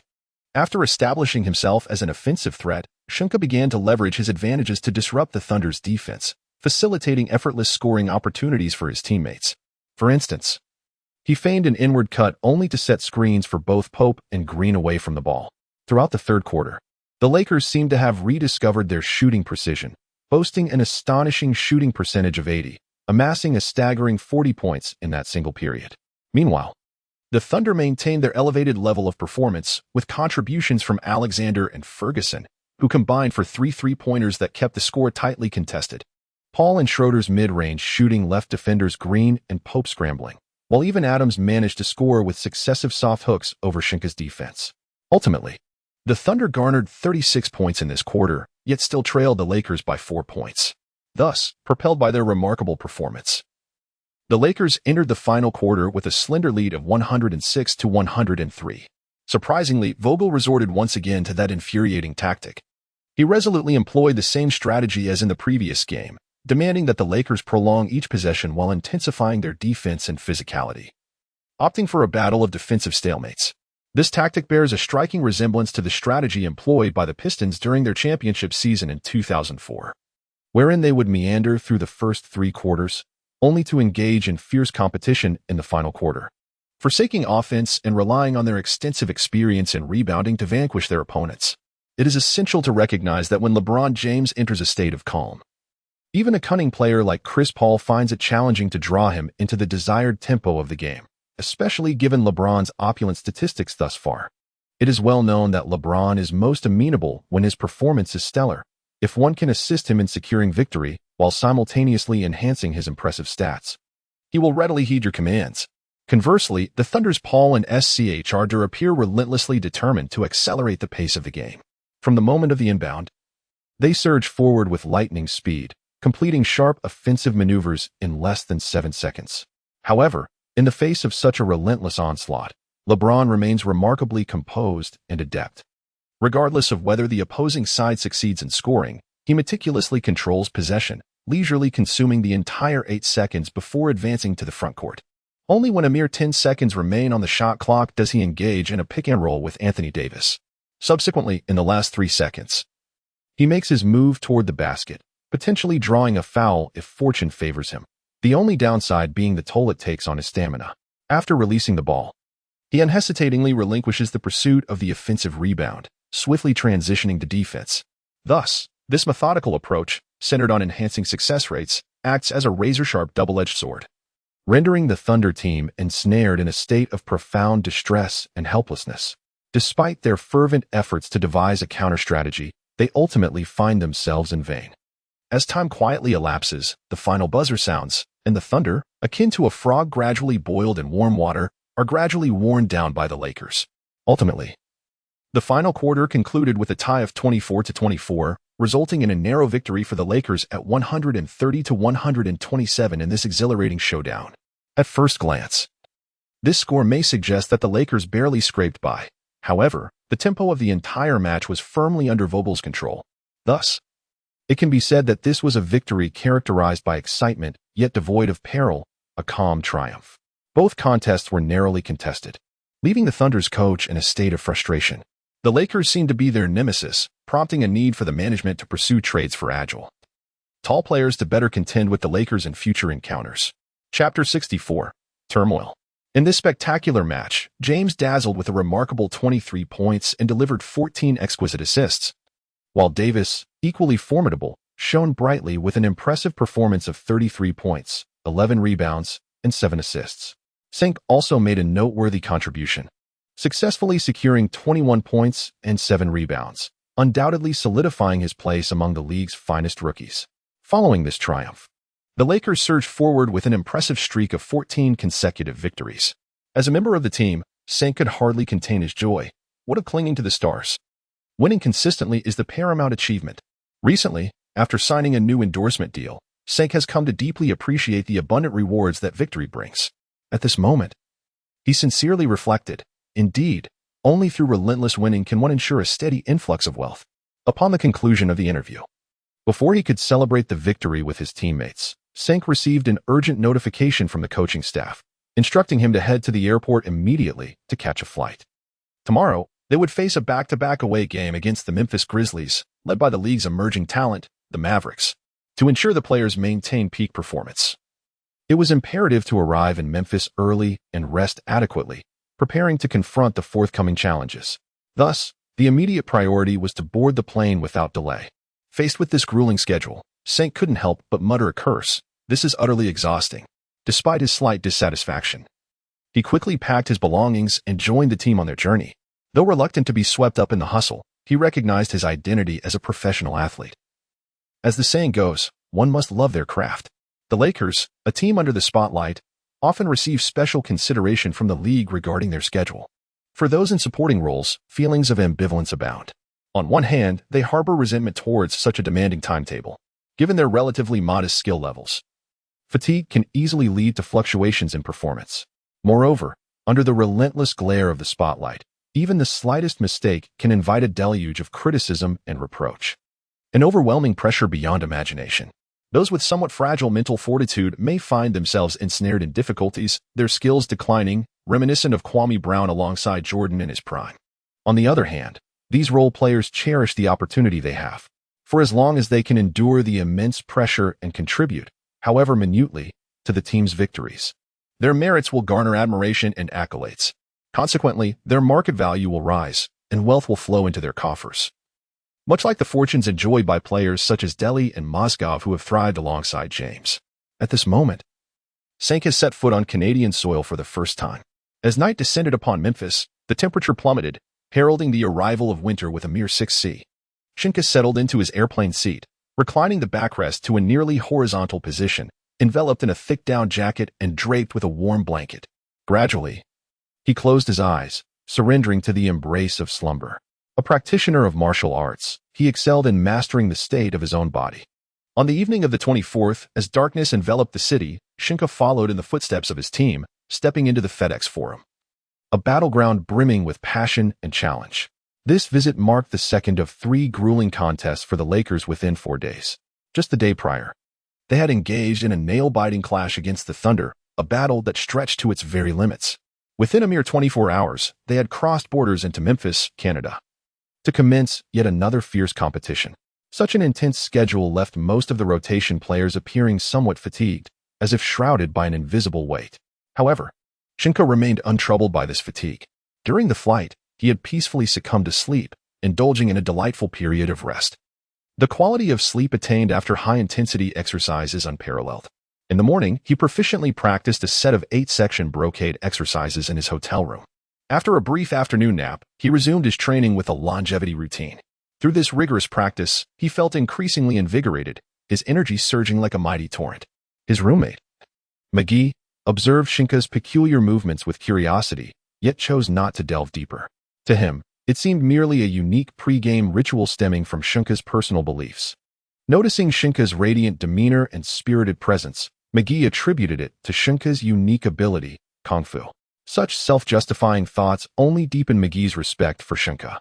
Sheng Ke was well aware of the misconceptions surrounding him, yet he understood that the essence of martial training lies in perseverance. Only through daily, unwavering dedication can one maintain a reservoir of vitality. Thus, he refrained from flaunting or elaborating to his teammates, avoiding the role of a show-off and the accompanying troubles. After all, he recognized their curiosity would never translate into the same steadfast commitment, unless, of course, it promised to replenish their vitality. In this match, Caruso was absent due to an injury sustained during the previous game against Schroeder's fierce offense. In a state of desperation, he exerted himself to defend vigorously, only to inadvertently strain his muscle. At this moment, the Memphis Grizzlies find themselves in a period of decline, awkwardly positioned at 11th in the Western Conference with a record of 5 wins and 9 losses, having recently endured 2 painful defeats. Nevertheless, there appears to be an unspoken consensus throughout the league: beat LA. After all, this is a franchise basking in the spotlight, and every ambitious young player yearns to claim a victory against this high-profile team, thereby demonstrating their own formidable prowess and value. As the Grizzlies' distinctive opening ceremony concluded, the enormous screen gradually illuminated, unveiling the names of the starting players to the audience. The visiting Los Angeles Lakers made no personnel adjustments, maintaining their original starting lineup. The core point guard for the Grizzlies is none other than the sharpshooting wizard, Morant. Unless something extraordinary occurs, this year's Rookie of the Year title is destined for him. Although he occasionally acts recklessly, as if missing a cog in his brain, his talent is undeniably formidable. With averages of 17 points and 8 assists, he stands out among rookies, significantly ahead of his peers, unmatched in competition. The shooting guard, Dillon, plays the role of a vigilant defender, while Grizzlies fans praise him. Others criticize him for his rough play. Meanwhile, small forward Crowder is akin to an elusive double-edged sword, exhibiting moments of brilliance followed by periods of mediocrity. Turning to the power forward position, young Jackson is a player of considerable potential, capable of both shooting and defending, with nimble footwork and respectable speed. A smaller version of the formidable Davis. Lastly, one cannot overlook the imposing figure of the hefty center, Valanciunas. He possesses an exceptionally robust physique and remarkable positioning skills, though his mobility is notably sluggish, trailing behind Adams.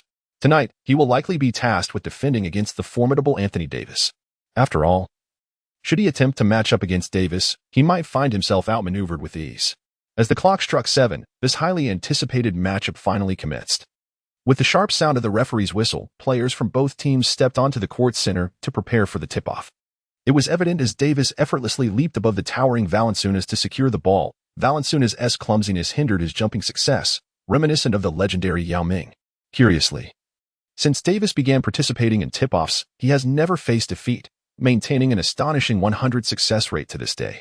Following closely in second place is Adams from the Thunder, boasting a winning percentage of approximately 70%. Chapter 65. A slump. The Los Angeles Lakers commenced their inaugural offensive play with LeBron James and Anthony Davis collaborating seamlessly.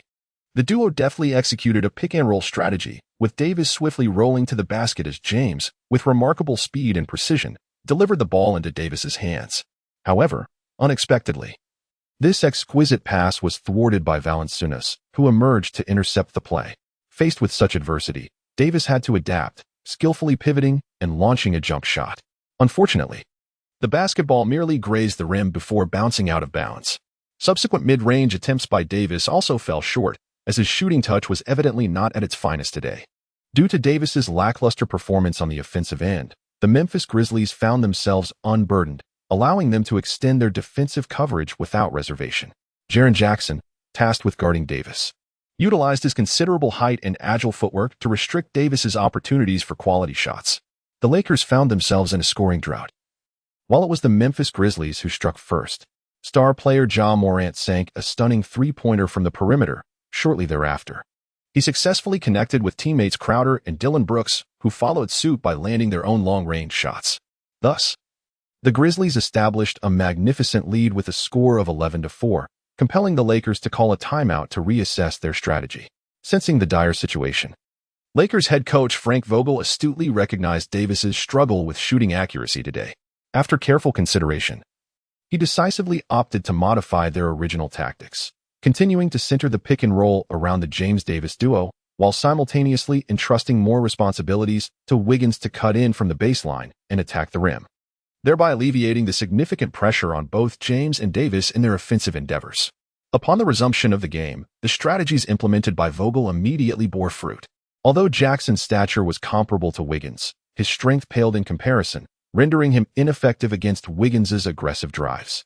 Wiggins charged towards the hoop, and although he did not convert a scoring opportunity, he successfully penetrated the paint, drawing Dillon to assist in defense. This maneuver afforded Danny Green, who was well matched against his opponent, an excellent opportunity for an unobstructed shot.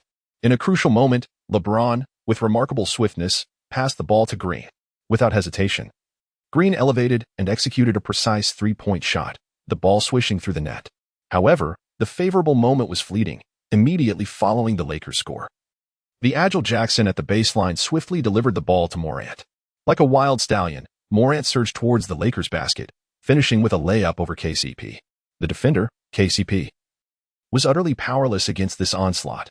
Not only did he fail to prevent the score, but he also fouled Morant, granting him an additional free throw opportunity, which Morant successfully converted into a 2-1 play.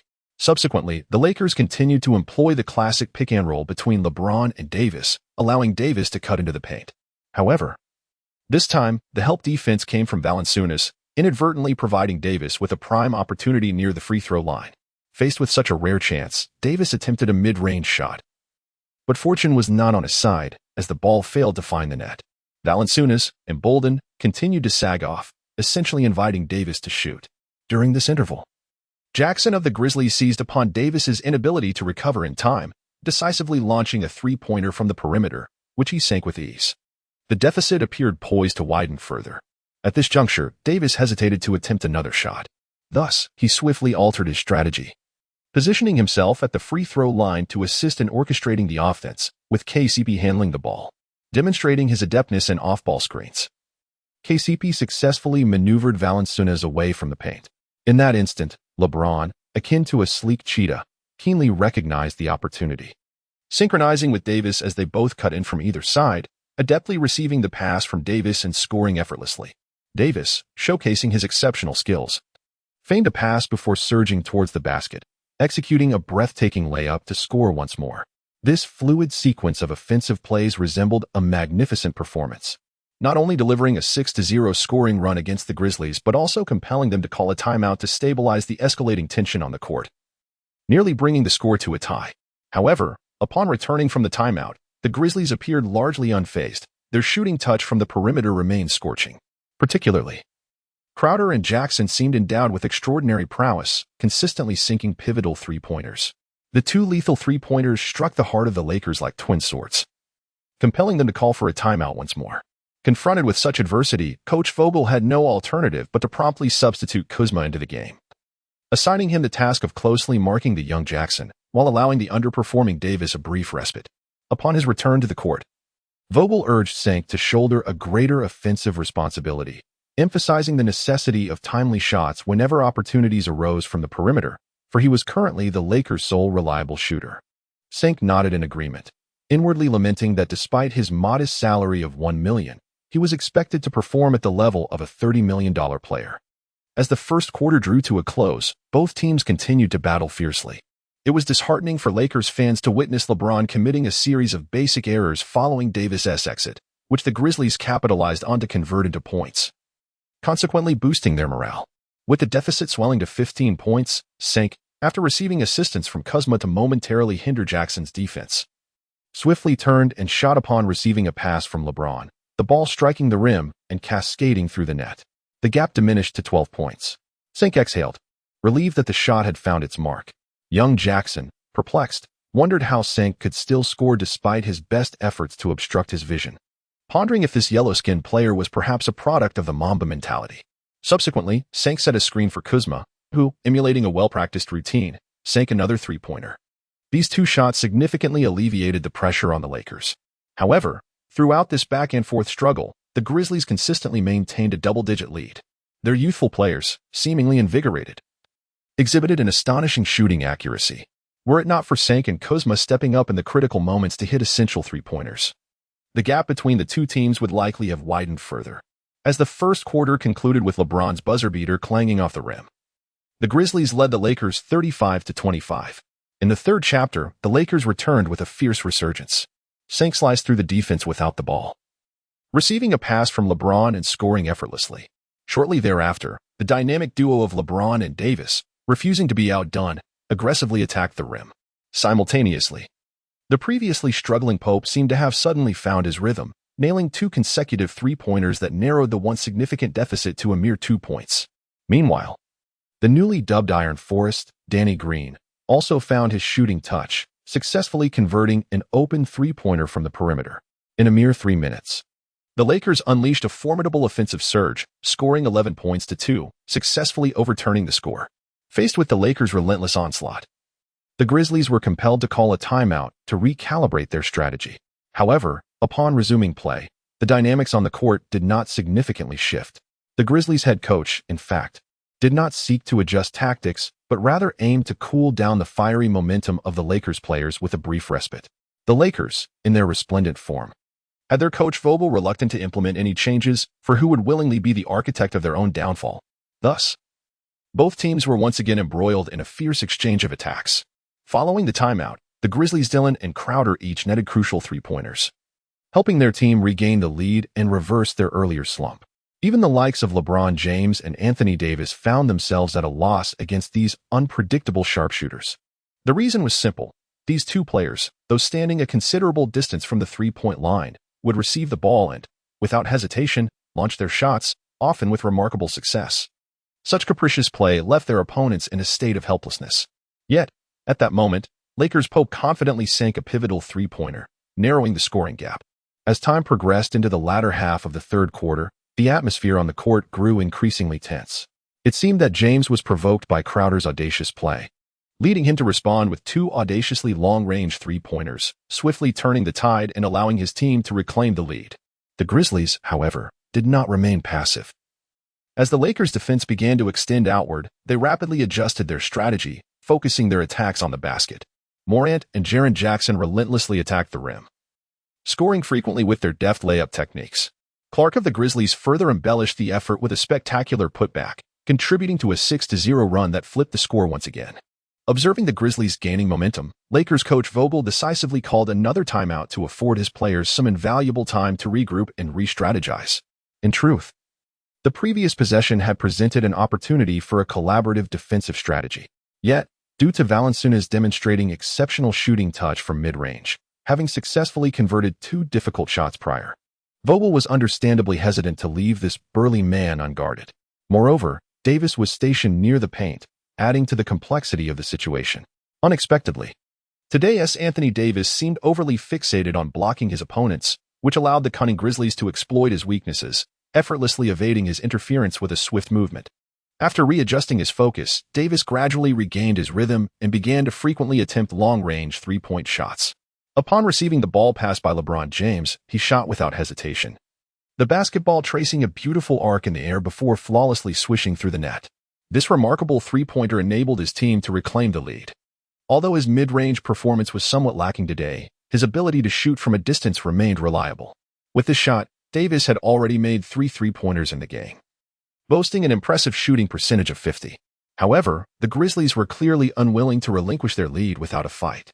At this pivotal moment, the future naturalized player, Lee Kyle, suddenly emerged from the fray. With deliberate strides, employing a unique slow three-step technique, he deftly maneuvered past LeBron James and charged straight toward the basket. Undeterred by James's presence behind him, Lee Kyle leapt forcefully and successfully executed a layup, simultaneously drawing a foul from James. Witnessing this, James could only shake his head in resignation. Even the would-be help defender, Sheng Ke, fell for the ruse, mistakenly believing Lee Kyle had traveled as he attempted to assist. Sheng Ke glanced at the referee, only to find that the referee deemed the 2 points valid. Subsequently, Lee Kyle confidently converted the ensuing free throw, with both teams tightly contesting the score in an alternating fashion. As the game approached its final offensive opportunity in the third quarter, the possession was in LeBron's hands. He calmly controlled the clock, keenly aware that the countdown was nearing its conclusion. Suddenly, he retreated 2 steps, swiftly creating ample space for a sprint, dashing towards the defensive line guarded by Lee Kyle like an arrow released from a bow. However, Lee Kyle displayed extraordinary defensive resilience, withstanding James's onslaught and tightly ensnaring him, refusing to yield. Observing that James's speed had diminished, Valen, originally tasked with marking Davis, promptly arrived to assist in the defense. At this moment, James, ensnared in a predicament, was compelled to halt, glancing left and right, urgently seeking a teammate to whom he could pass the ball. Recognizing the situation, Sheng Ke wasted no time and charged towards the three-point line, just 2 steps beyond the arc, to offer his support to James. James instantly perceived the space Sheng Ke had ingeniously created for the catch, akin to a drowning man spotting a lifeline, and without hesitation, he passed the basketball to Sheng Ke. Although the pass appeared somewhat hasty, its precision and force were commendable. Sheng Ke securely caught the ball, the comfortable pass eliminating the need for any extraneous movements or adjustments. He sprang into action, propelling himself upwards with vigor and following the auxiliary line, releasing the ball with confidence. Positioned precisely at the edge of the center circle's logo, Sheng Ke, to ensure he avoided a complete air ball, not only increased the force of his shot, but also deftly flicked his wrist at the moment of release, imparting additional spin to the basketball. In an instant, the ball, driven by the inward rotation, traced an arc through the air, ultimately striking the inner rim of the hoop and rolling into the net. He successfully executed a long-range buzzer-beater three-pointer. His teammates erupted with excitement, rushing forward to enthusiastically high-five Sheng Ke in celebration. James, equally exhilarated, jogged over and affectionately tousled Sheng Ke's hair, expressing his heartfelt gratitude. After all, it was Sheng Ke's timely intervention that transformed a potential misstep into a brilliantly executed assist. As the horn signaled the end of the third quarter, the Lakers, buoyed by Sheng Ke's remarkable buzzer beater, edged ahead with a narrow lead of 85-84. Chapter 67. The chase. As the game approached its final quarter, the Lakers promptly implemented tactical adjustments, swiftly transitioning to a familiar pressure strategy, establishing a robust defensive formation. This had become their most reliable strategy in the closing stages of recent matches. By prolonging the duration of each offensive possession and intensifying the physical confrontations among players, the Lakers successfully seized control of the game's dynamics. At this juncture, their offense began to find its rhythm. Rondo skillfully employed changes in tempo and deceptive movements to effortlessly maneuver past Morant, subsequently executing a graceful floater to score.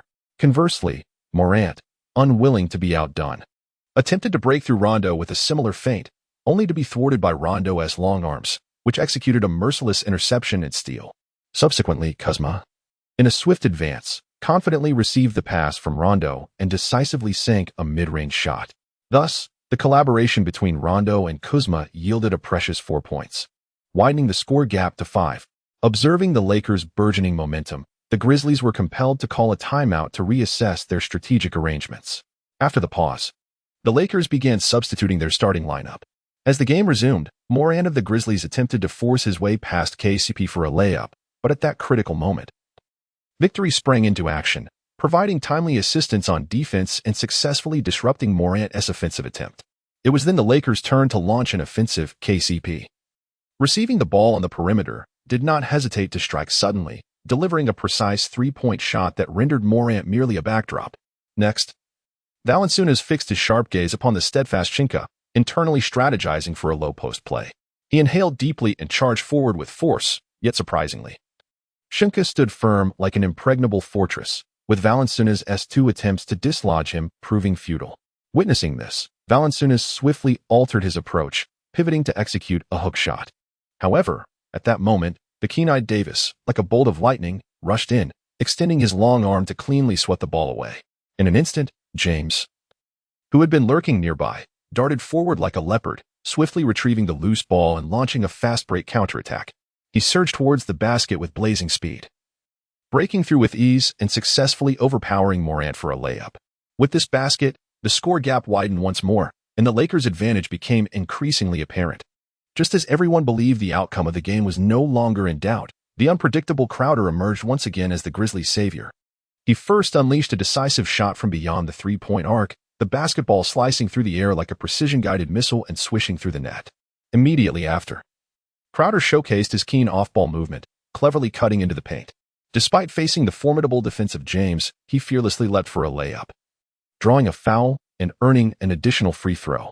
Through this series of remarkable plays, Crowder effectively halted the Grizzlies' downward spiral, compelling the Lakers to call for a timeout. Upon returning to the court, the Lakers sought to regain their prior form.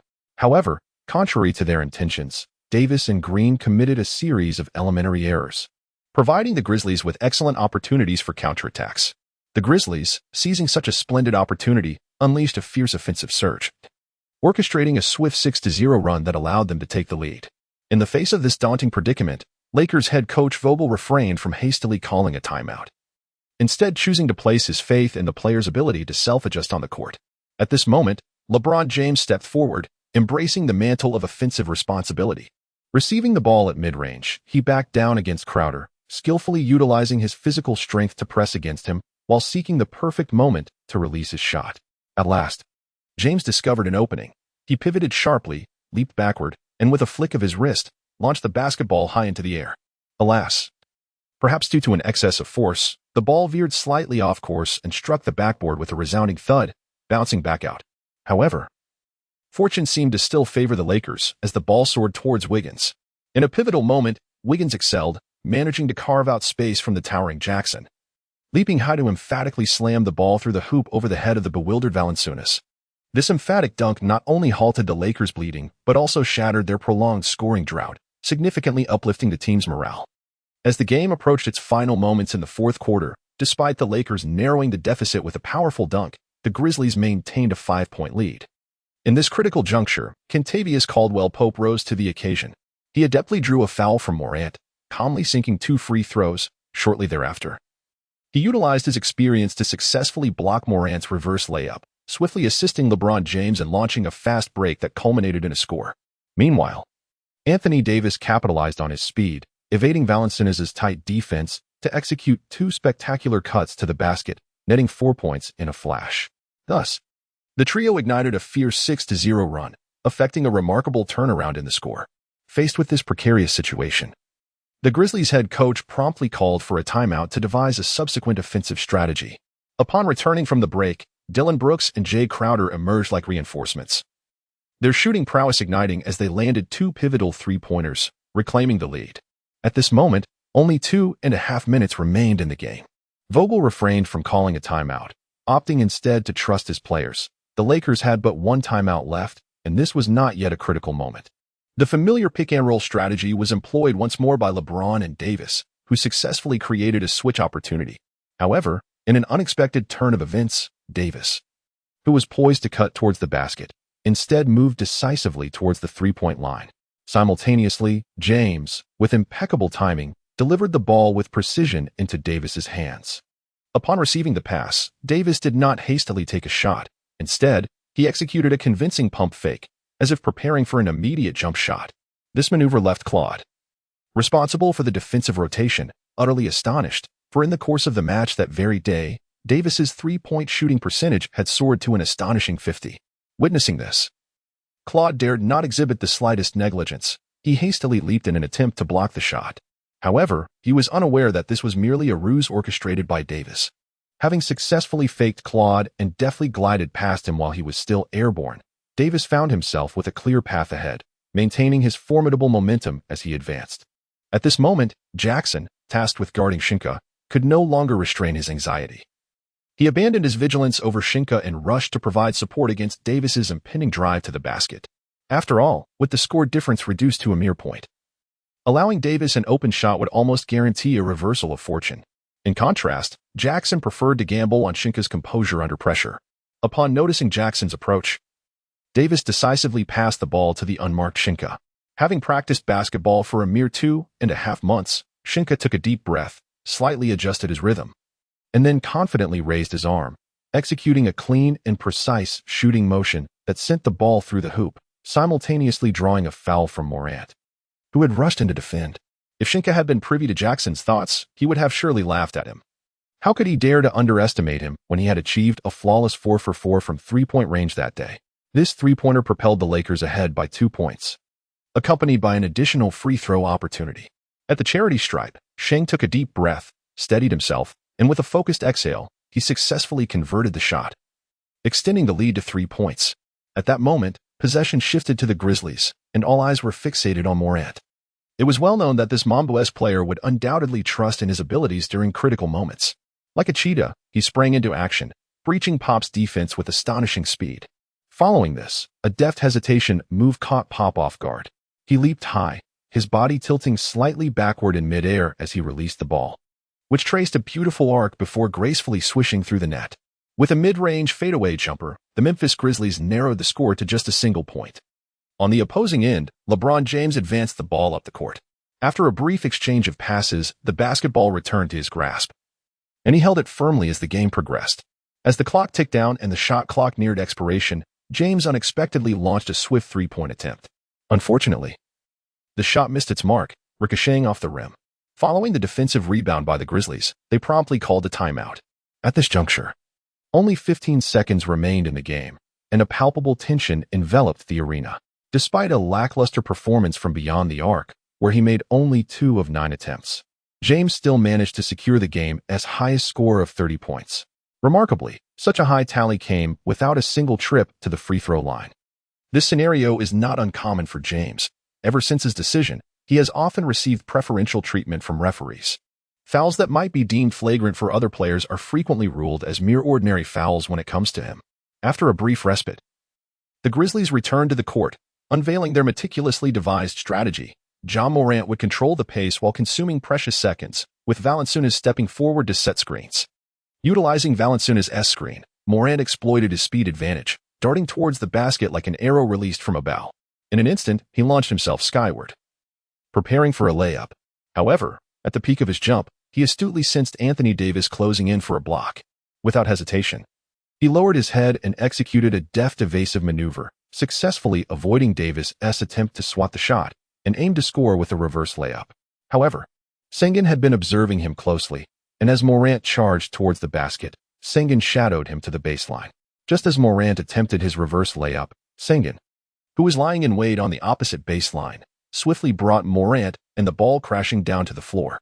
Without a moment's hesitation, Sheng Ke picked up the basketball that had fallen to the ground, launching it upwards with considerable force before the final whistle blew. In that instant, his teammates erupted with excitement, surging towards Sheng Ke to celebrate this hard-fought victory. They exchanged high fives, chest bumps, affectionate head pats, and friendly slaps on the backside, fully expressing their joy. Thanks to that crucial block, the Lakers managed to maintain their slender one-point lead until the final buzzer sounded. Ultimately, they triumphed over the Memphis Grizzlies with a narrow victory of 109-108, achieving an impressive 15-game winning streak. The Lakers are poised to pursue an impressive 20-game winning streak, potentially becoming the sixth team in history to achieve such a remarkable feat. The previous 5 teams include the Lakers during the era of Magic Johnson with a staggering 33 consecutive victories, the Heat's trio of stars with 27 wins, the Warriors of the Splash Brothers era with 24, the Rockets during the Yao McGrady period with 22, and the Bucks in the era of Kareem Abdul-Jabbar, also with 22 wins. Notably, in this intense match, the performance of the standout player was nothing short of spectacular. He not only scored 24 points, but also secured an impressive 20 rebounds and delivered 3 blocks, earning the title of the game's most valuable player for the first time. Meanwhile, Morant also refused to be outdone. The young prodigy boasted an astonishing shooting percentage of 100 with 16 attempts, netting 26 points, along with 6 exquisite assists and 5 sharp steals. Following this contest, various media outlets rushed to announce significant news, proclaiming that a new era has indeed arrived. As the younger generation rises powerfully and gradually eclipses the once legendary stars, a heated debate erupted online between new fans and seasoned supporters, with the media adeptly honing in on the focal points. After the fierce battle against the Grizzlies, the Lakers seemed utterly drained, each player sitting despondently in the locker room, as if all their strength had been sapped away. This marks the second consecutive match in which they have battled until the final moment on enemy territory.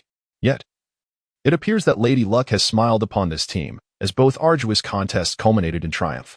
Had they suffered defeat in either encounter, the morale of the team would likely have endured a significant blow. Before they could fully savor this hard-earned victory, the coaching staff ruthlessly curtailed the players' time for jubilation. Barely finished with their post-game rituals, they eagerly urged the team to board the flight to San Antonio. After all, in merely 2 days, the Lakers would be heading there to face the formidable Spurs once more on their home court. In light of such a demanding schedule, the Los Angeles Lakers players could not help but express their grievances, with cries of "what the heck" resonating throughout. Chapter 69, The Burden on the Night of the 26th. As twilight descended, a palpable tension and excitement enveloped the arena. Following thorough warm-up activities, the starting lineups for both teams were finally unveiled. Representing the Los Angeles Lakers were G. LeBron James, S.G. Kentavious Caldwell-Pope, S.F. Danny Green, F. Anthony Davis, and center Montrezl Harrell. The San Antonio Spurs countered with G. DeJounte Murray, S.G. Lonnie Walker, S.F. DeMar DeRozan, F. Keldon Johnson, and center LaMarcus Aldridge. As the referee's whistle pierced the air, the match commenced with great fervor. Harrell once again succeeded in winning the jump ball, undoubtedly providing the Lakers with a promising start. Coach Vogel opted for a fast-paced strategy in the opening quarter, eager to gauge their initial shooting touch. The Spurs, having gathered invaluable experience from their previous encounter with the Lakers, recognized their struggles in half-court offense, and thus resolved to hasten their attacking tempo from the outset. As anticipated, the Lakers showcased exceptional shooting from beyond the arc in the early stages. Harrell and LeBron James consecutively sank pivotal three-point shots, with James celebrating in front of the camera, eliciting a chorus of boos from the audience. Meanwhile, on the opposing side, DeRozan exhibited an extraordinary performance, seemingly in a realm of his own. Utilizing his signature off-ball movement and aided by Aldridge's deft screens, he deftly maneuvered into open space to score with a mid-range jumper. Moments later, he confidently launched a three-pointer, the ball swishing through the net. Since joining the Spurs, DeRozan has increasingly experimented with three-point shooting, achieving a commendable level of accuracy. Moreover, his incisive ball-handling skills allowed him to draw a foul from James. Not long after his entrance onto the court, DeRozan, as if possessed by the spirit of a warrior, unleashed his full arsenal. Within a mere few minutes, his exceptional skills garnered him an impressive total of 7 points through a combination of field goals and free throws. And this was merely the beginning. At this moment, both teams were engaged in an intense offensive battle on the court.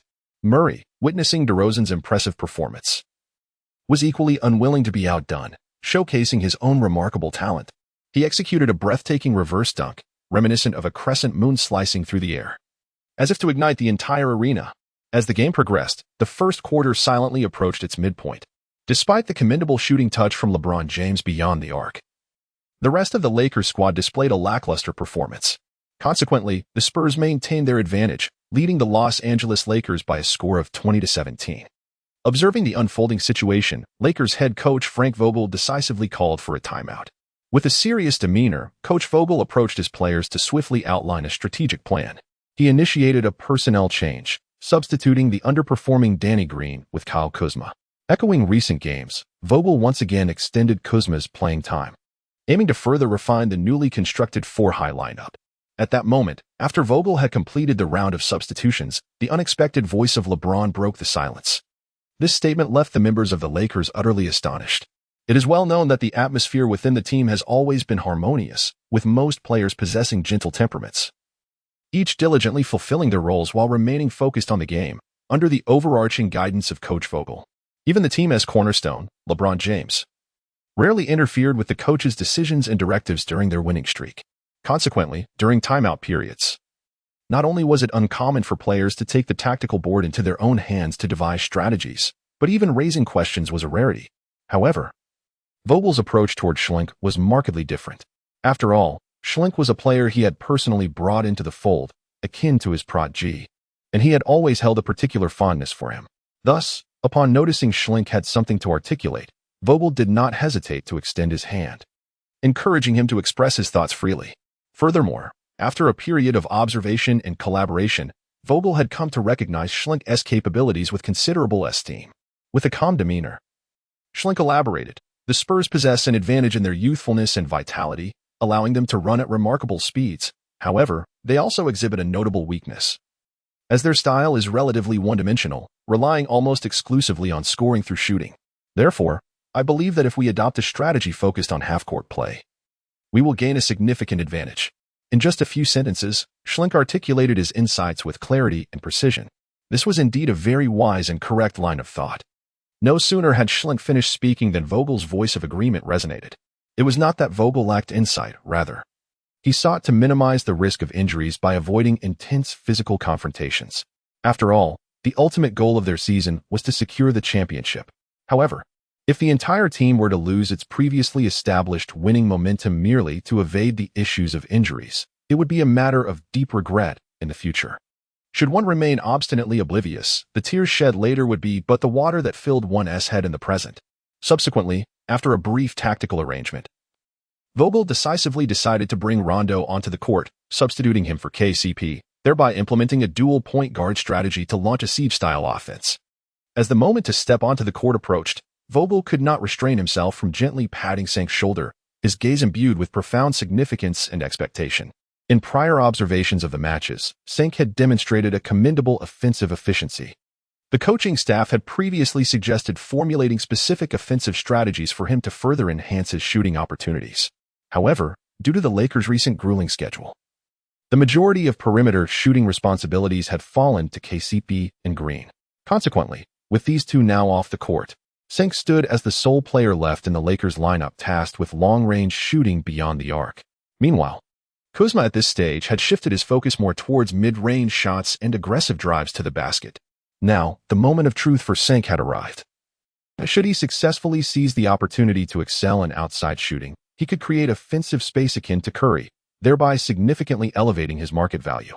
As the timeout concluded, both teams returned to the court. The Spurs also made personnel adjustments, substituting Gay for Walker. The Lakers initiated the offense, with Davis unhesitatingly driving straight to the basket, positioning himself low to receive the ball from the defender. At this moment, the Spurs lineup exhibited a certain peculiarity, with blurred distinctions between the 4 and 5 positions. After all, neither Johnson nor Aldridge could be classified as traditional 4 or 5 players in the conventional sense. Thus, Davis need not specifically seek mismatches to exploit. When LeBron accurately delivered the ball, Davis promptly opted to engage in a one-on-one against Aldridge, a matchup they were thoroughly familiar with. In navigating such confrontational scenarios, Davis had long mastered the art, moving with ease and confidence. Nevertheless, on the sidelines, Popovich was not one to permit Davis such an unimpeded offensive flow. With his fervent and commanding shouts, Kuzma, stationed on the defensively vulnerable side, suddenly found himself unmarked. Faced with the unexpected double team, Davis swiftly adjusted, showcasing his agility with a remarkable one-handed behind-the-back pass. Meanwhile, he deftly adjusted the angle of the ball's trajectory with his fingers, causing the basketball to glide towards the cutting player, Sheng Ke, as if guided by an advanced navigation system, flawlessly executing a screen-and-roll play. Reflecting on previous remarks, it is evident that Johnson is not the archetypal traditional power forward. His physical attributes are insufficient to effectively impede Sheng Ke's powerful drive to the basket, especially with Kuzma providing a timely screen. Once Sheng Ke firmly caught the basketball, he sprang into action with astonishing speed. At that moment, Aldridge had just turned to position himself for a block, but it was evidently too late. In the blink of an eye, Sheng Ke soared high and emphatically slammed the ball into the hoop. Unfortunately, with a sharp clang, the basketball, which should have gracefully descended into the net, instead struck the inner rim and ricocheted away as if bewitched. However, before anyone could fully grasp the situation, Sheng Ke exhibited remarkable reflexes, swiftly repositioning himself to thwart the pursuing Johnson, denying him any opportunity for a rebound.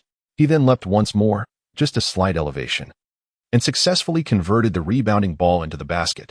Vogel, observing from the sidelines, was visibly impressed. This sequence of maneuvers was nothing short of masterful. Particularly noteworthy was his exceptional positioning awareness, a rarity in the league. It is a remarkable feat to maintain such meticulous focus and attention amidst the intensity of the game. Despite his youth, Sheng Ke displayed the poise of a seasoned veteran.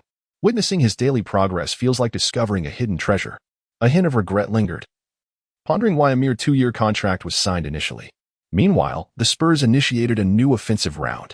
DeRozan continued to utilize Aldridge's screens to navigate for open shooting opportunities, a strategy that undoubtedly suited his scoring style. However, this time he found no space to shoot, as, despite James being firmly guarded by Aldridge, Sheng Ke darted in like a nimble eel, timely providing defensive support. Thus, when DeRozan received the ball, Sheng Ke had already switched positions, closely guarding him, clearly demonstrating the effectiveness of the defensive strategy devised during the timeout. Aldridge, recognizing the situation, intended to provide another screen, but DeRozan decisively gestured for him to return to his original position. After all, if a rookie cannot handle such challenges, how could he hope to lead the San Antonio Spurs back to glory? At this moment, with the basketball in hand, DeRozan exuded confidence. Yet, alas, no matter how he twisted and turned, he found it exceedingly difficult to shake off his opponent's relentless grip. DeRozan executed a series of feints, invoking a sense of reverence, and retreated in an attempt to create space for acceleration. However, Sheng Ke remained unwavering in his defensive stance, akin to a tenacious piece of taffy, closely adhering to him within arm's reach.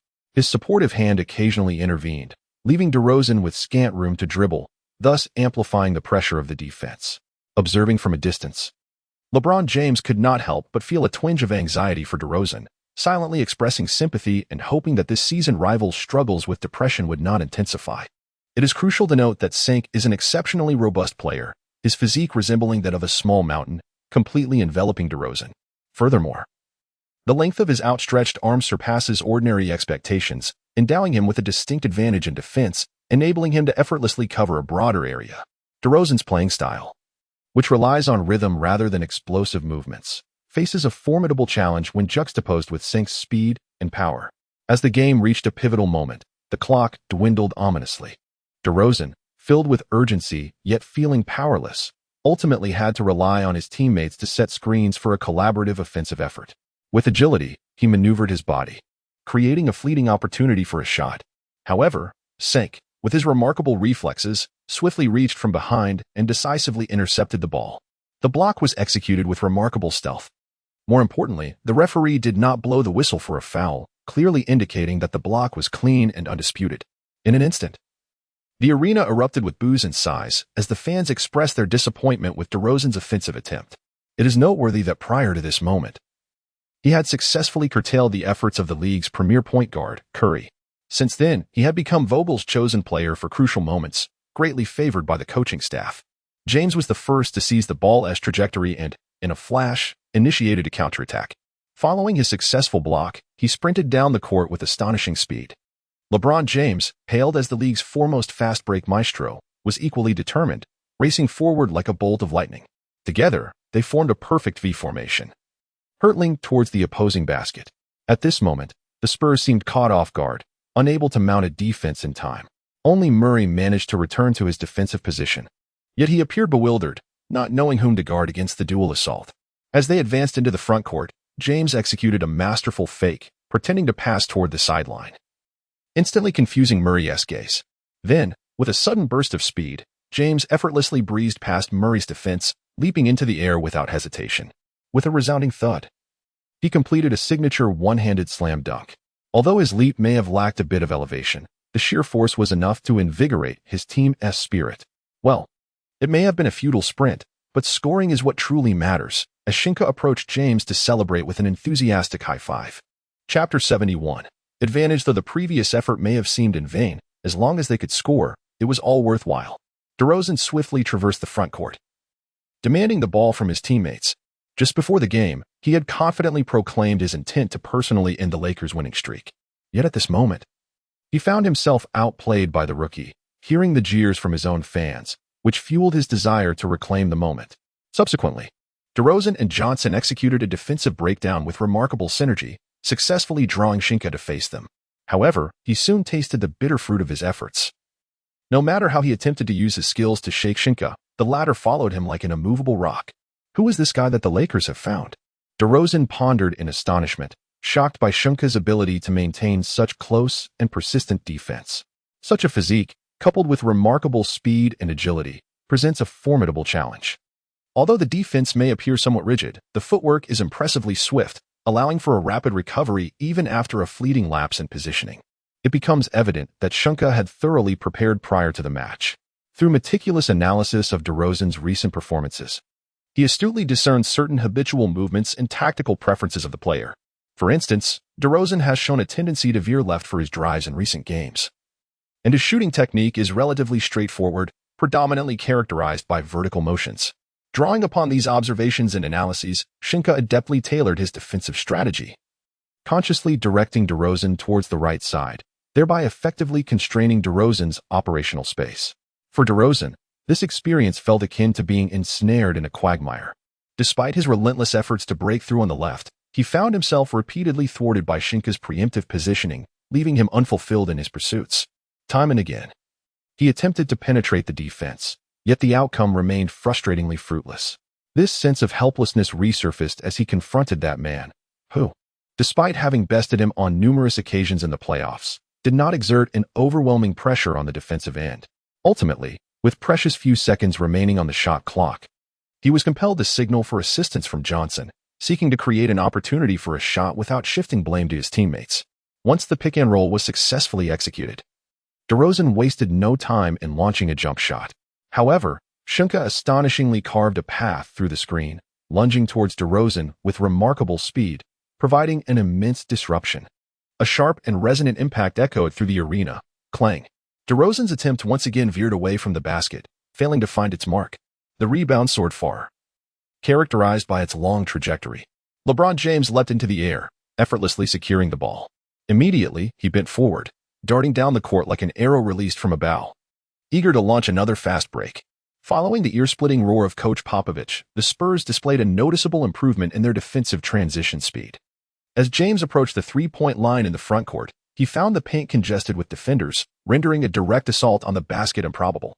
One must concede that the current Spurs, lacking the experience of their former glory days with the dynamic duo of Duncan and Ginobili, have not retained their elite status in offensive and defensive transitions. Astonishingly, they allowed James to remain completely unguarded at the top of the arc. Did they truly believe this seasoned veteran lacked the capability for a trailing three-pointer? with a measured pace just a step beyond the arc. James adjusted his posture before swiftly releasing a shot, a three-pointer that I would describe as a leaning arc. The sound of the ball swishing through the net was crisp and melodious. Although James's three-point shooting might not yet be at its peak, he could not afford to squander such an exceptional opportunity. As the duo of LeBron and Anthony Davis began to establish their rhythm, Johnson, tasked with defending Davis, grew increasingly hesitant in his movements. He found himself torn between closely trailing Davis, who was setting screens away from the ball, and providing support during James's offensive maneuvers. Seizing this moment, Davis cleverly evaded his defender and sprinted toward an open area, capitalizing on James's precise passing to drain 3 consecutive three-pointers. One shot, in particular, was fraught with suspense. Johnson, late to react, raised his hand high, nearly blocking Davis's face, his fingertips grazing the strands of Davis's hair. However, in that moment of fiery form, Davis confidently sank the ball into the basket. This spectacle sent Coach Vogel, observing from the sidelines, into a frenzy of excitement as he rushed to the edge of the court, applauding fervently to commend the magnificent shot. Earlier, during a timeout, Vogel had urged Davis to shoulder a portion of the outside shooting responsibilities. Once Davis received the ball, he was instructed to seize any hint of a shooting opportunity without hesitation. Only by finding his rhythm could they dissuade the Spurs from double-teaming LeBron and Davis. Yet, what he did not anticipate was Davis's astonishing scoring prowess. It was truly beyond imagination.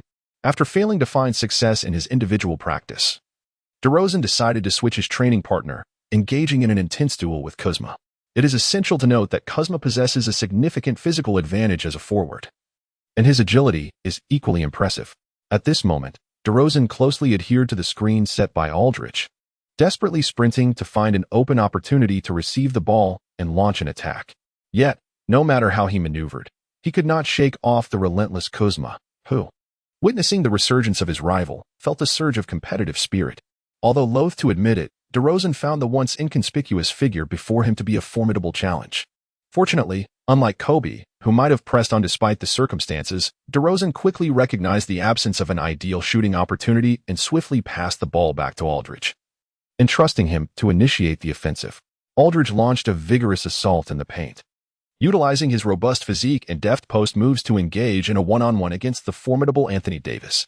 However, Kuzma remained vigilant, eyeing Aldridge closely, seemingly poised to assist in the defensive effort at any moment.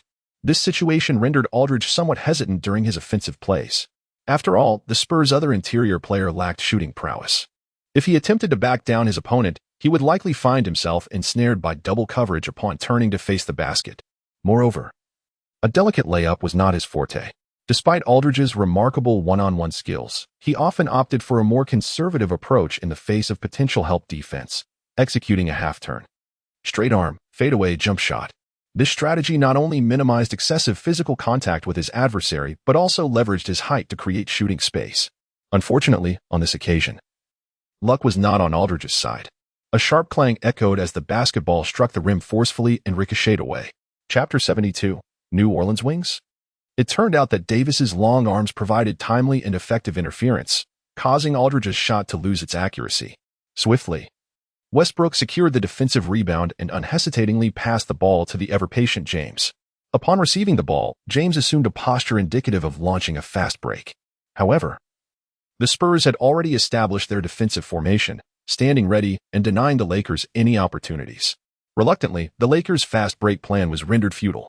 Observing this, James remained composed, skillfully controlling the ball before gradually moving to the low post near the free throw line. Tasked with defending him was DeRozan, who was intently focused on every move James made. Suddenly, James executed a lateral shift, using his robust physique to displace DeRozan, before pivoting towards the baseline and leaping to take his shot. The basketball traced an elegant arc through the air, ultimately finding its mark in the hoop. It was a splendid turnaround bank shot.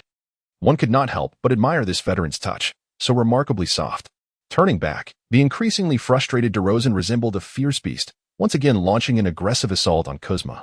In this instance, he exerted every ounce of his strength and ultimately succeeded in breaching Kuzma's defense.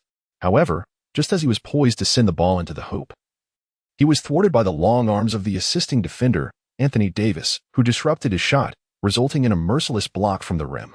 Concurrently, the other players of the Lakers found their rhythm, resembling a pack of ravenous wolves relentlessly tearing at the Spurs' defensive line. Whether through aggressive drives inside or long-range shots from beyond the arc, the Lakers exhibited an unparalleled ferocity in their offensive prowess. Faced with such an onslaught from the Lakers, the Spurs found themselves ensnared in an unprecedented predicament, struggling to maintain cohesion and nearly dismantling their own offensive structure. In this critical moment, the seasoned strategist, Coach Greg Popovich, stepped forward. Fortunately for the experienced Greg Popovich, such scenarios were not unfamiliar. He decisively called for a timeout, soothing his team's emotions with his calm demeanor. Popovich instructed his players to concentrate on executing their offense, alleviating their concerns regarding defensive lapses. This tactical adjustment proved effective as the Spurs players gradually regained their competitive edge. Upon resuming after the timeout, the Spurs offense showed improvement, engaging in a fierce scoring contest with the Lakers. However, capitalizing on their earlier lead, the match ultimately belonged to the more formidable Lakers. They triumphed over the Spurs on the road with a score of 114-104, achieving a remarkable 16-game winning streak. This victory transcends mere numerical succession. It embodies the triumph of team spirit and collaboration. Notably, the performance of the player, who dazzled beyond the three-point line, was nothing short of exemplary, making 4 out of 5 attempts and accumulating an impressive tally of 22 points and 12 rebounds, placing him just behind Ja Morant on the rookie leaderboard. The atmosphere following the game was a vibrant blend of busyness and elation. After LeBron James and Anthony Davis concluded their media interviews, the entire team swiftly gathered their belongings and boarded the bus destined for the airport. They understood that the forthcoming match was equally significant. To maintain their optimal condition in the face-off against the New Orleans Pelicans, the team needed to arrive at their destination promptly and rest adequately. This flight signifies not merely a geographical transition, but also serves the purpose of rejuvenating the team for the forthcoming matches. Aboard the aircraft, as it soared through the clouds, Sheng Ke languidly settled into his seat, his gaze lost in the ethereal dance of the clouds beyond the window. Suddenly, an idea struck him, and he turned to his neighbor, McGee, with a curious inquiry. "Javal, have you ever sampled the local delicacies of New Orleans?" His voice brimmed with anticipation and curiosity. McGee turned his head, pondering for a moment before responding. "Local delicacies? Ah, you must be referring to the roasted oysters. They are indeed delightful. Yet I find myself more enamored with the grilled shrimp, crispy on the outside, succulent within, utterly delectable." His tone conveyed a profound affection for culinary delights and nostalgic reminiscence. "Wait, doesn't he, the local delicacy, include chicken wings?" Sheng Ke straightened up, a look of perplexity etched on his face as he pressed further. McGee appeared slightly taken aback, responding, "What wings? Are there chicken wings among New Orleans specialties? I've never heard of that. However, I do know of some exquisite grilled wings from the Gulf of Mexico." As he spoke, the image of those delectable wings seemed to materialize in his mind, causing him to swallow involuntarily. Does New Orleans not boast chicken wings? When did New Orleans ever have chicken wings? Upon hearing this, Sheng Ke felt a twinge of disappointment and resignation, realizing he may have been misled by certain vendors back home. He shook his head in silence, reclining once more in his seat, contemplating the impending arrival at their destination. The Pelicans, who orchestrated a sensational trade with the Lakers, have since found themselves ensnared in an unending quagmire at the onset of this season. As of now, their performance has been nothing short of dismal, embodying a state of surrender and despair. The composition of this team appears remarkably disjointed, resembling a scattered collection of individuals, perpetually unable to coalesce into a formidable force. The crux of the issue lies in their glaring deficiency of a pivotal player capable of orchestrating the game and providing consistent offensive stability. The team's star player, Ingram, has exhibited erratic performances, failing to instill sufficient confidence and reliability. Compounding the situation, the recently acquired Lonzo Ball has yet to showcase his skills on the court, having succumbed to injury before making an impact. In such trying circumstances, only the steadfast Drew Holiday, who remains with the Pelicans, and Brandon Ingram, who transitioned from the Lakers, continue to persevere. Nevertheless, the Pelicans have managed a mere 6 victories against 10 losses, relegating them to the third-to-last position in the Western Conference standings. In a similarly dismal situation, the Minnesota Timberwolves find themselves in second-to-last place, having secured a paltry 4 wins while suffering 12 defeats. The Golden State Warriors are in an even more absurd predicament, having achieved only 2 victories, firmly anchoring them at the bottom of the Western Conference with a record of 2 wins and 15 losses. Notably, This match holds particular significance as Anthony Davis faces his former team, presenting an excellent opportunity for Ingram to exact revenge on the Los Angeles Lakers. Consequently, one can anticipate a highly charged atmosphere, with the intensity of their confrontation palpable without the need for excessive embellishment, given the heightened attention and intrigue surrounding this event. The renowned American sports network ESPN has eagerly opted to broadcast this marquee matchup live. As the game commences with the sound of the whistle, the starting players from both teams make their way onto the court. The Los Angeles Lakers maintain their stable 5 starters, while the New Orleans Pelicans enter with an undeniable momentum. In the stands, analysts scrutinize the Pelicans' starting lineup. Point guard Jrue Holiday, celebrated for his dual-threat capabilities, possesses a tenacious playing style that enables him to both penetrate defenses and shoot from long range, making him an indispensable cornerstone of the Pelican strategy. Without Holiday's comprehensive contributions, the Pelicans might find themselves vying with the Warriors for next season's first overall draft pick.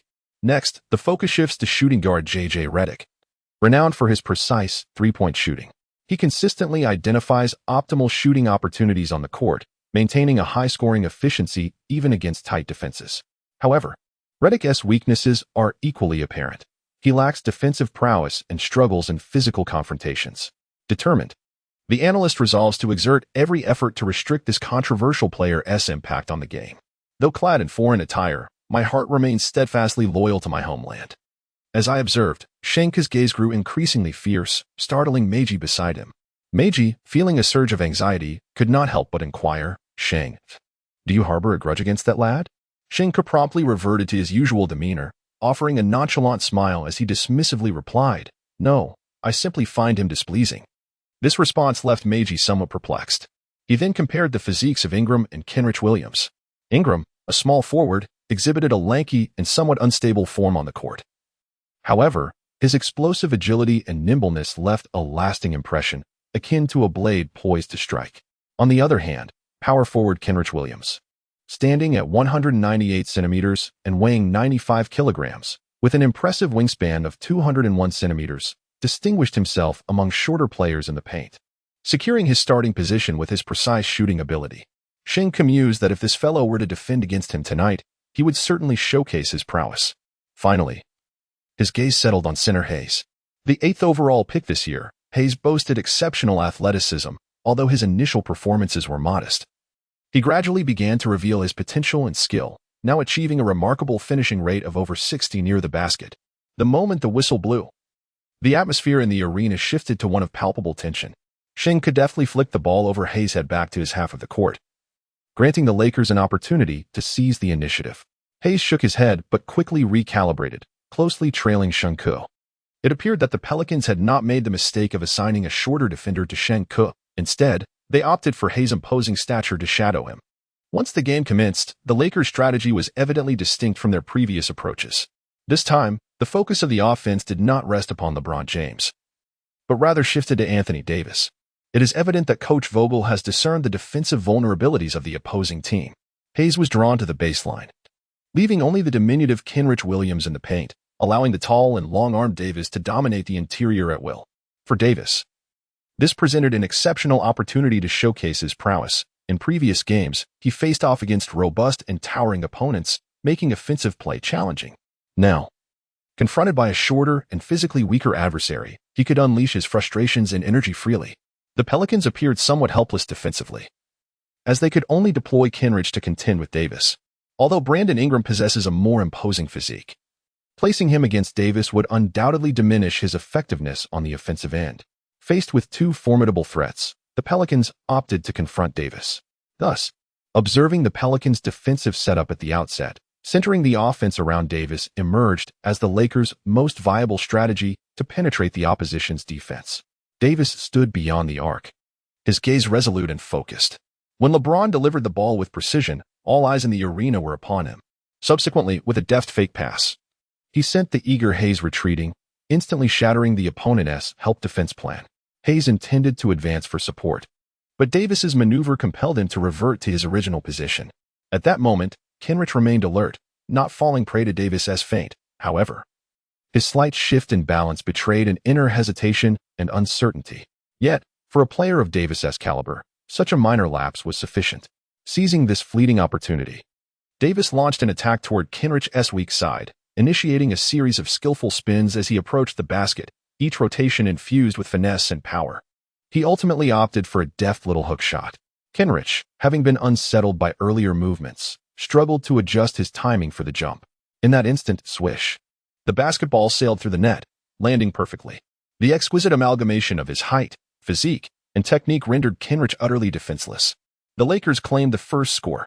Such behavior is truly oppressive, towering above others in height and strength while resorting to technical maneuvers. As the turn of the game shifts to the Pelicans' offense, the fans rise in unison, fervently cheering for their team, a cherished tradition that sees them remaining standing until the home team scores its first point. Upon receiving the ball, Holiday swiftly scans the court, seeking the optimal passing option or offensive opportunity. His nimble footwork dances across the floor, employing a series of feints and quick changes of direction to bewilder the defenders. Yet, he finds himself unable to shake off his counterpart, Pope, prompting him to execute a tactical play, allowing Redick to utilize a screen for a clear shot. Hayes positions himself near the baseline, ready to set a pick for Redick.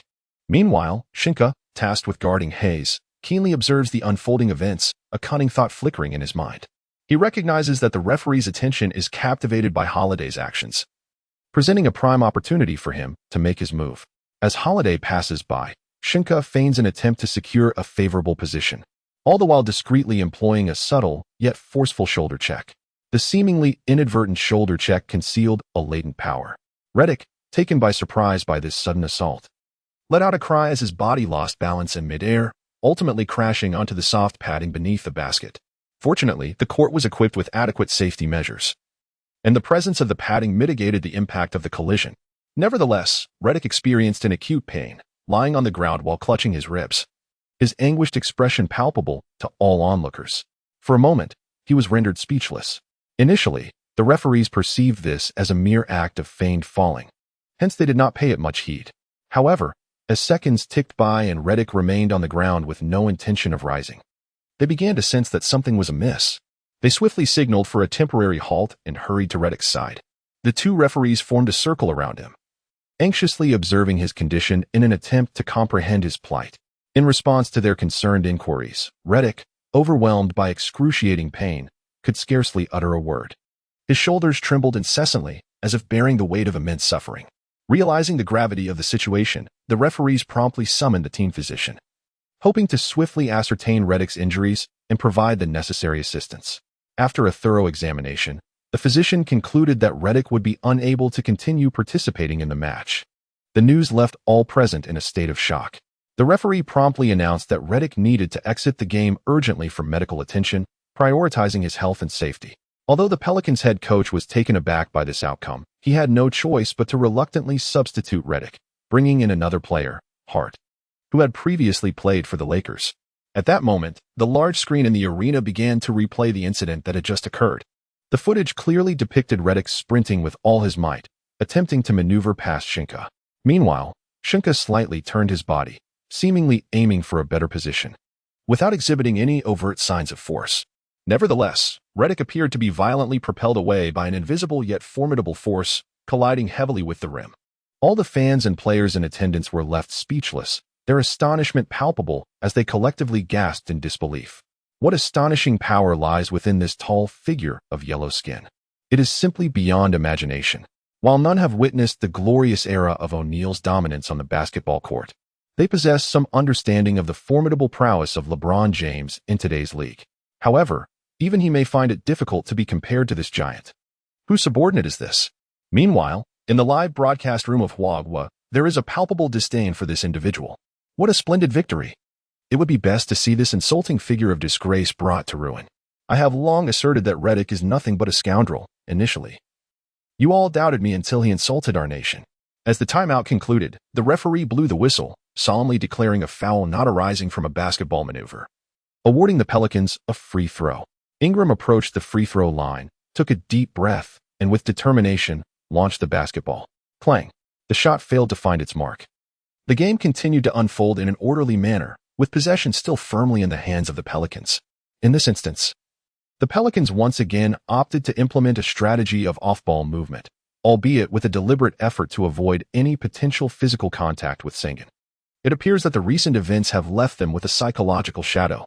Ultimately, perseverance bore fruit as Jrue Holiday adeptly eluded his defender, securing an excellent open position through his movement. Without hesitation, he seized the ball and unleashed a three-point shot. The basketball traced a graceful arc through the air before finding its mark, swishing effortlessly through the net. It must be acknowledged that Jrue Holiday has been exceptionally impressive and efficient on the offensive end since the commencement of the new season. His three-point shooting percentage has approached an astonishing 40%. As the transition unfolded, the Lakers initiated a new offensive surge. A sharp crack echoed through the arena as LeBron attempted to pass the ball to Anthony Davis, only for it to be intercepted mid-flight by the quick-witted Holiday. Sheng Ke barely had time to react, having just reached the sweet spot at the corner three-point line, and now found himself turning back to sprint in pursuit. Like a bolt of lightning, Holiday surged towards the opposing frontcourt, glancing back to assess the distance between him and Sheng Ke, who was still trailing significantly behind. Thus, he decided to decelerate, synchronizing his movements with Hart, who was closely following. With a delicate leap, Holiday directed the ball towards the backboard, and Hart, fully attuned to the play, soared high to catch the ricocheting basketball, subsequently executing a thunderous two-handed dunk to score. The score instantly shifted to 5-2, eliciting a wave of jubilant cheers from the audience. Immediately following, LeBron advanced the ball once more into the front court. This time, Davis proactively approached the arc to seize possession of the ball. Tasked with defending him was Kenny, while nearby, Holiday's gaze remained firmly fixed on Davis. His body slightly leaning forward, poised in a stance that suggested readiness to assist in defense at any moment. Davis adeptly controlled the ball in one hand, skillfully maneuvering it to his side to thwart any attempts by Kenny to snatch it away. Simultaneously, Sheng Ke moved to a higher position, providing Davis with a screen for support. Demonstrating exceptional basketball intelligence, Davis first executed a deceptive head fake to the left, as if intending to drive that way. Yet, just as the defenders were misled by this feint, he suddenly accelerated like lightning, carving a path from the right and successfully breaking through the defense.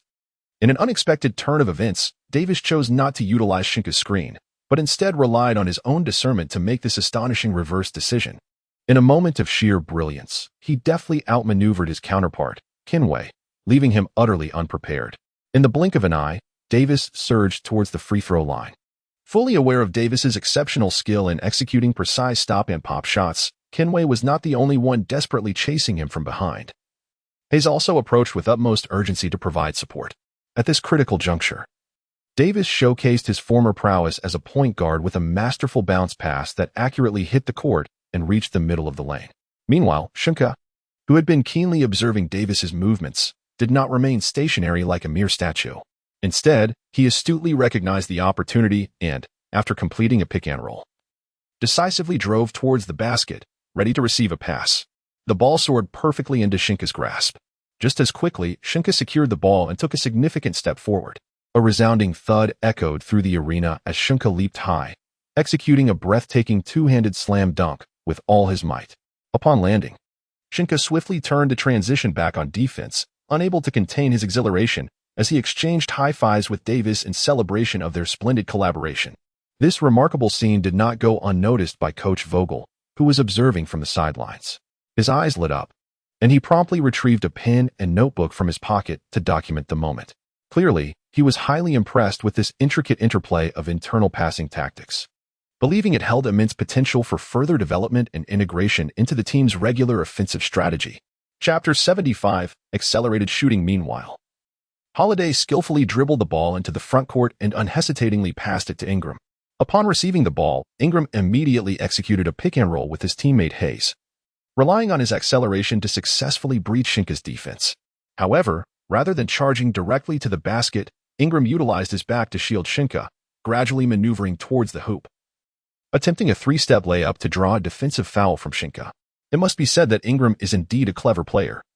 He perceptively recognized that Sheng Ke's displayed prowess posed a significant threat to the Pelicans' defensive efforts, while also noting that Sheng Ke had already accrued one foul.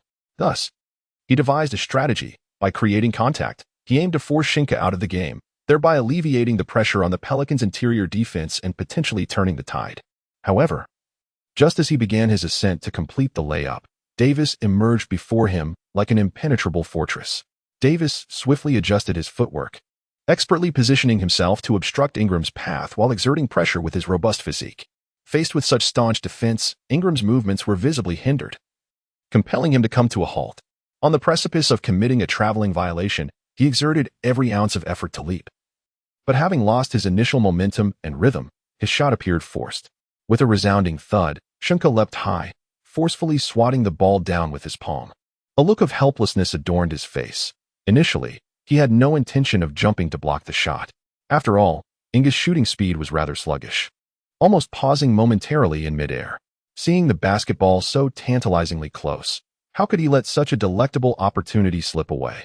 In the blink of an eye, James, with his keen reflexes, swiftly retrieved the deflected basketball, raising it high above his head to thwart Holiday's attempt to snatch it. Realizing he could gain no advantage, Holiday reluctantly retreated to defend. Thus, the Lakers successfully secured this round, their spirits soaring. The crowd erupted into an ear-splitting chorus of boos, their discontent echoing like tumultuous waves, seemingly threatening to engulf the entire arena. Fans vocally expressed their dissatisfaction with the recent call, some indignantly proclaiming, "Referee, that was clearly a foul." An SB referee. Have you bet on this game? How can you overlook such an obvious infraction? Yet, the referee remained impervious, showing no inclination to review the play, firmly signaling that the block was clean, and the game continued uninterrupted. James pushed forward with the ball, charging toward the front court. Once again, he chose to pass the ball to the low-position Davis. As Davis deftly caught the ball and prepared to initiate his offensive play, he quickly realized that the opposing defender, Holiday, had swiftly moved in for support. The Pelicans were resolutely tightening their defense around the basket. At that moment, Pope found himself unguarded. The defender Hayes, responsible for him, had no choice but to hurriedly shift between Hayes and Pope to fill the gap. Davis, with keen perception, immediately recognized this shift and decisively delivered the ball with precision to the corner where Pope awaited. Without a moment's hesitation, Pope seized the opportunity, hastening his shooting motion before Hayes could return to cover him. Perhaps due to the increased pace of his shot, he exerted a tad too much force, and the ball traveled with more vigor than usual. A sharp, resonant clang echoed as the basketball struck the inner rim of the hoop. The audience collectively held their breath, eyes fixated on the spinning ball in midair, silently hoping for it to miss. Finally, after a fierce struggle, the ball seemed to be drawn by some mysterious force, bouncing back and rolling into the net. A sigh of relief escaped Pope's lips. As other teams gradually came to understand his technical attributes, they began to implement targeted defensive strategies against him. In response to this situation, Pope had been diligently practicing his quick-release shooting, and today it marked his first attempt to employ this newfound skill in a live game. To his surprise, his inaugural attempt was met with fortunate success. At that moment, joy and satisfaction swelled within him, stemming from the realization that his relentless efforts were finally yielding commensurate rewards. It is often said that only those rewards visible to the naked eye can be deemed the true sources of motivation that propel us forward and sustain our relentless pursuit. Take weight loss, for instance. Relying solely on a faint, internal belief can be insufficient for long-term perseverance. However, once we witness the numbers on the scale gradually diminish and our figures become increasingly slender and graceful, a surge of accomplishment and confidence washes over us, providing the courage and determination to withstand external distractions and temptations, thus steadfastly advancing toward our established goals. Returning to the matter at hand, with this three-pointer successfully made, the Lakers achieved a score of 7-5, taking the lead. At this moment, Hayes pondered to himself, he must not allow Pope another opportunity to score so easily. Aware of Pope's formidable abilities, Hayes closely shadowed him during the Lakers' subsequent offensive plays.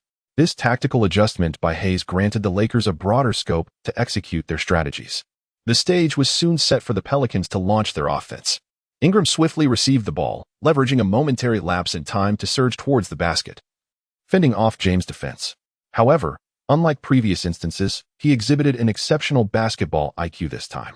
Upon sensing that Sengun was preparing to double-team him, he cleverly employed a deceptive dribble to draw Sengun's attention, then, with remarkable agility, passed the ball to Hayes, who was poised nearby, ready to strike. Hayes, understanding the cue, immediately executed a beautiful fadeaway jumper. The basketball soared directly towards the hoop, ultimately swishing through the net. The entire play was fluid and seamless, a testament to the profound synergy between the two players.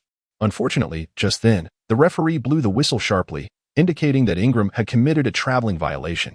During Ingram's drive, James had exerted significant physical pressure, creating a formidable challenge. Faced with this adversity, Ingram not only had to withstand the impact but also remain vigilant against Sengun's impending double-team tactics. Under this dual pressure, his footwork inevitably faltered, leading to the unfortunate error. Ingram was evidently displeased with the call.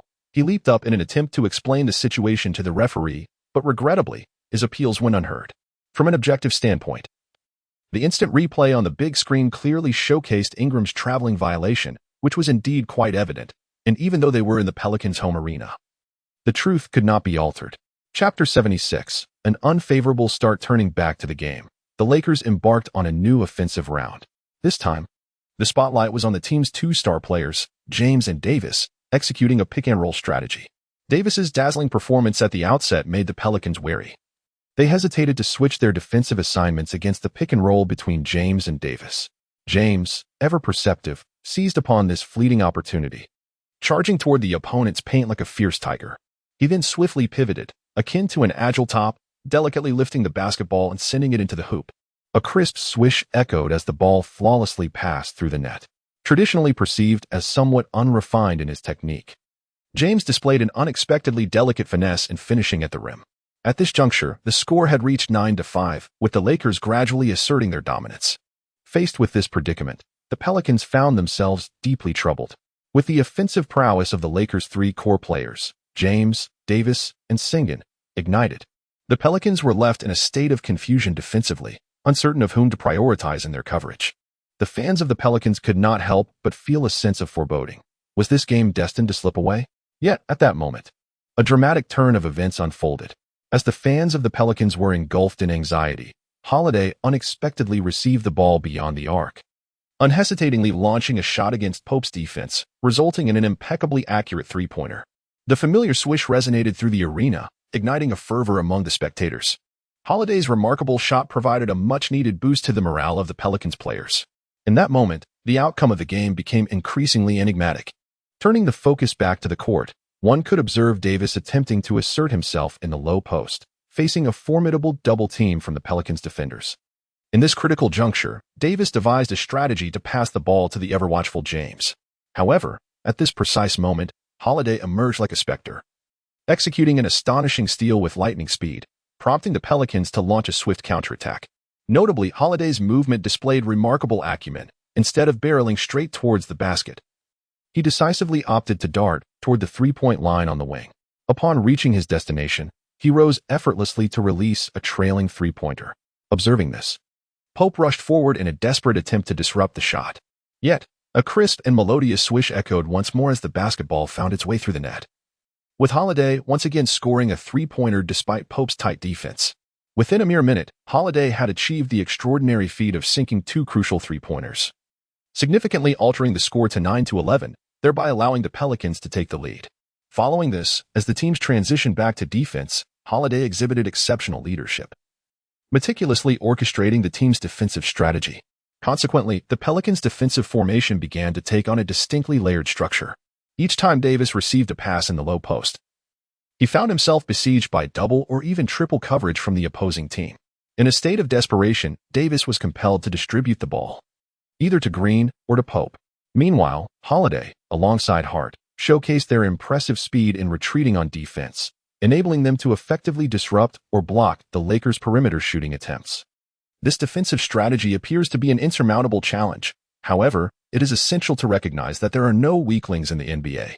For the battle-hardened professional players, accomplishing such a formidable task is not beyond the realm of possibility. Should the ball find its way into Pope's hands, the outlook may remain somewhat optimistic. Yet, once it reaches Green, complications arise. Green's shooting proficiency is notably lacking, thereby halting the Lakers' offensive momentum. As anticipated, under immense pressure, Green reluctantly opts to pass, only to be thwarted by Hart, who swiftly intercepts the ball. This is immediately followed by a lightning-fast fast break, culminating in a successful layup. At this juncture, the score has shifted to 9-13, with the Lakers having transitioned from a 4-point lead to a 4-point deficit in less than 3 minutes. The dynamics of the game have dramatically transformed, now favoring the Pelicans entirely. Confronted with such a disadvantageous situation, Vogel has no choice but to urgently call for a timeout. In this moment, the spectators are collectively filled with fervor and excitement. The opening of this match was filled with drama and uncertainty. As the home team's seamless transitions between offense and defense left the spectators in awe. At times, the situation made Pelicans fans feel as though the Lakers were invincible, while at other moments, it gave the impression that the Pelicans had a chance to triumph, yet, in the blink of an eye. The Pelicans surged forth with an unstoppable momentum reminiscent of autumn winds sweeping away leaves. Truly, the dynamics shifted in an instant. However, upon closer observation, it became evident that the Pelicans were, in terms of overall strength, somewhat inferior to the Lakers. This was exacerbated by the fact that several of the Lakers starters faced setbacks, resulting in a lack of form and leaving them momentarily bewildered, which placed them in a reactive position. For the Pelicans, the more pressing challenge stemmed from the transitional phase of their bench players. If they failed to establish a significant advantage at this juncture, the growing disparity in scores could be swiftly erased, and they might even confront the risk of a reversal as the game progressed. After a brief pause for adjustments, the resurgent Anthony Davis decisively altered his strategy, moving nimbly to the free throw line to seize the ball, thus orchestrating the team's offense around himself as the central axis. Consequently, the pressure on the Pelicans' interior defense was significantly alleviated. Just as they began to feel a sense of relief, the situation on the court shifted dramatically once more. James, skillfully utilizing a backscreen from KCP, surged toward the paint with breathtaking speed. With his brows furrowed and his gaze electrifying, Davis, with the basketball seemingly imbued with life, unleashed a thunderous strike against the floor. In an instant, the basketball shot through the air like a bolt of lightning, landing precisely in the hands of the waiting James. The moment James caught the ball, he leapt into the air. At that moment, Brandon Ingram, racing from behind, attempted to obstruct James's shooting trajectory. But it was already too late. With unparalleled strength and finesse, James remarkably powered through Ingram's outstretched arm, forcefully slamming the ball into the hoop. The resounding boom echoed throughout the arena. Immediately thereafter, the referee's sharp whistle pierced the air as he signaled with his right hand clasping his left wrist, indicating a successful 2-1 play. As James landed gracefully, he slowly turned to face Ingram, whose heart involuntarily trembled under the weight of the gaze. Instinctively, Ingram averted his eyes, unwilling to meet his stare. However, James failed to convert the subsequent free throw, truly living up to his reputation as the player with the most 2-0 records in history. With that emphatic dunk, the Lakers managed to narrow the gap in the score, intensifying the atmosphere within the arena. Chapter 77. A stalwart retaliation. At that moment, however, the dynamics of the game shifted.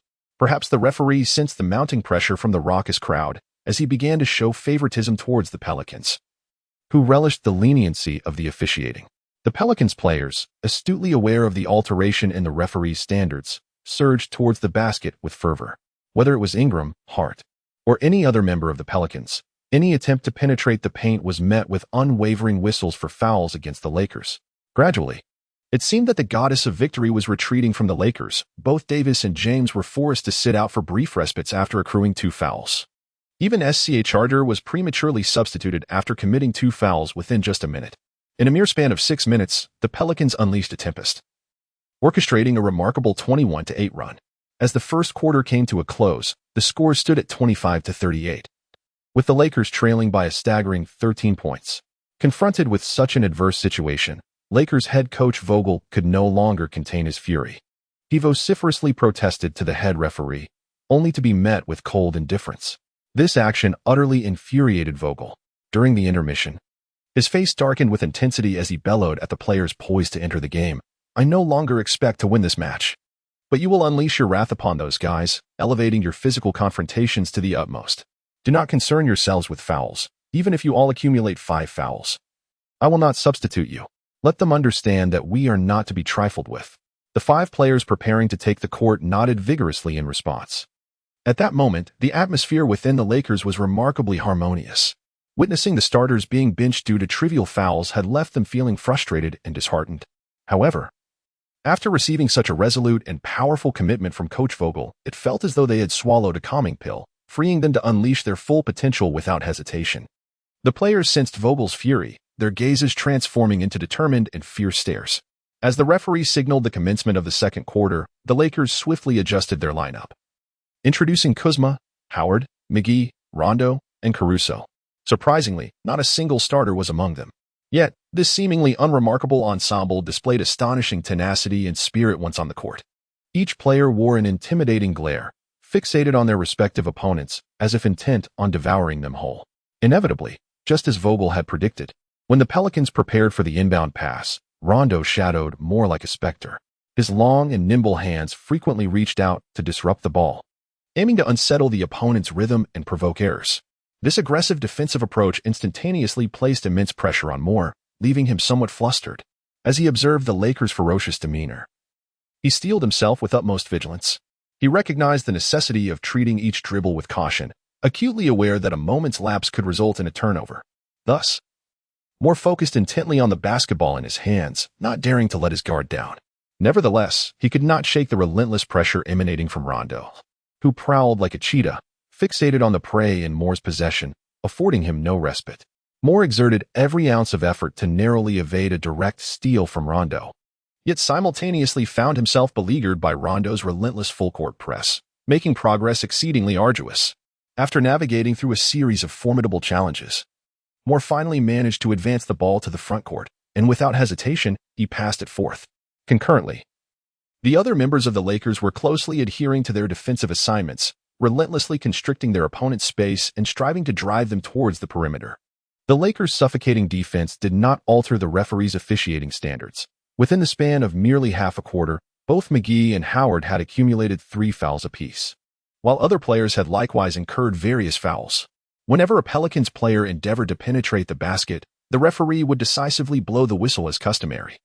The Lakers' players resembled fierce beasts. Each contest for a rebound was accompanied by intense physical collisions, and every steal was executed with reckless abandon. The relentless approach adopted by the Pelicans caught their players completely off guard, disrupting their rhythm entirely. Under the Lakers' formidable defense, the shooting percentage of the Pelicans plummeted, and their turnovers escalated. The Lakers showcased a defense that could only be described as playoff caliber, shattering the Pelicans' previously fluid offensive tempo into disarray. At this juncture, the Pelicans found themselves relying almost exclusively on free throws to score. Despite the increasing number of fouls committed by the Lakers, they exhibited no signs of retreat, responding to Vogel's directives with resolute action. Although the Pelicans were granted numerous opportunities at the charity stripe, they struggled to contain the Lakers' powerful rotation. Each possession seemed to reveal a new scoring opportunity for the Lakers, gradually narrowing the score gap. The atmosphere on the court grew increasingly tense, with the scoreboard reflecting a mere 6-point difference at 46-52. During the official timeout, the Pelicans head coach, in a state of urgency, swiftly made adjustments, opting to bring star players Holiday and Ingram onto the court early in an attempt to stabilize the situation. Meanwhile, the Lakers maintained their original lineup, continuing to execute their game plan as intended. However, even with the addition of 2 core players, the Pelicans found the offensive end exceedingly challenging. In particular, Ingram struggled significantly under the intense physical contest, losing his shooting accuracy entirely, managing to score only once in the latter half of the second quarter. And that was merely through free throws, netting a scant 6 points. The Lakers' hot shooting touch waned in the latter half, allowing the Pelicans to claw back 4 points. Thus, as the halftime buzzer sounded, the Lakers found themselves trailing their opponents by 10 points, with a score of 54-64. Both McGee and Howard had accrued 4 personal fouls, while other players bore the burden of 2 or 3 fouls each. Chapter 78. Critique. Vogel gazed steadily at the 10-point deficit, his expression betraying not a hint of panic. He remained resolute in adhering to his prior strategy, deploying the same lineup at the onset of the third quarter and instructing Rondo and others to continue their physical engagement, fulfilling the promise he had made earlier. However, it seemed the officials had already resolved to assist the Pelicans in breaking the Lakers' winning streak. Even though the Pelicans struggled to score in the flow of play, Ingram, while displaying an inconsistent offensive rhythm, demonstrated solid fundamentals at the free throw line. To date, he had successfully converted 12 of 13 free throw attempts.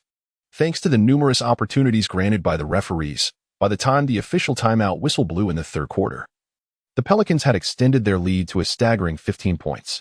In contrast, the Lakers found themselves facing a rather challenging situation. In the rotation of the team, both McGee and Howard bore the burden of 5 fouls each, while Rondo and Caruso were encumbered with 4 fouls apiece, and even Kuzma had accumulated 3. Vogel observed that the opposing players were beginning to gasp for breath, and during a timeout, he decisively waved his arm, sending all the starters back onto the court. When James, Davis, and SCHR re-entered the fray, it was a moment of astonishment. Who could have anticipated that these starters would enjoy over an hour of respite during such an intense and fiercely contested match? The frequent free throws had significantly slowed the game's tempo, extending the duration considerably. After this prolonged intermission, the Lakers' starting five emerged revitalized, their stamina nearly restored to peak condition.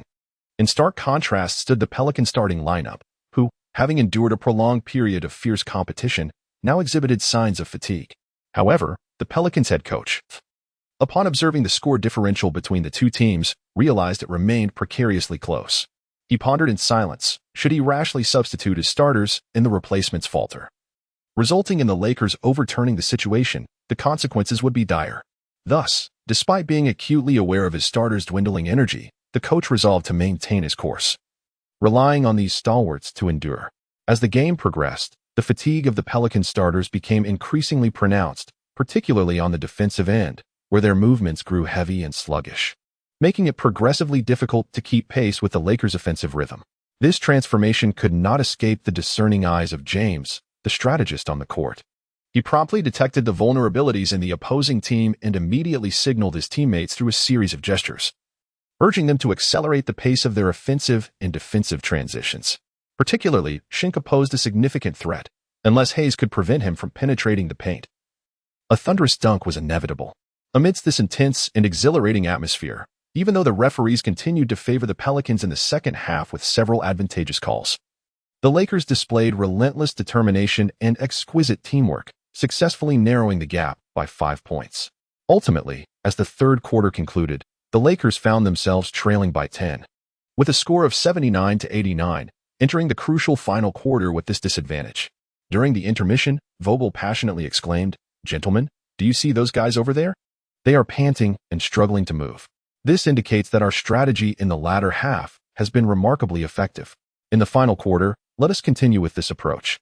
He understood that the players might lose heart due to the inability to equalize the score, so he decided to offer them a bowl of motivational soup. Not particularly sophisticated, but filled with fervor. "Fellas, I am acutely aware that the officiating in this game has been exceedingly unjust towards us.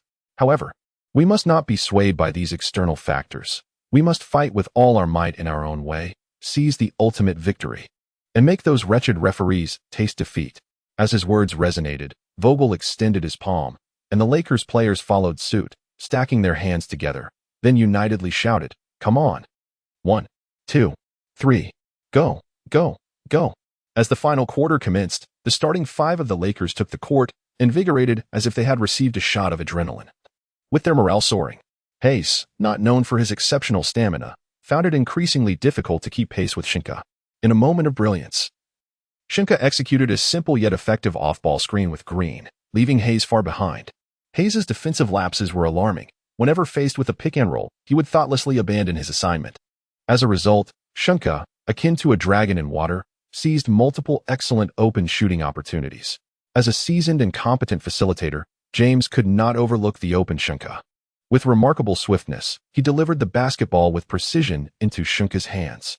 Within the first 2 minutes of the game, Sheng Ke, as if under divine guidance, had already sunk 3 consecutive three-pointers, igniting a surge of 9-0. This series of remarkable performances successfully aided the Lakers in narrowing the score gap to a mere point.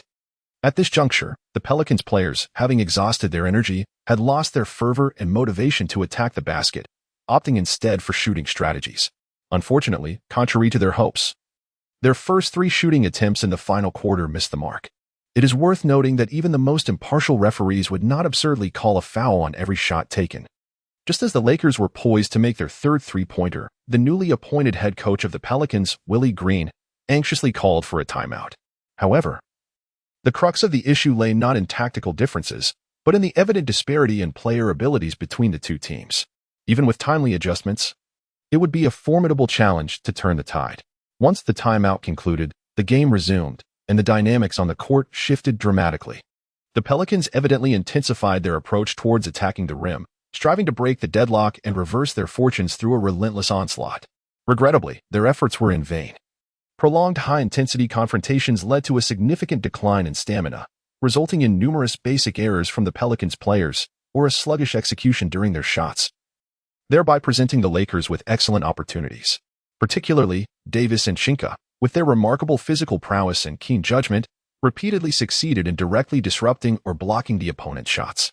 Moreover, the Pelicans displayed a lackluster performance on the defensive end, utterly failing to contain the Lakers' offensive firepower, especially after Sheng Ke showcased his formidable individual offensive prowess, instilling effective intimidation. He actively maneuvered and switched positions, continually assisting his teammates in tearing apart the Pelicans' defensive lines, thus diverting a substantial amount of the Pelicans' defensive focus. Consequently, James and Davis thrived in this chaotic defensive scenario, effortlessly breaking through for scores, as if they were in a realm of their own. As the match progressed into the 6th minute of the 4th quarter, the Lakers had successfully surged ahead, establishing a lead of nearly 10 points. To make matters worse, the current situation suggested a further widening of the gap. Faced with such adversity, the Pelicans head coach, in a state of urgency, frequently rotated his players, withdrawing those fatigued starters and replacing them with fresh legs to continue the assault on the rim. Alas, it was too late, even with the referees seemingly favoring the Pelicans. The newly introduced substitutes lacked the caliber to contend with the Lakers' starting lineup, proving utterly incapable of stymieing the formidable trio of James, Davis, and Sheng Ke, who were in exceptional form and riding a wave of momentum. The duo of James and Davis navigated the Pelicans' interior as if it were an unguarded domain, each offensive thrust akin to a thunderous force, leaving the Pelicans' defenders in a state of disarray. Whether executing powerful drives to the basket or employing deft hook shots, both were remarkably precise, boasting an impressive success rate. Although Pope and Green struggled with their shooting today, the presence of the sharpshooter Sheng Ke on the perimeter effectively drew the towering Hayes out, imposing significant defensive pressure on the Pelicans' interior. Consequently, the Pelicans dared not employ a double-team strategy against James and Davis lightly. With the final whistle sounding, this intense confrontation drew to a close. The Lakers, propelled by their indomitable spirit and exceptional teamwork, narrowly triumphed over the Pelicans with a score of 114-110, successfully extending their winning streak to an impressive 17 games. The remarkable record of 17 victories and 1 defeat has undoubtedly captured the attention of the entire league. In the post-game interview, head coach Vogel first lauded the unwavering spirit and indomitable resolve exhibited by the Lakers players when faced with a significant deficit.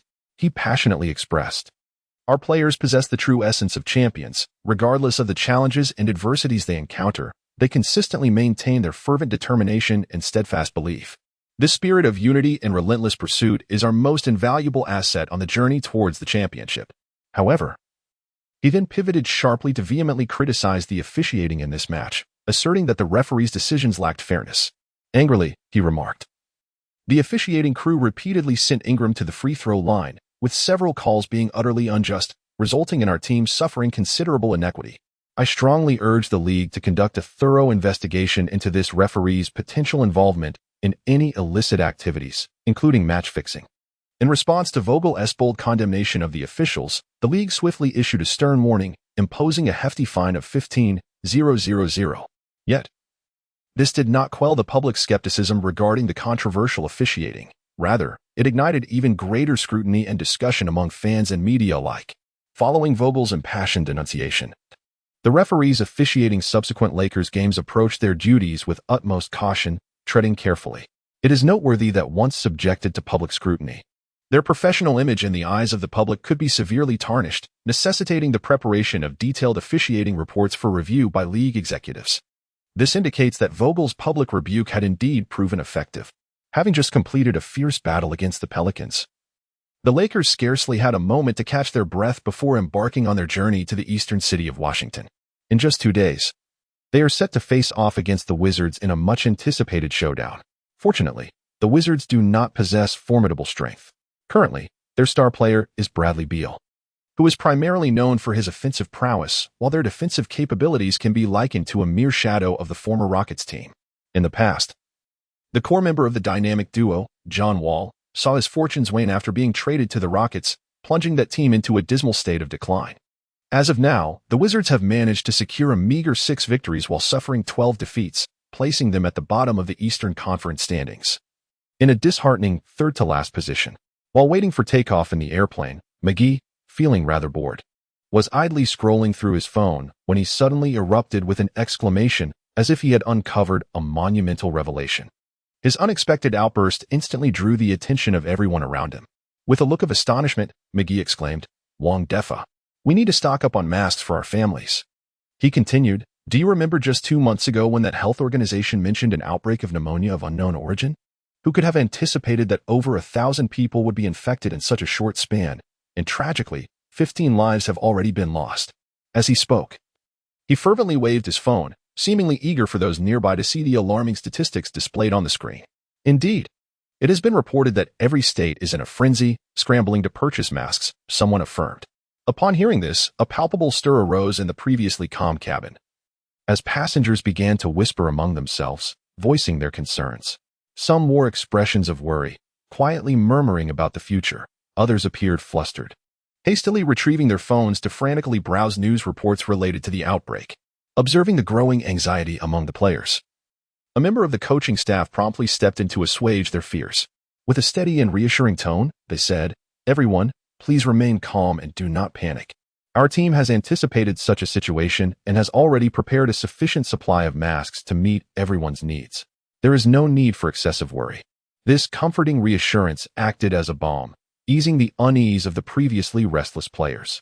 After hearing these words, a flash of realization struck McGee, reminding him of the horrific global pandemic that had taken root. It is noteworthy that prior to his rebirth, the once rampant COVID-19 virus, which instilled fear in countless individuals across the globe, had nearly vanished from existence. Consequently, he initially did not regard this matter with the gravity it warranted. Upon recognizing the severity of the situation, Sheng Ke dared not delay even for a moment. He promptly activated his mobile device and eagerly searched for the latest news from his homeland, hoping to ascertain whether any patients had emerged infected with this enigmatic virus. After a thorough investigation, he found no reports of infected individuals in Huagua. However, this did little to alleviate his anxiety. He strained to recall memories from his previous life, yet could only vaguely remember that the outbreak seemed to have commenced in December, though the exact date eluded him. In this era of entertainment at the cost of life, Huagua was on the brink of a monumental disaster. In the past, Sheng Ke might have felt powerless due to his limited capabilities, yet the current circumstances were markedly different. With the substantial weekly salary and the initial payments from endorsements steadily enriching his account, his balance was nearing a staggering $3 million. When converted to renminbi, this amounted to nearly 20 million yuan, a fortune of considerable magnitude. On ordinary days, aside from paying rent and fulfilling basic living necessities, Sheng Ke indulged in minimal extravagant spending. With such remarkable financial strength now at his disposal, any inaction would inevitably stir an indescribable sense of guilt within him. Nevertheless, each time he reflected upon the arduous journey that had led him to accumulate this wealth, feelings of reluctance and inner turmoil surged forth like an overwhelming tide. After a fierce internal struggle, Sheng Ke steeled himself, clenched his teeth, and resolutely made a difficult decision that contradicted his true nature. He chose to donate. Even though his heart was fraught with conflict and strife, he proceeded nonetheless. There exists an ancient adage: when in poverty, one should focus solely on oneself. When prosperous, one should extend goodwill to the world. It is essential to recognize that he had successfully entered the realm of the NBA, and with his current outstanding performance, it was certain that he would become a coveted asset for numerous teams once his contract expired. Furthermore, the following year, Nike would bestow upon him a second generous endorsement fee, making financial concerns a trivial matter. However, the challenge before him was not the act of donating itself, but rather ensuring that the funds would be utilized effectively. After all, he was resolute in not allowing his hard-earned money to fall into the hands of corrupt charity officials, who were often overindulgent and complacent. After much contemplation, a figure from his past suddenly emerged in his mind: Tianyi, a non-woven fabric factory owner from his previous life. During the height of the pandemic, in a bid to fulfill his charitable intentions, he had decisively halted the production of other goods in his factory, dedicating himself entirely to the manufacture of masks and protective clothing. Not only that, but he also personally arranged for vehicles to deliver these urgently needed supplies to the front line in Wuhan without charge. Ultimately, due to various circumstances, his company unfortunately faced bankruptcy. However, when confronted by reporters, he exhibited no remorse, asserting that any contribution to the fight against the pandemic was worth it. I recall, during my previous life as an editor, having shared an article about this benevolent individual, filled with profound admiration for his noble deeds. After careful contemplation, he decided to issue a substantial order under the pretext of conducting business, fully aware that by the time this batch of goods was produced, the dreadful pandemic would likely surge forth like a monstrous flood. At that moment, he could demonstrate to TNI his capacity to directly donate to Wuhan, thus lending his support. At this juncture, the entire expanse of Huagua had yet to be shrouded by this sudden calamity. The raw materials required for production were not only inexpensive, but also abundantly available. However, once the pandemic erupted in full force, profit-driven merchants would descend upon the market like ravenous wolves scenting blood. Both domestic and international traders would eagerly vie for this tempting opportunity, driving up the prices of raw materials and essential protective items, such as masks. In such chaos, the market would descend into disarray, with the N95 masks becoming particularly coveted treasures, exceedingly difficult to procure. Shortly after the airplane landed smoothly, he swiftly opened his mobile device and, relying on memories from his previous life, promptly located the contact number for the target company. Taking a deep breath, he resolutely dialed the number, conveying his strong intent to place an order. In Tienya's company, a receptionist who had just concluded her call with him hurriedly rushed to Tienya's office, her face alight with excitement. Boss, I have fantastic news. We received a colossal order. A wealthy overseas client, who learned of our company's stellar reputation through a friend, intends to place an order amounting to 20 million. Upon hearing this, Tianya was momentarily taken aback, his brow furrowing in contemplation, revealing a hint of skepticism. Could it be a scam? He inquired softly. The receptionist quickly shook her head, explaining, absolutely not, boss. He claims to be Sheng Ke, currently playing in the NBA. I just verified the information, and it is entirely legitimate. Upon hearing this, a look of ecstatic joy spread across Tienya's face as he exclaimed, wonderful. Quickly call Mr. Sheng back to see if he is available for a face-to-face discussion. If so, I shall board the next flight immediately. It is worth noting that his assets were barely in the tens of millions. Understood, boss. I will call him right away to inquire. The operator responded affirmatively and then turned to leave. Shortly thereafter, she returned to the boss's office to report to Tianya. She stated, Boss, Mr. Sheng has indicated that their team's schedule is exceedingly tight, leaving no opportunity for face-to-face discussions. However, he suggested that a video call would be a feasible alternative for our conversation. Tianya nodded in agreement and decisively instructed, very well. Prepare the conference room for a video meeting with Mr. Sheng. With that, he rose and made his way to the conference room. In a short while, accompanied by a faint buzzing sound, the video call was successfully connected. The screen displayed a tall figure with well-defined muscles, none other than the renowned NBA player, Sheng Ke. Tianya gazed at the image before him, a glimmer of excitement and anticipation reflecting in his eyes. He broke the silence, saying, Good day, Mr. Sheng.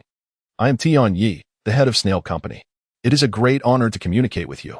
In response to Tianya's greeting, Sheng Ke smiled and replied, Hello. Mr. Tian, I presume you are already aware of my requirements? Tianya nodded slightly in affirmation and continued, Indeed, Mr. Sheng. However, out of pure personal curiosity, could you share why you have specifically chosen to produce only masks and protective clothing? Of course. If this pertains to your privacy, or if you find it inconvenient to answer, feel free to decline. Sheng Ke chuckled heartily, gesturing dismissively, and candidly explained. There is nothing too sensitive to discuss. Recently, we have experienced an outbreak of an unknown virus here in America, causing widespread panic. People are frantically purchasing masks. You can easily find information online about it. I considered that the raw material costs in our country are quite reasonable, and labor costs are relatively low. So I decided to organize production here and then ship the products back to America for sale. It also allows me to earn a little extra pocket money. Upon hearing Sheng Ke's remarks, Tianya displayed a look of understanding, nodding in agreement. He then inquired further, I see. Thank you for your candidness, Mr. Sheng. Now, there is one more small matter to confirm regarding the contract signing method. Do you prefer to use electronic contracts? Or do you lean towards the traditional method of signing and stamping paper contracts? If it is the latter, I will arrange to fly to America immediately to complete the signing process in person.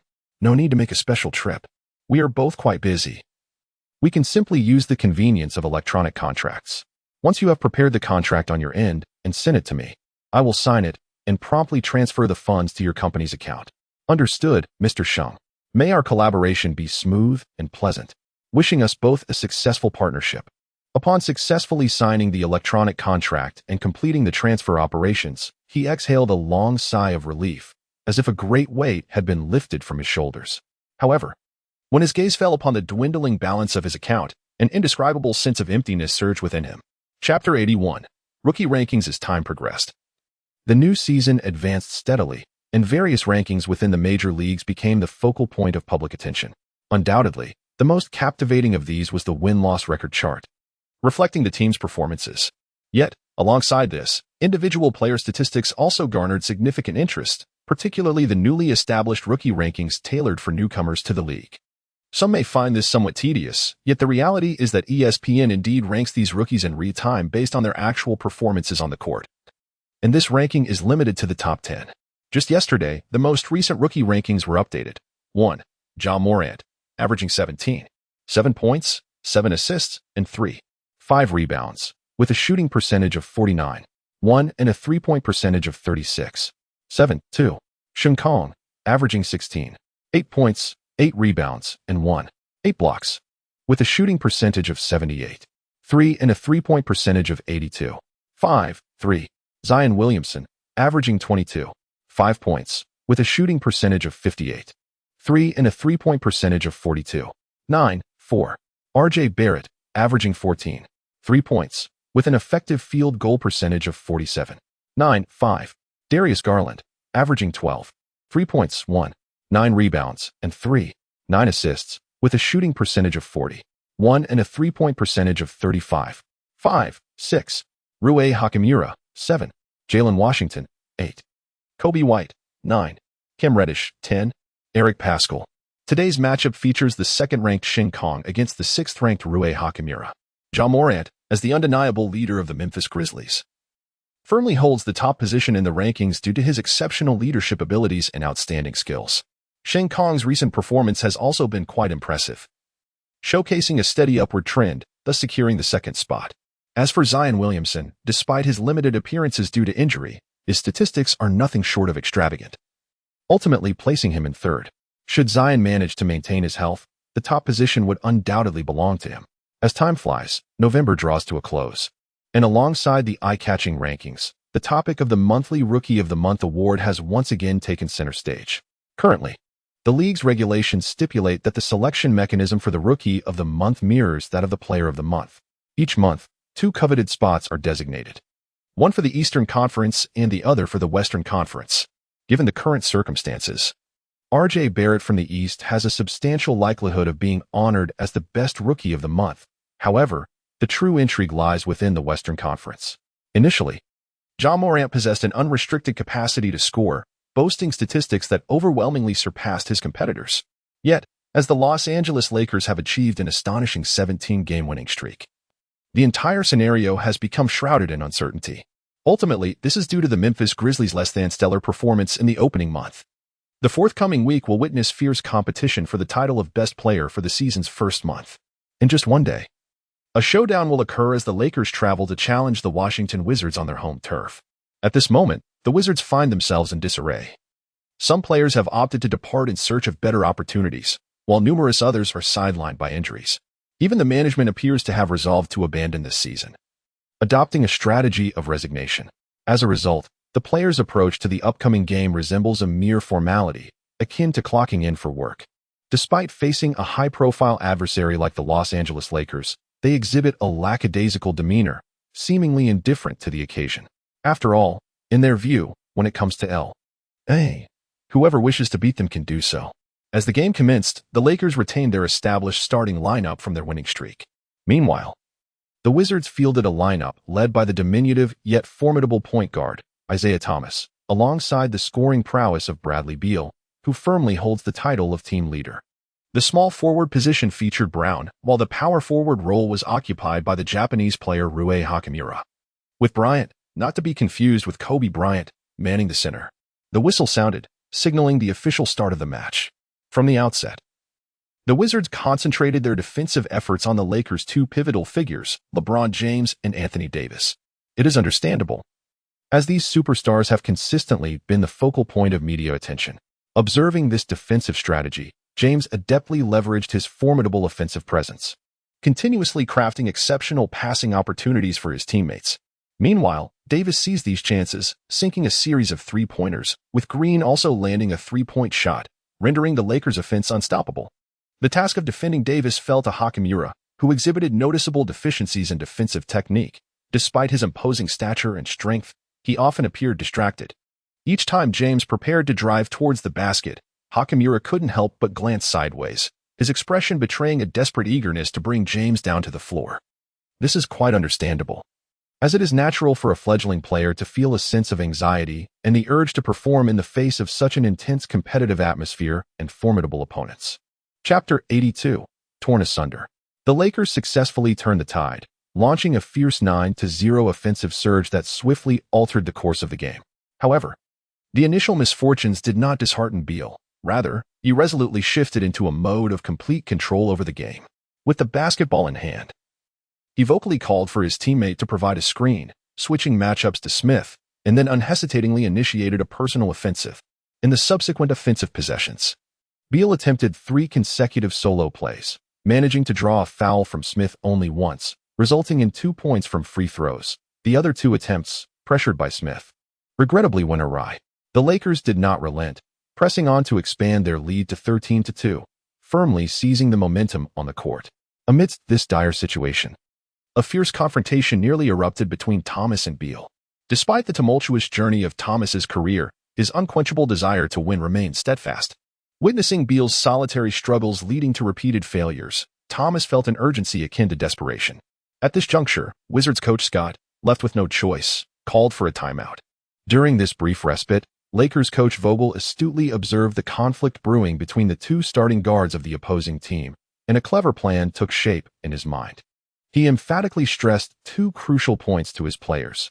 First, to implement a double-team strategy on Thomas defensively, allowing Beal to continue his solitary battle, and second, to accelerate the pace of transition play offensively, making dynamic cuts to the basket, thereby creating a formidable offensive threat that would thoroughly disrupt the Wizards' defensive arrangement.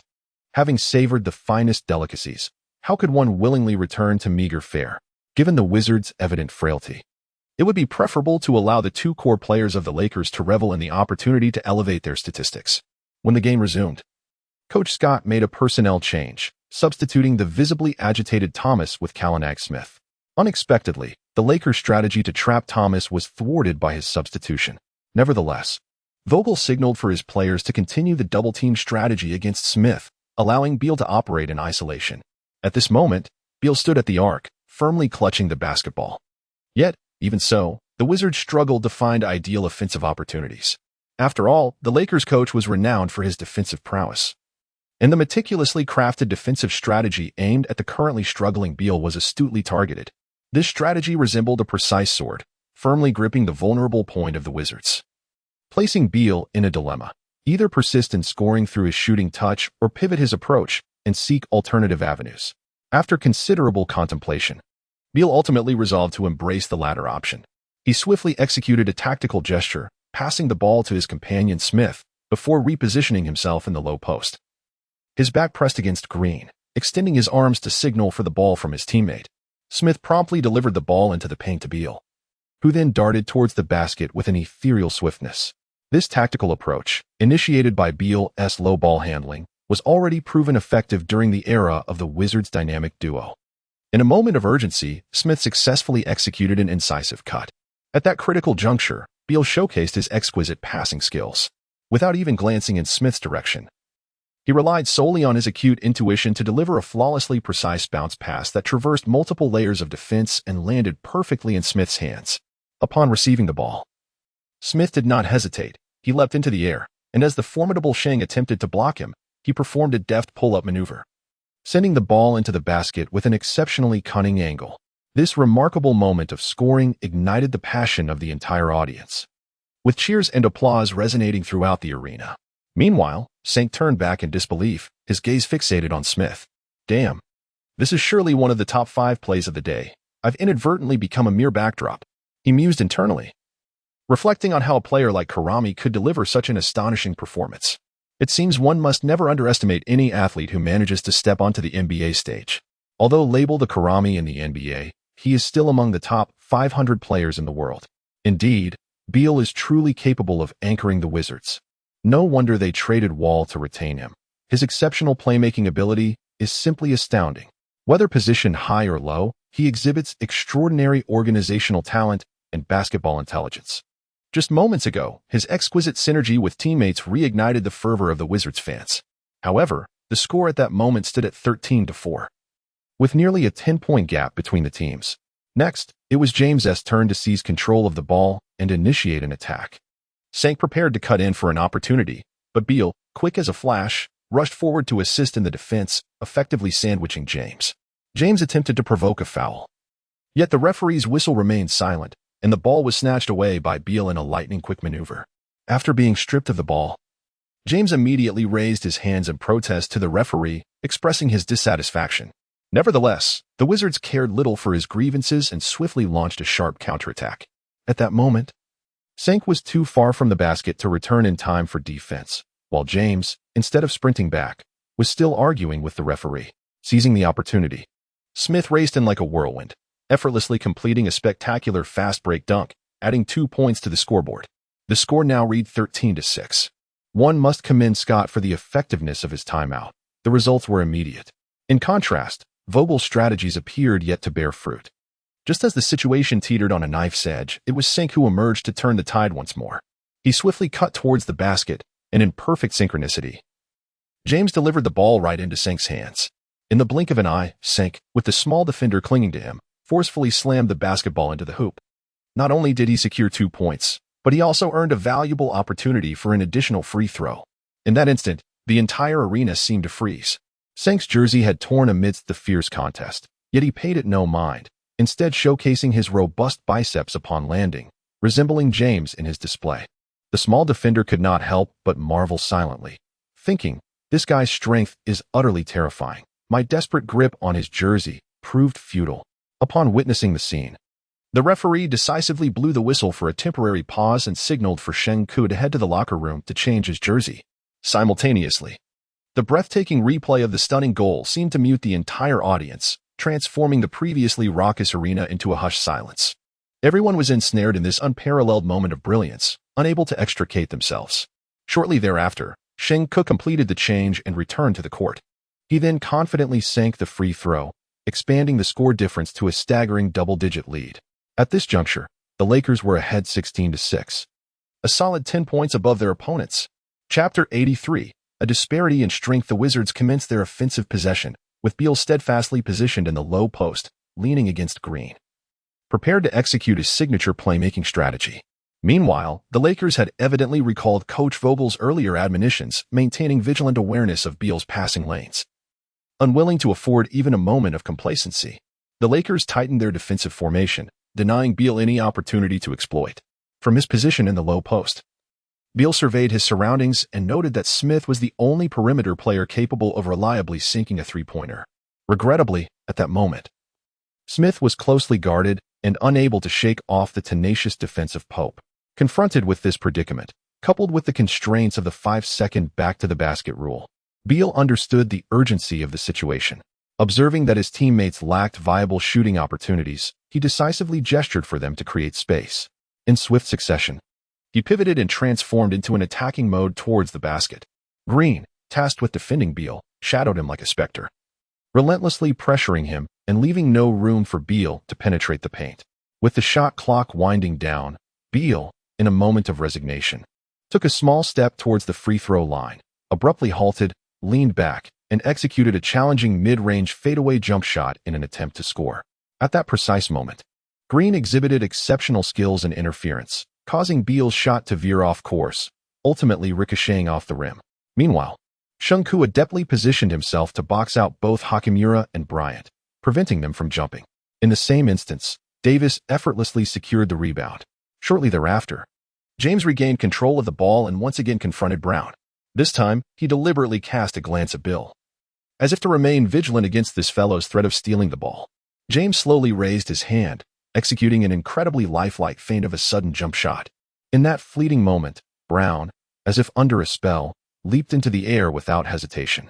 Scott, observing from the sidelines, could not help but display a face full of helplessness and confusion.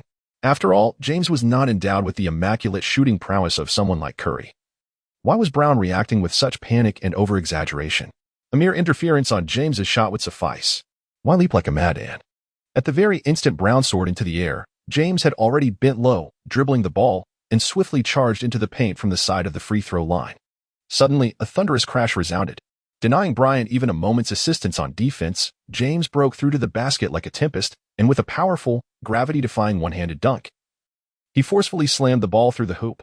The entire scene was utterly electrifying, igniting a fervor among the Lakers players. A seamless 2 points added to the scoreboard. In this moment, LeBron had the opportunity to pass the ball to the open shooter on the perimeter. This was primarily due to the fact that the young player, seemingly lacking in memory, had just suffered a setback yet foolishly stepped inward in an attempt to assist in guarding LeBron. However, at this juncture, this seasoned player had yet to score but had already delivered 3 exquisite assists. Thus, confronted with an almost guaranteed scoring opportunity, LeBron confidently opted to take the shot himself. Meanwhile, the Wizards continued to exhibit a dismal performance on offense, revealing a concerning lack of scoring consistency within the team. This time, it was the turn of the young Ba-Jie to seize control of the ball, attempting to breach Sheng Ke's defense with his robust physique and agile footwork. Alas, fate had other plans. Sheng Ke had already positioned himself skillfully, successfully halting Ba-Ga's advance. Moreover, during the clash of muscles, Ba-Jie was nearly penalized for traveling. But quick on his feet, he managed to divert the blame onto the most vulnerable, Smith. Poor Smith, ensnared tightly by Pop, found himself unable to extricate himself and, in desperation, launched a hapless shot that barely grazed the rim. The momentum swiftly shifted, returning the ball to James, who adeptly controlled it while keenly surveying the court. Opposite him, Brown appeared indecisive, caught in a dilemma. With piercing focus, James seized upon a fleeting opening in Brown's defense, charging forward without hesitation. He raised his powerful elbow, using it to carve a path toward the basket. Caught off guard by this subtle maneuver, Brown found himself in unexpected contact with James, both players moving toward the hoop together. Youthful and vigorous, Brown was undeterred by such an elbow.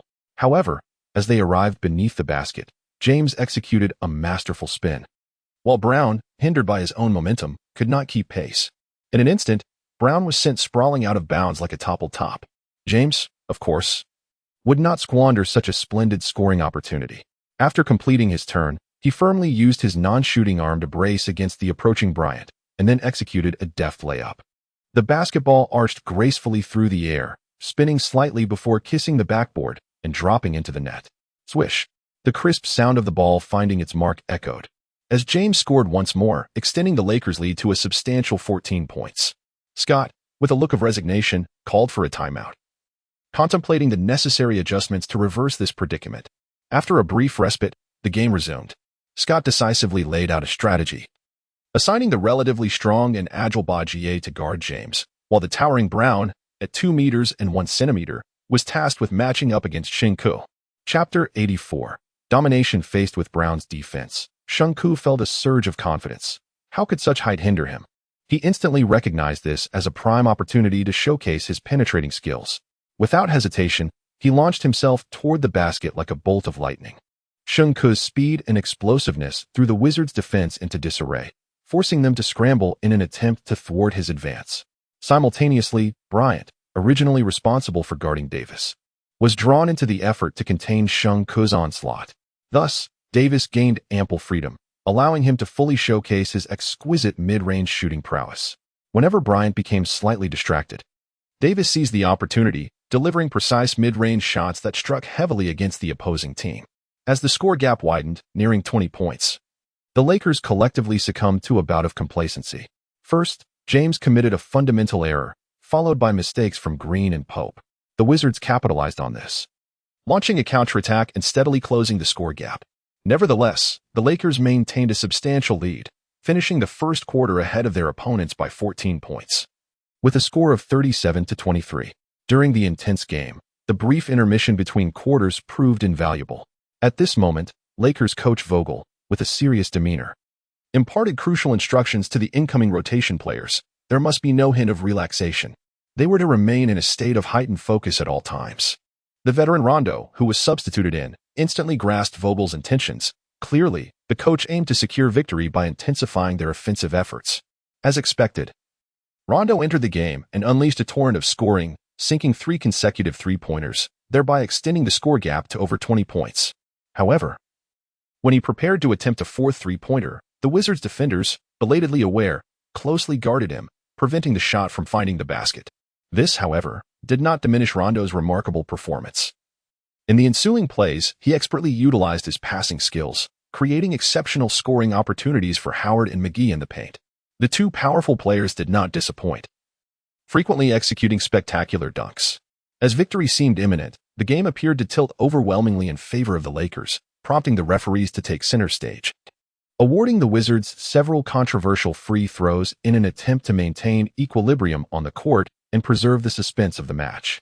Despite encountering some setbacks, the undeniably formidable Lakers remained unstoppable. By the end of the quarter, they led the Wizards with a score of 33-26. Thus, at halftime, the Lakers, through teamwork and efficient offense, held a commanding lead of 21 points over their adversaries, with a score of 70-49. After the halftime break, the Los Angeles Lakers made a strategic personnel adjustment, with Vogel opting to replace the somewhat underperforming KCP with the recently informed Cook, whose shooting accuracy had been notably high. Clearly, the Lakers hoped that Cook's exceptional performance could secure a decisive advantage in the third quarter. However, the formidable Wizards were not inclined to concede easily. The first to strike was Thomas, who showcased his remarkable scoring prowess by sinking two difficult drifting three-pointers, eliciting gasps of amazement from the audience. Following this, he executed two exquisite mid-range jumpers with impeccable skill, steadily narrowing the score gap. Encouraged by his teammates' outstanding display, Beal could no longer contain his competitive spirit and swiftly joined the fray, also hitting two crucial three-pointers. As the score began to close in to a single-digit margin, pivotal moments arrived when Lakers' trio of Vucevic, Green, and Cook rose to the occasion. Each displayed their exceptional shooting abilities, taking turns to land two invaluable three-pointers. A series of goals caused the Wizards' defense to collapse instantaneously. Meanwhile, LeBron James and Anthony Davis astutely recognized the significant gaps beneath the basket created by the opposing team's defensive spread, and they seized this splendid opportunity. The duo relentlessly attacked the rim, effortlessly converting layups. Despite the Wizards executing an exceptionally efficient offense during this quarter, surprisingly, they not only failed to equalize, but also allowed the point differential to widen further. Ultimately, the Wizards managed to score 30 points in this quarter. Yet the Lakers were utterly unstoppable, amassing 36 points. The Los Angeles Lakers exhibited formidable dominance throughout the first three quarters, leading the Washington Wizards by a staggering 27 points with a score of 106-79 as they entered the critical fourth quarter. The once formidable Wizards starters appeared to deflate in the final period, completely losing their will to compete. Following three consecutive missed shots, Wizards head coach Scott made the decisive choice to replace all the starters, conceding the match. Simultaneously, Lakers coach Vogel, witnessing the Wizards' substitution of bench players, withdrew his own starting lineup. Consequently, both teams fielded their respective reserves, engaging in a tedious contest of ineptitude. In the end, the Lakers triumphed with a decisive score of 125-103 over the Wizards, extending their winning streak to an impressive 18 games. In this match, Sheng Ke delivered an impressive performance, contributing 19 points and 11 rebounds throughout the game. He exhibited a determined drive to surpass Ja Morant and claimed the title of Rookie of the Month. Notably, various media outlets have analyzed and predicted that if the Lakers continue their momentum and achieve a remarkable 20-game winning streak, while Sheng Ke maintains his stable form, there is no doubt that the inaugural Rookie of the Month award will rightfully belong to him. After all, at this moment, Morant's Grizzlies find themselves ensnared in a quagmire of consecutive losses, recently suffering a disheartening 3-game losing streak. Chapter 85. One cannot suffer in silence. As the contest between the Lakers and the Wizards drew to a close, the players eagerly embarked on their journey home, yearning to return to Los Angeles. After enduring such a prolonged stint on the road, Sheng Ke felt an overwhelming longing for the warmth and comfort of his abode, especially for the charming and delightful Kelly Rockett and Bruna Marcuson. Upon finally arriving in Los Angeles, the Lakers players skillfully evaded the enthusiastic fans awaiting them, hastily retreating to their homes in search of their own sanctuaries of warmth. The moment Sheng Ke stepped through his front door, it felt as though every ounce of energy had been drained from him, and he collapsed heavily onto the soft sofa. He instinctively reached for his phone and dialed Kelly Rockett's number. To his dismay, however, the familiar voice did not greet him. Instead, he was met with a recorded message. "We're sorry, The number you have dialed is currently unavailable or switched off. Please try again later. A quick glance at his messages revealed that Kelly was away on a business trip and was not in Los Angeles at that moment. With a sigh of disappointment, he proceeded to call Bruno Marcuson. Alas, fate seemed to enjoy playing tricks, as the response he received was equally disheartening. Bruna informed him that she was currently unavailable. Sheng Ke shook his head in resignation. The flicker of hope he had felt extinguished in an instant. After all, he had no desire to engage in a blood-soaked battle. Teetering on the edge of danger. Despite his feelings of despondency, life must go on. Sheng Ke mustered the strength to rise from the sofa. Dragging his slightly heavy feet toward the bathroom, he turned on the tap and allowed the warm water to wash over his weary body, attempting to cleanse the fatigue that had accumulated from his journey. After his shower, Sheng Ke felt a modicum of rejuvenation and resolved to indulge in a good night's sleep, granting himself the opportunity for complete relaxation. As for the temptations of the nightlife, with its dazzling lights and intoxicating allure, just moments ago, Howard had extended an invitation. But Sheng Ke had unequivocally declined his friend's kind offer. At this moment, utterly exhausted in body and spirit, he yearned to escape the cacophony of his surroundings and savor a fleeting moment of tranquility. Time swiftly passed, and soon it was the evening of December 2nd. In the vibrant and bustling city of Los Angeles, the Staples Center was ablaze with lights and alive with the sounds of eager fans. Tonight, the Los Angeles Lakers would host the Dallas Mavericks, who were facing a challenging season. The Mavericks had undergone significant upheaval, marked by a change in their head coach. The legendary Rick Carlisle, who had once guided the team to its singular championship victory, was succeeded by his former protege, Sheng Ke. It must be acknowledged that Carlisle was indeed an exceptional coach. In the previous 2 seasons, despite skepticism from the outside world, the Mavericks fiercely contested against the championship-favored Los Angeles Clippers in the playoffs, with the matchups proving intensely competitive. However, as time wore on, the relationship between Carlisle and his players, particularly the star player Luka Doncic, began to deteriorate. Doncic harbored significant grievances towards his coach, culminating in Carlisle's decision to resign. Yet, merely days later, he joined the Indiana Pacers, embarking on a new coaching journey. After spending a lengthy and affectionate period with owner Mark Cuban, Carlisle displayed remarkable professionalism and concern for the team's future upon his departure. Without hesitation, he recommended Kidd to Cuban, expressing his heartfelt hope that Kidd would excel as the next head coach, noting their many similarities as players. Thus, the figure humorously dubbed Kidd the Unoffensive arrived in Dallas, causing Doncic, known for his offensive prowess yet defensive shortcomings, to tremble. As a point guard, Kidd's performance on the court was nothing short of extraordinary. Moreover, off the court, he exhibited remarkable acumen. Previously, star player Damian Lillard of the Trailblazers had been making overtures to entice Kidd to join his ranks. However, Kidd, then serving as an assistant coach for the Lakers, unequivocally stated his disinterest in vying for the role of lead assistant. After all, for someone with coaching experience at both the Nets and Bucks, settling for merely an assistant position was hardly appealing. He had been patiently awaiting a more favorable opportunity. True to form, when Cuban personally extended an olive branch with a sincere invitation, Kidd could hardly contain his excitement and resolutely replied, "Count me in." Conversely, the Trailblazers currently found their roster lacking in strength. Especially after successfully reaching the Western Conference Finals last season, the current season has unfortunately exhibited a noticeable decline, with scant prospects for further enhancement. Since the Mavericks astutely recognized the potential in Luka Doncic, they have yet to surmount the first round of the playoffs. In comparison to the Trailblazers, the latent potential within the Mavericks is undeniably more substantial, offering numerous opportunities to showcase their prowess and affirm their worth.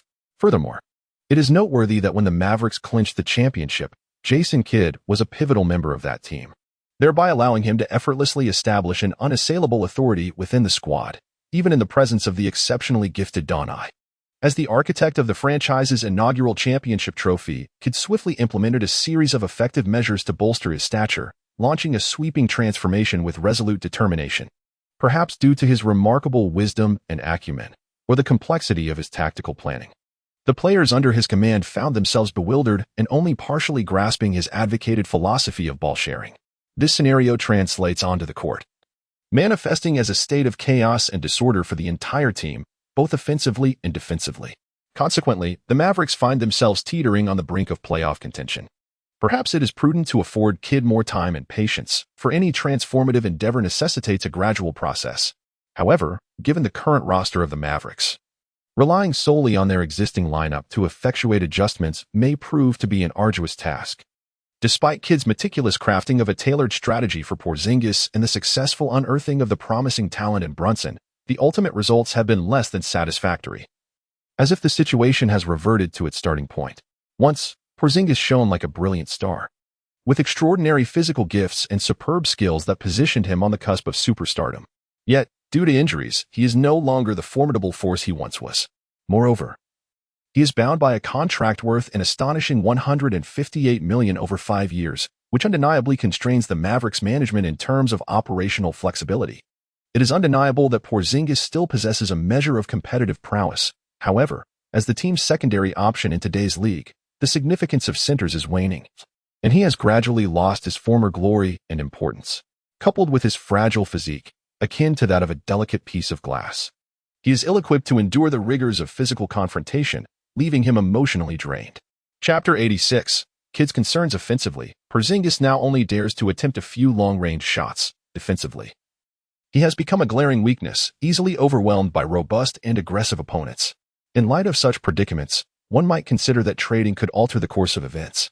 However, it is essential to recognize that among the myriad general managers in the league, truly naive and simplistic thinkers are exceedingly rare. Individuals like the eccentric Kerr from his time with the Suns are not commonplace. Thus, why would one presume that players deemed undesirable by one team would be eagerly accepted by another? Ultimately, after much deliberation and calculation, the outcome may well be more dismal than the original situation, as evidenced by the Suns' decision to dismantle a solid rotation in pursuit of a trade for Beal. Regarding all of this, Cuban is undoubtedly acutely aware. As the most distinguished owner in the league, he harbored no lofty expectations for Kidd. The harsh reality is that, despite one's utmost efforts, ideal outcomes are not always attainable. For at least the next 2 years, there would be no stringent demands for performance, unless the team faced the extreme circumstance of failing to qualify for the playoffs. Standing courtside, Kidd's brow furrowed deeply. For his greatest concern at this moment was whether the team could successfully navigate their way into the postseason. It is worth noting that while the Western Conference is no longer as fiercely competitive and chaotic as it once was, the Mavericks still tread cautiously as if on thin ice, judging by their current performance. He took a sip from his drink, his gaze gradually shifting to the floor beneath him. After gently scratching his bald head, he directed his attention towards the players on the opposite court. There, LeBron James was intently practicing his three-point shooting, his impeccable technique eliciting admiration as the ball arced gracefully through the air, swishing effortlessly through the net once more, a flawless shot. Despite the formidable presence of James, Kidd felt little trepidation. In his playing days, his sole championship victory came from triumphing over the Miami Heat, led by none other than James himself. Though that victory was largely attributed to the celestial performance of his teammate, Nowitzki, Kidd's contribution was equally significant. The memory of having vanquished such an opponent instilled within him a subtle yet genuine psychological advantage. Moreover, with James now in the twilight of his career, his prowess has waned, far removed from his former glory. Reflecting on the 2016 finals, where he defied the odds and led his team back from a 1-3 deficit to conquer the record-setting 73-win Warriors, it is evident that time has been unkind. The once great hero now struggles to reclaim his past brilliance. Kidd's eyes then shifted to Davis, who charged into the paint like a fierce tiger, soaring high to execute a thunderous dunk that reverberated throughout the arena.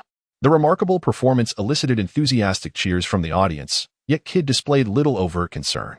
After all, his team boasted a wealth of talent in the center and power forward positions. Whether it was the versatile Porzingis, the defensive stalwart Kleber, the explosive Powell, or the towering Marjanovic, each posed a significant challenge for Davis. However, what truly troubled Kidd was the recent emergence of Sengun within the opposing lineup. Upon reviewing the footage from the previous game, Kidd noted Sengun's almost impeccable shooting accuracy and his astonishing speed and agility in receiving passes after making incisive cuts. Witnessing this, the seasoned veteran and masterful point guard Kidd furrowed his brow and instinctively scratched his iconic bald head. Despite this, a sense of unease lingered within him, as if an intangible pressure enveloped him, stirring feelings of agitation and even an urge to overturn his drink. Kidd was acutely aware that this suddenly ascendant young player was no ordinary contender. From his extensive experience on the court, he recognized that Sengun's explosive performance in the last match was not a mere fluke, but a genuine demonstration of his prowess. Consequently, devising a strategy to counter such a formidable adversary became an urgent dilemma for Kidd. Sheng Ke possessed precisely what the Lakers lacked, a high and robust interior presence. The ability to shoot from long range to create space, swift lateral movement to handle smaller players and avoid mismatches, tenacious defense, and a cunningly versatile playing style. Indeed, not only did the Lakers lack such qualities, virtually every team could benefit from a player of his caliber. The Lakers management procured this versatile player with a modest salary from an undisclosed source. Following a brief introductory ceremony, the atmosphere in the arena shifted dramatically, charged with anticipation as the audience held their breath, eager for the clash to commence. The massive screen soon illuminated the starting lineups for both teams. The visiting Dallas Mavericks presented their formidable roster. The prodigious Luka Doncic, entrusted with the point guard position, had elevated his regular season averages to an impressive 28. 8 points, 9, 5 assists, and 7, 8 rebounds. The shooting guard role was filled by the promising future sixth man, Tim Hardaway Jr. The small forward position was manned by the seasoned Dwight Powell. At power forward stood the capable Dorian Finney-Smith, and finally, the towering Kristaps Porzingis, measuring 2.18 meters, occupied the center position, though his statistics had dipped to 20 points and 8 rebounds. The Lakers retained their unchanged starting lineup. Before long, the referee's sharp whistle signaled the commencement of the game. All eyes in the arena were fixed on the center court, where the jump ball was about to take place. Sheng Ke focused intently on Porzingis, who towered over him yet appeared remarkably slender, as if a mere gust of wind could topple him. He swiftly contemplated the tactical approach necessary to confront this adversary. Just then, the referee propelled the basketball high into the air. In a split second, Sheng Ke leapt like an agile gibbon, extending his arms gracefully. With a deft flick of his yellow palm, the ball landed precisely in LeBron James' grasp. The fluidity of the motion drew a chorus of applause from the audience. Chapter 87. A back-and-forth contest in terms of height. Sheng Ke could not rival Porzingis, yet when it came to vertical leap, he harbored no fear of any competitor in the league.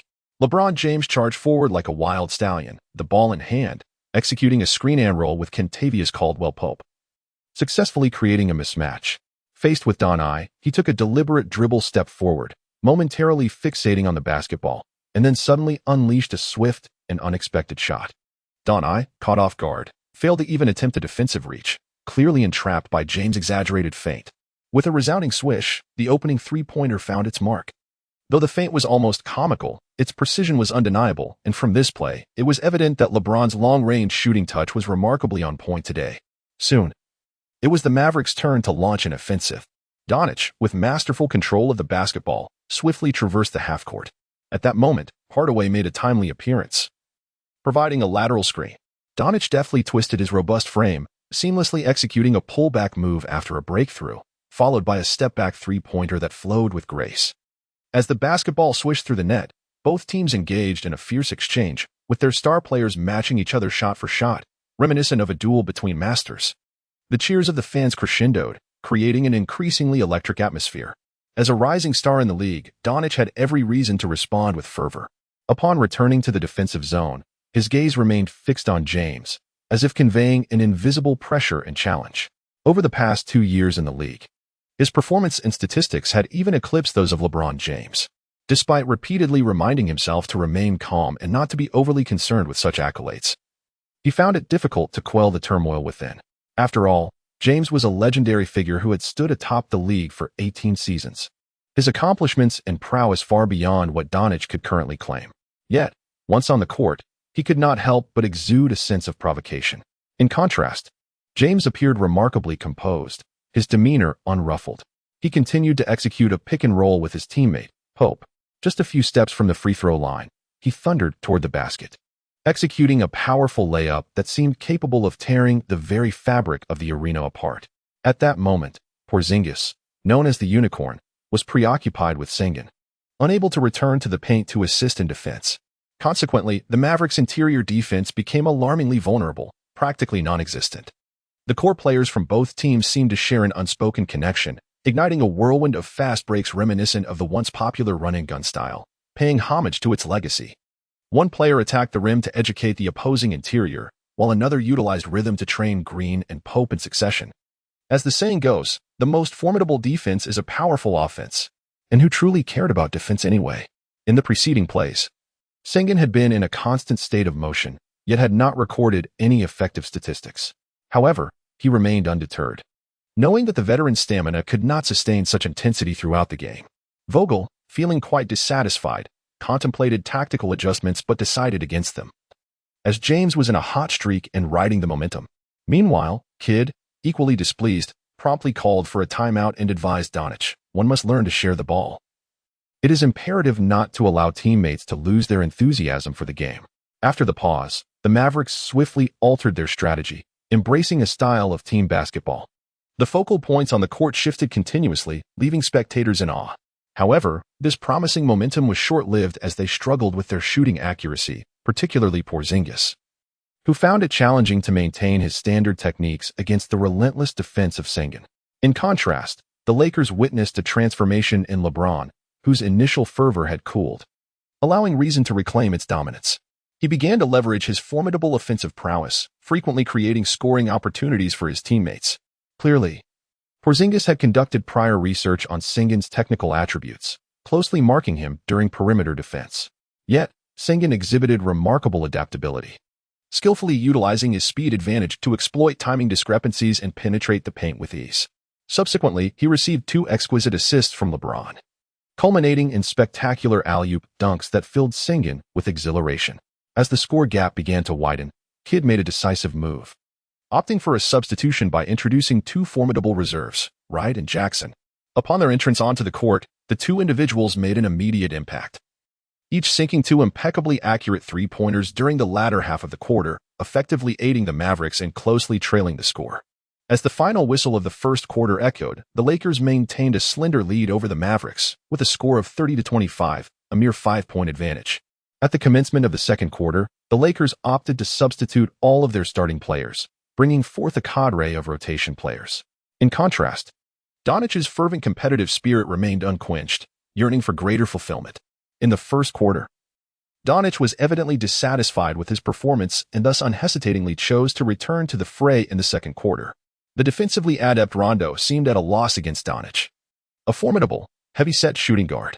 Utilizing his imposing physique and exceptional shooting ability, Donich appeared to be an insurmountable force, relentlessly challenging the Lakers' defense with an array of refined techniques, at times executing rhythmically intricate behind-the-back dribbles, at other moments cleverly employing step-backs to complete challenging shots following his drives. And even when faced with multiple defenders, he could swiftly locate open teammates, delivering the ball accurately to the highly efficient Wright and Jackson. Although Rondo, the seasoned orchestrator, could not entirely thwart Donich's incisive assaults, he astutely identified the defensive vulnerabilities that Donich exposed, successfully penetrating the defense multiple times to soar and score. Moreover, he demonstrated outstanding organizational skills, guiding the bench players in a fierce contest against the Mavericks, with both teams exchanging blows in a tightly contested battle. As the second quarter unfolded, neither team yielded ground, resulting in an exceptionally tight contest. Ultimately, the score at the end of the quarter was fixed at 34-32, with the Mavericks holding a slender 2-point lead. Following a brief halftime respite, the Lakers temporarily gained a 3-point advantage over the Mavericks with a score of 62-59. As the pivotal third quarter commenced, both teams' key players re-entered the fray. The youthful and exuberant Donich displayed no signs of fatigue, seemingly endowed with boundless energy, opting to remain on the court, indicating his intent to play the entirety of the match.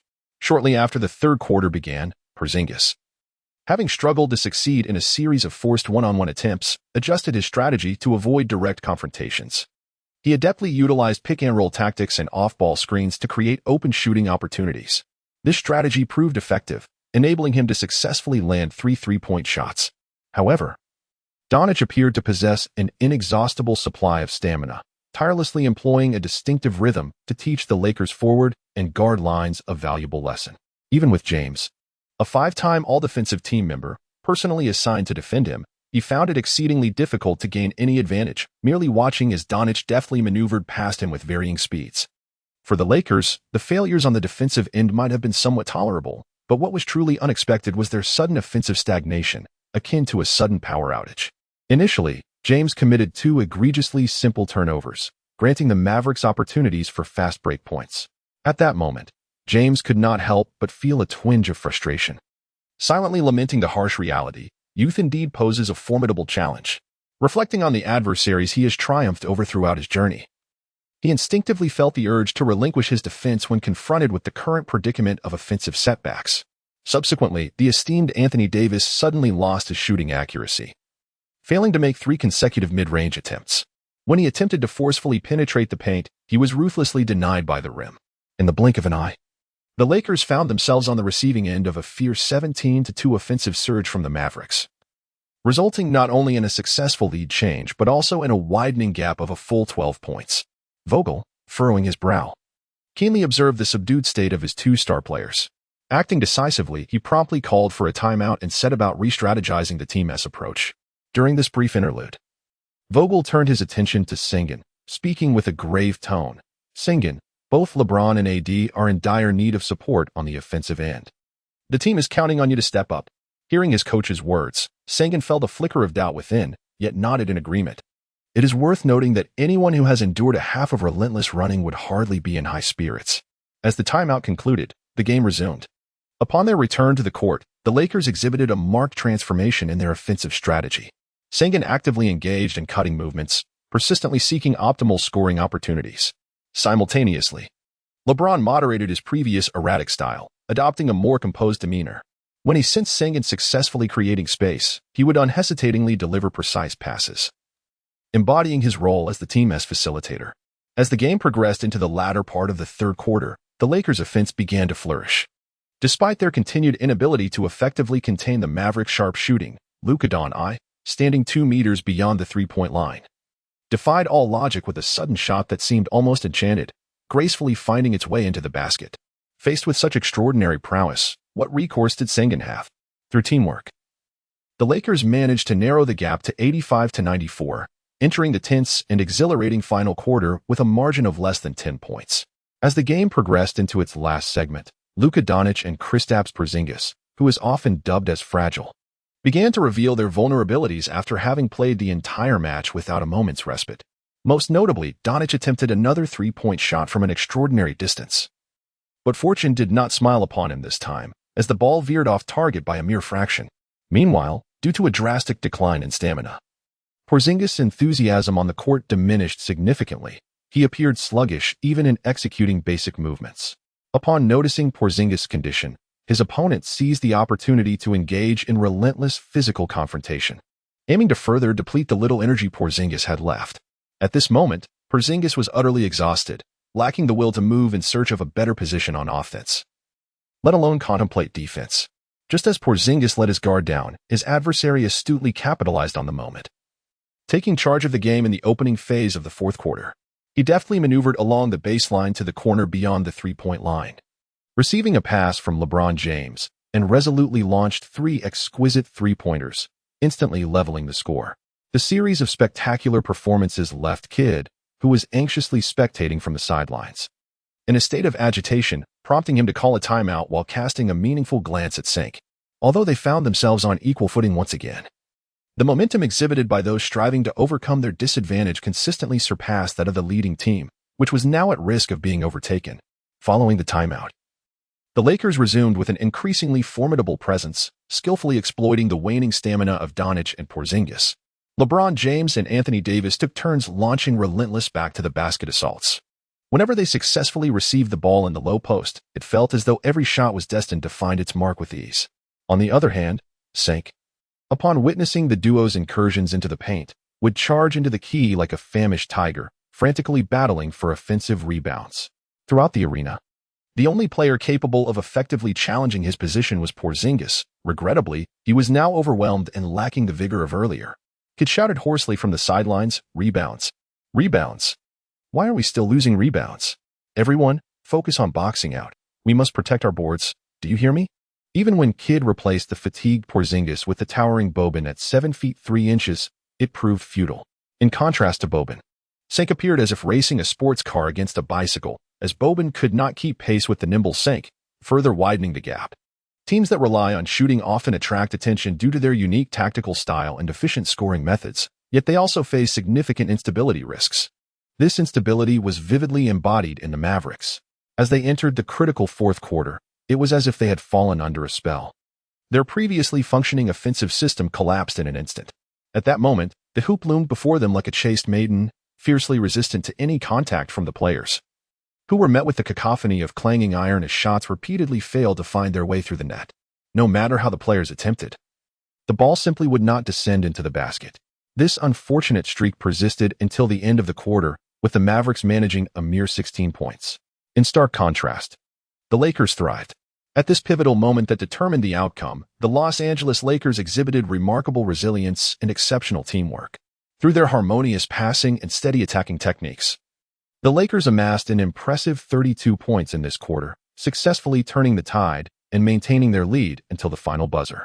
Ultimately, after a grueling contest, the Lakers triumphed over the Dallas Mavericks with a score of 117-110, securing victory in this match.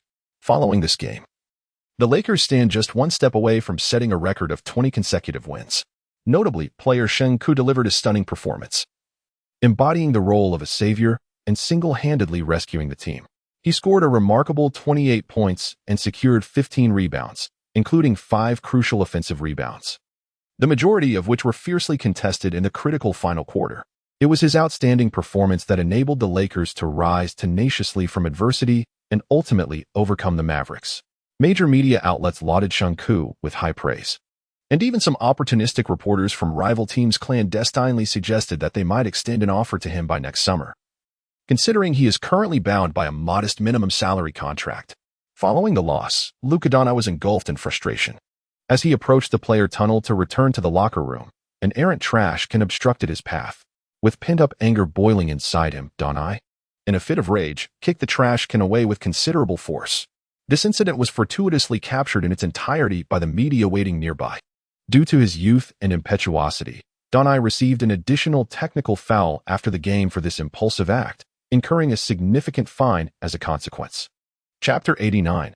A perfect match with his team achieving 19 consecutive victories, Sheng Ke could hardly contain his excitement, humming the spirited and vibrant tune of the most dazzling ethnic style.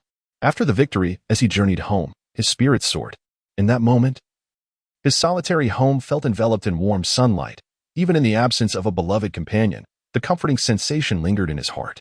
Yet, his thoughts inevitably drifted to the distance, reminiscing about the person who captivated his dreams, Kelly. He pondered when she might return, while an overwhelming surge of emotions brewed within him, akin to a volcano ready to erupt, becoming increasingly difficult to suppress. Recently, Howard's performance had notably declined. He appeared to be lost on the court, perpetually unable to discover his own rhythm and pace. Fortunately, the team was soaring, achieving consecutive victories that somewhat masked numerous underlying issues. With training scheduled to commence at 10 the following morning, Howard decided to indulge in a night out at the nightclub to alleviate his frayed nerves. Despite the company of beautiful women, the superficial revelry could not ultimately assuage the emptiness and loneliness within him. In a moment of ennui, he suddenly thought of Sheng Ke and extended an invitation via phone. At that moment, Sheng Ke was engulfed in an unbearable solitude. Upon hearing Howard's proposition, they instantly resonated with each other. Soon, the two were seated together, leisurely savoring exquisite food and drink while engaging in candid conversation, all the while admiring the graceful dancers whose movements were enchanting. The sensation was undeniably pleasurable and soothing. If one were to disregard the outcomes of games, such a lifestyle would indeed feel akin to paradise for a player. It is noteworthy that many relatively obscure role players earn annual salaries exceeding $1 million, surpassing the remuneration limits of numerous other professions. However, it is lamentable that despite the millions engaged in the sport of basketball globally, fewer than 500 can secure a position on the illustrious NBA stage. Viewed from this perspective, the intensity of competition within the NBA is astoundingly ruthless. Reflecting on a few years ago, Cousins was indeed at the pinnacle of his career, celebrated as the league's premier center. Yet, the vicissitudes of life have led him to his current plight, wandering between teams and signing temporary contracts lasting merely 10 days. Even the desire for a scant 10 minutes of playing time has become a luxury for him. This harsh reality imposes tremendous pressure on those stars. Even top-tier players like Howard, who are anticipated to be inducted into the Hall of Fame, are not immune to it. Initially, the Lakers had high hopes for Howard. Yet to this day, he has struggled to achieve seamless integration with the team. Consequently, he often finds himself on the receiving end of Coach Vogel's reprimands during games. After each match, Howard seeks solace and relief at the nightclub. On this particular night, he finally opened the long-closed doors of his heart, engaging in heartfelt dialogue with the rookie Sheng Ke, which lightened his spirit considerably. The once-vanished smile returned to his face, as if the joyful beast that had once been known as Howard had resurfaced. After all, in his view, there exists nothing that fine wine and beautiful women cannot resolve. Should there truly be such matters, one could simply indulge in a second round of enjoyment. Simultaneously, Sheng Ke naturally harbored a desire to prevent any issues arising from Howard, a crucial rotational player during this pivotal period, which could jeopardize their winning streak. After all, he was fervently aspiring to create new records alongside the Lakers. At 1 o'clock in the morning, the city's neon lights continued to shimmer as Sheng Ke and Howard emerged from the bustling nightclub, their faces adorned with satisfied smiles. Accompanied by 2 enchanting dancers, the group strolled towards the luxurious hotel next door, engaging in jovial conversation. On such a tantalizing night, time seemed to slip away quietly, and the joyous moments felt particularly fleeting. The following morning, the names of Sheng Ke and Howard appeared, as desired, in the tabloids of America. For fans in the media, the escapades of these two had long ceased to be novel. They were well acquainted with the nature of these individuals. The distinction lay in the fact that Sheng Ke did not court disaster, while Howard was entangled in financial struggles for child support. Despite this, Sheng Ke appeared unfazed by the scrutiny of the outside world. As a professional athlete, living under the spotlight was merely the norm. For Sheng Ke, this lifetime was an opportunity to relish every moment without the constraints of any rules. He believed that everyone should live according to their own nature, unyielding to external pressures. It has been evidenced that the head coach of the Los Angeles Lakers, Vogel, and the team's leader, LeBron James, held a respectful attitude towards Sheng Ke's private life. Sheng Ke's on-court performance had earned their admiration, and they had never sought to interfere with his personal affairs. This distinct management style, characterized by a clear demarcation between professional and personal realms, allows Sheng Ke to feel a sense of ample freedom within the Los Angeles Lakers. However, for Sheng Ke's agent, the situation is considerably more intricate. Sheng Ke has entered into an endorsement contract with the sportswear giant Nike, which necessitates the maintenance of his public persona. Each time a new product is launched or a business collaboration arises, Sheng Ke's image and conduct are meticulously scrutinized to ensure alignment with the brand's identity. In recent games, Sheng Ke has exhibited a notable improvement in performance, swiftly elevating his standing within the team. Nevertheless, as his agent has astutely observed, this is merely the commencement of a successful journey. Sheng Ke realizes that for the sake of long-term career advancement and financial security, he must pay closer attention to his public image and behavior. After heeding his agent's counsel, Sheng Ke expressed his intention to exercise greater caution in his everyday life, particularly regarding his conduct in public. After all, who could afford to disregard financial opportunities? Chapter 90. War of Attrition on the frigid day of December 4th. The Los Angeles Lakers are set to embark on a journey to Denver, challenging the Nuggets in an away game. This contest transcends an ordinary confrontation. It epitomizes a moment of great significance. For the Los Angeles Lakers, this is not merely a quest for victory, but a chance to etch their name in history. Should they prevail, they would become the 6th team to achieve the remarkable feat of 20 consecutive wins. Conversely, the Denver Nuggets are resolute in not assuming a subordinate role in this legendary narrative. They harbor their own pride and aspirations, thus intensifying the competitive spirit and desire for triumph on both sides. At the heart of the Nuggets strategy lies their central figure, Nikola Jokic, affectionately referred to by many as Joker.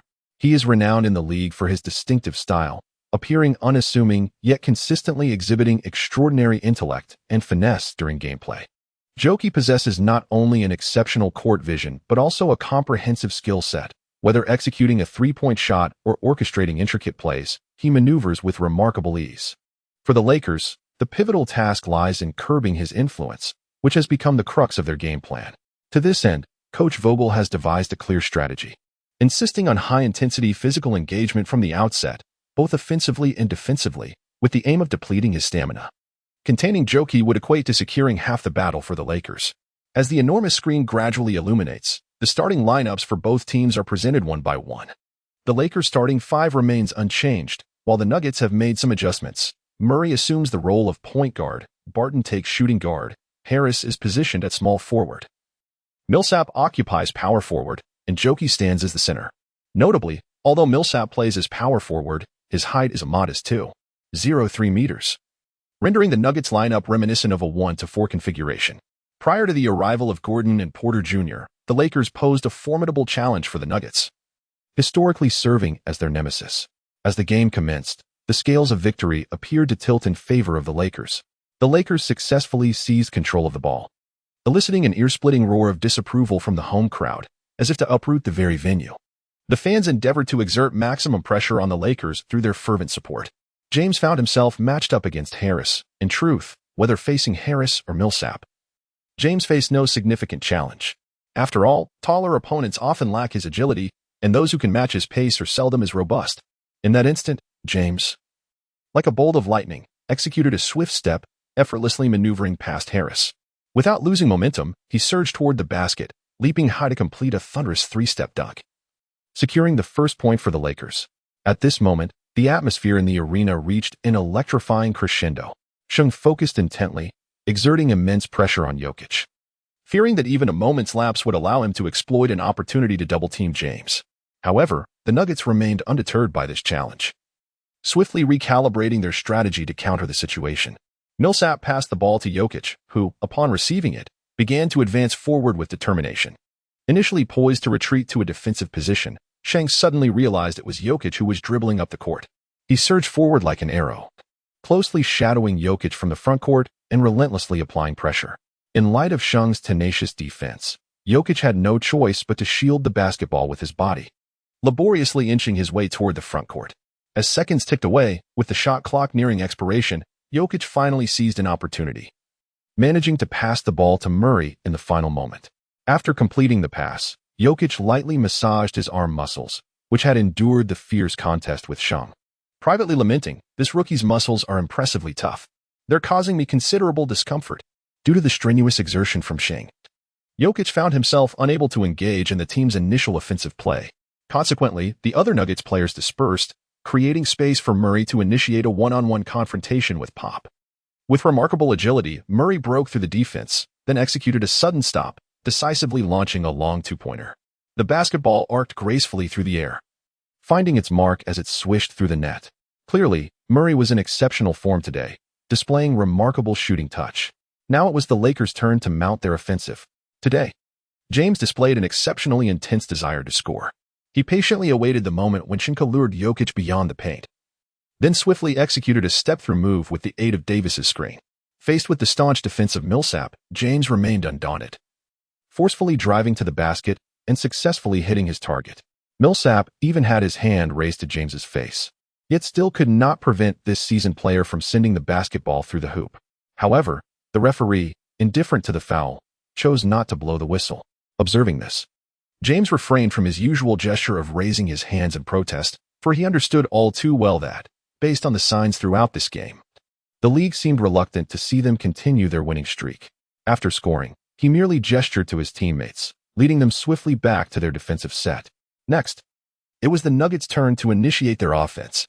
Having learned from previous encounters, Jokic became more astute, no longer daring to seize the ball from the point guard's hands. Closely guarded by Sheng Ke, he laboriously maneuvered to establish his position near the Lakers' paint. Simultaneously, Jokic signaled to his fellow Nuggets to disperse, creating ample space for himself.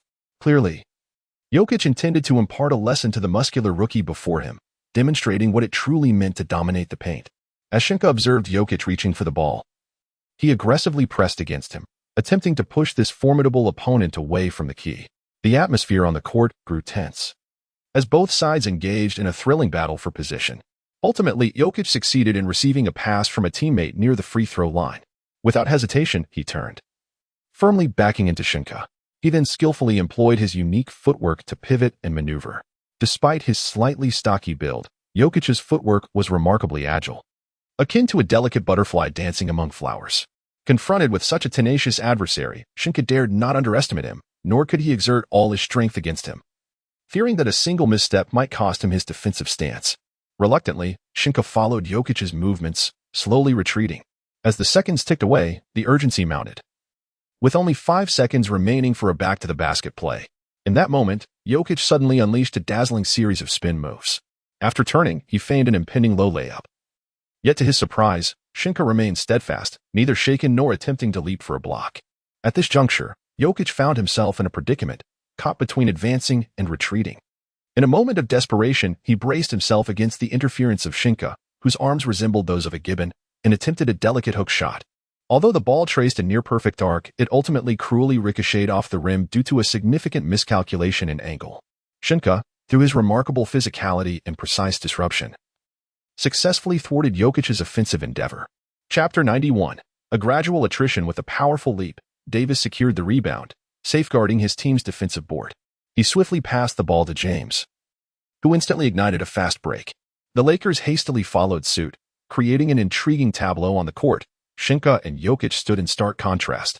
As Sheng Ke surged toward midcourt with lightning speed, Jokic lingered near the three-point line, his movements noticeably sluggish.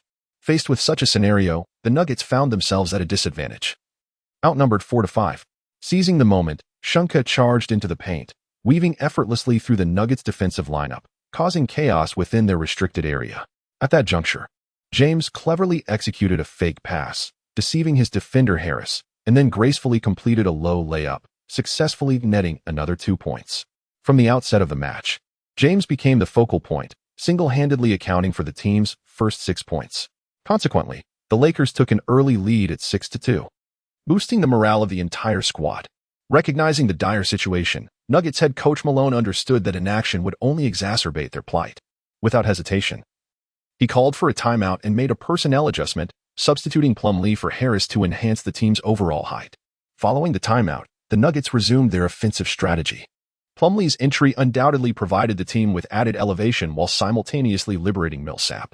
After a series of exquisitely executed plays, the seasoned Jokic accurately delivered the ball to Millsap at the top of the arc, seizing the fleeting opportunity, and with James yet to close in for interference. Millsap decisively shot the ball, which soared gracefully through the air and accurately found its way into the hoop. The three-point shot detonated like a powerful bomb, instantly igniting the fervor of the entire audience and bringing the Nuggets closer with a score of 6-5, now just a single point behind.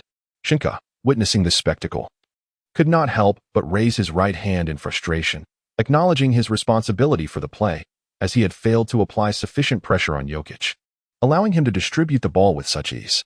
At that moment, the Lakers launched a new offensive surge. Sheng Ke altered his tactical approach, no longer lurking at the three-point line waiting for a pass, but instead swiftly maneuvering near the baseline, poised to penetrate the basket at any given moment. Upon sensing Sheng Ke's intentions, Jokic felt a sinking dread, yet he understood he could not remain passive. Reluctantly, he followed Sheng Ke closely, engaging in fierce positioning and struggles, attempting to push him further away from the basket. Observing this, Sheng Ke felt a surge of excitement, executing Coach Vogel's directives with unwavering determination, continuously exerting pressure on Jokic and depleting the stamina of this formidable center. Shortly thereafter, Green received a pass and attempted a shot, but unfortunately, it failed to find its mark. Nevertheless, for Sheng Ke, he had impeccably fulfilled his role, as he had successfully occupied Jokic throughout, preventing him from fully committing to defense. After securing the defensive rebound, Jokic aimed to initiate a fast break. However, in a swift turn of events, Sheng Ke, with remarkable agility, closed in on him, using his robust physique to firmly contain the accelerating Jokic, instantly thwarting the Nuggets' counterattack. As Sheng Ke reached out, intent on stealing the ball, Jokic, sensing urgency, hurriedly pushed him away with his supporting hand. In the chaos, Jokic hastily opted to pass to Murray at the left front. Yet, an unexpected occurrence unfolded. Just as the ball was released, a shadow clad in white dashed forth like a specter, none other than LeBron James. He intercepted the basketball with lightning speed, then, without hesitation, took 3 expansive strides, leapt high into the air, and forcefully slammed the ball into the hoop, executing a spectacular dunk. Thanks to Sheng Ke's unwavering adherence to Vogel's meticulously crafted defensive strategy, both teams' defensive intensity surged to unprecedented heights. Even the referees displayed remarkable understanding, choosing silence in the face of ambiguous fouls that could easily be called or overlooked. In the ensuing 5 minutes, as the physical confrontations escalated, it seemed as if each player had transformed into a masterful blacksmith, collaboratively orchestrating a vibrant symphony of rhythmic clangs on the basketball court. Until the official timeout, a jaw-dropping scene emerged. The score stood at a mere 12-10, with the Lakers holding a slender 2-point lead. During this brief official timeout, Vogel found himself engulfed in profound distress. The reason was simple. Among the starting lineup, only Sheng Ke possessed a reliable shooting ability. Yet he was also the most effective in containing Jokic. It was noteworthy that the rotund figure on the opposing bench was already slumped in exhaustion, gasping for breath. Subsequently, the coach fell into a momentary reverie, as if orchestrating strategies in his mind. After a while, he finally spoke, articulating a fresh game plan. Sheng, on the offensive end. You must actively create opportunities for LeBron. When he prepares to attack, swiftly set a solid screen for him. After the screen, immediately shift to the three-point line on the opposite side to await his pass. As for you, LeBron, seize this moment to launch a fierce assault on Jokic, relentlessly depleting his stamina and energy. Remember, this is the crux of our victory. As for the defensive side, Sheng Ke, continue to closely shadow Jokic from the backcourt without a hint of laxity. Though the score is tightly contested, if we can successfully force Jokic to rest, victory will undoubtedly be ours. Upon hearing these words, the players nodded in agreement, signaling their understanding and commitment to executing the coach's tactical arrangements. As the timeout concluded, the game resumed and the Lakers initiated their offense. LeBron was seen confidently controlling the ball, positioned just a step away from the three-point line. At this moment, Sheng unhesitatingly charged into the restricted area, engaging in a fierce physical contest with Jokic. Chapter 92, the balance whistle with approximately 10 seconds remaining on the offensive clock. Sheng moved toward the perimeter, utilizing his robust physique to block Millsap, who was tasked with defending James. Consequently, a vast expanse opened up before James, who wasted no time, accelerating immediately in an attempt to breach the defense. Jokic, witnessing Millsap's futile struggle against Sheng's rock-solid screen, felt a wave of despair wash over him. Reluctantly, he adjusted his steps, moving laterally in an effort to confront James with his own formidable presence. As Sheng successfully executed the screen, he darted like lightning to the three-point line, coming to a steady halt. Millsap, noticing this, felt a pang of urgency and hurriedly pursued Sheng. Fully aware that any lapse in attention against this prodigious player, who boasted a staggering three-point shooting percentage exceeding 80, could grant Sheng an unencumbered shot. At that moment, the expansive key area was occupied solely by James and Jokic. However, for the adept James, Jokic's seemingly massive and clumsy form posed no threat whatsoever. With steady footwork, James pressed against Jokic, gradually pushing him back toward the basket. Then, with a deft maneuver, he slipped away from the baseline like an eel, swiftly repositioning himself to the opposite side of the hoop. Rising high into the air, James executed a graceful turnaround jumper, the ball soaring through the net with a satisfying swish, following an almost flawless trajectory. Remarkably, it did not even graze the rim, descending with perfect precision into the net. The entire sequence flowed seamlessly, akin to a visual feast. Jokic, humiliated and seething with anger, reached out for the ball, seizing it and forcefully dribbling it a few times, seemingly attempting to vent his inner frustration. Just as he prepared to advance forward, he was astonished to discover that Sheng, who had previously been near the midcourt, had once again sprinted back to his side, remaining steadfastly close, never more than an inch away. On this occasion, Jokic displayed an uncommon level of caution. Acutely aware that passing the ball carelessly was not an option due to the formidable defense of Sheng Ke, he clutched the basketball tightly, using his robust and powerful offhand to firmly obstruct Sheng Ke's attempts at a steal, while gradually advancing towards the front court. It must be acknowledged that this hefty player possesses remarkably solid fundamentals. Although he was beginning to gasp for breath, the basketball remained in his grasp as if enchanted, securely held within his palm. Sheng Ke couldn't help but marvel at how, despite the immense pressure he exerted, this seemingly cumbersome player could maintain such steady control over the ball. Just when everyone assumed the Nuggets' offense had stalled, the other players on the team stepped up. First, Millsap received an exquisite pass from Murray. And despite the impenetrable defense posed by James, he faced it fearlessly, decisively shooting the ball. It soared through the air, tracing a beautiful arc before landing accurately in the hoop, successfully breaking the deadlock and ending the team's scoring drought.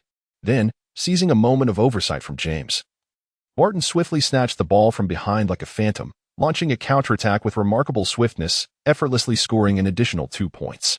In this manner, the Nuggets instantly orchestrated a 5-0 surge, not only reclaiming the lead but also placing the Lakers in a precarious position.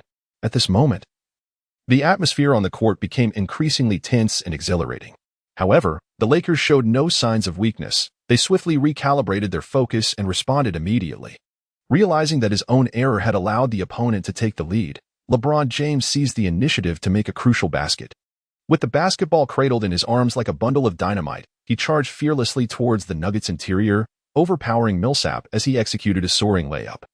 Not only did he exhibit formidable offensive prowess, but he also created an offensive threat that facilitated a seamless alley-oop collaboration with Anthony Davis, together securing 6 points.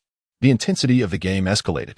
Observing Jokic's movements becoming progressively sluggish, Sheng capitalized on the opportunity, frequently sprinting back and forth across the court, deftly maneuvering along the baseline. Whenever a teammate successfully passed the ball, he consistently caught it with precision, executing 2 spectacular dunks. Thus, the Lakers ignited a remarkable 10-0 scoring spree, reclaiming the lead once more.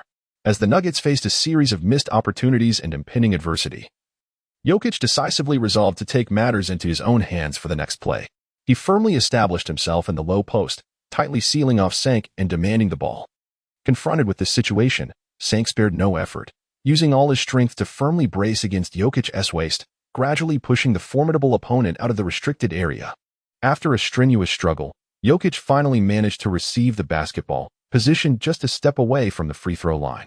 Once he secured the ball, Sheng instantly became cautious, refraining from the reckless shoving he had previously employed, fully aware that such actions could allow Jokic to pivot and effortlessly breach his defense.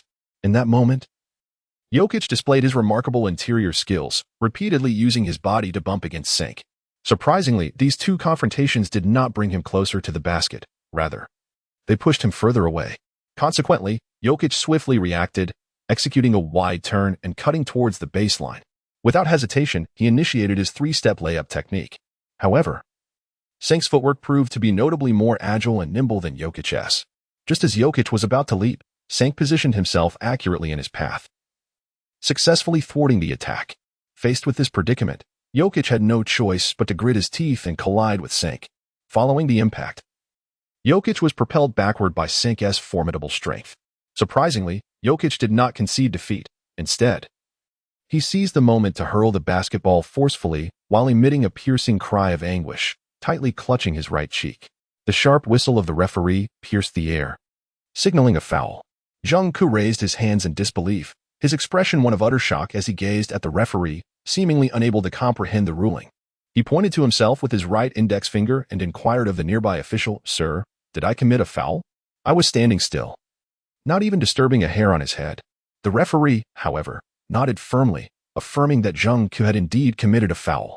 At that moment, LeBron hastily approached to counsel Sheng Ke, earnestly advising him to avoid excessive disputes with the referee, lest he risk incurring a technical foul. Chapter 93. The benches surge. Upon hearing this, Sheng Ke shook his head in resignation, indicating his understanding, yet he felt a pang of frustration, muttering, This is what they call home court advantage, the balancing whistle. I have grown accustomed to it." Subsequently, Jokic stepped to the free throw line, took a deep breath, and, having adjusted his mindset, calmly sank both free throws. The game resumed, and it was Sheng Ke's team's turn to attack. As usual, Sheng Ke rushed to execute a pick-and-roll with LeBron. However, this time the situation was markedly different. Jokic astonishingly chose not to switch defense. Observing this, Sheng Ke unhesitatingly cut toward the paint, launching an assault on the basket. At this moment, Jokic was already panting heavily, although he wished to keep pace and defend. His body simply would not comply. Meanwhile, LeBron, ever vigilant, quickly discerned the shift in the dynamics of the game and decisively passed the ball to Sheng Ke, who had already surged beneath the hoop. Without a moment's hesitation, Sheng Ke took 2 large steps forward and leapt high, exerting every ounce of strength to emphatically slam the basketball into the hoop. In that instant, it felt as though the entire arena trembled, and Sheng Ke appeared to channel all his pent-up frustration through this powerful dunk. The Denver fans erupted with boos and jeers in response to Sheng Ke's exuberant display. The situation on the court was in constant flux, with transitions between offense and defense. Jokic seemed increasingly unable to shoulder the primary scoring responsibility, now standing quietly beyond the left 3-point line, creating ample offensive space for his team. However, the defender, Sheng Ke, remained vigilant, not daring to underestimate the imposing figure before him, fully aware of Jokic's remarkable 3-point shooting prowess. Shortly thereafter, with abundant offensive space, Murray initiated a one-on-one strategy against his defender, Pope. With great agility, Murray deftly maneuvered his body, employing quick steps and a crossover to cleverly displace Pope's center of gravity. And then, like a flash of lightning, he swiftly broke through to the vicinity of the key. In that fleeting moment, he suddenly came to a halt, subsequently executing a flawless mid-range shot.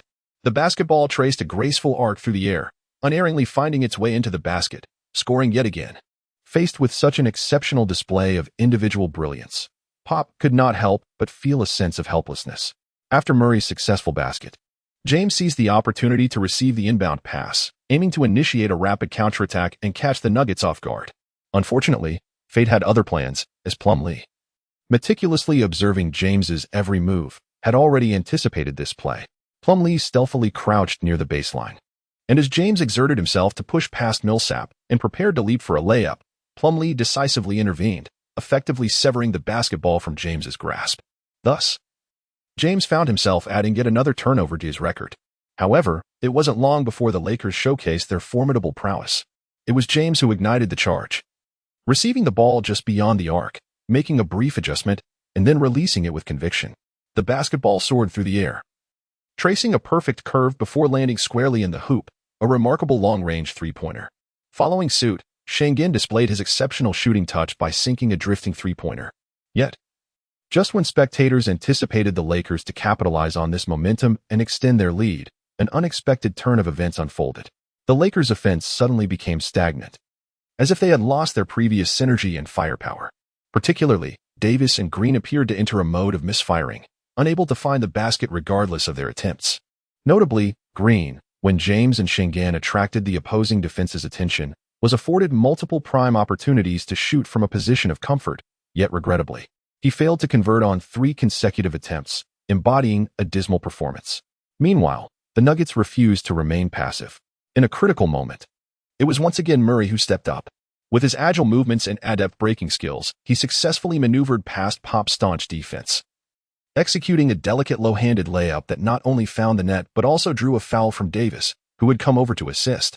The exquisite 2-1 play significantly elevated the morale of the Denver Nuggets. Following this, Murray continued to excel, deftly assisting Grant, who had just come off the bench, and sinking a pivotal three-pointer, swiftly narrowing the score gap to a mere 1 point. As the match approached its climactic finale, the weight of the Lakers' final offensive responsibility once again rested upon the shoulders of Schroeder. He skillfully employed an off-ball screen and roll tactic with KCP, successfully evading the sluggish grasp of Jokic. Subsequently, with just 2 steps remaining until the three-point line, he released the ball with conviction, and it soared through the air like a shooting star, ultimately finding its destined home in the net. This remarkable long-range three-pointer helped the Lakers stabilize the situation. As the first quarter concluded, the Lakers, bolstered by the outstanding performance of LeBron James, held a slender lead over the Nuggets with a score of 28-24. The fierce showdown saw Sheng engaged in a protracted battle with Jokic for an entire quarter, the intensity of which was palpable. Not only did Jokic appear utterly exhausted, but even the typically vigorous Sheng found himself slightly out of breath. At this moment, he sat quietly on the bench, closed his eyes, and regulated his breathing, orchestrating the flow of energy within his body with a specific rhythm, completing a full cycle of breath to gradually calm his racing heart. He then reached out to accept the carbonated beverage handed to him by the ball boy, sipping delicately to replenish the energy he had expended. As the second quarter commenced, both coaches strategically rotated their lineups. The Lakers' deep roster advantage was once again on full display. The offensive onslaught began swiftly, with Kuzma making a rapid entrance and executing a seamless pick-and-roll with Rondo, swiftly accumulating 4 points to give his team an early lead. Shortly thereafter, Rondo teamed up with Caruso to form an impenetrable defensive barrier on the perimeter, effectively thwarting Beasley and Barton's attempts to penetrate, rendering their offensive efforts fruitless. Meanwhile, the exuberant Howard was in formidable form today. First, he soared high on the defensive end, using his large hands to emphatically swat Beasley's layup, delivering an impressively dominant block. Subsequently, he received a precise alley-oop pass from Rondo, leaping into the air to execute a breathtaking dunk over Plumlee, leaving the crowd in awe. This visually striking moment instantly silenced the Nuggets fans, and even the starting players on the Lakers bench were profoundly shaken, rising to their feet to exuberantly cheer for Howard. The Lakers commenced the second quarter with a relentless series of attacks, almost threatening to completely dismantle the game. However, the Nuggets bench players exhibited remarkable resilience. Grant and Morris emerged as saviors, consistently sinking mid-range shots to successfully narrow the gap. In just one possession, Morris struck again from beyond the arc, landing a three-pointer that brought the Nuggets to within a mere 2 points of their opponents. Observing the Nuggets' imminent resurgence, Vogel remained vigilant, promptly substituting all his starters in an effort to stabilize the situation. Meanwhile, Nuggets coach Malone, recognizing Vogel's tactical adjustments, did not hesitate to respond by reinserting his starting lineup. Unfortunately, the Nuggets starters appeared still fatigued, particularly Murray and Jokic, whose performances were far from satisfactory. Both attempted shots, only to be met with the cruel sound of the ball clanging off the rim. Jokic, having engaged in vigorous physical battles with his opponents earlier, found himself physically drained, opting to shoot from the perimeter rather than charging into the paint. Just then, Anthony Davis, the Lakers' formidable power forward, transformed into an interior juggernaut. Observing the Nuggets' feeble interior defense, he unleashed a series of incisive post-up maneuvers, scoring effortlessly with each drive and shot, amassing more than 10 points single-handedly during that stretch. Such a valiant display even stirred the usually composed Jokic, prompting him to suppress his instincts and join the fray to assist his teammates in defending the paint. Simultaneously, Sheng Ke astutely seized the opportunity. Noticing Jokic's waning focus, he swiftly maneuvered into an open position, confidently receiving the pass after Davis was double-teamed. Without hesitation, he executed a precise three-point shot. Thus, the Lakers ignited a fervent offensive surge of 16-6, establishing a commanding double-digit lead. At this moment, the referee intervened once more in the match. The Denver Nuggets, however, did not succumb to defeat. They astutely capitalized on the referee's officiating standards, persistently seeking opportunities. Whenever Murray and Jokic launched their assaults and engaged in physical contact with their opponents, even the slightest touch prompted the referee to sound the whistle without hesitation. In mere 2 minutes, Victory had already accumulated his third personal foul. The unexpected situation left Sheng feeling somewhat hesitant, to the extent that during subsequent defensive plays against Jokic, he refrained from making any aggressive attempts to interfere, fearing another infringement of the rules. After all, should he commit another foul, he would be relegated to the bench for the entirety of the third quarter. Interestingly, even James, while attempting a forceful drive past Jokic, unfortunately fell victim to a traveling violation. This outcome incited deep fury within Coach Vogel, who vehemently struck the officials' table to convey his profound discontent with the referee's decisions. Nevertheless, the Nuggets, bolstered by what appeared to be the referee's bias, managed to momentarily halt their downward spiral. Despite grappling with numerous adversities, the Nuggets struggled to contain the resurgent Lakers. As the halftime buzzer echoed through the arena, the Lakers maintained a significant lead, momentarily ahead of the Nuggets with a score of 60-49. As the intermission commenced, an atmosphere of tension enveloped the Lakers' locker room. Coach Vogel stood at the center, his gaze piercingly fixed upon the fatigued, yet spirited players before him. "Gentlemen," Vogel proclaimed with a voice imbued with unyielding resolve, "do not allow the recent officiating to perturb you. It is merely a minor episode within the game. We must steadfastly adhere to our tactical system and execute our established strategy. I am confident that we can sustain our current lead until the final whistle." He then approached Wonka, patting his shoulder firmly in a gesture of affirmation and encouragement.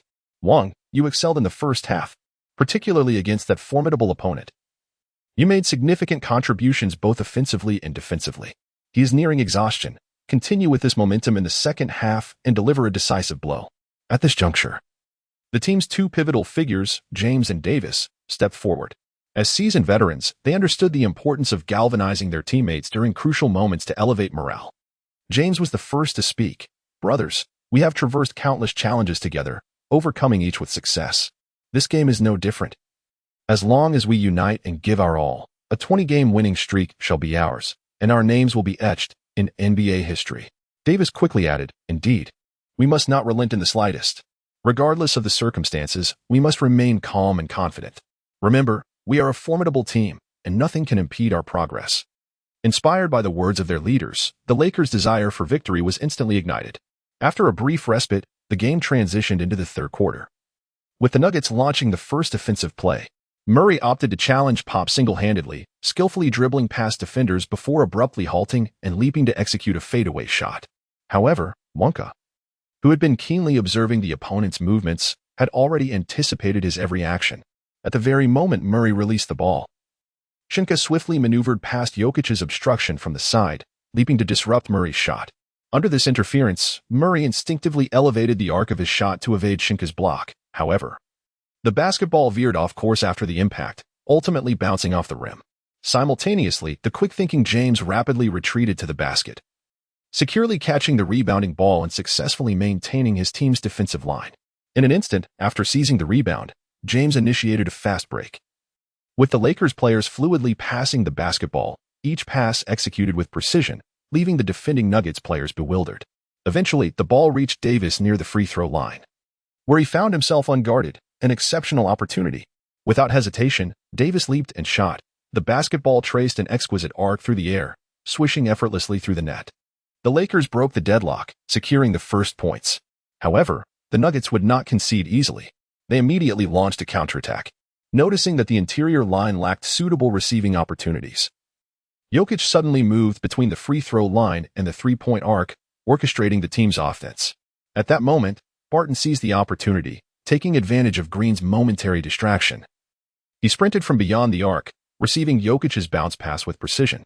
In an instant, Barton raised his arm high and decisively shot, the basketball soaring through the air, accurately penetrating the hoop. A stunning long-range three-pointer fell through the net, signaling to the Lakers that the Nuggets would not back down. Next, it was the Lakers' turn to attack, as Sheng Ke cleverly set up a pick-and-roll opportunity for Poole. Poole capitalized on this fleeting moment, employing his remarkable movement skills to successfully shake off his defender.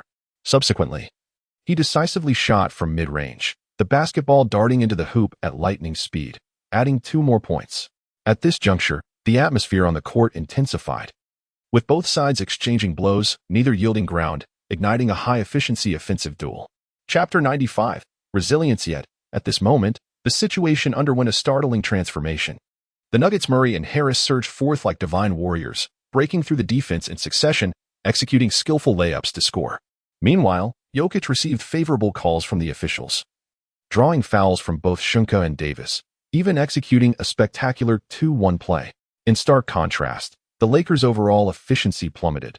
James found himself surrounded and inadvertently lost possession, while Green and Davis also failed to convert their shots. The Nuggets seized this golden opportunity, unleashing a formidable 11-0 scoring frenzy, swiftly leveling the game. As the Nuggets' morale soared, they aimed to capitalize on this momentum to take the lead, when, at a critical juncture, Sheng Ke once again stepped forward. He initially demonstrated a remarkable synergy with Pop, deftly maneuvering through a screen to evade Murray's defense.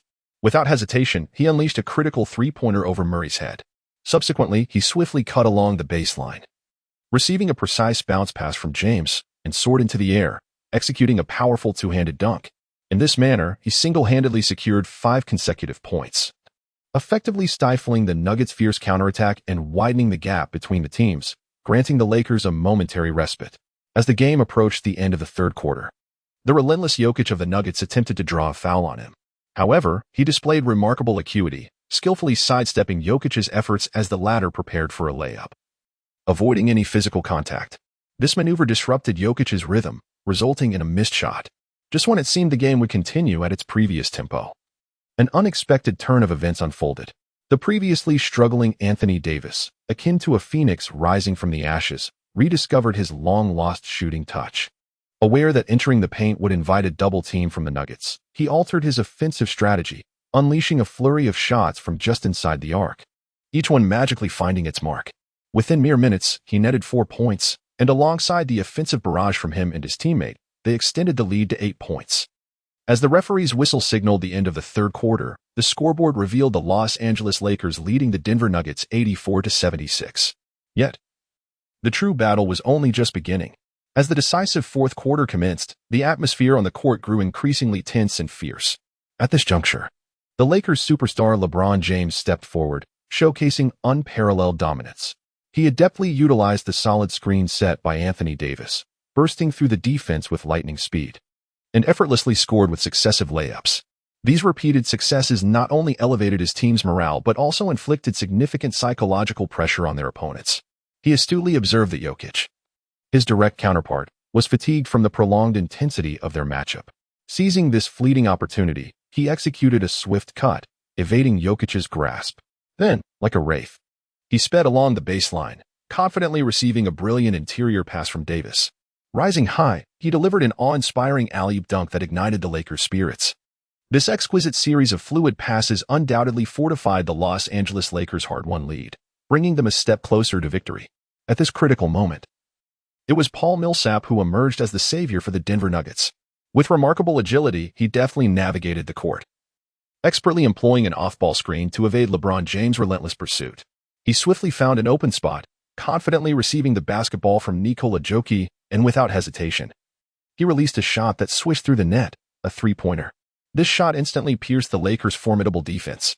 Immediately following, as LeBron prepared for a layup, Millsap displayed quick reflexes, lunging to snatch the ball from LeBron's grasp with precision, seamlessly initiating a fast break. He raced down the court like the wind, disregarding Draymond Green's attempts to impede him. And from the left three-point line, he decisively launched another stunning shot, sinking yet another spectacular three-pointer. With Millsap's consecutive crucial three-pointers, the Nuggets successfully narrowed the deficit to within 10 points. After this, the Lakers appeared to lose their way, plunging into a dreadful scoring drought. It began with Green committing a fundamental error, having his pass intercepted. Soon after, LeBron too fell victim, stumbling to the ground during a drive. Even the typically reliable Anthony Davis faltered, misfiring an easy shot that barely grazed the rim, allowing the opponent to seize the rebound and convert it into a fast break score. These series of blunders undoubtedly provided the Nuggets with an excellent opportunity for a counterattack. At that moment, Jokic unleashed his prowess once again, leveraging his formidable physicality to penetrate the defense of Sheng Ke and force a layup. Although he missed, the referee graciously blew the whistle.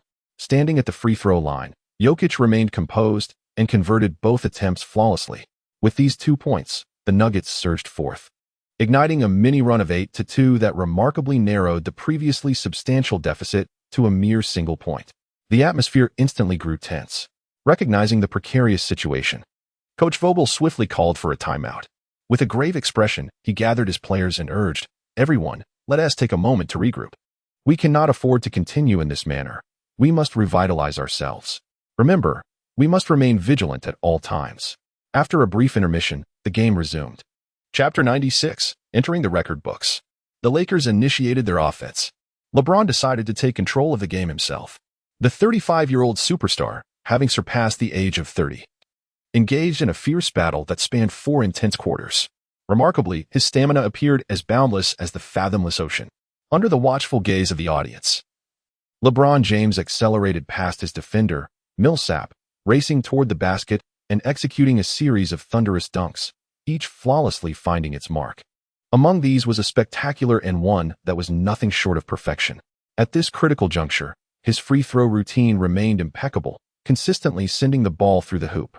Subsequently, a clever play saw him utilize teammate Green's successive off-ball screens to deftly evade the weary defense of Jokic, successfully receiving a bounce pass from James. With a single-handed grip on the ball, he leapt powerfully, emphatically slamming it into the basket. Thus, under the combined offensive prowess of James and Green, they spearheaded a 7-0 surge against the Nuggets, widening the score gap to an impressive 8 points. In contrast, the Nuggets struggled during the closing moments of the game. Murray attempted to rely on his individual talent to challenge Pop, only to be ruthlessly stripped of the ball by the seasoned defender. Following this, Millsap, hindered by fatigue, failed to create sufficient space and, under the pressure of James, forced a three-point attempt that unfortunately veered off course. At this stage, the Nuggets could only depend on Jokic to draw fouls for some meager points, yet even he, nearly drained of energy, found his free throw accuracy lacking, often converting only 1 out of 2 attempts. Despite their utmost efforts, the Nuggets were unable to mount a successful counterattack before the final whistle blew. When Anthony Davis soared to swat Jokic's desperate last three-point attempt out of bounds, the Lakers secured their victory. The final score settled at 105-96, with the Lakers triumphing through exemplary teamwork. Undoubtedly, the standout player of the match was Green, who, as if guided by divine interventions, shot 7 out of 8 from beyond the arc, amassing an impressive 27 points, along with 13 rebounds. Furthermore, Green successfully stifled Jokic's offensive efforts, limiting him to a meager 4 successful shots out of 12 attempts and forcing him into 5 turnovers. Notably, this also marked Green's first career instance of receiving his 5th foul, suggesting a degree of favoritism from the referees toward the home team, the Nuggets. As this captivating contest drew to a close, the Los Angeles Lakers etched their name in the annals of history for the 2019-2020 season, becoming the 6th team in NBA history to achieve a remarkable 20-game winning streak. In an instant, the Lakers players erupted with joy, unable to contain their overwhelming exhilaration. They embraced one another, exchanged high fives, and even the usually composed Coach Long could not contain his exuberance, joining in the celebration. However, after this brief revelry, the Lakers swiftly regained their composure, acutely aware that they were in the Nuggets' territory. Their winning streak had been established on the foundation of vanquishing their opponents, and any display of excessive pride could potentially invite unnecessary troubles or even provoke the wrath of the opposing fans. Thus, they turned and made their way to the locker room.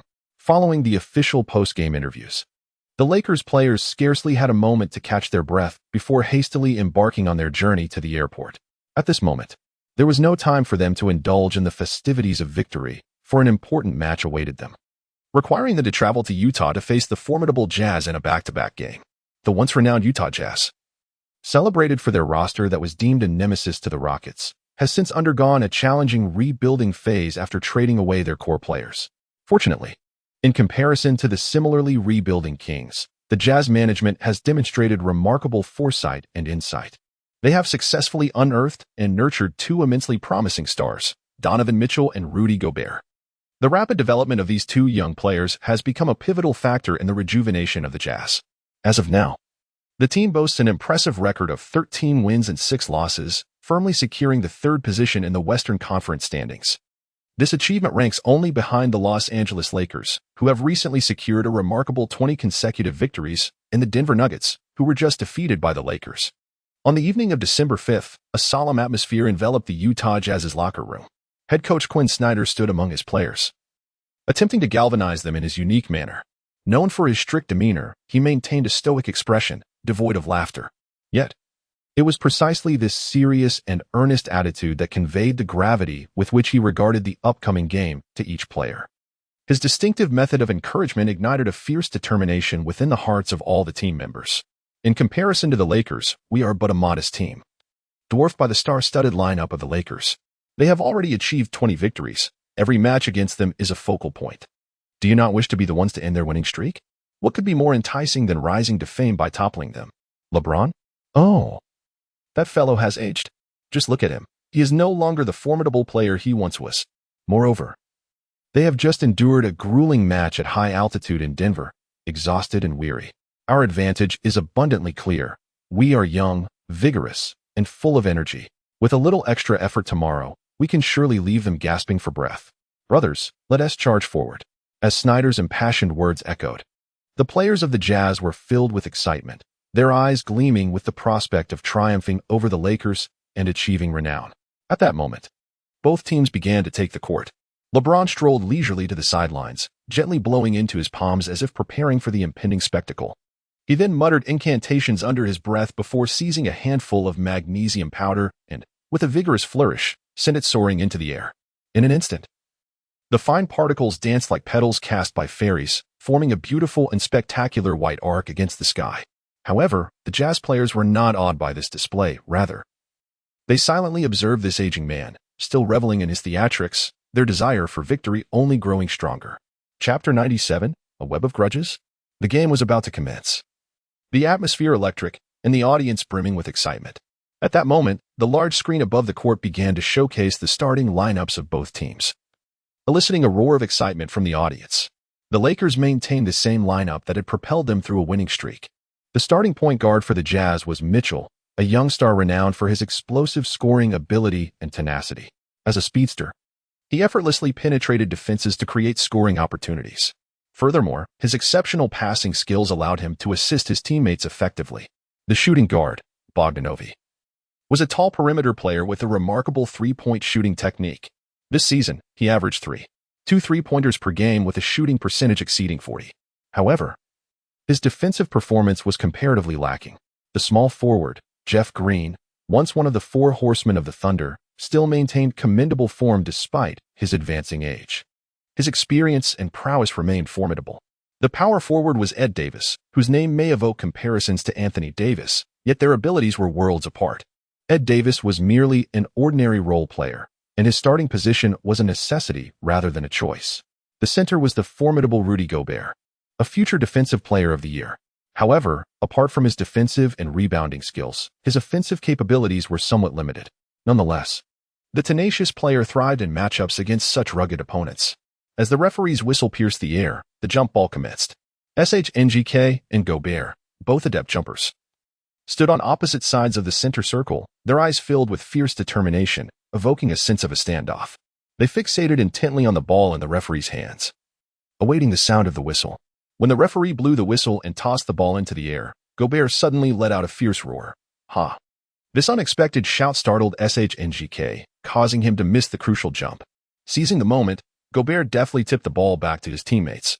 Enraged, Sheng Ke charged toward the referee, insisting that Gobert had violated the jump. However, the referee dismissed his protests and signaled for the game to continue. Reluctantly, Sheng Ke returned to his defensive position. After securing possession, Mitchell dribbled the ball across half-court. Initially, he intended to pass to Gobert, hoping to exploit a matchup against the opposing rookie. However, noticing the intense battle for position between Gobert and Sheng Ke, he changed his mind. Suddenly, Mitchell accelerated to the left, swiftly penetrating the paint.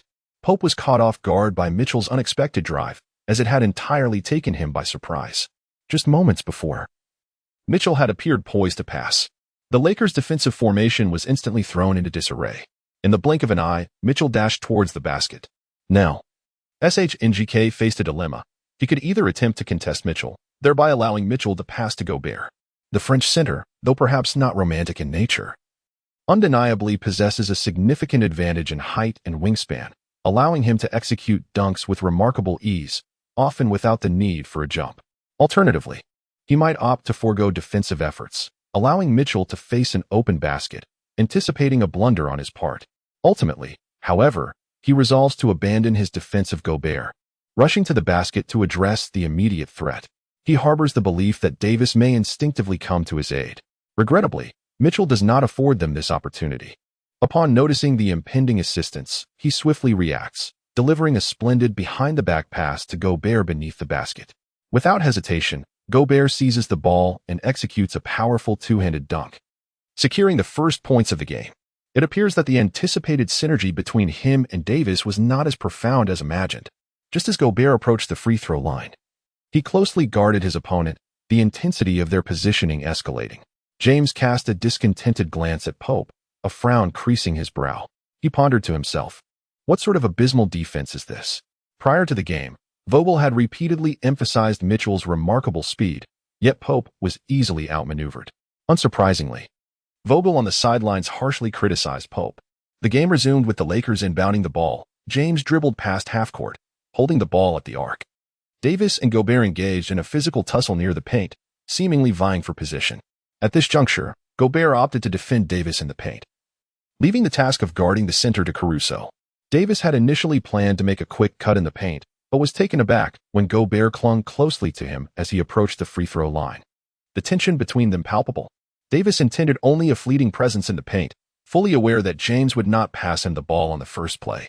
Do unto others as you would not have them do unto you, he mused, thinking it unnecessary for Gobert to be so tightly attached.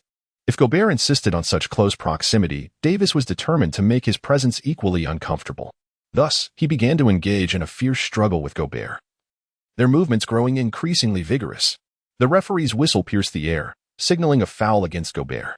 In a league that encourages offense, such overt defensive maneuvers at the outset undoubtedly challenged the threshold for officiating.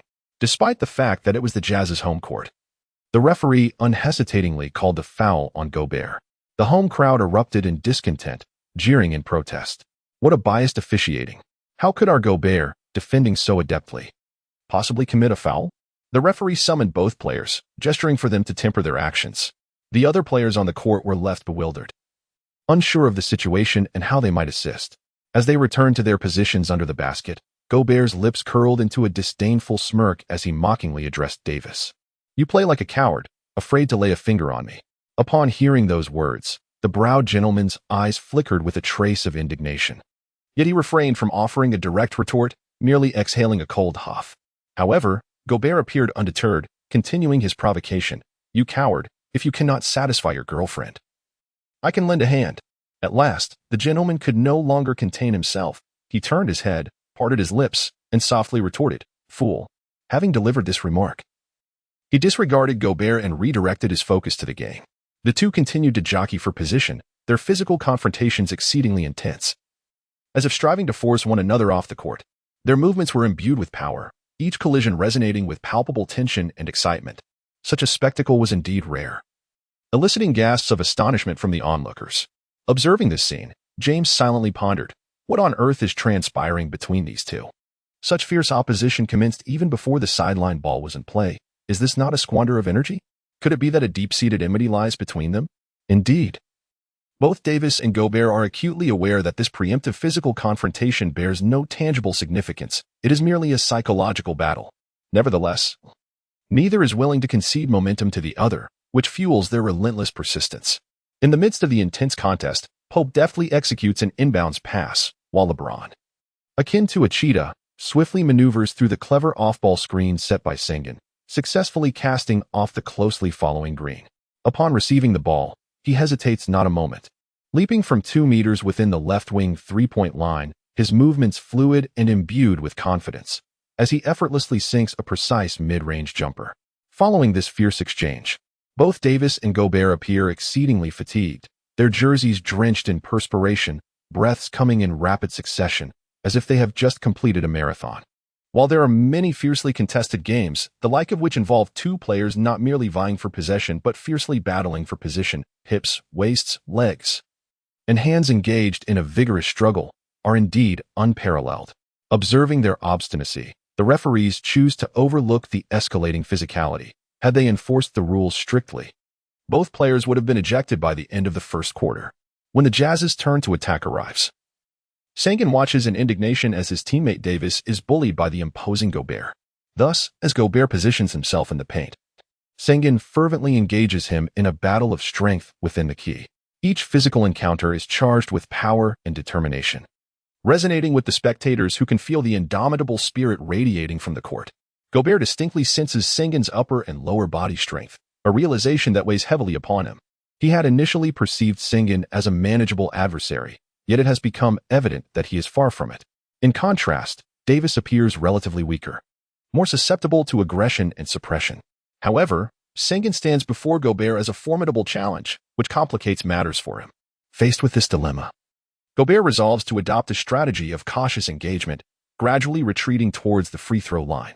He understands that a direct confrontation with Sengun could yield further complications, and thus opts to maintain a prudent distance. On the basketball court, such a tactic demands considerable acumen and patience. He continuously shifts, seeking more advantageous opportunities to counter Sengun's advances. Meanwhile, Mitchell, in possession of the ball, attempts to breach the opposing defense. However, after being chastised by Vogel from the sidelines, Pope's focus sharpens significantly. This time, he stood resolutely, closely shadowing Mitchell, denying him any opportunity to break through easily. Sensing that victory was poised to provide support, Mitchell felt a surge of pressure. Reluctantly, he retreated in a series of steps and executed a spin, attempting a three-point shot. Unfortunately, this offensive effort culminated in a clang against the rim, failing to find its mark. The Lakers initiated their attack, and as LeBron observed the fierce tussle between the two towering players in the paint, he couldn't help but feel a sense of exasperation. Just then, he sensed an unusual shift. If Anthony Davis managed to secure his position against Gobert, LeBron would find himself in an awkward predicament, pondering whether to pass the ball. This moment marked an unprecedented occurrence in his career, making the basketball in his hands feel unusually burdensome. However, Davis remained unresponsive, not coming out to engage in a pick and roll. In a moment of urgency, LeBron hastily passed the ball to KCP, signaling for him to execute an off-ball play. Despite LeBron playing without the ball, his threat remained formidable, capable of drawing the attention of at least two defenders. For a premier scorer, if he is the focal point of the team striving for exceptional achievements or even a championship, he must not only excel in ball-handling offense but also be proficient in off-ball techniques. Historically, superstars like Jordan, Kobe, Durant, and LeBron possess this comprehensive skill set. They can dominate with the ball while simultaneously exerting significant impact without it. Upon joining the Warriors, Durant's influence was immediate, attributed to his exceptional off-ball capabilities that seamlessly integrated with the Warriors' existing tactical framework. In contrast, Harden has faced prolonged criticism primarily due to his lack of off-ball skills or reluctance to engage in off-ball offense. Throughout games, one often witnesses the ball monopolized in his hands, dribbling incessantly while his four teammates are left as mere spectators. Although teams only occasionally clash during the regular season, this singular style does not reveal too many flaws. However, as the playoffs commence, necessitating potentially 7 games within a few days. If the same approach is employed in each match, opponents will have ample time to devise targeted defensive strategies. If a player does not possess a distinctly superior skill set, securing victory becomes exceedingly challenging. Kobe once remarked that Harden's style of play makes championship contention elusive. Apart from his unwillingness to back down, Harden's minimal involvement in off-ball offense is a significant contributing factor.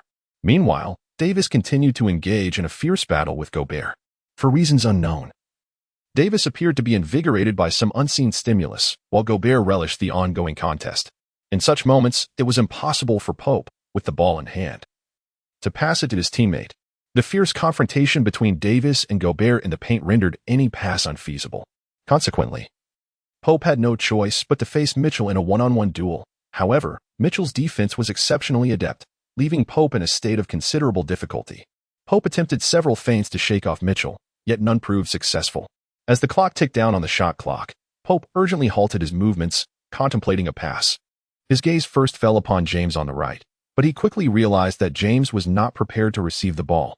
Thinking to himself that this esteemed player should not be casually blamed for any mishaps, without hesitation, he directed the ball towards the left corner where Sheng was positioned. Fortunately, Sheng maintained a ready stance and promptly caught the pass, launching into a jump shot. However, due to the close proximity of Ed Davis, who applied significant pressure, the shot clanged off the rim. In that instant, a mishap occurred as Davis and Gobert jostled for the rebound, inadvertently knocking the ball out of bounds, necessitating a pause in the game. After a review of the footage from the officials' table, it was determined that Davis had been the one to send the ball out. Lakers head coach Vogel, with keen insight, immediately sensed the discrepancy in the situation and called for a timeout. As the saying goes, he who hesitates is lost. Known for his decisiveness, Vogel was unyielding in his approach. He strode purposefully to the sidelines and, addressing the retreating Davis, exclaimed, "What on earth are you doing? Who allowed you to venture into the paint and go solo? Are you intent on exhausting yourself in futile confrontations?" Faced with his coach's inquiries, Davis bowed his head in silence, accepting the water bottle and towel handed to him by the equipment manager. Everyone understood that his stamina had been severely taxed. Chapter 99, The Dunk. Vogel continued, "We have achieved a remarkable 20-game winning streak. With each additional victory, we set a new record. Our opponents will not easily allow themselves to be used as stepping stones beneath our feet, despite their inferior strength. Let us not forget that we are in a back-to-back away game, requiring us to navigate this match with greater intelligence." After a morale-boosting address, Vogel remained apprehensive, concerned that Davis might act impulsively once more. He then turned to Sheng and instructed, "Sheng, if AD positions himself in the paint again, you must immediately charge in and push him out, understood?" On the Jazz side, Snyder refrained from expressing much opinion. He is acutely aware that the intense positional battle between Anthony Davis and Rudy Gobert will not significantly detract from the team's performance. After all, Gobert's primary role revolves around defense and rim protection rather than ball-handling offense. Thus, he does not anticipate Gobert making substantial contributions on the offensive end. The broadcast on TNT features Shaquille O'Neal, Charles Barkley, and Kenny Smith, who are thoroughly enjoying the spectacle as former players from the 1990s. They greatly appreciate the physicality on display.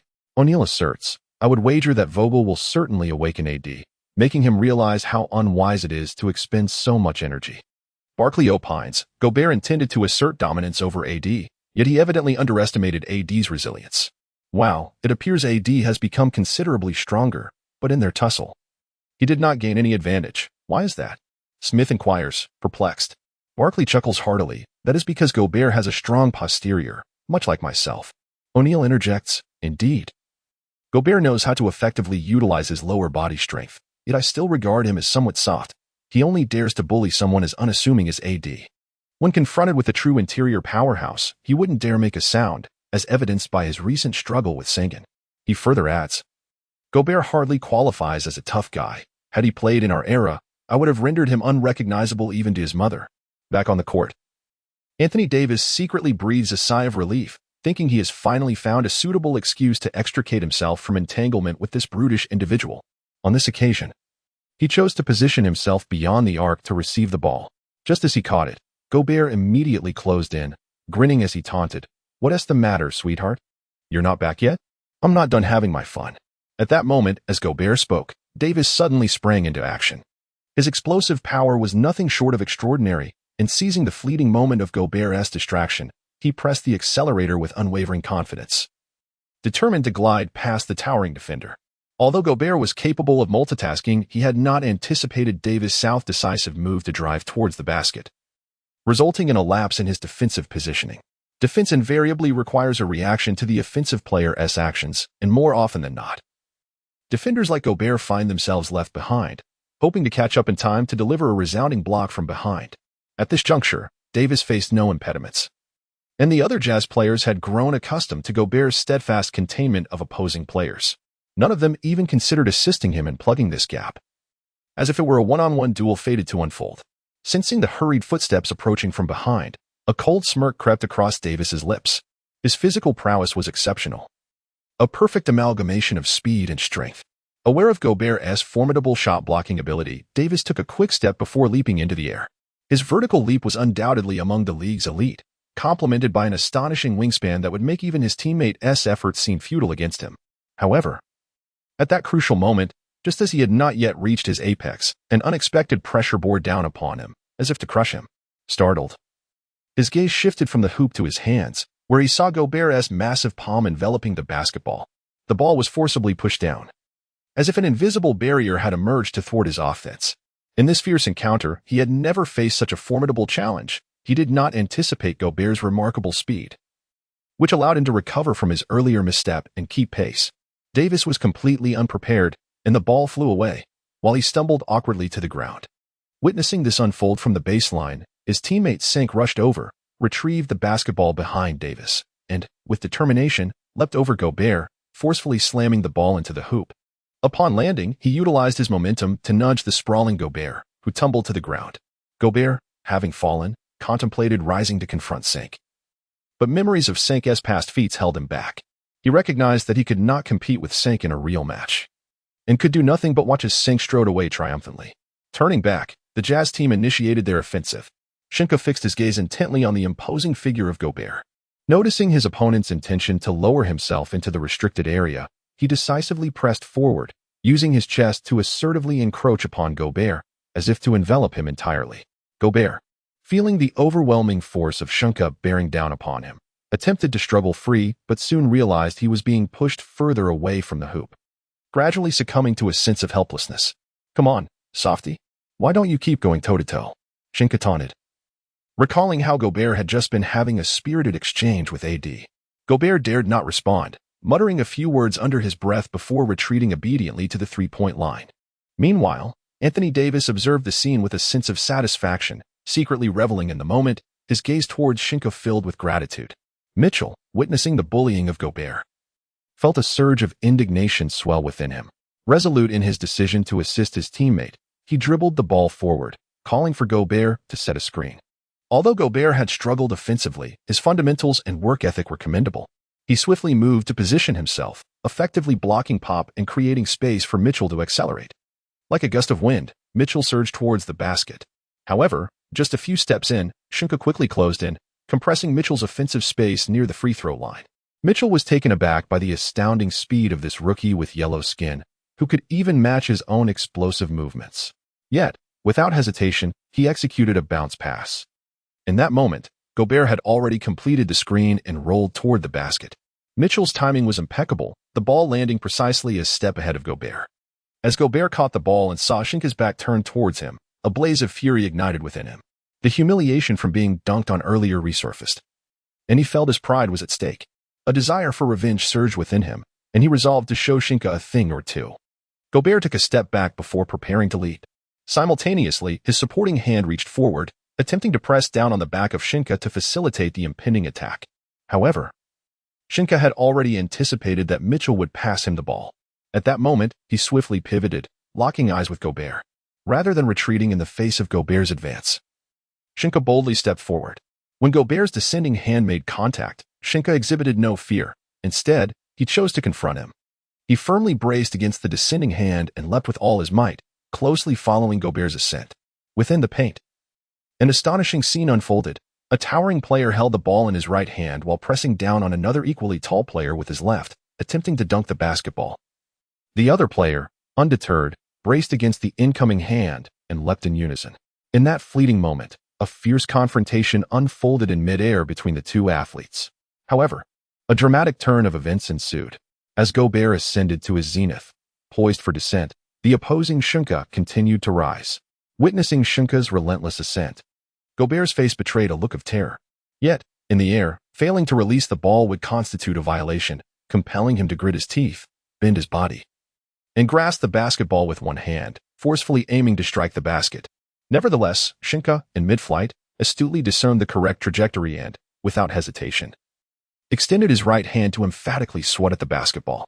At that moment, the ball was subjected to the combined force of both players, creating an extraordinary equilibrium in the air, resulting in a brief suspension of their movements. However, it was fleeting, as Gobert could not withstand Sheng Ke's overwhelming power, and his body was sent careening backward. In the blink of an eye, Gobert failed to execute a protective maneuver, crashing onto the floor with a dull thud. Lying on the ground, Gobert turned over, pressing his left hand tightly against his back, grimacing in pain, while his right hand incessantly struck the floor, clearly in agony. The audience, captivated by the unfolding scene, sat in stunned silence as the arena was enveloped in an eerie stillness. Beep, beep, beep. The referee, witnessing this incident, felt a tightening in his chest and promptly signaled for a timeout. He hastily approached Gobert, bending down with concern to inquire about his condition. As time ticked by, approximately 2 minutes elapsed. Gobert's pain seemed to subside somewhat, yet he remained seated on the floor, gasping for breath. His teammates from the Jazz gathered around him, anxiously observing their core player. The referee, after careful scrutiny and confirming that Gobert was not gravely injured, decided against summoning the team physician onto the court. He then turned and rushed towards the officials' table, preparing to review the footage of the preceding play to determine if Sheng Ke's defensive action had been questionable. An atmosphere of tension permeated the arena, with all eyes fixated on the officials' table. At this moment, the large screen began to replay the earlier scene, revealing Gobert soaring high into the air, while his assistant firmly pressed against Sheng Ke. To everyone's astonishment, Sheng Ke pivoted on the spot, defying the hand resting upon his shoulder, and executed a powerful leap. His arms rose gracefully above him, never once making contact with Gobert's imposing frame. The entire maneuver was executed with remarkable precision, devoid of any hint of foul play. As the screen displayed Gobert crashing heavily to the ground, the audience erupted in a fervor of disbelief and awe. They could scarcely fathom what they had just witnessed, exclaiming in astonishment. The strength exhibited by Sheng Ke was nothing short of mesmerizing, akin to that of a ferocious beast. Even Dikembe Mutombo, a 4-time recipient of the Defensive Player of the Year award, had never instilled such an overwhelming sense of defensive pressure. Fans were left with a fresh understanding of Sheng Ke's monstrous strength, and the morale of the Lakers soared to new heights. This defensive play undoubtedly became a classic moment, as it propelled the Lakers to secure the top position on this week's highlight reel due to its stunning visual impact. Ultimately, the referees ruled in favor of the Lakers, granting them possession of the ball. Subsequently, buoyed by their high spirits, the Lakers began to play with increasing fluidity, their players thriving like fish in water. In contrast, the Jazz appeared somewhat constrained, as if shackled, unable to fully unleash their strategies and skills. Even though the Jazz's head coach called multiple timeouts for adjustments, it seemed futile. As the first quarter drew to a close, the Lakers had already established a double-digit lead. Had it not been for Bogdanovic's opportunistic 2 critical three-pointers during a moment of laxity in James's defense, the outcome of this contest might have lost its suspense much earlier. Ultimately, the first quarter ended with the Lakers leading by 8 points, 34-26. As the second quarter commenced, the Lakers substituted in their bench players, who, rather than losing their zeal in the absence of the starters, were invigorated by the momentum of the first unit, playing with a newfound exuberance. At that moment, the Lakers unleashed a torrential downpour of three-pointers, akin to a heavenly blessing. Rondo began to showcase his crafty plays, launching his own deep shots. During the second quarter, he attempted 3 three-pointers, successfully sinking 2. Kuzma, inspired by Rondo's stellar performance, also found his rhythm, making 3 out of 5 attempts from beyond the arc. Even the rugged Howard managed to hit a three-pointer, reveling in his perfect shooting percentage. Midway through the second quarter, the Lakers stretched their lead to 20 points, prompting the Jazz's coach to respond to the waning momentum by reintroducing Mitchell and Bogdanovich to the court during a timeout, preventing the score from widening further. However, at that juncture, the Jazz were thoroughly overwhelmed by the Lakers' dominance, relying solely on Mitchell to chip away at the score, accumulating points in a fragmented manner. merely maintaining the score gap without any hope of closing it. In the second quarter, the Lakers outplayed the Jazz 31-21, extending their lead to 18 points. Ultimately, the first half concluded with the Lakers ahead, 65-47. After the halftime break, both teams returned with their starting lineups. The Jazz appeared rejuvenated, possibly due to the motivational speech from their coach, exhibiting a notable improvement in their performance, no longer playing with the hesitance displayed earlier. Mitchell and Bogdanović suddenly found their rhythm from beyond the arc, catching defenders Pope and James off guard. The 101st chapter unfolded with an increase in confidence from the Frenchman, who, facing Seng's defense, received the ball after a pick-and-roll with Mitchell and released an early floater, successfully making 4 out of 6 attempts, leaving Seng powerless against such an offensive approach. This allowed the formidable player to find his rhythm, prompting him to increasingly experiment with this aggressive approach, yielding commendable results. As Mitchell exerted significant pressure on the Lakers' defensive line, any pick-and-roll that afforded him space resulted in a decisive drive to the basket. Remarkably, the quality of his pick-and-rolls was consistently high, effectively immobilizing Pop, compelling him to assist in defense. However, once Pop engaged in defensive support, the formidable player would inevitably exploit the temporal gap to create space, as it would be unreasonable to expect the 1.9-meter Pop to contend with the 2.1-meter formidable player. Thus, whenever the formidable player and Mitchell coordinated their efforts, the Lakers found themselves under considerable defensive duress, necessitating constant strategic adjustments to counter the offensive threat posed by these two players.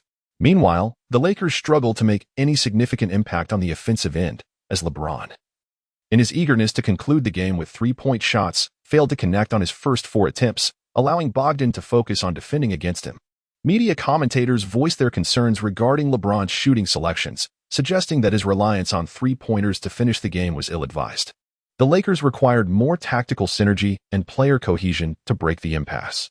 Just as it seemed that the Jazz might rally to close the gap, Davis emerged as a pivotal force. He showcased his dominance in the paint, scoring consistently to stabilize the Lakers' position. If one were to identify the primary beneficiary of the offensive threats posed by his teammates, it would undoubtedly be Davis. Given the prior stellar performance of his teammate, the opposition was compelled to assign at least 2 defenders to monitor him closely. Nevertheless, he played astutely, recognizing the defensive strategy of his opponents and opting for fluid movement.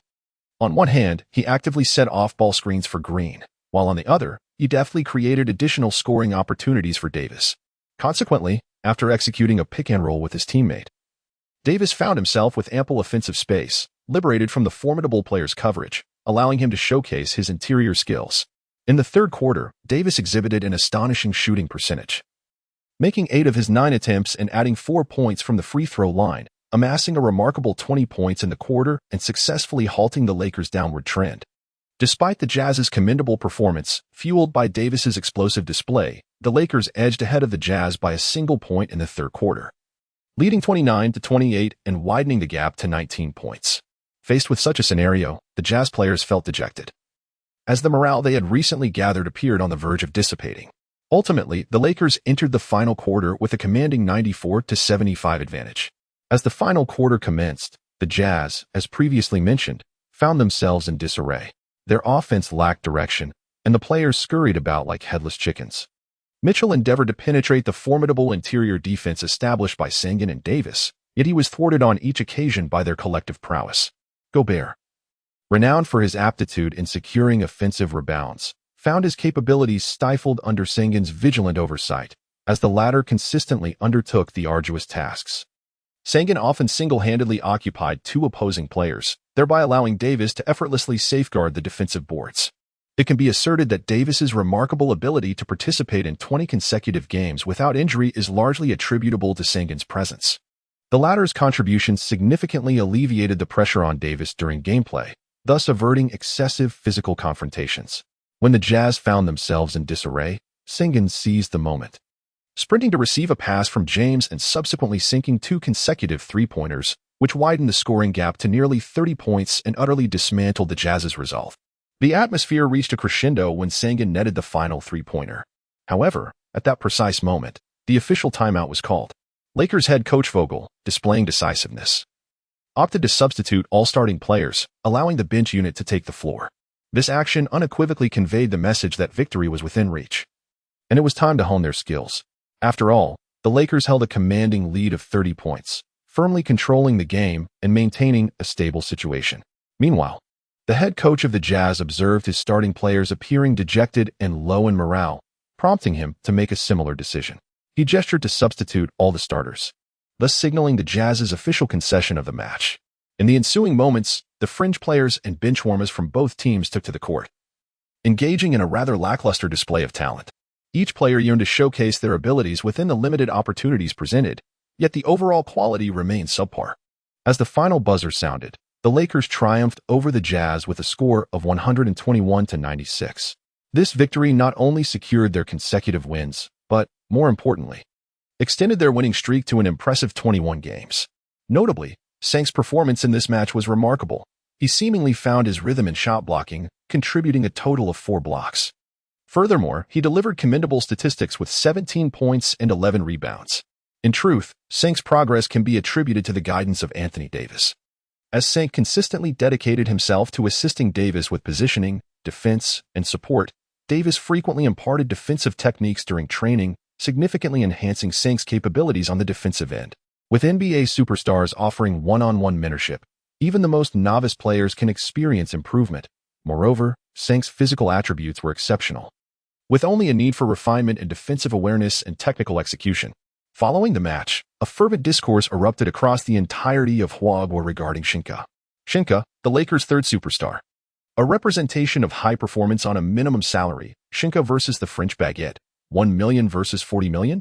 Various sections of platforms such as Hoopu, Penguin, and Sina have tirelessly promoted these contentious topics. As a seasoned participant in this discourse, it is evident that currently, no one in Hwagwa is affiliated with the NBA, leaving only Sheng Ke and the once celebrated Lin Shenxian to capture the spotlight. However, with no team currently interested in Lin, the media is left to rely solely on Sheng Ke to generate conversation. One-on-one guidance from NBA stars can elevate even the most unremarkable players, and given Sheng Ke's exceptional physical prowess, he merely requires refinement in defensive awareness and technical execution. Following the conclusion of this match, various discussions regarding Sheng Ke have sparked intense debates across the entirety of Hwagwa's online platforms. Among these topics are Sheng Ke, the third superstar of the Lakers, the embodiment of high performance on a minimum salary, the relationship between Sheng Ke and Defagwan, and the contrasting figures of 1 million and 40 million. Whether on platforms like Hoopu, QQ, or Sina, every section is fervently promoting these highly controversial subjects. This has become a prevailing norm, after all. In the grand arena of the NBA, there are no other players related to China who can captivate public attention. The sole connection remains with Sheng Ke and the once celebrated Linsanity. Yet even Linsanity now finds itself in a state of being without a team to play for. Consequently, the media can only pin their hopes on Sheng Ke, anticipating that he will generate more captivating narratives. Chapter 102. Worries of the Trailblazers. As anticipated, the top 2 plays of the day featured Sheng Ke, with him also claiming the 6th position. It is quite rare for a single player to be selected 3 times in the NBA's top 10 plays. In the 6th spot, Sheng Ke, facing the formidable defensive Gobert, showcased remarkable skill and courage. He adeptly received the pass and drifted beyond the 3-point line, executing a successful 3-pointer while drawing a foul, resulting in an additional free throw. This dazzling display was nothing short of breathtaking. In the 2nd spot, Sheng Ke unleashed a thunderous dunk on Gobert, a powerful move that sent the fans into a frenzy. The top play of the day featured Sheng Ke executing a one-handed block against Gobert's dunk, forcefully sending him crashing to the ground, a moment that became the highlight of the evening. However, at this moment, Sheng Ke was blissfully asleep. For him, slumber not only aids in the restoration of energy, but also promotes physical growth and development. After all, an important game awaited him the following day, necessitating an early rise for the journey to Portland in preparation. Despite the exhaustion from consecutive away games, fortune smiled upon them as this marked the final leg of a 3-game road trip. Following this, they could return home to rest and recalibrate for the new challenges ahead. At the pregame press conference, Trailblazers head coach Terry Stotts sat quietly at the front, his gaze somewhat distant, as if his thoughts were elsewhere. For such a regular season event, the press conference felt merely like a formality. At this moment, his mind was occupied with strategic considerations for the team. After suffering a defeat to the formidable Warriors in last year's Western Conference Finals, the team made significant reinforcements, acquiring the former superstar, Carmelo Anthony, who was drafted in the same year as LeBron James. They hoped that this acquisition would lead to greater breakthroughs in the playoffs. Simultaneously, the coaching staff undertook a comprehensive overhaul of the team's tactics, restructuring the defensive system, emphasizing teamwork, and reducing the ball-handling responsibilities of star player Damian Lillard.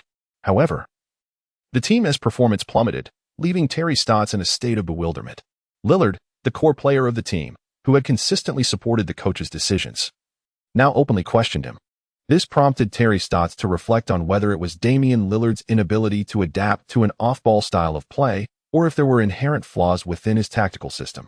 He found himself questioning, was it truly erroneous to expect Lillard to emulate the style of play exhibited by Stephen Curry? Despite facing considerable pressure and skepticism, Stotts remained steadfast in his belief that his strategic philosophy was sound.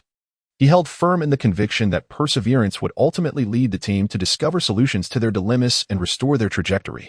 The team was already grappling with adversity, and it was unexpected to find that the three backcourt players appeared to lack synergy, resulting in a streak of consecutive losses following the season's onset. Fortunately, they recently encountered some weaker, disorganized teams. Otherwise, the prospect of reaching the finals would have been far-fetched, and even the possibility of making the playoffs would have hung in the balance. At that moment, a plump journalist in the audience raised his hand and inquired, "Mr. Stotts." "Good day. I am a reporter from Huaxia. Recently, Sheng Ke has been performing exceptionally well. Have you devised any specific strategies for him?" Although Sheng Ke has shown remarkable prowess lately, he does not constitute the core strategy of the team. Stotts is aware of this, yet he is preoccupied with efforts to alter the team's current trajectory, leaving little time to focus on the opposing players. Typically, a coach will make adjustments based on the circumstances of the game. Out of courtesy and respect, Billups offered some complimentary remarks, for they all work within the same league, and one never knows when they might become teammates. There is no sense in unnecessarily creating adversaries. Only a fool would do such a thing. At this moment, Sheng Ke sat alone in the locker room, eyes closed in contemplation. Ever since Vogel instructed him to closely monitor Lillard and to provide timely support for Pope on the defensive end, he has been diligently studying Lillard's game footage. Lillard is an aggressively skilled point guard, possessing not only incredible speed but also exceptional athleticism. In gameplay, his ambidextrous dribbling techniques are flawless, leaving little room for exploitation on the offensive front. As the clock struck the evening of December 7th, the Lakers were visiting Portland to challenge the Trailblazers. The atmosphere in the Rose Garden was electric, with both teams warming up and the audience largely settled in their seats. This marks the final leg of the Los Angeles Lakers' three-game road trip, during which they have triumphed over formidable Western Conference rivals, the Nuggets and the Jazz.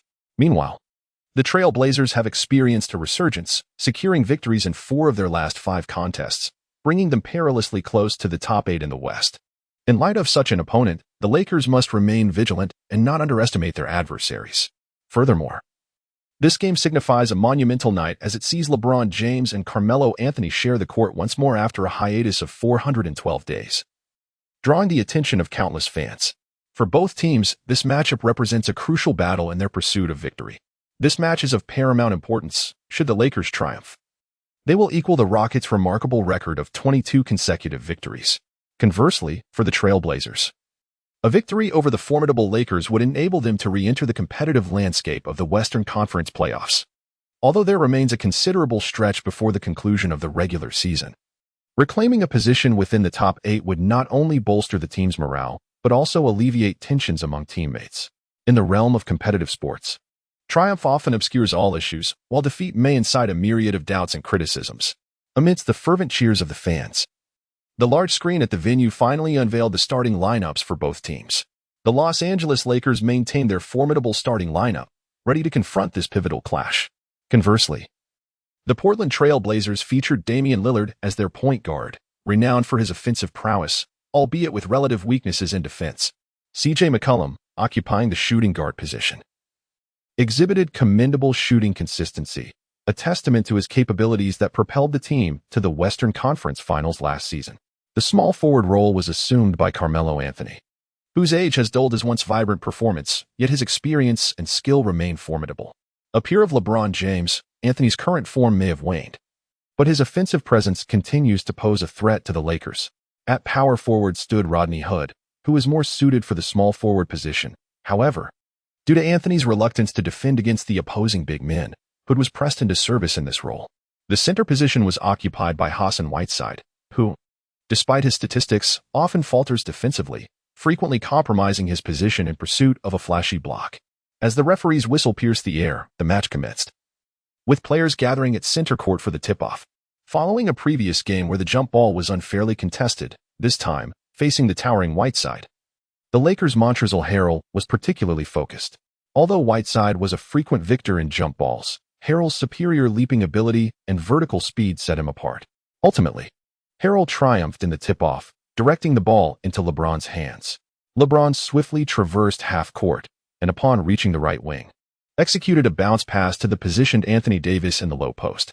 Davis assessed the defensive presence of Whiteside before using his back to nudge him, gauging his opponent's strength. Deciding to return the ball to LeBron beyond the three-point line, he advanced to set a screen for him. For this offensive play, it was prudent to entrust the opportunity to the team's veteran leader.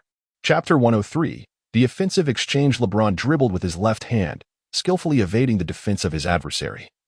Melo, with the aid of Davis's screen, he then took a lateral step, halted, and launched a long-range three-pointer, successfully finding the net. The Trailblazers initiated their counterattack. Lillard pushed the ball forward, and McCollum emerged from the baseline to receive it, quickly returning it to Lillard. Eager to atone for his earlier failure to contain LeBron, Anthony stepped up to provide Lillard with a screen. However, Kentavious Caldwell-Pope, discerning Anthony's intentions, deftly maneuvered through the screen, closely trailing Lillard and applying considerable defensive pressure. It must be noted that Anthony's screen was not executed with optimal quality, with Caldwell-Pope hot on his heels.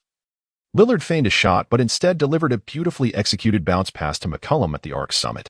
Lillard's exceptional passing ability is often overshadowed by his formidable offensive displays, yet his passing skills are undoubtedly among the elite in the league. The timing of the pass was impeccably executed.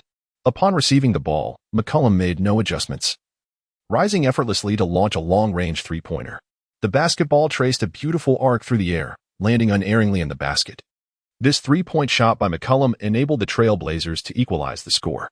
Victory swiftly passed the ball to LeBron beneath the basket, and upon seeing LeBron accelerate with the dribble, the Trailblazers hurriedly positioned themselves for defense. However, they were unable to provide the Lakers with many opportunities for a fast break. Sensing the shift in momentum, LeBron adeptly seized control of the game's rhythm. Upon reaching the front court, KCP immediately came forward to set a screen for LeBron. The Trailblazers hastily switched their defensive assignments, inadvertently creating a mismatch. LeBron found himself in the right corner, facing Lillard. He executed a couple of powerful back-to-the-basket moves before decisively pivoting and striding toward the basket, leaving the diminutive Lillard behind. As he approached the rim, LeBron feigned a shot in the face of the incoming Whiteside. Determined to block LeBron, Whiteside leapt high upon witnessing